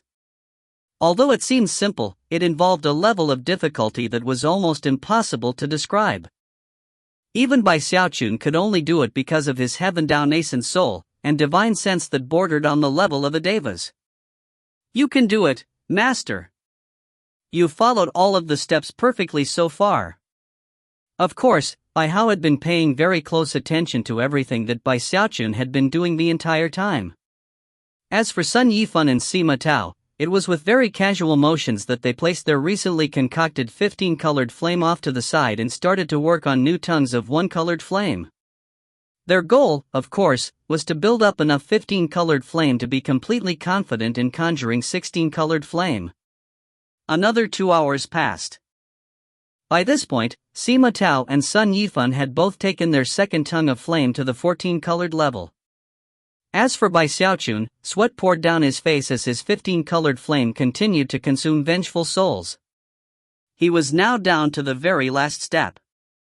Not bothering to wipe the sweat off of his face, he looked at the flame with glittering eyes and then let out a shout. His right hand then clamped down, causing a blast of heat to spread out. People shouted in surprise as the sea of fire sank down into Bai Xiaochun's palm and then disappeared between his fingers. Zhou Hong was feeling very nervous. Little Wolf God, Li Tianshang, Miao Liner, the second prince, and all of the other chosen craned their necks forward to look. Even Chen Manya was covered with a sheen of sweat because of her nervousness.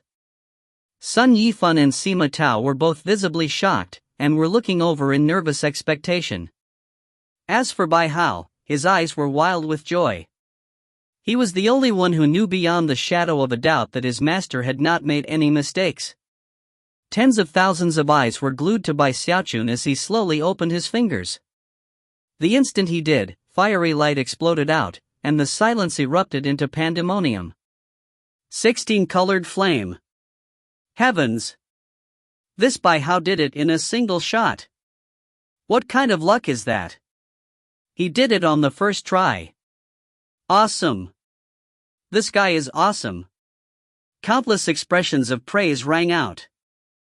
However, unsightly expressions could be seen on the faces of Zhou Hong and the other chosen. The only exception was Chen Manyao, who was smiling broadly. As for Sun Yifan and Sima Tao, the blood drained from their faces as they stared at the 16-colored flame in Bai Xiaochun's hand. After a moment passed, though, they gritted their teeth. Well, he certainly got very lucky. However, I refuse to believe that he'll be lucky enough to do that a second time. That was how both of them tried to comfort themselves. And yet, the pressure was mounting, and as such, they didn't hold back any of their secret magics as they continued their conjuring work. Bai Xiaochun breathed a sigh of relief, and a smile broke out on his face. He really had gone all out, and thankfully, hadn't slipped up a single time. Finally wiping his forehead clean of sweat, he produced some more vengeful souls and then started working on a one-colored flame. Time passed. Although watching people conjure flame wasn't the most exciting thing, everyone was still completely wrapped up in what was going on. Some people were just enjoying the commotion, others were taking advantage of the situation to learn a bit about flame conjuring. By the time Sun Yifan and Sima Tao finished with their third tongue of 15-colored flame, Bai Xiaochun had his second. Once that happened, everyone began to watch with even more excitement. Even Sun Yifan and Sima Tao looked over to watch, wondering if he would do the same thing he had last time, and go straight from a one-colored flame all the way to a 16-colored flame. Before long, more excited shouts split the air, and the eyes of Sun Yifan and Sima Tao went as wide as saucers. Just like last time, Bai Xiaochun had chosen to go straight to 16-colored flame. This guy is crazy. Damn it. Why is he doing this? What does he hope to accomplish? There was no way that Sima Tao and Sun Yifan couldn't be gripped with anxiety by this point. Although his previous success had been shocking, they were both 99% sure that he would fail the second time, but they still had to wonder, what if he succeeded at it? Zhou Hong's heart was racing as he looked down at Bai Xiaochun.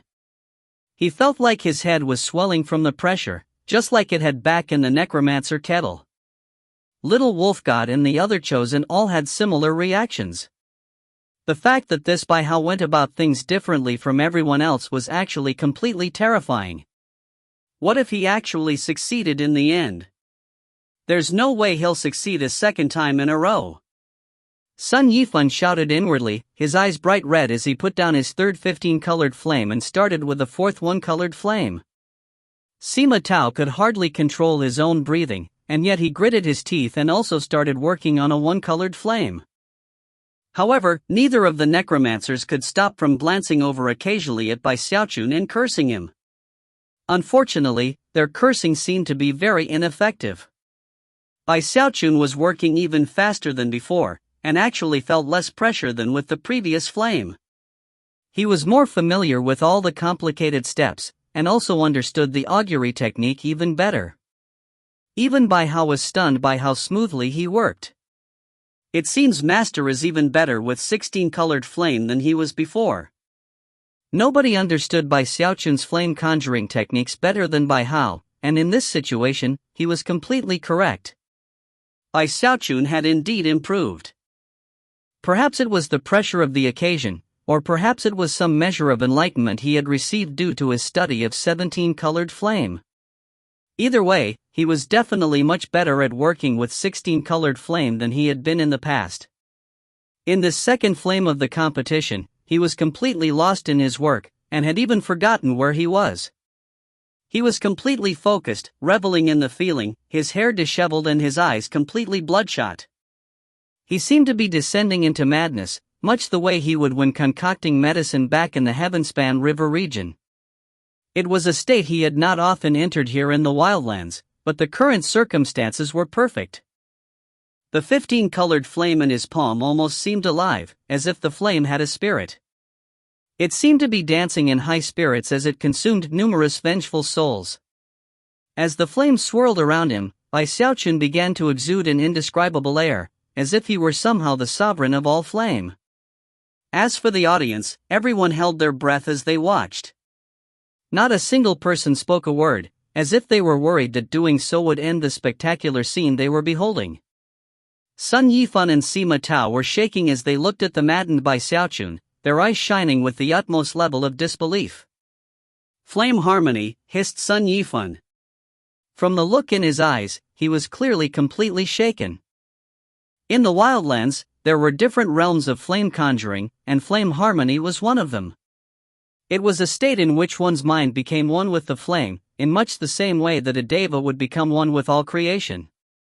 In fact, the various secret magics employed by necromancers were all imitations of this very realm. Sun Yifan and Sima Tao had never heard of celestial necromancers who could achieve flame harmony. According to their understanding, it was something that only earthly necromancers could do. As of this moment, the sky grew dim, almost as if all light in the area were fading away because of Bai Xiaochun. He was the focus of all creation as the dancing flame converged into his palm.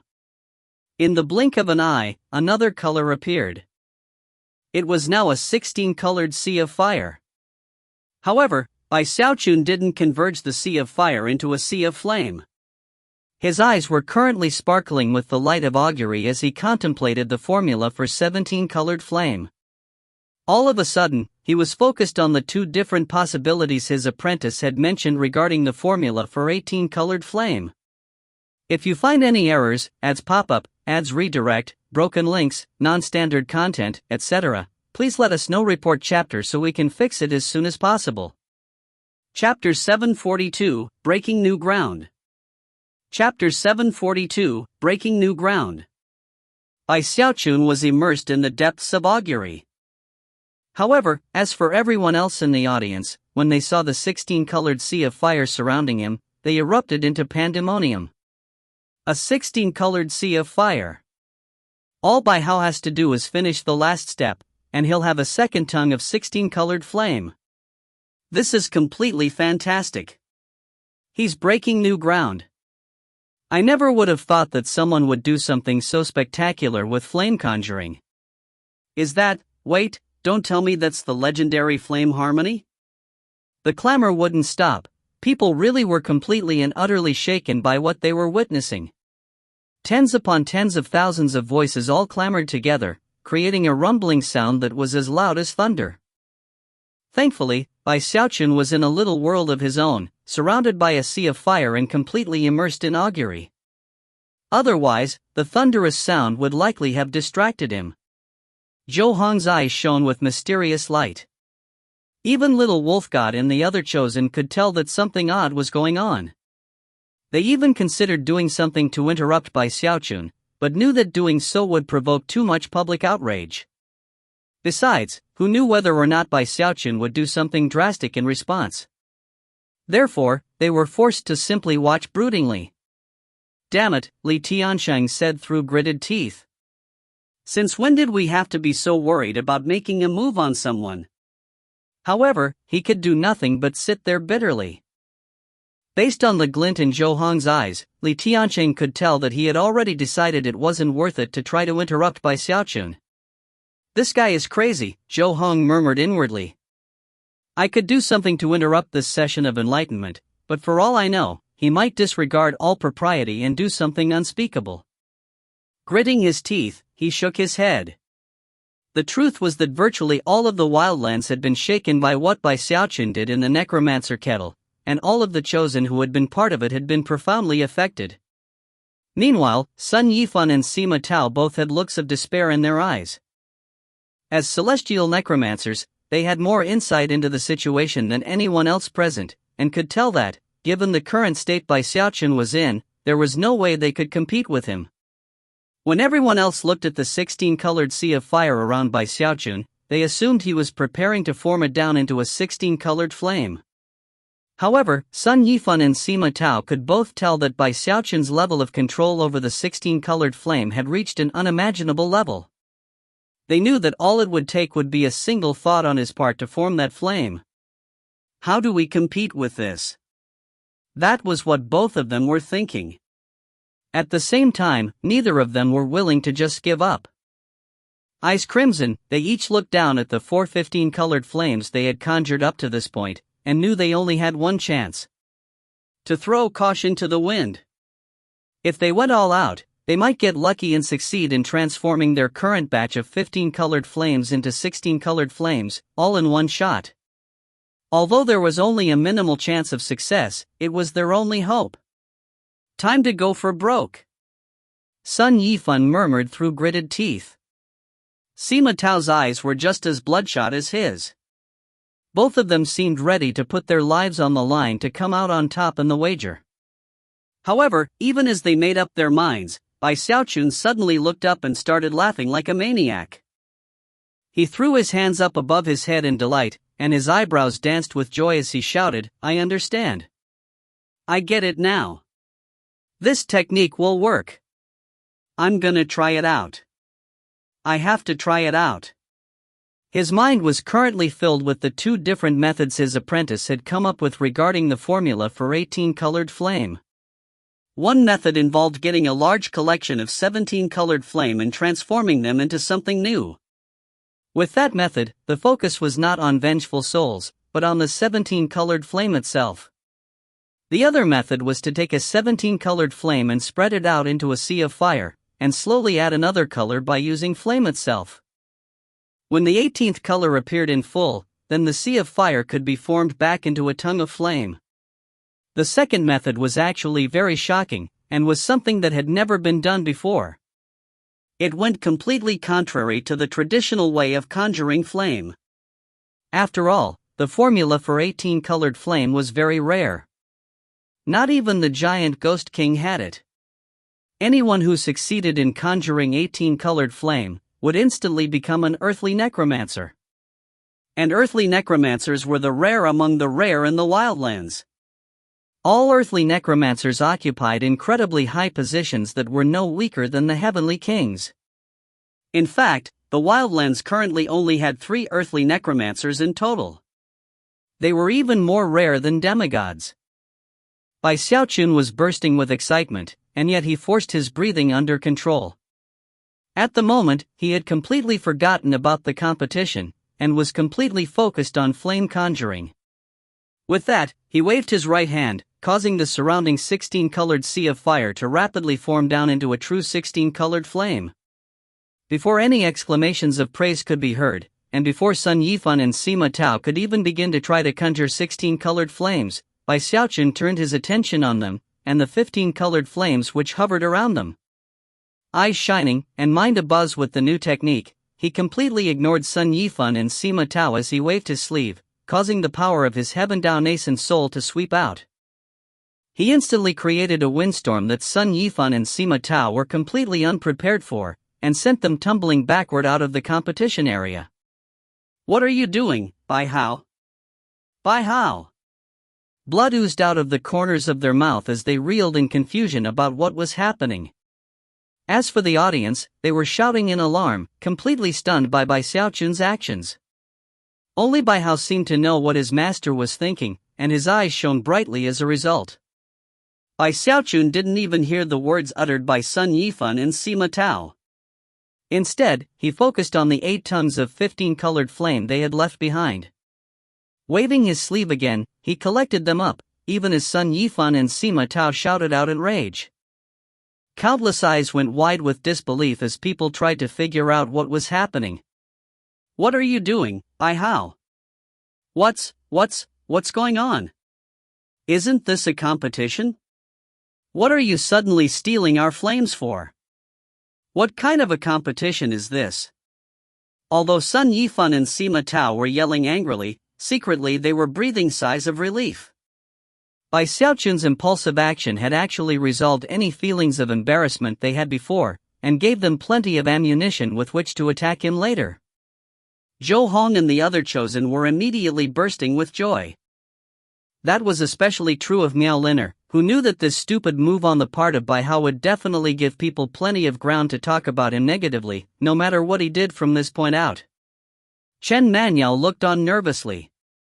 However, there was no way to take back what had been done, nor any way for her to resolve the current situation. Even as everyone was completely shocked by Bai Xiaochun's actions, all of a sudden, his two 16-colored flames suddenly spread out and then combined. It was one giant sea of 16-colored fire, which sent blistering heat out in all directions as it rose high into the sky. Everyone in the audience was backing away in fear. "I need 10 tongues of 16-colored flame," he murmured, eyes shining with madness. Based on the inspiration he had just received, he tossed the 8 tongues of 15-colored flame into the 16-colored sea of fire. Instantly, intense rumbling sounds exploded out, sounds that could be heard quite a distance away. Furthermore, the way the flame filled the sky ensured that everyone could see it. Cries of alarm could be heard as people scrambled away. Sun Yifan and Sima Tao were no longer beside themselves with joy, and their scalps were tingling with fear. What is he going to do? Heavens! If that sea of fire destabilized, something very, very bad would happen. The city guards seemed the most nervous of all as they spread out, not only trying to quiet people down, but also setting up a spell formation to contain the area Bai Xiaochun was in. The guards knew that Bai Xiaochun could not be disturbed. If he did, and the sea of fire exploded, mass chaos would ensue. As they tried to contain the situation, they all sent messages to their superiors. Zhou Hong's eyes flickered malevolently, but he quickly abandoned any ideas of trying to interfere. The trouble that would happen as a result was too much for even him to be able to handle. As everyone watched nervously, Bai Xiaochun remained in the middle of the spell formation, hands flashing in a double-handed incantation gesture as he controlled the sea of fire. It was almost as if the sea of fire had a spirit that was meekly responding to all of his orders. As he fed the 8 tongues of 15-colored flame into the 16-colored sea of fire, they unexpectedly became part of the 16-colored sea of fire. The sight of so much 16-colored fire was completely and utterly unbelievable. 16-colored fire. I can't believe all those 15-colored flames became part of a 16-colored sea of fire. If he formed that sea of fire back down into tongues of flame, then he would have 10 tongues of 16-colored flame. Heavens! How is this even possible? Sun Yifan and Sima Tao were as ashen as death as they stood there, gazing blankly at the shocking 16-colored sea of fire. Of course, things weren't over yet. If you find any errors, ads pop up, ads redirect, broken links, non-standard content, etc., please let us know. Report chapter so we can fix it as soon as possible. Chapter 743, Shaking the Whole City. Chapter 743, Shaking the Whole City. Bai Xiaochun's eyes sparkled brightly as he manipulated the shocking 16-colored sea of fire. Although his aura was calm, his heart was bursting with excitement. He felt very similar to how he used to feel back in his medicine concocting days, when he would suddenly be struck by inspiration. His heart prickled as surely as if tiny hands were tickling it. 17 colors. He roared, throwing both hands wide in a double-handed incantation gesture. The 16-colored sea of fire instantly began to spin, and without the addition of any other vengeful souls, began to grow vastly hotter. And then, as everyone watched, it began to shrink down. Soon, it was only 30,000 meters wide, and rapidly shrinking. The power of fire within it was shocking, and the heat caused the air to distort wildly. Nobody in the audience dared to say a single word, and all of them continued to back away anxiously. Even more cultivators further away could feel the blistering heat, and more city guards were mobilizing to lock the area down.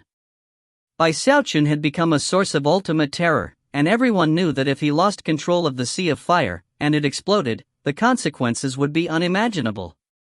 Zhou Hong trembled in nervousness. Sun Yifan and Sima Tao were also shaking, and looked as ashen as death. At the same time, though, traces of excitement could be seen in their eyes.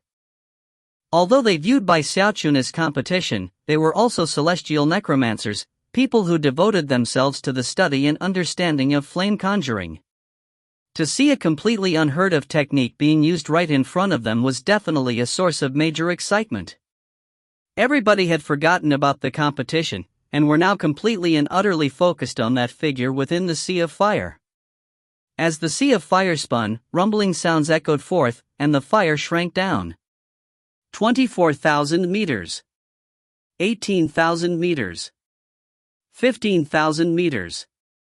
9,000 meters. Soon, it was only 3,000 meters wide. It was at that point that within the Sea of Fire, another color appeared. Under the eyes of all spectators, it became a 17-colored Sea of Fire. All onlookers were struck with shock. Although many of them had guessed that this would happen, to see it occur right in front of them drove them to near madness. People didn't even know what to think. This was completely overturning all previous traditions. This was a new page in the history of flame conjuring. At this point, people couldn't refrain from calling out in surprise. He didn't need any souls to add a 17th color to that flame. Am I seeing things? This is unheard of.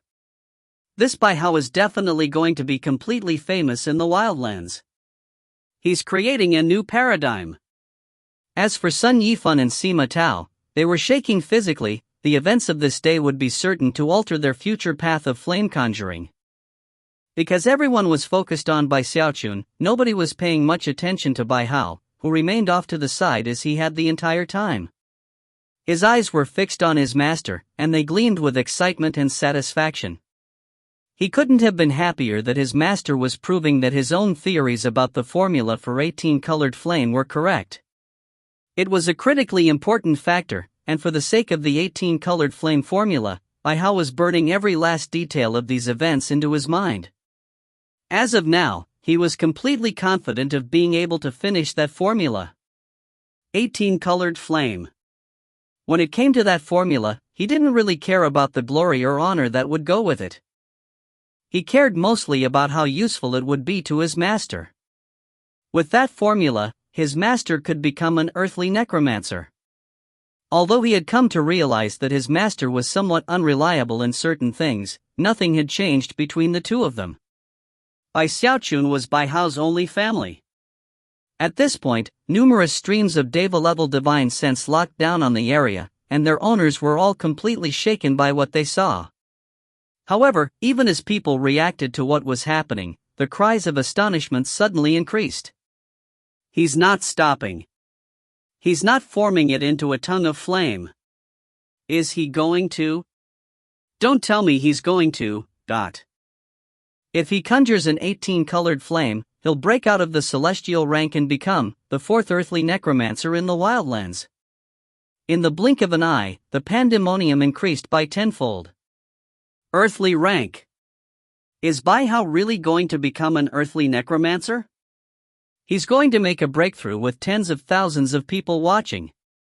It actually doesn't matter if he succeeds. This boldness is worthy of admiration. Sun Yifan and Sima Tao stood there in the middle of the pandemonium, their chests heaving as they breathed, and their hearts filled with shame. By now, they seemed to truly be convinced that Bai Xiaochun was their superior. What spirit! He's doing something that we could never do.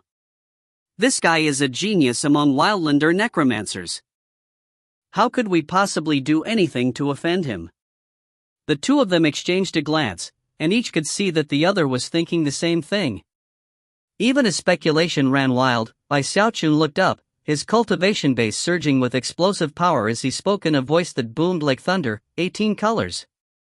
As his voice echoed out, the sea of fire spun down rapidly, accompanied by intense rumbling sounds. 3,000 meters. 2,400 meters. 1,800 meters. Eventually, the heat radiating out filled everyone with sensations of intense danger. Ru-yu-yu-umbul. In the blink of an eye, the sea of fire was only 900 meters wide. Bai Xiaochun was shaking, his divine sense waning dramatically. Even his cultivation base was having trouble sustaining the conjuring. After all, this type of flame conjuring required the use of the cultivation base to shrink down the flame. His fleshly body power also sustained the effort. Were it not for the incredible strength he possessed in that aspect, he would not be able to do this. I can still keep going. I'm sure that this method can take the flame from 17 colors to 18. Even if that 18th color is faint, it will prove that my apprentice Baihao's method really is viable. Eyes completely bloodshot, he threw his head back and roared at the top of his lungs as he forced the 900-meter sea of fire to shrink down. Intense rumbling sounds could be heard as the sea of fire grew smaller and smaller. 600 meters. 300 meters. 150 meters. 90 meters. 30 meters. It was at that point that the colors in the flame flickered, making it impossible to tell exactly how many colors it held. However, the power of the fire was clearly undergoing some shocking transformation. Nobody in the audience was able to speak a single word. Everyone was completely and utterly focused on the sea of fire as it continued to shrink. 21 meters. 15 meters. 9 meters. Soon, it was only a single meter across. It had shrunk from a size of 30,000 meters all the way down to a single meter. It was also clear that the flame no longer had 17 colors in it. Instead, a new color had appeared, something holy and indescribable. An 18th color. Up above, the clouds surged away to make way for a new set of clouds, heavenly tribulation that instantly caused intense pressure to weigh down on all of Archemperor City. The entire city trembled, and countless powerful experts could sense the danger. It was at this point that cries of alarm could be heard. That's 18-colored flame. Out in the giant ghost legion, Mistress Red Dust was shaken by the glow of fire which lit up the sky above Archemperor City. When her divine sense locked onto Bai Xiaochun, she was immediately shaken, and almost didn't dare to believe what she was seeing. High in the sky in the Imperial Palace, the Archemperor Dynasty's Grand Heaven Master sat in Heaven Master Hall. His eyes opened, and he looked down at Bai Xiaochun. Whoever the Hell Emperor selects should be able to conjure 18-colored flame. Not a simple feat. Could this person actually be Bai Xiaochun? A long moment passed, and then the Grand Heaven Master closed his eyes again. Ah, Hell Emperor, just what are you up to? As the winds raged, Bai Xiaochun drew upon his cultivation base all the way to the limit. He was being completely drained as the 18th color appeared, and the sea of fire shrank down. However, he could only hold on for 3 breaths of time, whereupon the sea of fire vanished. The 18-colored flame disappeared as if it had never existed. Blood sprayed out of Bai Xiaochun's mouth, and he staggered backward. Everyone looked on silently for a moment. Then, their eyes burning with passion and respect, they clasped hands and bowed to him. Even the city guards. Although he had failed in the end, he had still done something completely glorious. After all, only earthly necromancers could conjure a divine, 18-colored flame. Furthermore, Bai Xiaochun had a unique path of flame conjuring, his own way of doing things that didn't restrict him to using the formulas of others. He was now half a step into the earthly rank. His 18-colored flame had only existed for 3 breaths of time, and had been faint, but it was still shocking to behold. Furthermore, although he could only conjure a faint 18-colored flame right now, it was entirely likely that at some point in the future, he would fully succeed. Then he would truly be the 4th earthly necromancer in the Wildlands. If you find any errors, ads pop up, ads redirect, broken links, non-standard content, etc., please let us know. Report chapter so we can fix it as soon as possible. Chapter 744, Grandmaster Bai. Chapter 744, Grandmaster Bai. The people who had been watching were extremely moved. Although they had only been able to glimpse 18-colored flame for a brief moment, it was still 18-colored flame. Very few people in the wildlands had ever seen 18-colored flame. To most soul cultivators, it was a thing of legend, something holy that could only be talked about. But now, they had actually seen it. A deep desire had been fulfilled, and everyone present would remember this moment for as long as they lived. Off to the side, Bai Hao looked on in utter excitement. Although he had been the one to break the new ground, and had spectacular talent for flame conjuring, he also knew that he could never have done it with his current cultivation base. Only his master could possibly have taken the theory and turned it into reality. The process had simply been too difficult. Furthermore, Bai Hao had seen something in his master that other people had, but not to the same degree. Focus. Bai Hao did not feel as though his own prestige had in any way been diminished by his master. As long as he could help his master shine, then he was completely happy. He wasn't a wildly ambitious person, and in life, had cared mostly about family love. After being brought back to life as a soul, that aspect of his personality had remained. Bai Xiaochun was his master, and his family. There was someone else in the crowd who looked on with mixed emotions, and that was Chen Manyao. Before, she had felt about 80% sure that this person was actually Bai Xiaochun, but now she was starting to hesitate. She knew that Bai Xiaochun was skilled in concocting medicine, but conjuring flame was completely different. This Bai Hao was clearly outstanding when it came to flame conjuring, and she didn't dare to lightly come to the conclusion that he and Bai Xiaochun were one and the same. Is he really Bai Xiaochun? She thought. As everyone looked at him with various thoughts running through their heads, Bai Xiaochun took a deep breath and settled his cultivation base. It had been extremely draining for him to conjure the 18-colored flame, and now, waves of exhaustion were sweeping through him. Prickles of pain also filled his fleshly body. He slowly slipped out of the flame harmony state, and his mind gradually emerged from the trance he had entered while conjuring. All of a sudden, he remembered that he was supposed to be in the middle of a competition. Then he recalled everything he had just done, and his eyes went wide with shock. What did I do? He thought. Looking around nervously, he saw that everyone had looks of respect and veneration in their eyes as they stared at him. He blinked a few times, and then suddenly started to get excited. I conjured an 18-colored flame. Heavens! Excited, he took a deep breath, clasped his hands behind his back, and stuck his chin up. Aware that he was the center of attention, he decided that it would be completely appropriate to say something profound. As he scrambled to come up with the exact words, someone within the crowd of noble chosen suddenly moved forward. It was Zhou Hong, who appeared to be completely livid as he looked down at Bai Xiaochun. Bai Hao, he said, eyes flashing, you tried to win by interfering with the conjuring efforts of Sun Yifan and Sima Tao. You broke the rules, and therefore, you lose. When people heard that, they suddenly came back to their senses, and remembered that Bai Xiaochun had just been in the middle of a competition with Sima Tao and Sun Yifan. What Zhou Hong had just said did seem to make sense, and suddenly, everyone began to hesitate. The truth was that Zhou Hong was feeling very nervous.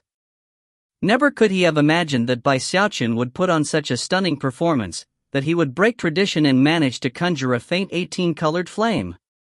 He could already imagine how difficult it would be to deal with Bai Xiaochun in the future. Unless the top members of the nobility and aristocracy directly opposed him, he would be almost untouchable. However, because of everything that had occurred in the necromancer kettle, Zhou Hong decided that he had to take advantage of the moment, however inappropriate it was. After all, what Bai Xiaochun had done really did violate the rules of the contest. Almost as soon as Zhou Hong spoke, Little Wolf God and Li Tianqing voiced their agreement. That's right, Bai Hao is definitely the loser. He interfered with the flame conjuring of Grandmaster Sun and Grandmaster Sima. Even if he did conjure a faint 18-colored flame, he definitely lost the competition. Bai Xiaochun's eyes went wide. Knowing full well that he was currently at the crest of a wave of glory, he prepared to offer a retort to Zhou Hong. However, even as he opened his mouth, Sun Yifan rushed out of the crowd, stood before him, and bowed formally. Both his expression and the way he carried himself seemed utterly sincere, and not the least bit an act. He was acting completely and utterly respectful. Grandmaster Bai, I'm completely convinced. I concede defeat. Murmurs began to ripple through the crowd. At the same time, the chosen up above began to get nervous. Grandmaster, Zhou Hong said, Your Highness, please, it's fine. I, Sun Yifan, am a person who understands his place. When it comes to skill in conjuring flame, I am no match for Grandmaster Bai. Sun Yifan's words were spoken with incredible decisiveness. He truly did not want to offend Bai Xiaochun. He knew that it was extremely likely that he would eventually become an earthly necromancer, a position vastly above himself and virtually everyone else. Now that he was on that path, he couldn't be restrained, and the best thing to do was acquiesce to him. Sun Yifan wasn't the only one to reach the same conclusion. After a short moment of silence, Sima Tao got his breathing under control, stepped forward, and bowed deeply to Bai Xiaochun. Grandmaster Bai, I, Sima Tao, also concede defeat. I truly hope you can overlook my many previous faux pas. The audience swelled with even more conversation at this development. Up in midair, Zhou Hong and the other chosen looked on with ashen faces and sullen hearts. Zhou Hong's face was nearly purple with rage, but there was nothing he could do about what was happening. If Sun Yifan and Sima Tao conceded defeat, there was little Zhou Hong could do. Having no face to remain behind, he swished his sleeve and turned into a beam of light that shot out of Burrow 89. Little Wolf God, Li Tiansheng, and the others all followed suit. The second prince remained behind for a moment longer before also leaving. Bai Xiaochun was actually surprised at what was happening. The situation had been resolved without him having to do a thing. Sun Yifan and Sima Tao took the initiative to work things out with him. In fact, Bai Xiaochun actually felt a bit bad for them. After all, everything had happened because he really did tamper with their soul medicine. Grandmasters, please, enough with this, he said, hurrying over to pull them up from their bows. When it comes to the Tao of necromancy, seniority is the most important thing. Without senior members of the Wildlands necromancer community working hard from generation to generation, devoting their lives to their work, then we juniors would have nothing to work with. It is only with the foundation of the previous formulas that we can create something new. I conjured that faint 18-colored flame completely on accident, and only because I happened to be next to you seniors, and was able to catch a glimpse of the grandeur of the heavens. I definitely did not win the competition today, nor did you two grandmasters lose. It was with the help of you two that I made significant advancement. Without your assistance, grandmasters, I would never have been able to conjure that faint 18-colored flame. Many, many thanks to you. Bai Xiaochun really had a way with words when he needed to, and even felt a bit guilty about everything.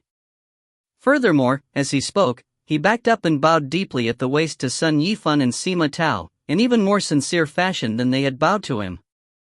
The fact that this was happening in front of tens of thousands of spectators, and numerous streams of Deva divine sense, caused the hearts of Sun Yifan and Sima Tao to tremble. Their earlier apologies had essentially been acts of helpless desperation. In contrast, Bai Xiaochun was sincerely humbling himself in a moment of great triumph. As a result, Sun Yifan and Sima Tao were so moved that they got a bit choked up. Furthermore, not only would this resolve the issue of the soul medicine, but it would actually serve to improve their reputations a bit. The two grandmasters looked at Bai Xiaochun, then each other, and then began to laugh heartily. With Zhou Hong out of sight and out of mind, they headed toward Bai Xiaochun's shop to chat and exchange pointers about necromancy. The only thing they regretted was that they hadn't done this earlier. Everyone present, including the devas who were watching via divine sense, couldn't help but praise Bai Xiaochun's actions. His way of resolving the situation was truly admirable. Now that's how grandmasters are supposed to act. The old expression says to turn weapons of war into gifts of jade and silk. It's not easy to do, but he pulled it off perfectly. Really incredible. That's the way to conduct oneself. No wonder he became so famous in Giant Ghost City. I bet the only reason he got that notorious reputation was because people spread false rumors. I like this by how. If you find any errors, ads pop up, ads redirect, broken links, non-standard content, etc., please let us know. Report chapter so we can fix it as soon as possible. Chapter 745, Back Again. Chapter 745, Back Again. After Bai Xiaochun went inside with Sun Yifan and Sima Tao, the crowd began to disperse, discussing the events as they did. Everyone was very excited, many of them using transmission jade slips to send the soul-shaking news to friends and family. It was easy to imagine how short of a time it would take for the name Bai Hao to be the talk of Archemperor City. Furthermore, the smooth way he had worked things out in the end led to expressions of admiration high and low. However, it also caused a strange glint to appear in the eye of Chen Manyao, who up to this point had been vacillating about his identity. Wait a second. From what I remember, that's exactly how Bai Xiaochun usually does things. He's very smooth, and loves to resolve hostilities. Back when the Bloodstream sect and the Spirit Stream sect were about to go to war, and everyone was sure it was going to happen, Bai Xiaochun smoothed things out. She continued to contemplate the matter as she left with the crowd, and was soon almost home. However, before she arrived, she suddenly stopped in place, her eyes shining. And then there was what happened with that soul medicine. It would make perfect sense if it were him. After all, back in the Bloodstream sect, people called him Plagued Evil.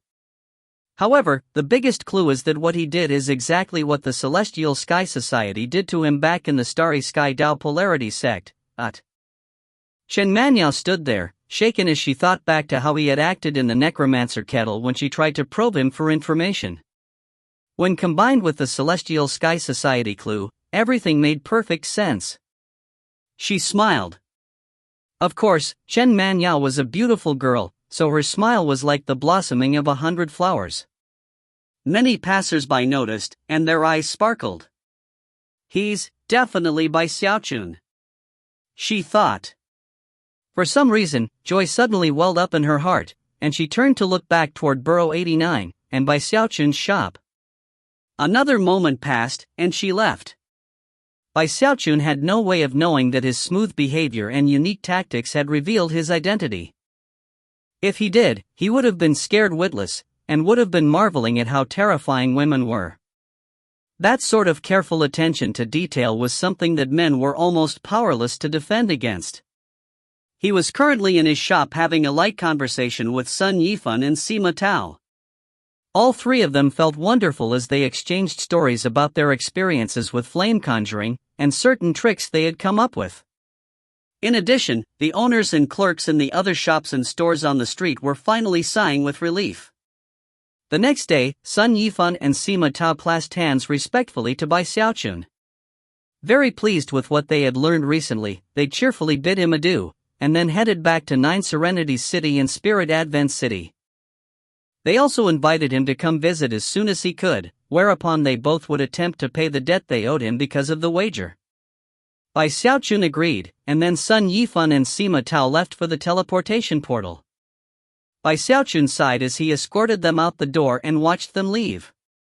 Their night-long discussion had been of benefit to Sun Yifan and Sima Tao, but had also been of great help to Bai Xiaochun. Bai Hao had been by his side the whole time as well. Overall, they had all received significant enlightenment regarding flame conjuring techniques. Bai Hao was more impressed than ever with how his master conducted himself, and was also convinced that he himself wasn't capable of such things. If he had been the apprentice to a master like this back when he was in the Bai clan, then his situation would surely have been much better, and his prospects for the future would have greatly improved. Sighing emotionally, master and apprentice went back into the shop. 7 days passed in a flash. During that time, they discussed many things, and delved deep into their research. Bai Xiaochun pondered 17-colored flame, and Bai Hao continued to perfect his formula for 18-colored flame. Of course, business was booming, leaving Bai Xiaochun feeling very pleased.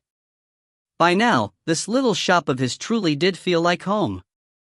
Every time this master and apprentice team clashed with any outsiders, the struggles they went through led to them becoming more famous in the city. Not much time had passed, but they had experienced a lot together. Whenever Bai Xiaochun thought about all of the twists and turns, he sighed.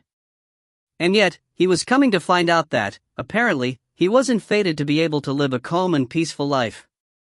Whenever he felt most pleased and content, that was when the unexpected always occurred. In fact, before he could even enjoy more than 10 days of peace and quiet, things got annoying again. And that was because of Chen Manyao. 3 days before, she had come to his shop for the first time. He had been sprawled out on the counter, seemingly asleep, but actually wrapped up and thinking about 17-colored flame. He had suddenly experienced a strange feeling, and had looked up to find Chen Manyao looking at him. His first reaction was stunned shock. She had given him an enigmatic smile, and instead of challenging him regarding his identity, had merely asked to have a spirit enhancement performed. Scowling, he had considered refusing, but could tell that she wasn't going to give up easily. Therefore, he braced himself and did the spirit enhancement. However, to his anxiety, she came back the next day. Now, for the 3rd day in a row, she was back. As soon as they opened for business, she glided into the shop, lighting it up with her incredible beauty. As soon as he saw her, he said, "Big sis Chen, what are you doing back so soon?" Almost immediately, he felt like slapping himself for addressing her in that way. "Oh, you're calling me big sis now, huh? All right. What's wrong, little bro Bai? Not happy to see me?" She looked very charming as she stood there in front of him, and he could smell the sweet fragrance of her perfume. However, he was in no mood to admire her looks, and merely smiled wryly. At this point, it seemed highly likely that she knew who he was, and was simply not saying anything. And yet, he didn't dare to bring up the subject, and therefore could only continue to play dumb. Although most other people might be fooled by his act, Chen Manyao had observed his work up close in the past, and therefore, saw through him in an instant. Of course, she found it all very amusing. She rather enjoyed not saying anything and watching him squirm in front of her. She was in no hurry. If Bai Xiaochun wanted to avoid her, then she was more than happy to just stick around the shop and help Bai Hao receive customers. Of course, Chen Manyao was quite famous in Arch-Emperor City. Not only was she an apprentice of the Grand Heaven Master, she was also spectacularly good-looking. Because of that, she had countless suitors in the city. And yet, here she was in Bai Xiaochun's shop. If she had only come once, it probably wouldn't have caused any stir. But to see her here acting the way the wife of the shop owner would, taking care of new customers, was something that struck shock into the hearts of all of the soul cultivators who noticed. In fact, they were all struck by how this Bai Hao was even more incredible and manly than any of them had realized. News spread rapidly, much to Bai Xiaochun's alarm. It was also the same with Bai Hao. Everything had been going fine for the master and apprentice team until this woman suddenly showed up. Not only was she beautiful, but Bai Hao could tell from the way she looked at his master that there was something between them. "Don't tell me she's master's wife," he thought, his anxiety mounting. However, he didn't dare to try to get confirmation. Although he made some vague inquiries, Bai Xiaochun was in no mood to discuss the matter. And yet, the frustrations were only beginning. On the 8th day after Chen Manyao made her first appearance, another woman visited the shop. She was just as beautiful as Chen Manyao, with a spectacular figure and unique violet gloves. Although she appeared to be petite and delicate, there was something explosively violent about her. This termagant was none other than that Spirit Advent City's Princess Xiaochun. Xiaochun was obsessed with Bai Hao. After her father, the Spirit Advent King, had taken her away from Giant Ghost City, she had immediately brought up to him the possibility of arranging a marriage. The Spirit Advent King was stunned, and the whole thing caused his anger toward the Giant Ghost King to grow even more. In order to correct his daughter's thinking, he had kept her activities restricted the entire time since. But Xiaochun was persistent, leaving the Spirit Advent King completely helpless. Eventually, she managed to escape confinement. Her original intention had been to travel to Giant Ghost City to find Bai Hao, only to hear along the way about all the things that were happening in Archemperor's city. Exhilarated, she had immediately come over. Xiaochun was good-looking in a different way than Chen Manhwa, and had a unique, violent personality. As soon as she stepped into the shop, she looked over at Bai Xiaochun and yelled, "I love you, Bai Hao." Tears nearly sprang out of Bai Xiaochun's eyes, and as for Bai Hao, he immediately began trembling, especially because of how his master had ruined his name so badly. As for Chen Manhwa, she simply frowned. If you find any errors, ads pop up, ads redirect, broken links, non-standard content, etc., please let us know. Report chapter so we can fix it as soon as possible. Chapter 746, Who's Blackie? Chapter 746, Who's Blackie? Xiaochun's bluntness made Bai Xiaochun feel like his head might explode. Here he was, a major general from the Great Wall, the major domo of Giant Ghost City, a famous celebrity in the Wildlands, kidnapper of 100 chosen, fighter of devas, slapper of demigod kings, and yet completely flummoxed when it came to such matters of love. He really had no idea how he was going to get through this day, and was fairly certain that conflict was going to explode between Xiaochun and Chen Manhwa. Although it was difficult, he managed to provide enough distractions to last until evening, when he closed the shop. After Xiaochun and Chen Manhwa left, he stood there staring at the ceiling, his face a mask of grief and indignation. "But I'm love saint Bai Xiaochun," he moaned, thinking back to the title he had given himself. Unfortunately, at the moment, he had no idea what to do. Beating his chest in lamentation, he continued, "How could this be happening?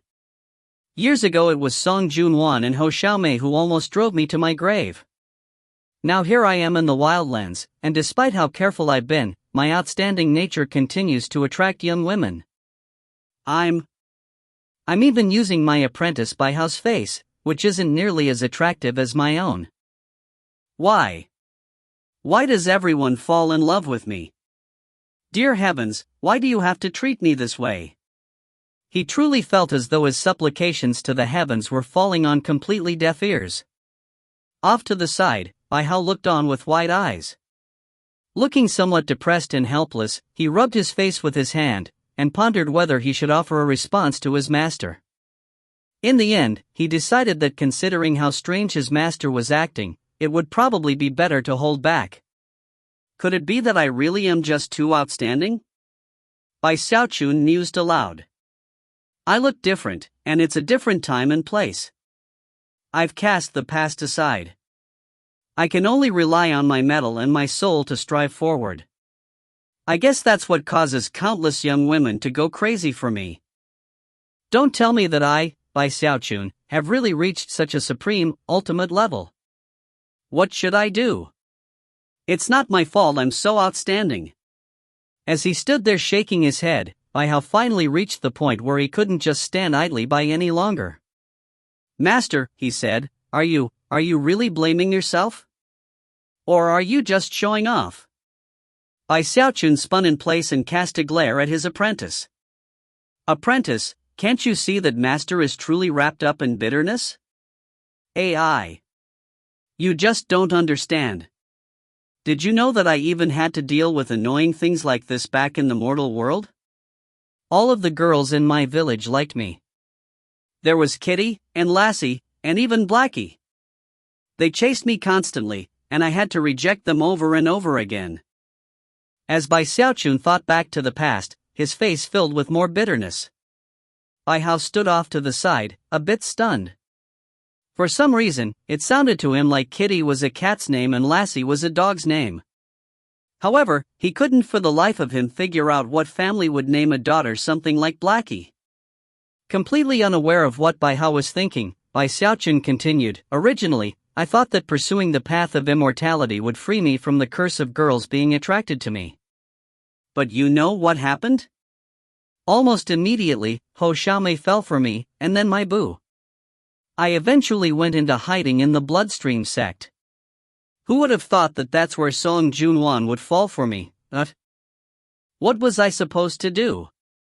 I didn't want any of it, and in the end, just left it all behind. But never in my wildest dreams could I have imagined that after I got back to the river-defying sect, tens of thousands of female disciples would give me love letters. Why, my apprentice? Why did the heavens make me so outstanding? What's the reason for it all? When Bai Xiaochun had first begun talking, he really had seemed upset about the situation. But the longer he talked, the more it seemed like he was savoring sweet memories. Bai Hao smiled wryly. He didn't actually believe much of what his master was saying. And yet, little did he know that his master had been waiting for that exact facial expression to appear. As soon as the disbelief touched his face, Bai Xiaochun smacked his bag of holding, and a loud rustling sound filled the air. Thousands upon thousands of colorful love letters poured out, forming a small mountain right there on the floor. Many of them were even folded into the shape of hearts. See? Bai Xiaochun said, masking the pride in his voice with bitterness. Bai Hao was so startled that his jaw dropped and his tongue stuck to the roof of his mouth. Mind spinning, he stared in disbelief at all of the love letters.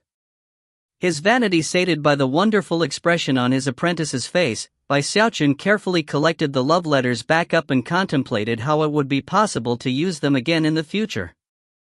He also mused about how important it was for his apprentice to view him with awe, and to realize how truly amazing he was.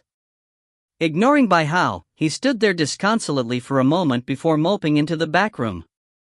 Despite spending much time and thought, he couldn't come up with any ideas about what to do, so eventually, he sighed and went back to thinking about 17-colored flame. However, this was not an issue that would go away by ignoring it. The next day, Su Shan and Chen Manyao were back. Su Shan was the more candid of the two, and simply walked in and sat down next to Bai Xiaochun. If he moved, she moved with him. She seemed to be announcing to everyone that he belonged to her. Occasionally, she would also cast threatening glances at Chen Manyao. An unsightly expression could be seen on Chen Manyao's face, and occasionally she made some biting comments. Of course, Su Shan wasn't a match for her in words, so she would simply curse back and then leap up to start fighting. Each time, Bai Xiaochun would struggle to pull her back, trembling in fear the whole time. Bai Hao was also feeling quite apprehensive. However, he was supposed to be a stiff soul slave, and therefore, didn't dare to interfere in matters between the two women. So, he thought, it seems this Su Shan is also Master's wife. With that, he focused fully on maintaining the expressionless face of a soul slave. Bai Xiaochun was in no mood to pay much attention to Bai Hao, and felt his hair turning gray from the effort of trying to keep the peace. After all, he had put his heart and soul into the shop, and if these women started fighting inside, it would cause a lot of damage. Perhaps he could keep things calm over the course of a few days, but if things kept going like this... Half a month later, Bai Xiaochun felt like he was going insane, and the tension between Su Shan and Chen Manyao was more intense than ever. One day, the conflict finally erupted. "What did you just say, Chen Manyao, you slut? Other people might worry about you because of your status, Su Shan, but as far as I'm concerned, you're nothing but stupid girl who doesn't know how to do anything except fight." As they faced off angrily on the verge of blows, the soul cultivators in the shop dropped back to watch the scene. Even some of the passers-by outside noticed, and craned their necks to see what was happening. Apparently, people had grown used to exciting things happening at Bai Xiaochun's shop.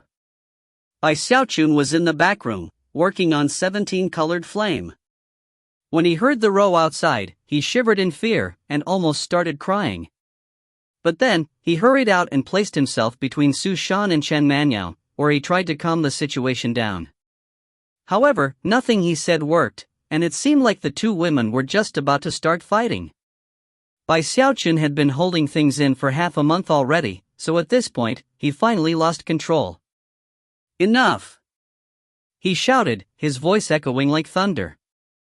The customers and other onlookers were in high spirits as they wondered what scene would play out now.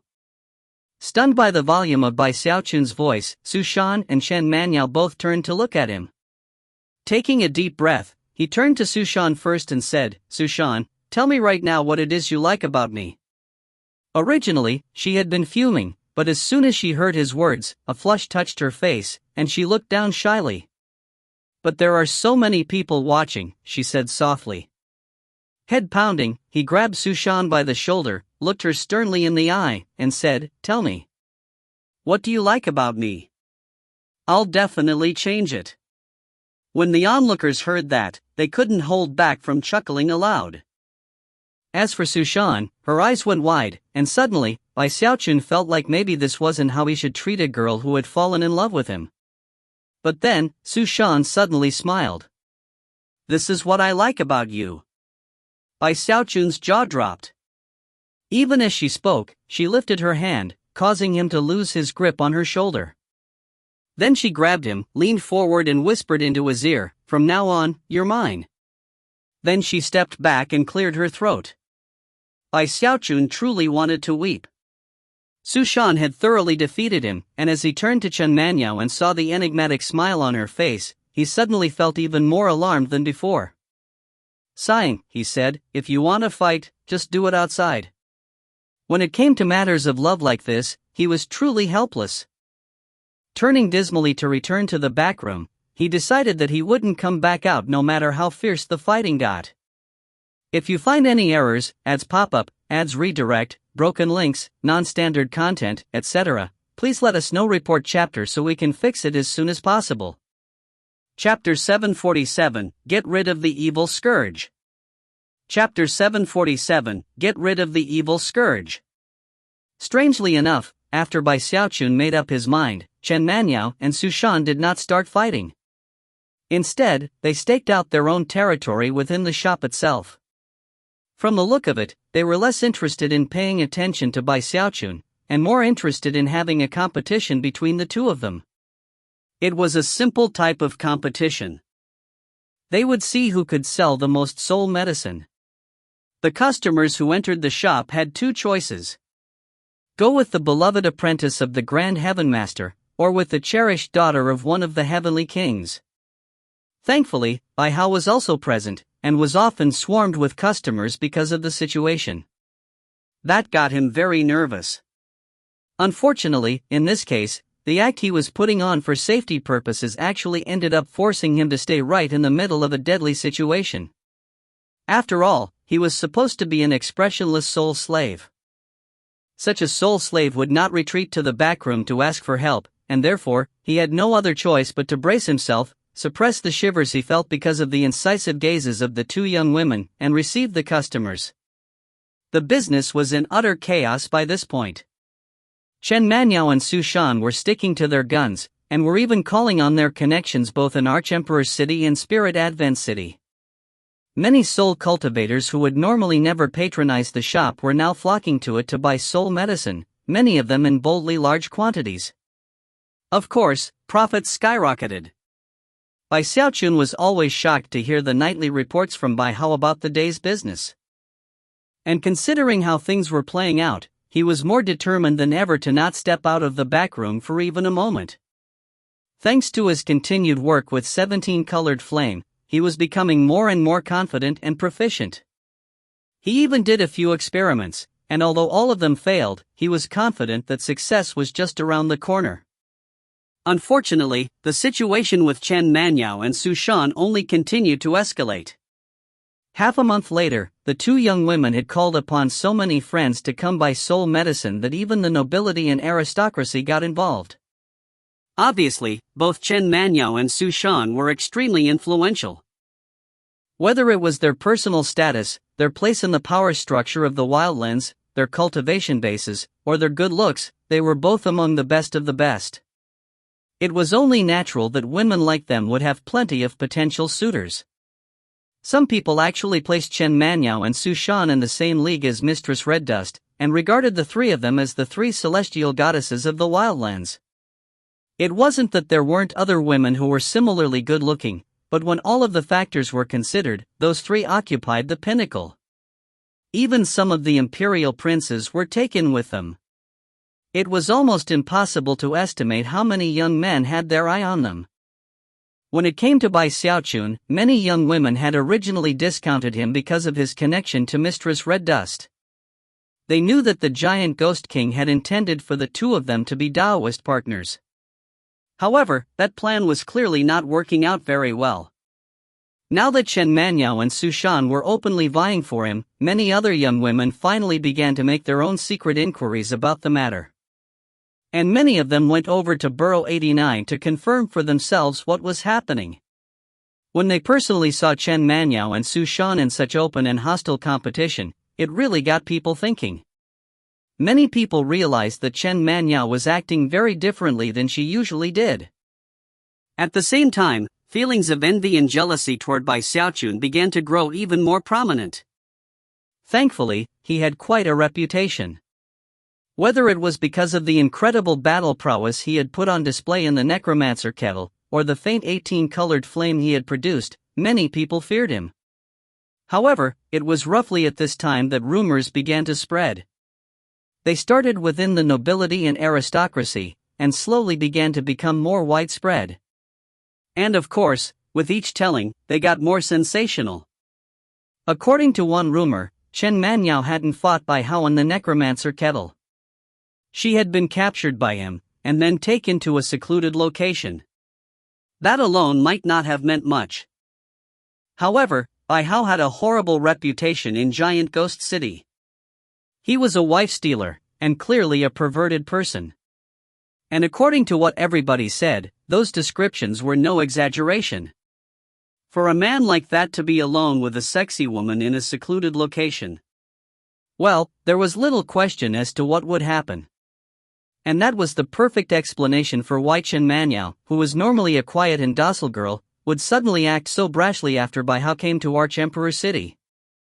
Rumors spread about Su Shan as well. Supposedly, Bai Hao had used some mysterious method to topple her defenses and win her heart. Of course, it only went to prove how incredible he was. After all, he had actually vanquished two of the top 3 celestial goddesses in one fell swoop. Although the rumors started out between only a few people, they spread rapidly until all of the chosen were talking about them.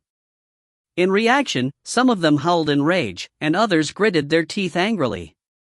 Overall, most of them hated Bai Xiaochun down to their marrow. Furthermore, whenever anyone refuted the rumors, there were always people who would vehemently assert that they were true. What kind of a person is this Bai Hao?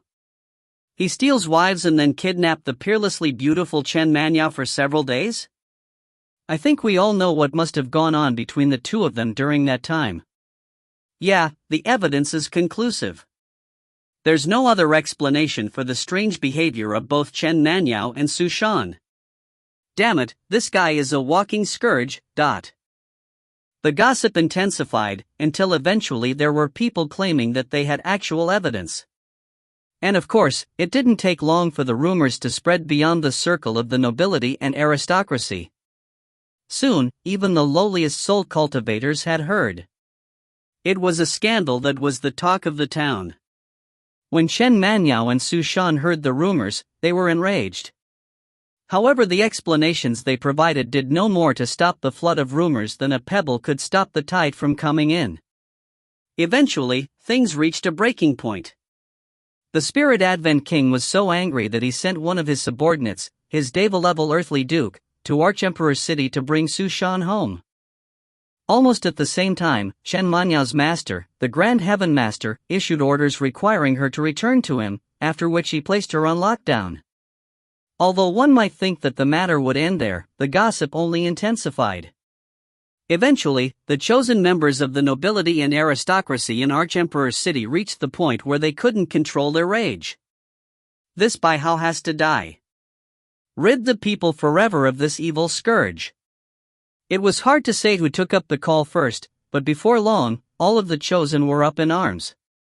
Of course, not all of them were mindlessly going along with the mob. Some of them, such as Little Wolf God and Li Tiansheng, knew exactly what was going on.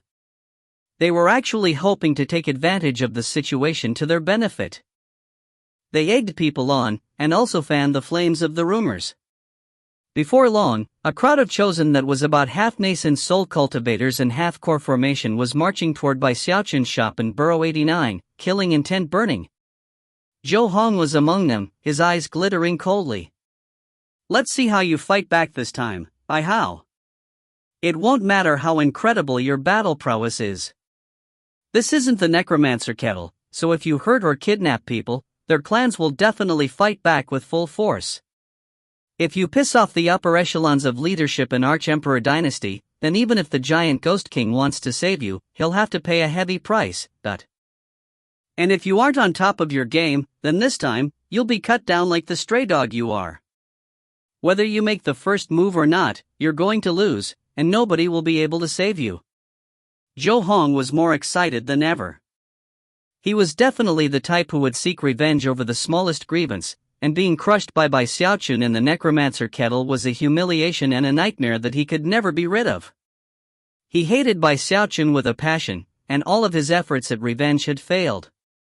But this time, he was certain that he would succeed. I had almost nothing to do with this mob. I just got the ball rolling. If there's an investigation, I won't be implicated. The truth is that he really just pissed too many people off. Maybe I did pull a few strings, but Bai Hao's true killer won't be me, it will be all of Arch-Emperor City. Ha ha! Chuckling sinisterly, Zhou Hong sped along with the mob. Hundreds of figures could be seen streaming through the city streets, completely ignoring the city guards as they descended onto Burrow 89. When people realized who made up that mob, they were completely shocked, even the city guards. Was that Qin Xiong? Hey, that's Little Wolf God, Li Tiansheng, and Zhao Dongshan. They're all top chosen. What are they doing? It looks like something really important. If you find any errors, ads pop up, ads redirect, broken links, non-standard content, etc., please let us know. Report chapter so we can fix it as soon as possible. Chapter 748, Xiaochun gets pissed off. Chapter 748, Xiaochun gets pissed off. It was late at night, and the moon shone down brightly over Arch-Emperor City. Coupled with the lamplight streaming out of various buildings, it didn't quite reach the same level as daylight, but was perfectly sufficient for cultivators to see clearly. Hundreds of people were rushing toward Bai Xiaochun's shop, which had already closed for business.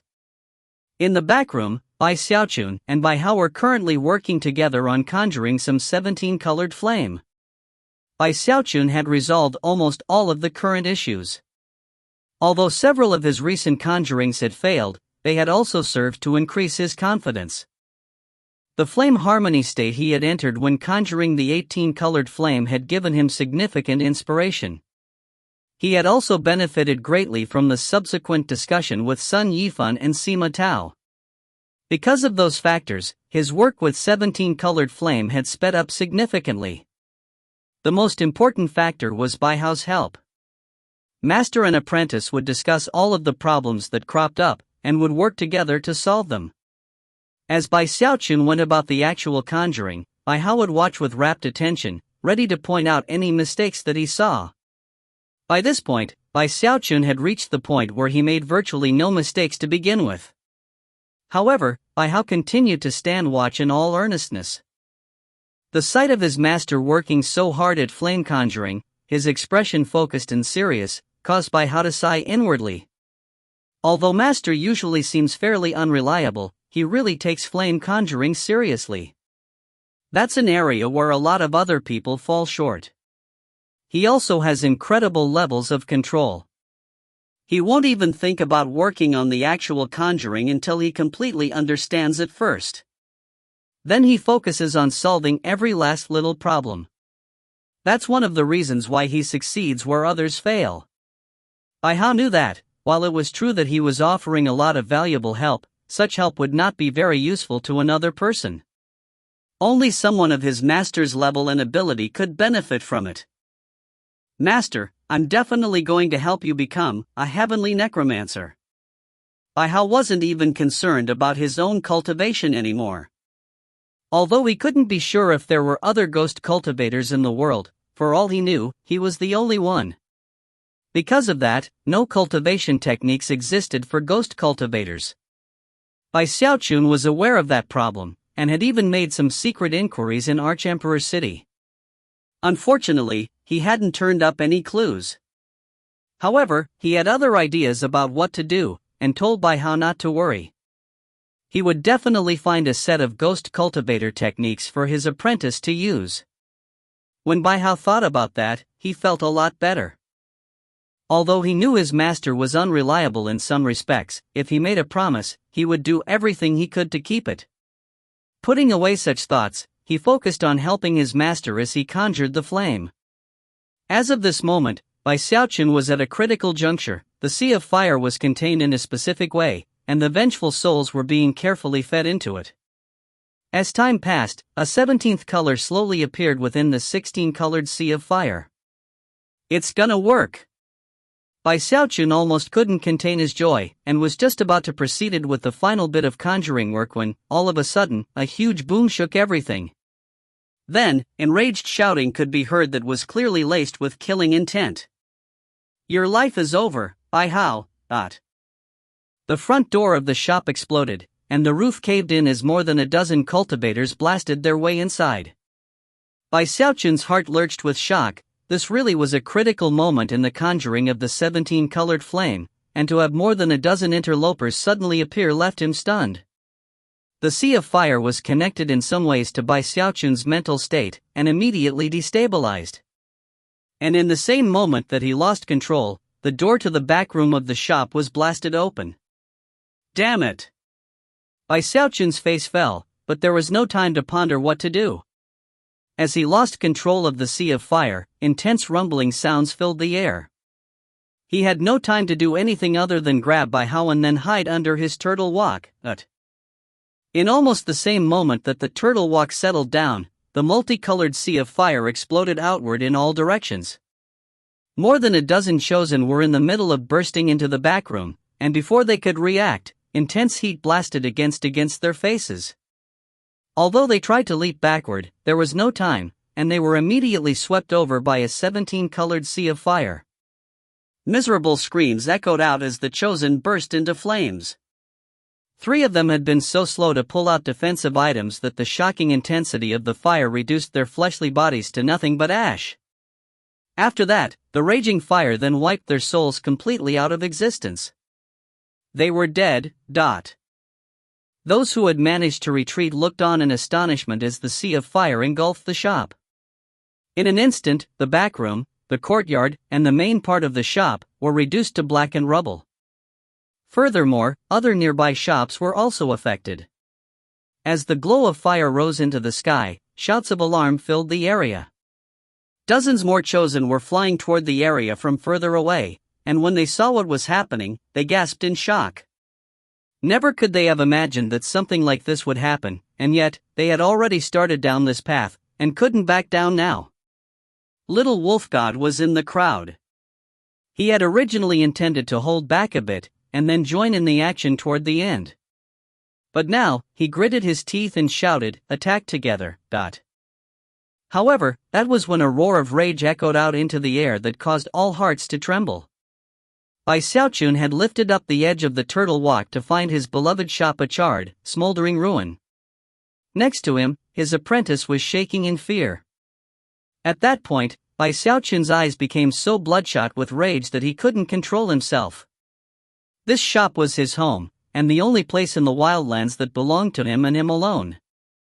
And now it was gone. A bunch of thugs had come and destroyed it. Because of that, Bai Xiaochun began to descend into madness. Bullies!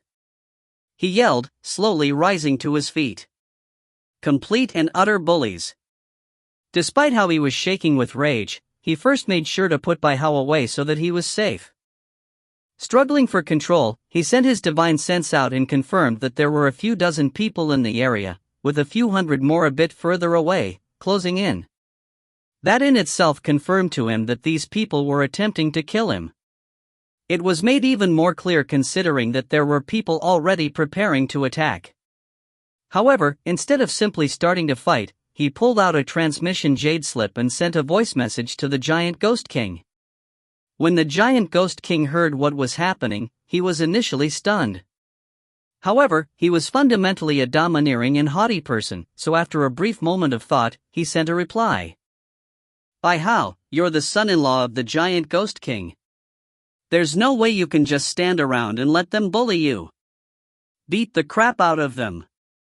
I'll handle any consequences. Just make sure not to kill anyone. I'll tell Moor to go help, and we'll also send a message to the Grand Heaven Master. Don't worry, I'll take all the responsibility. As soon as Bai Xiaochun heard the giant Ghost King's response, his courage grew. Looking up, he no longer attempted to suppress his rage, and instead, let it burn as hot as possible. Without any hesitation, he blurred into motion, flying up out of what remained of the sea of fire. You cheated me in business, and destroyed my shop. You people have really forced my hand. Even as his words echoed out like heavenly thunder, he moved with lightning-like speed to appear in front of an incoming nascent soul cultivator. That cultivator was none other than Little Wolf God, who saw nothing more than a flash of light before Bai Xiaochun was right in front of him, his face twisted with vicious rage. Trembling, he backed up and said, Wait, Bai Hao, let me explain. That was when Bai Xiaochun lashed out with a furious fist strike. Got your life force back, didn't you? Feeling a bit masochistic and decided to come back for more? Fine, get down on your hands and knees. Little Wolf God was completely helpless as a scene very similar to the necromancer kettle played out again. Blood sprayed out of his mouth, accompanied by an agonized shriek, as Bai Xiaochun's terrifying fist strike knocked him out of midair to slam into the ground. His nascent soul was shaken so badly that it almost popped out into the open. Then, he passed out. If you find any errors, ads pop up, ads redirect, broken links, non-standard content, etc., please let us know. Report chapter so we can fix it as soon as possible. Chapter 749, Like a Hot Knife Through Butter. Chapter 749, Like a Hot Knife Through Butter. When Little Wolf God slammed into the ground, a huge boom echoed out, and cracks spread out in all directions. As Little Wolf God lay there, soaked with blood and completely unmoving, all of the other chosen in the area gasped in astonishment. Before they could do anything, the enraged Bai Xiaochun vanished as surely as a ghost, to reappear in front of two other soul cultivators. You two get down there too!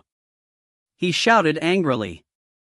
The two soul cultivators prepared to fight back, but instantly realized that their nascent souls had been destabilized, and their cultivation base power was weakened. Even as they shouted out in alarm, booms rang out as Bai Xiaochun struck their shoulders with his fist. Cracking sounds could be heard as numerous bones were broken, and they were sent down screaming to slam into the ground next to Little Wolf God. Things weren't over yet, though. Bai Xiaochun's fury was now fully ablaze. It would be the same with anyone who watched the shop they had toiled tirelessly over be reduced to rubble. Besides, now that he had been given the go-ahead by the giant Ghost King, he wasn't scared of anything. Obviously, he wasn't even close to being done. He next appeared in front of a middle-aged chosen from one of the aristocratic clans, whose face immediately drained of blood as he began to back up. Do you truly dare to kill me, Bai Hao? No, I don't. Bai Xiaochun replied in an enraged shout. Of course, the words he spoke caused the middle-aged man's jaw to drop. Then, Bai Xiaochun was on top of him, his right hand moving with lightning speed to grab the man by the neck and hurl him down to the ground. A boom rang out as blood sprayed from the man's mouth. His nascent soul had almost been crushed, and immediately tumbled out from inside of him. At the same time, his 5 yin organs and 6 yang organs were shattered, and he lapsed into unconsciousness. You think I'm an idiot or something? Killing you would be a waste of plenty of nice life force. Bai Xiaochun was of the impression that his words were particularly impressive and went to show how incredibly mighty he was. Just when he was about to make another move, the dozens of people in the area finally started to recover from their initial shock at Xiaochun's terrifying actions so far. All of these people had impressive cultivation bases. Although some of them were only in the core formation stage, they were top chosen from their clans, people who surpassed ordinary people at the same cultivation level. Although Xiaochun was clearly mighty, it only took a moment before people started to cry out. Attack together. Even if this Baihao was more powerful than he already is, it's not like he's superhuman. He's aroused public wrath, so we definitely have to make him pay the price. Dozens of people rotated their cultivation bases and performed incantation gestures to unleash divine abilities. Multicolored light formed something like a huge wave that surged toward Xiaochun. Within those magical techniques were 3 soul dragons, as well as numerous tornadoes. There were streams of blade light and sword projections, and even something like a huge peacock, whose tail turned into streams of glowing swords that shot through the air toward Xiaochun. Further off in the distance were 40 or 50 people who had not yet arrived at the scene of the fight, who were using magical items to shoot at top speed toward Xiaochun. Behind them were even more people, all rushing in the same direction. Clearly, Xiaochun was thoroughly surrounded. It was a deadly trap. Xiaochun was fully aware of the situation, and it caused his eyes to turn even more bloodshot than before. There was no time for thought or planning. Even if he tried to flee from the situation, he would be blocked by the crowd surrounding him. There was only one option. And that was, to fight. He was now relying on his tempered bones and powerful defensive powers to fight against a virtual army of chosen cultivators. Taking a deep breath, he reached out with his right hand, revealing the eternal parasol. Of course, because of the powers of his mask, it looked like something completely different. Without any hesitation, he opened the parasol and thrust it forward to meet the wave of magical techniques and divine abilities. Whether it was the dragons, the tornadoes, the blade light, the sword projections, or anything else, they were all blocked by the power of the eternal parasol. A tremor ran through Xiaochun, and his eyes turned more bloodshot as he was shoved back a few paces, placing him right next to Little Wolf God and the other 3 cultivators he had knocked down out of the air. Without pausing for a moment, he stabbed the eternal parasol into them, one after another. Miserable shrieks rang out from their mouths as they regained consciousness to find their fleshly bodies withering up, and their life force pouring into the eternal parasol. After the life force was then passed into Xiaochun, his place within the 8th stratum of the tempered bones grew higher. Little Wolf God had experienced the same thing before, but the other cultivators had not. They had only heard of Baihao's vicious methods. As for Little Wolf God, he had it a bit better off considering that this was his 2nd time. After the incident in the necromancer kettle, his clan had used numerous methods to help him recover the lost life force. But now that the entire thing was happening again, the bitterness and regret in his heart reached indescribable levels. Xiaochun's method of using the eternal parasol to defend against the attacking magical techniques, and then absorb life force from Little Wolf God and the others, worked perfectly. He took the life force in one smooth move, and then burst into action again. The mountain-shaking bash exploded out, turning him into a series of afterimages and sonic booms. Then he slammed into a nascent soul cultivator, who coughed up a mouthful of blood as he was thrown backward. It was at this point that a particularly reckless and foolish core formation cultivator off to the side waved his finger in Xiaochun's direction. Instantly, a green, fist-sized pearl shot into the air toward Xiaochun. Xiaochun's expression flickered. The sudden appearance of this pearl caused a strange feeling to rise up within him. Obviously, this pearl was no ordinary item. As it neared, he performed an incantation gesture with his left hand and then waved his finger, causing control power to wrap around the pearl and fling it back in the direction it had come from. The core formation cultivator's face fell as he realized that it was too late to try to flee. When the pearl slammed into him, it shattered, creating a green toxic gas of a sinister nature that immediately caused the entire area around the cultivator to twist and distort. Miserable screams rang out for the space of 2 breaths of time, after which the cultivator had been reduced to nothing but blood and gore. He had been destroyed in body and soul. The surrounding cultivators gasped, and down below, little Wolfgod's eyes began to shine brightly. He started killing people, huh? An unsightly expression could be seen on Bai Xiaochun's face as well. He hadn't set out to kill anyone. Although the explosion of the 17-colored flame had resulted in a few deaths, this mob was the one coming after him. He couldn't truly be held accountable for either of those situations. However, he also knew that the clans of the people he had killed would not accept such an explanation. His current situation was different from the necromancer kettle. Back then, he had been able to flee into the mists if he wanted. Furthermore, no soul cultivators from the elder generation had been present to interfere. Now, he was in Archemperor's city, and everything was different. There was nowhere to hide, and furthermore, it wouldn't be long before people from the elder generation showed up. That was why he had sent his message to the giant Ghost King, and also why he had tried hard not to kill anyone. But now, he was out of options. Fine, killing it is. So what? You think that just because the tiger doesn't roar, it means it's a fluffy kitten or something? I didn't want to kill anybody, but you're leaving me no choice. This group of cultivators had destroyed his home, and because of that, killing intent finally appeared in his eyes. He was like a celestial warrior, or a primeval beast as he unleashed killing moves. More rumbling sounds could be heard as numerous magical techniques and divine abilities closed in. As they did, Bai Xiaochun clenched his hand into a fist, unleashing a fist strike that sent a sound wave out in all directions. Then, he was in front of another soul cultivator, whom he stabbed with the eternal parasol and sucked dry of life force. He didn't pause for a moment. Flashing into motion, he began to absorb more life force. Not a one of the dozens of soul cultivators in the area were a match for him at all. No amount of magical techniques or divine abilities seemed capable of doing anything to him, nor of piercing the defenses of the eternal parasol.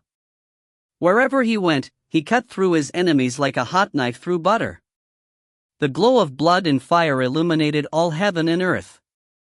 If you find any errors, ads pop-up, ads redirect, broken links, non-standard content, etc., please let us know. Report chapter so we can fix it as soon as possible. Chapter 750, 9th Stratum. Chapter 750, 9th Stratum. This would be no tranquil night for Archemperor's city. That was especially true of Burrow 89, which was currently shining with the light of fire, and filled with horse shouts. Bai Xiaochun's eyes were crimson as he looked around. The first wave of several dozen chosen were either dead or completely drained of life force to the point where they were seriously injured. As Bai Xiaochun stood there within the flickering firelight, he looked particularly terrifying. He hadn't set out to kill anyone, but they had forced his hand and given him no other choice. He didn't want to cause any trouble, but the trouble came to find him. And not just a single time. He hadn't been interested in fighting, either. However, they had him surrounded, and there were more enemies approaching every moment, making flight impossible. Besides, he wasn't very familiar with Archemperor's city, so even if he did manage to break free from the fighting, it would be impossible for him to escape. Bullying me, and pushing me into a corner. He murmured, shivering partly with rage and partly with fear. However, there was nothing he could do at the moment other than hope that the giant Ghost King would be able to save him. Things were just developing too quickly. In fact, there were already countless divine abilities and magical techniques closing in on him, as well as the glow of magical items. The second wave of chosen was closing in, with the core formation cultivators in the back, and the nascent soul experts up front. Although they could already see that Bai Xiaochun was a brutal fighter, the event had reached a critical mass, and none of them were willing to retreat. More than 100 soul cultivators were closing in from all directions, and many of them were people familiar to Bai Xiaochun, including Zhao Dongshan, Li Tiancheng, and others. It was too urgent of a situation for Bai Xiaochun to ponder what to do. Eyes burning with killing intent, he dashed forward, unleashing shocking energy as he charged forth an attack. Ruoruumbul. Booms could be heard as fierce fighting broke out. Bai Xiaochun was unstoppable, and it didn't matter who ended up in front of him, they all were thrown backward, blood spraying out of their mouths, completely shocked by Bai Xiaochun's strength and ferocity. He's even stronger than he was back in the necromancer kettle. So this is Bai Hao, the legendary figure who defeated 100 chosen. He's strong, but we outnumber him. Besides, we're in Arch-Emperor's city. Everyone anxiously pressed the attack, and soon, the scene was one of utter chaos. Li Tianshang was in the crowd, performing an incantation gesture that summoned clouds of toxic gas. He knew how incredible Bai Xiaochun was, and therefore hung toward the back, ready to flee if he had to. However, before he even realized what was happening, Bai Xiaochun was looking through the crowd directly into his eyes. Scalp tingling, he suddenly thought back to how Bai Xiaochun had looked at him in exactly the same way back in the necromancer kettle. Bai Xiaochun blurred into motion, sidestepping a random cultivator to suddenly appear just up ahead of Li Tianshang, looking like something from a nightmare. Li Tianshang's heart leapt into his throat, and he immediately turned and fled. However, Bai Xiaochun laughed madly and used his mountain-shaking bash, unleashing extreme levels of fleshly body power to blast through the crowd. Using the eternal parasol to defend himself against the divine abilities and magical techniques, he shot in pursuit of Li Tianshang. Bai Xiaochun was like a nightmare in living form to Li Tianshang, who quickly slapped his bag of holding to produce an actual human heart, dripping with blood. Face twisting with a vicious snarl, he crushed the heart, causing a fragrant odor that resembled a woman's perfume to explode out. Then, the image of a woman appeared, face twisted in agony as she shot toward Bai Xiaochun. Bai Xiaochun's expression flickered, he could tell that Li Tianshang was not relying on some ordinary technique. The heart he had just crushed seemed shocking in every way. Furthermore, the shadowy woman who was racing toward him seemed to have a hole in her chest where her heart should be. Bai Xiaochun leaped backward to avoid the woman, but at the same time, threw the eternal parasol out in front of him, causing it to become a streak of light that shot toward Li Tianshang. Before Li Tianshang could react, the eternal parasol had stabbed directly into his chest. Life force spilled out, and as the pain filled him, Bai Xiaochun waved his finger, causing the eternal parasol to fly back toward him.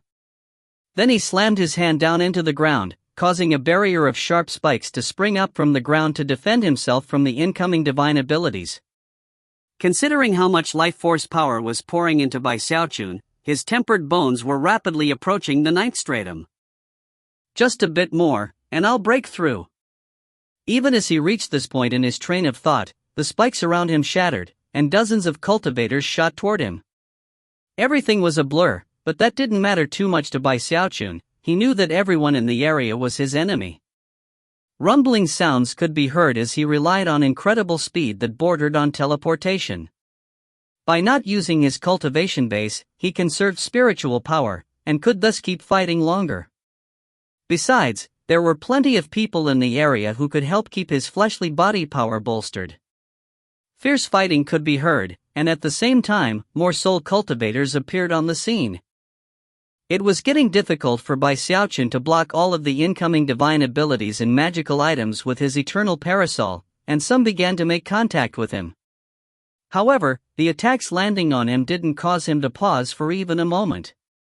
He really was like an immortal devil incarnate. Magical techniques from the core formation cultivators were like nothing to him, a fact which led quite a few people to gasp in shock. Even the magical techniques and items of the nascent soul experts didn't affect him very much. At most, they caused him to frown slightly. Considering that he was only dealing with dozens of incoming attacks, his eternal parasol could defend him well enough that he was also able to fight back. With each fist strike he used, he sent someone flying, and would then suck away their life force. Clearly, none of these chosen had ever considered that a nascent soul cultivator could possibly be this powerful. It was unbelievable to an absurd level. His fleshly body power was beyond imagination, and left them utterly shaken. Who is this guy? Doesn't he have any weaknesses? Where are we supposed to hit him? His speed, his fleshly body, his endurance, his defenses, they're all at the highest level. How do we fight this? Considering that fewer and fewer people were left standing near Bai Xiaochun, Wooden expressions could be seen on the faces of many of the wildlanders. None of them dared to unleash any more attacks, and most of them even began to back up. Zhao Dongshan was there on the ground, his heart filled with regret as he fled, terrified that Bai Xiaochun would notice him. What was I thinking to come cause trouble for this fiendish killer? Please, please don't notice me. Even as Zhao Dongshan prayed for a way to get out of the situation, another group of over 100 chosen was closing in, with Zhou Hong in their midst. When they got close enough, they could see the carnage in the area, the bodies of numerous chosen strewn on the ground around Bai Xiaochun, whose veins of steel were pumping, and who radiated an air of brutal madness. Zhou Hong was shocked, but at the same time, delighted.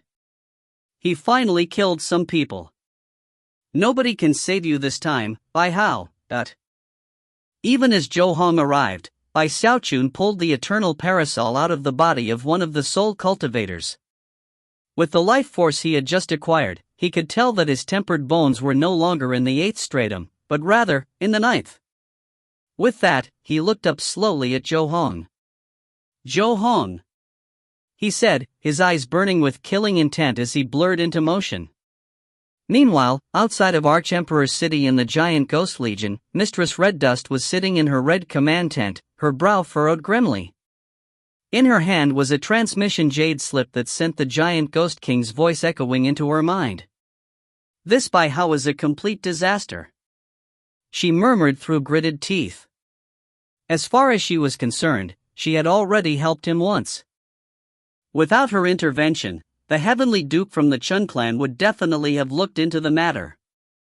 Although she had been touched by the way she benefited from the situation, that feeling didn't go very deep, and quickly faded. Now here her father was, yet again asking for her to go protect Bai Hao. Without even thinking about it, she refused. If he has a death wish, then just let him die. Snorting coldly, she was just about to put the jade slip down when another message came from the Giant Ghost King. Only she could hear the furious words he spoke, and whatever they were, they caused her to sit there in grim silence for a moment before rising to her feet. I'll just help him this one last time. With that, she walked out of the command tent, called a few dozen Giant Ghost Legion soldiers over, and then headed toward Burrow 89 in Archemperor's city. By this point, the powerful experts from the noble and aristocratic clans were getting messages from their various princes, princesses, and other young cultivators. What incredible gall! That was especially true when word of the deaths began to filter through. The clans involved immediately sent people over, and some of the top powerful experts even went personally. If you find any errors, ads pop up, ads redirect, broken links, non-standard content, etc., please let us know. Report chapter so we can fix it as soon as possible. Chapter 751, Imperial Clan Secret Spell Formation. Chapter 751, Imperial Clan Secret Spell Formation.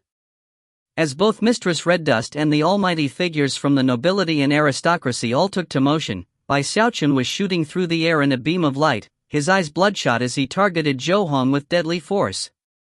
Zhou Hong's face fell. He knew Bai Xiaochun was powerful, and didn't want to actually fight him unless it was absolutely necessary.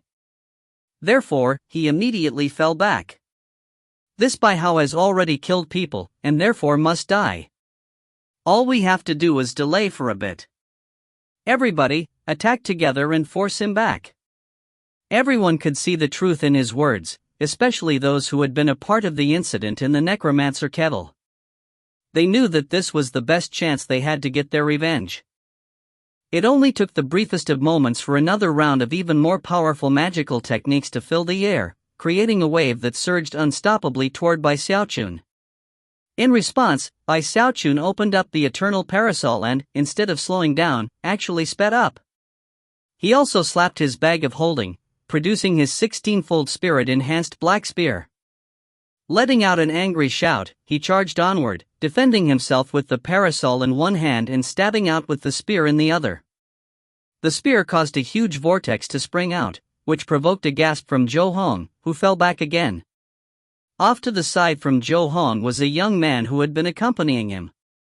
Currently, his expression was grim, and from the look in his eyes, he seemed to be calculating something. All of a sudden, killing intent flared within his eyes, and he pulled out an ancient feng shui compass. Fellow Taoists, please pick a position to hold based on the indications of my feng shui compass.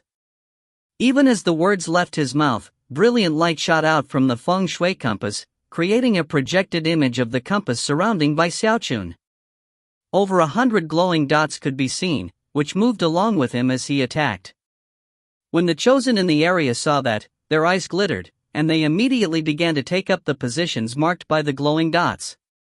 The first soul cultivator suddenly found himself wearing a suit of shimmering armor.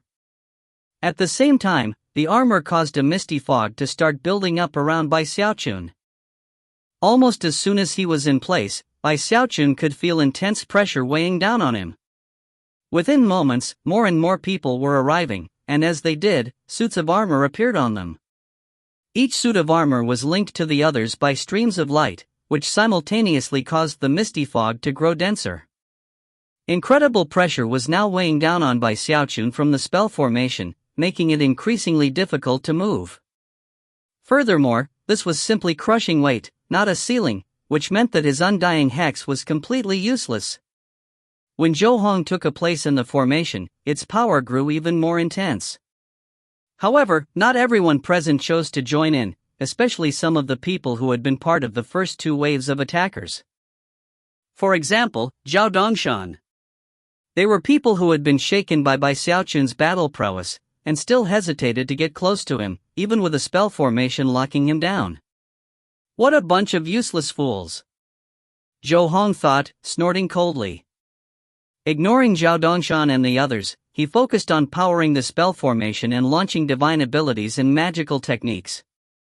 As for Bai Xiaochun, his expression was unsightly as he remained in the middle of the rotating spell formation, the dense mist around him locking down all creation and making escape seemingly impossible.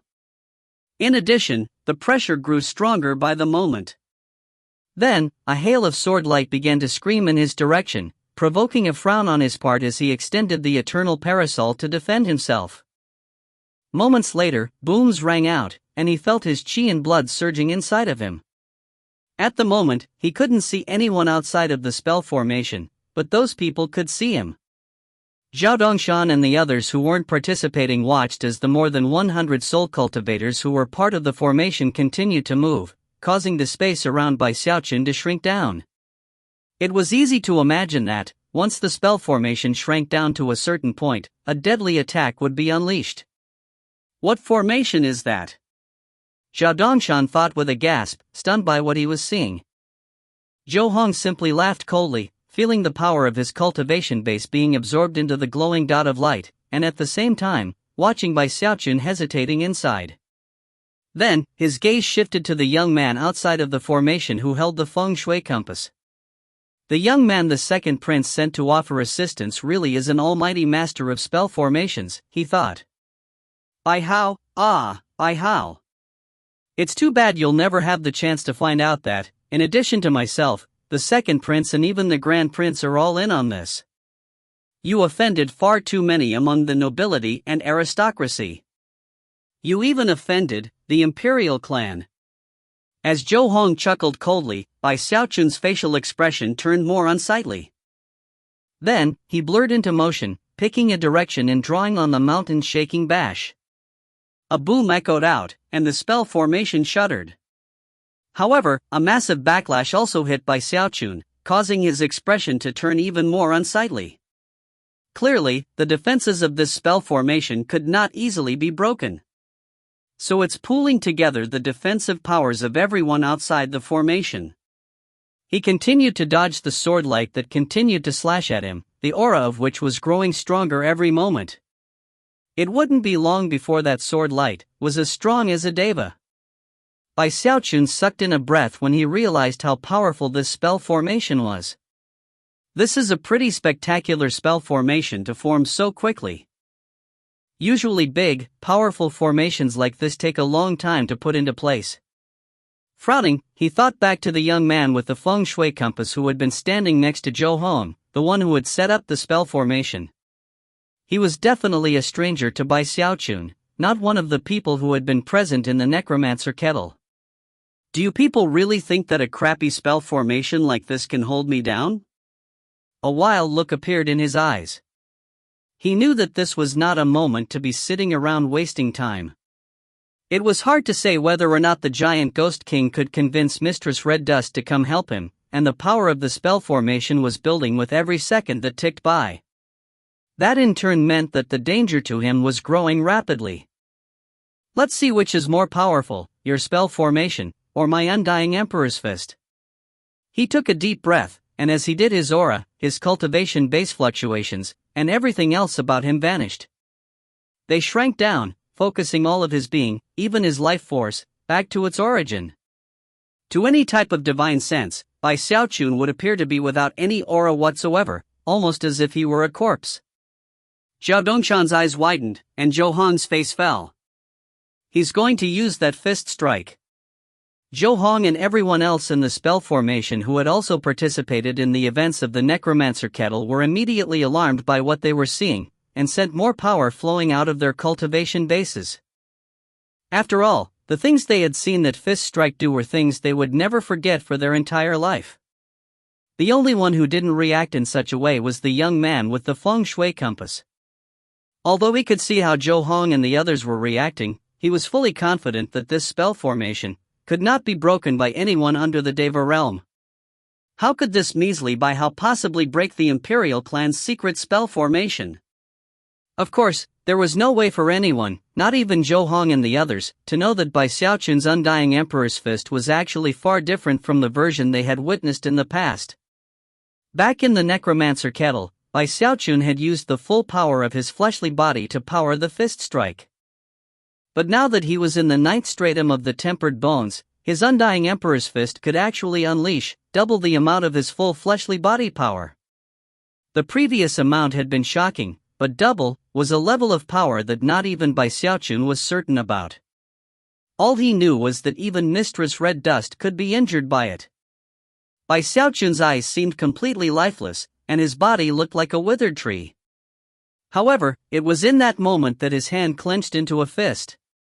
A black vortex sprang up around it, something like a black hole. Distortions spread out through the air, and the incoming beams of swordlight were twisted out of existence.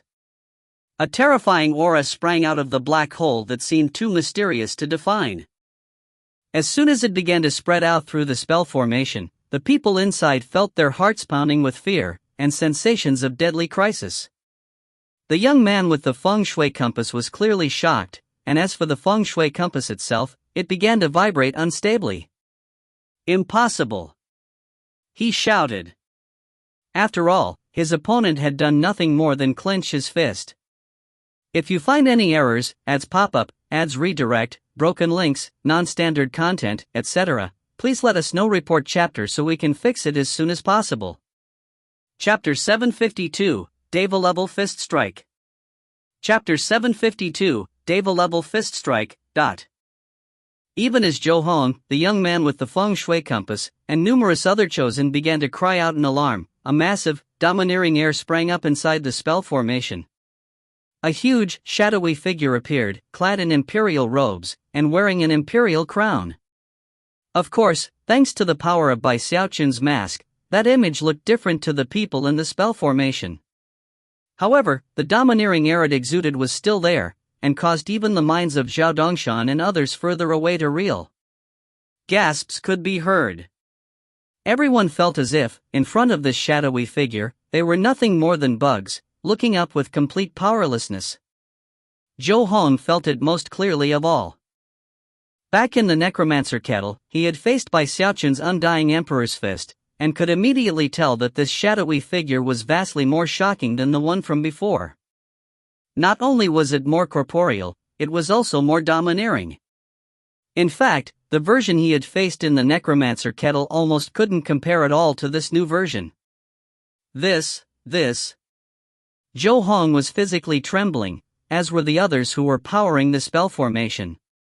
Deep alarm and fear rose up from within their hearts to grip them relentlessly. In that moment, Bai Xiaochun suddenly looked up, his face expressionless. Then he unleashed a vicious punch onto the fog in front of him. In his heart, he uttered 3 words. undying. Emperor's Fist. Ruumbul. Krayash. The enormous, shadowy emperor also struck out with his fist. In fact, from a distance, it wasn't even possible to see by Xiaochun. The only thing visible was the shadowy emperor, looking down with the scorn of a paragon as he unleashed a fist strike. Massive energy erupted out that couldn't be put into words. To Zhao Dongshan, it looked almost like an actual god had descended. The wind screamed, and a powerful will rose up, a will like that which belonged to the heavens. Deva, he whispered, stunned. Everyone else present felt their hearts pounding in their chests. Intense rumbling sounds echoed out from the spell formation, along with sharp cracking sounds. Everyone who was powering the spell formation, including Zhou Hong, could only watch as the glowing armor that covered them began to shatter. A mountain-toppling, sea-draining force smashed against them, making them feel like tiny rowboats on a raging sea, completely powerless to fight back. One of the soul cultivator's glowing armor shattered, leaving him bereft of any defenses. Then, an agonized shriek rang out. It was as if he had been smashed into by a mountain. Gobs of blood erupted from his mouth as he was sent flying down to slam into the ground, completely unconscious. After all, in addition to the force being exerted by Xiaochun, they also had to deal with the backlash from the spell formation, adding injury to injury in a way that was extremely difficult to sustain. Soon, a second person was similarly affected, then a third and a fourth. Within the mere blink of an eye, a 20th was hit, then the 50th, the 80th. One by one, the more than 100 people who had been powering the spell formation screamed miserably as they were sent slamming into the ground, chi and blood in chaos, internal organs smashed. Many of them nearly lost their cultivation bases from the force of impact. All were seriously injured, and left gasping for breath. That included Zhou Hong. Although he held out for longer than most of the others, eventually blood sprayed out of his mouth, and he was sent tumbling backward. The spell formation had been completely destroyed. The young man's feng shui compass crumbled, sending a backlash attack into him that caused him to visibly age. His hair turned white, and blood sprayed out of his mouth, filled with chunks of internal organs. After all, he had been operating the spell formation, and therefore, was hit with a bigger backlash than anyone else. He had tried throwing his longevity into the spell formation to stabilize it, but failed. Moments later, a blood-curdling scream rang out as he exploded, killed in body and soul. A massive blast of wind exploded out from the destroyed spell formation, sweeping out in all directions as Xiaochun took a step forward. His hair was in complete disarray, and the domineering air which had surrounded him was gone. He didn't seem terrifying like he had moments before, and yet, to everyone present, he was like an immortal devil. The instant he appeared, Zhao Dongshan let out a shriek of alarm and began to fly backward, not daring to remain in place for even a moment longer. The other chosen who had been rushing toward the area all scattered. At the moment, Xiaochun was simply too shocking and terrifying for them to deal with. Xiaochun completely ignored the fleeing Zhao Dongshan and other chosen. His use of the fist strike moments ago had completely emptied him, and drained his fleshly body power down to nothing. Thankfully, his cultivation base was still in place, and he could use it to control his body, otherwise he wouldn't have been able to lift a finger. As he moved, he rotated his cultivation base, flying toward the nearest of the more than 100 chosen who had been blasted by his fist strike. All of them were severely injured, and also shell-shocked by Xiaochun's power. With one wave of his arm, he gathered them all together and deposited them onto the ground in front of him. At the moment, he felt profoundly exhausted. When he let his cultivation base relax, his vision swam, so he bit his tongue to maintain lucidity. Panting, he glared at the more than 100 chosen. Again and again and again. He said in a hoarse voice, "You people push things too far." As for the chosen, they stared back at him with completely ashen faces. Never could they have imagined that this person would be so unbelievably powerful. It was outrageous. What divine ability was that? He's in the nascent soul stage. How could he possibly use a secret magic like that? Just what fist strike was that? Zhou Hong was cursing inwardly, but his face was still deathly ashen.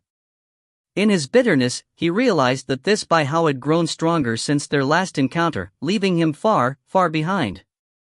That fist strike had already been the stuff of nightmares, and now, it was even more devilishly horrific than before. He wasn't the only one to react in such a way. Everyone looked at Bai Xiaochun with scalps tingling from shock and horror. For many, it was their first time actually encountering the Bai Hao that they had heard so much about. And as of this moment, they were thoroughly convinced that his legendary strength was no joke. He was completely inhuman. Bai Xiaochun was currently fighting to get his breathing under control, but to everyone else, it made him look like an immortal devil chanting forbidden scriptures as he stared at them with bloodshot eyes. He pulled out a heaven-cleaving good fortune pill and popped it into his mouth. Its miraculous abilities instantly returned his cultivation base to top form, and also returned his body to good condition. Then he took a breath, hefted his eternal parasol, and walked over to the nearest terrified soul cultivator. After stabbing the parasol into the cultivator, life force began to flow into him, further restoring his fleshly body power. The soul cultivator screamed as he withered up, but thankfully for him, Bai Xiaochun's killing intent had ebbed significantly after using the undying Emperor's fist. Therefore, after a moment passed, he extracted the eternal parasol and moved on to the next chosen. Everyone looked on with scalps that tingled in terror, and that included both those who had not been present in the necromancer kettle, and those who had. Look, let's talk this over, Bai Hao. Don't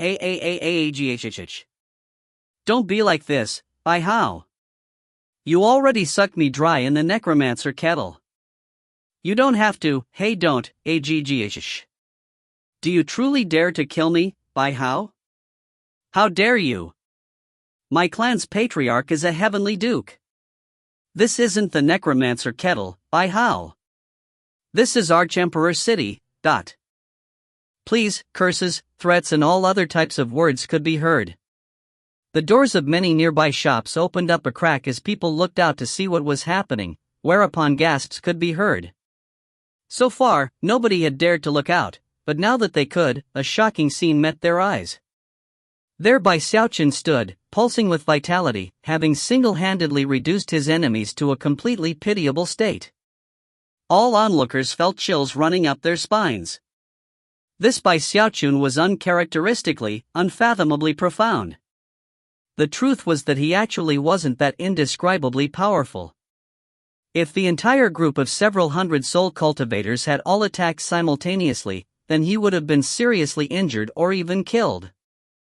But because they came at him in 3 waves, and because some like Zhao Dongshan had actually chosen to flee, he managed to defeat them soundly. If you find any errors, ads pop up, ads redirect, broken links, non-standard content, etc., please let us know. Report chapter so we can fix it as soon as possible.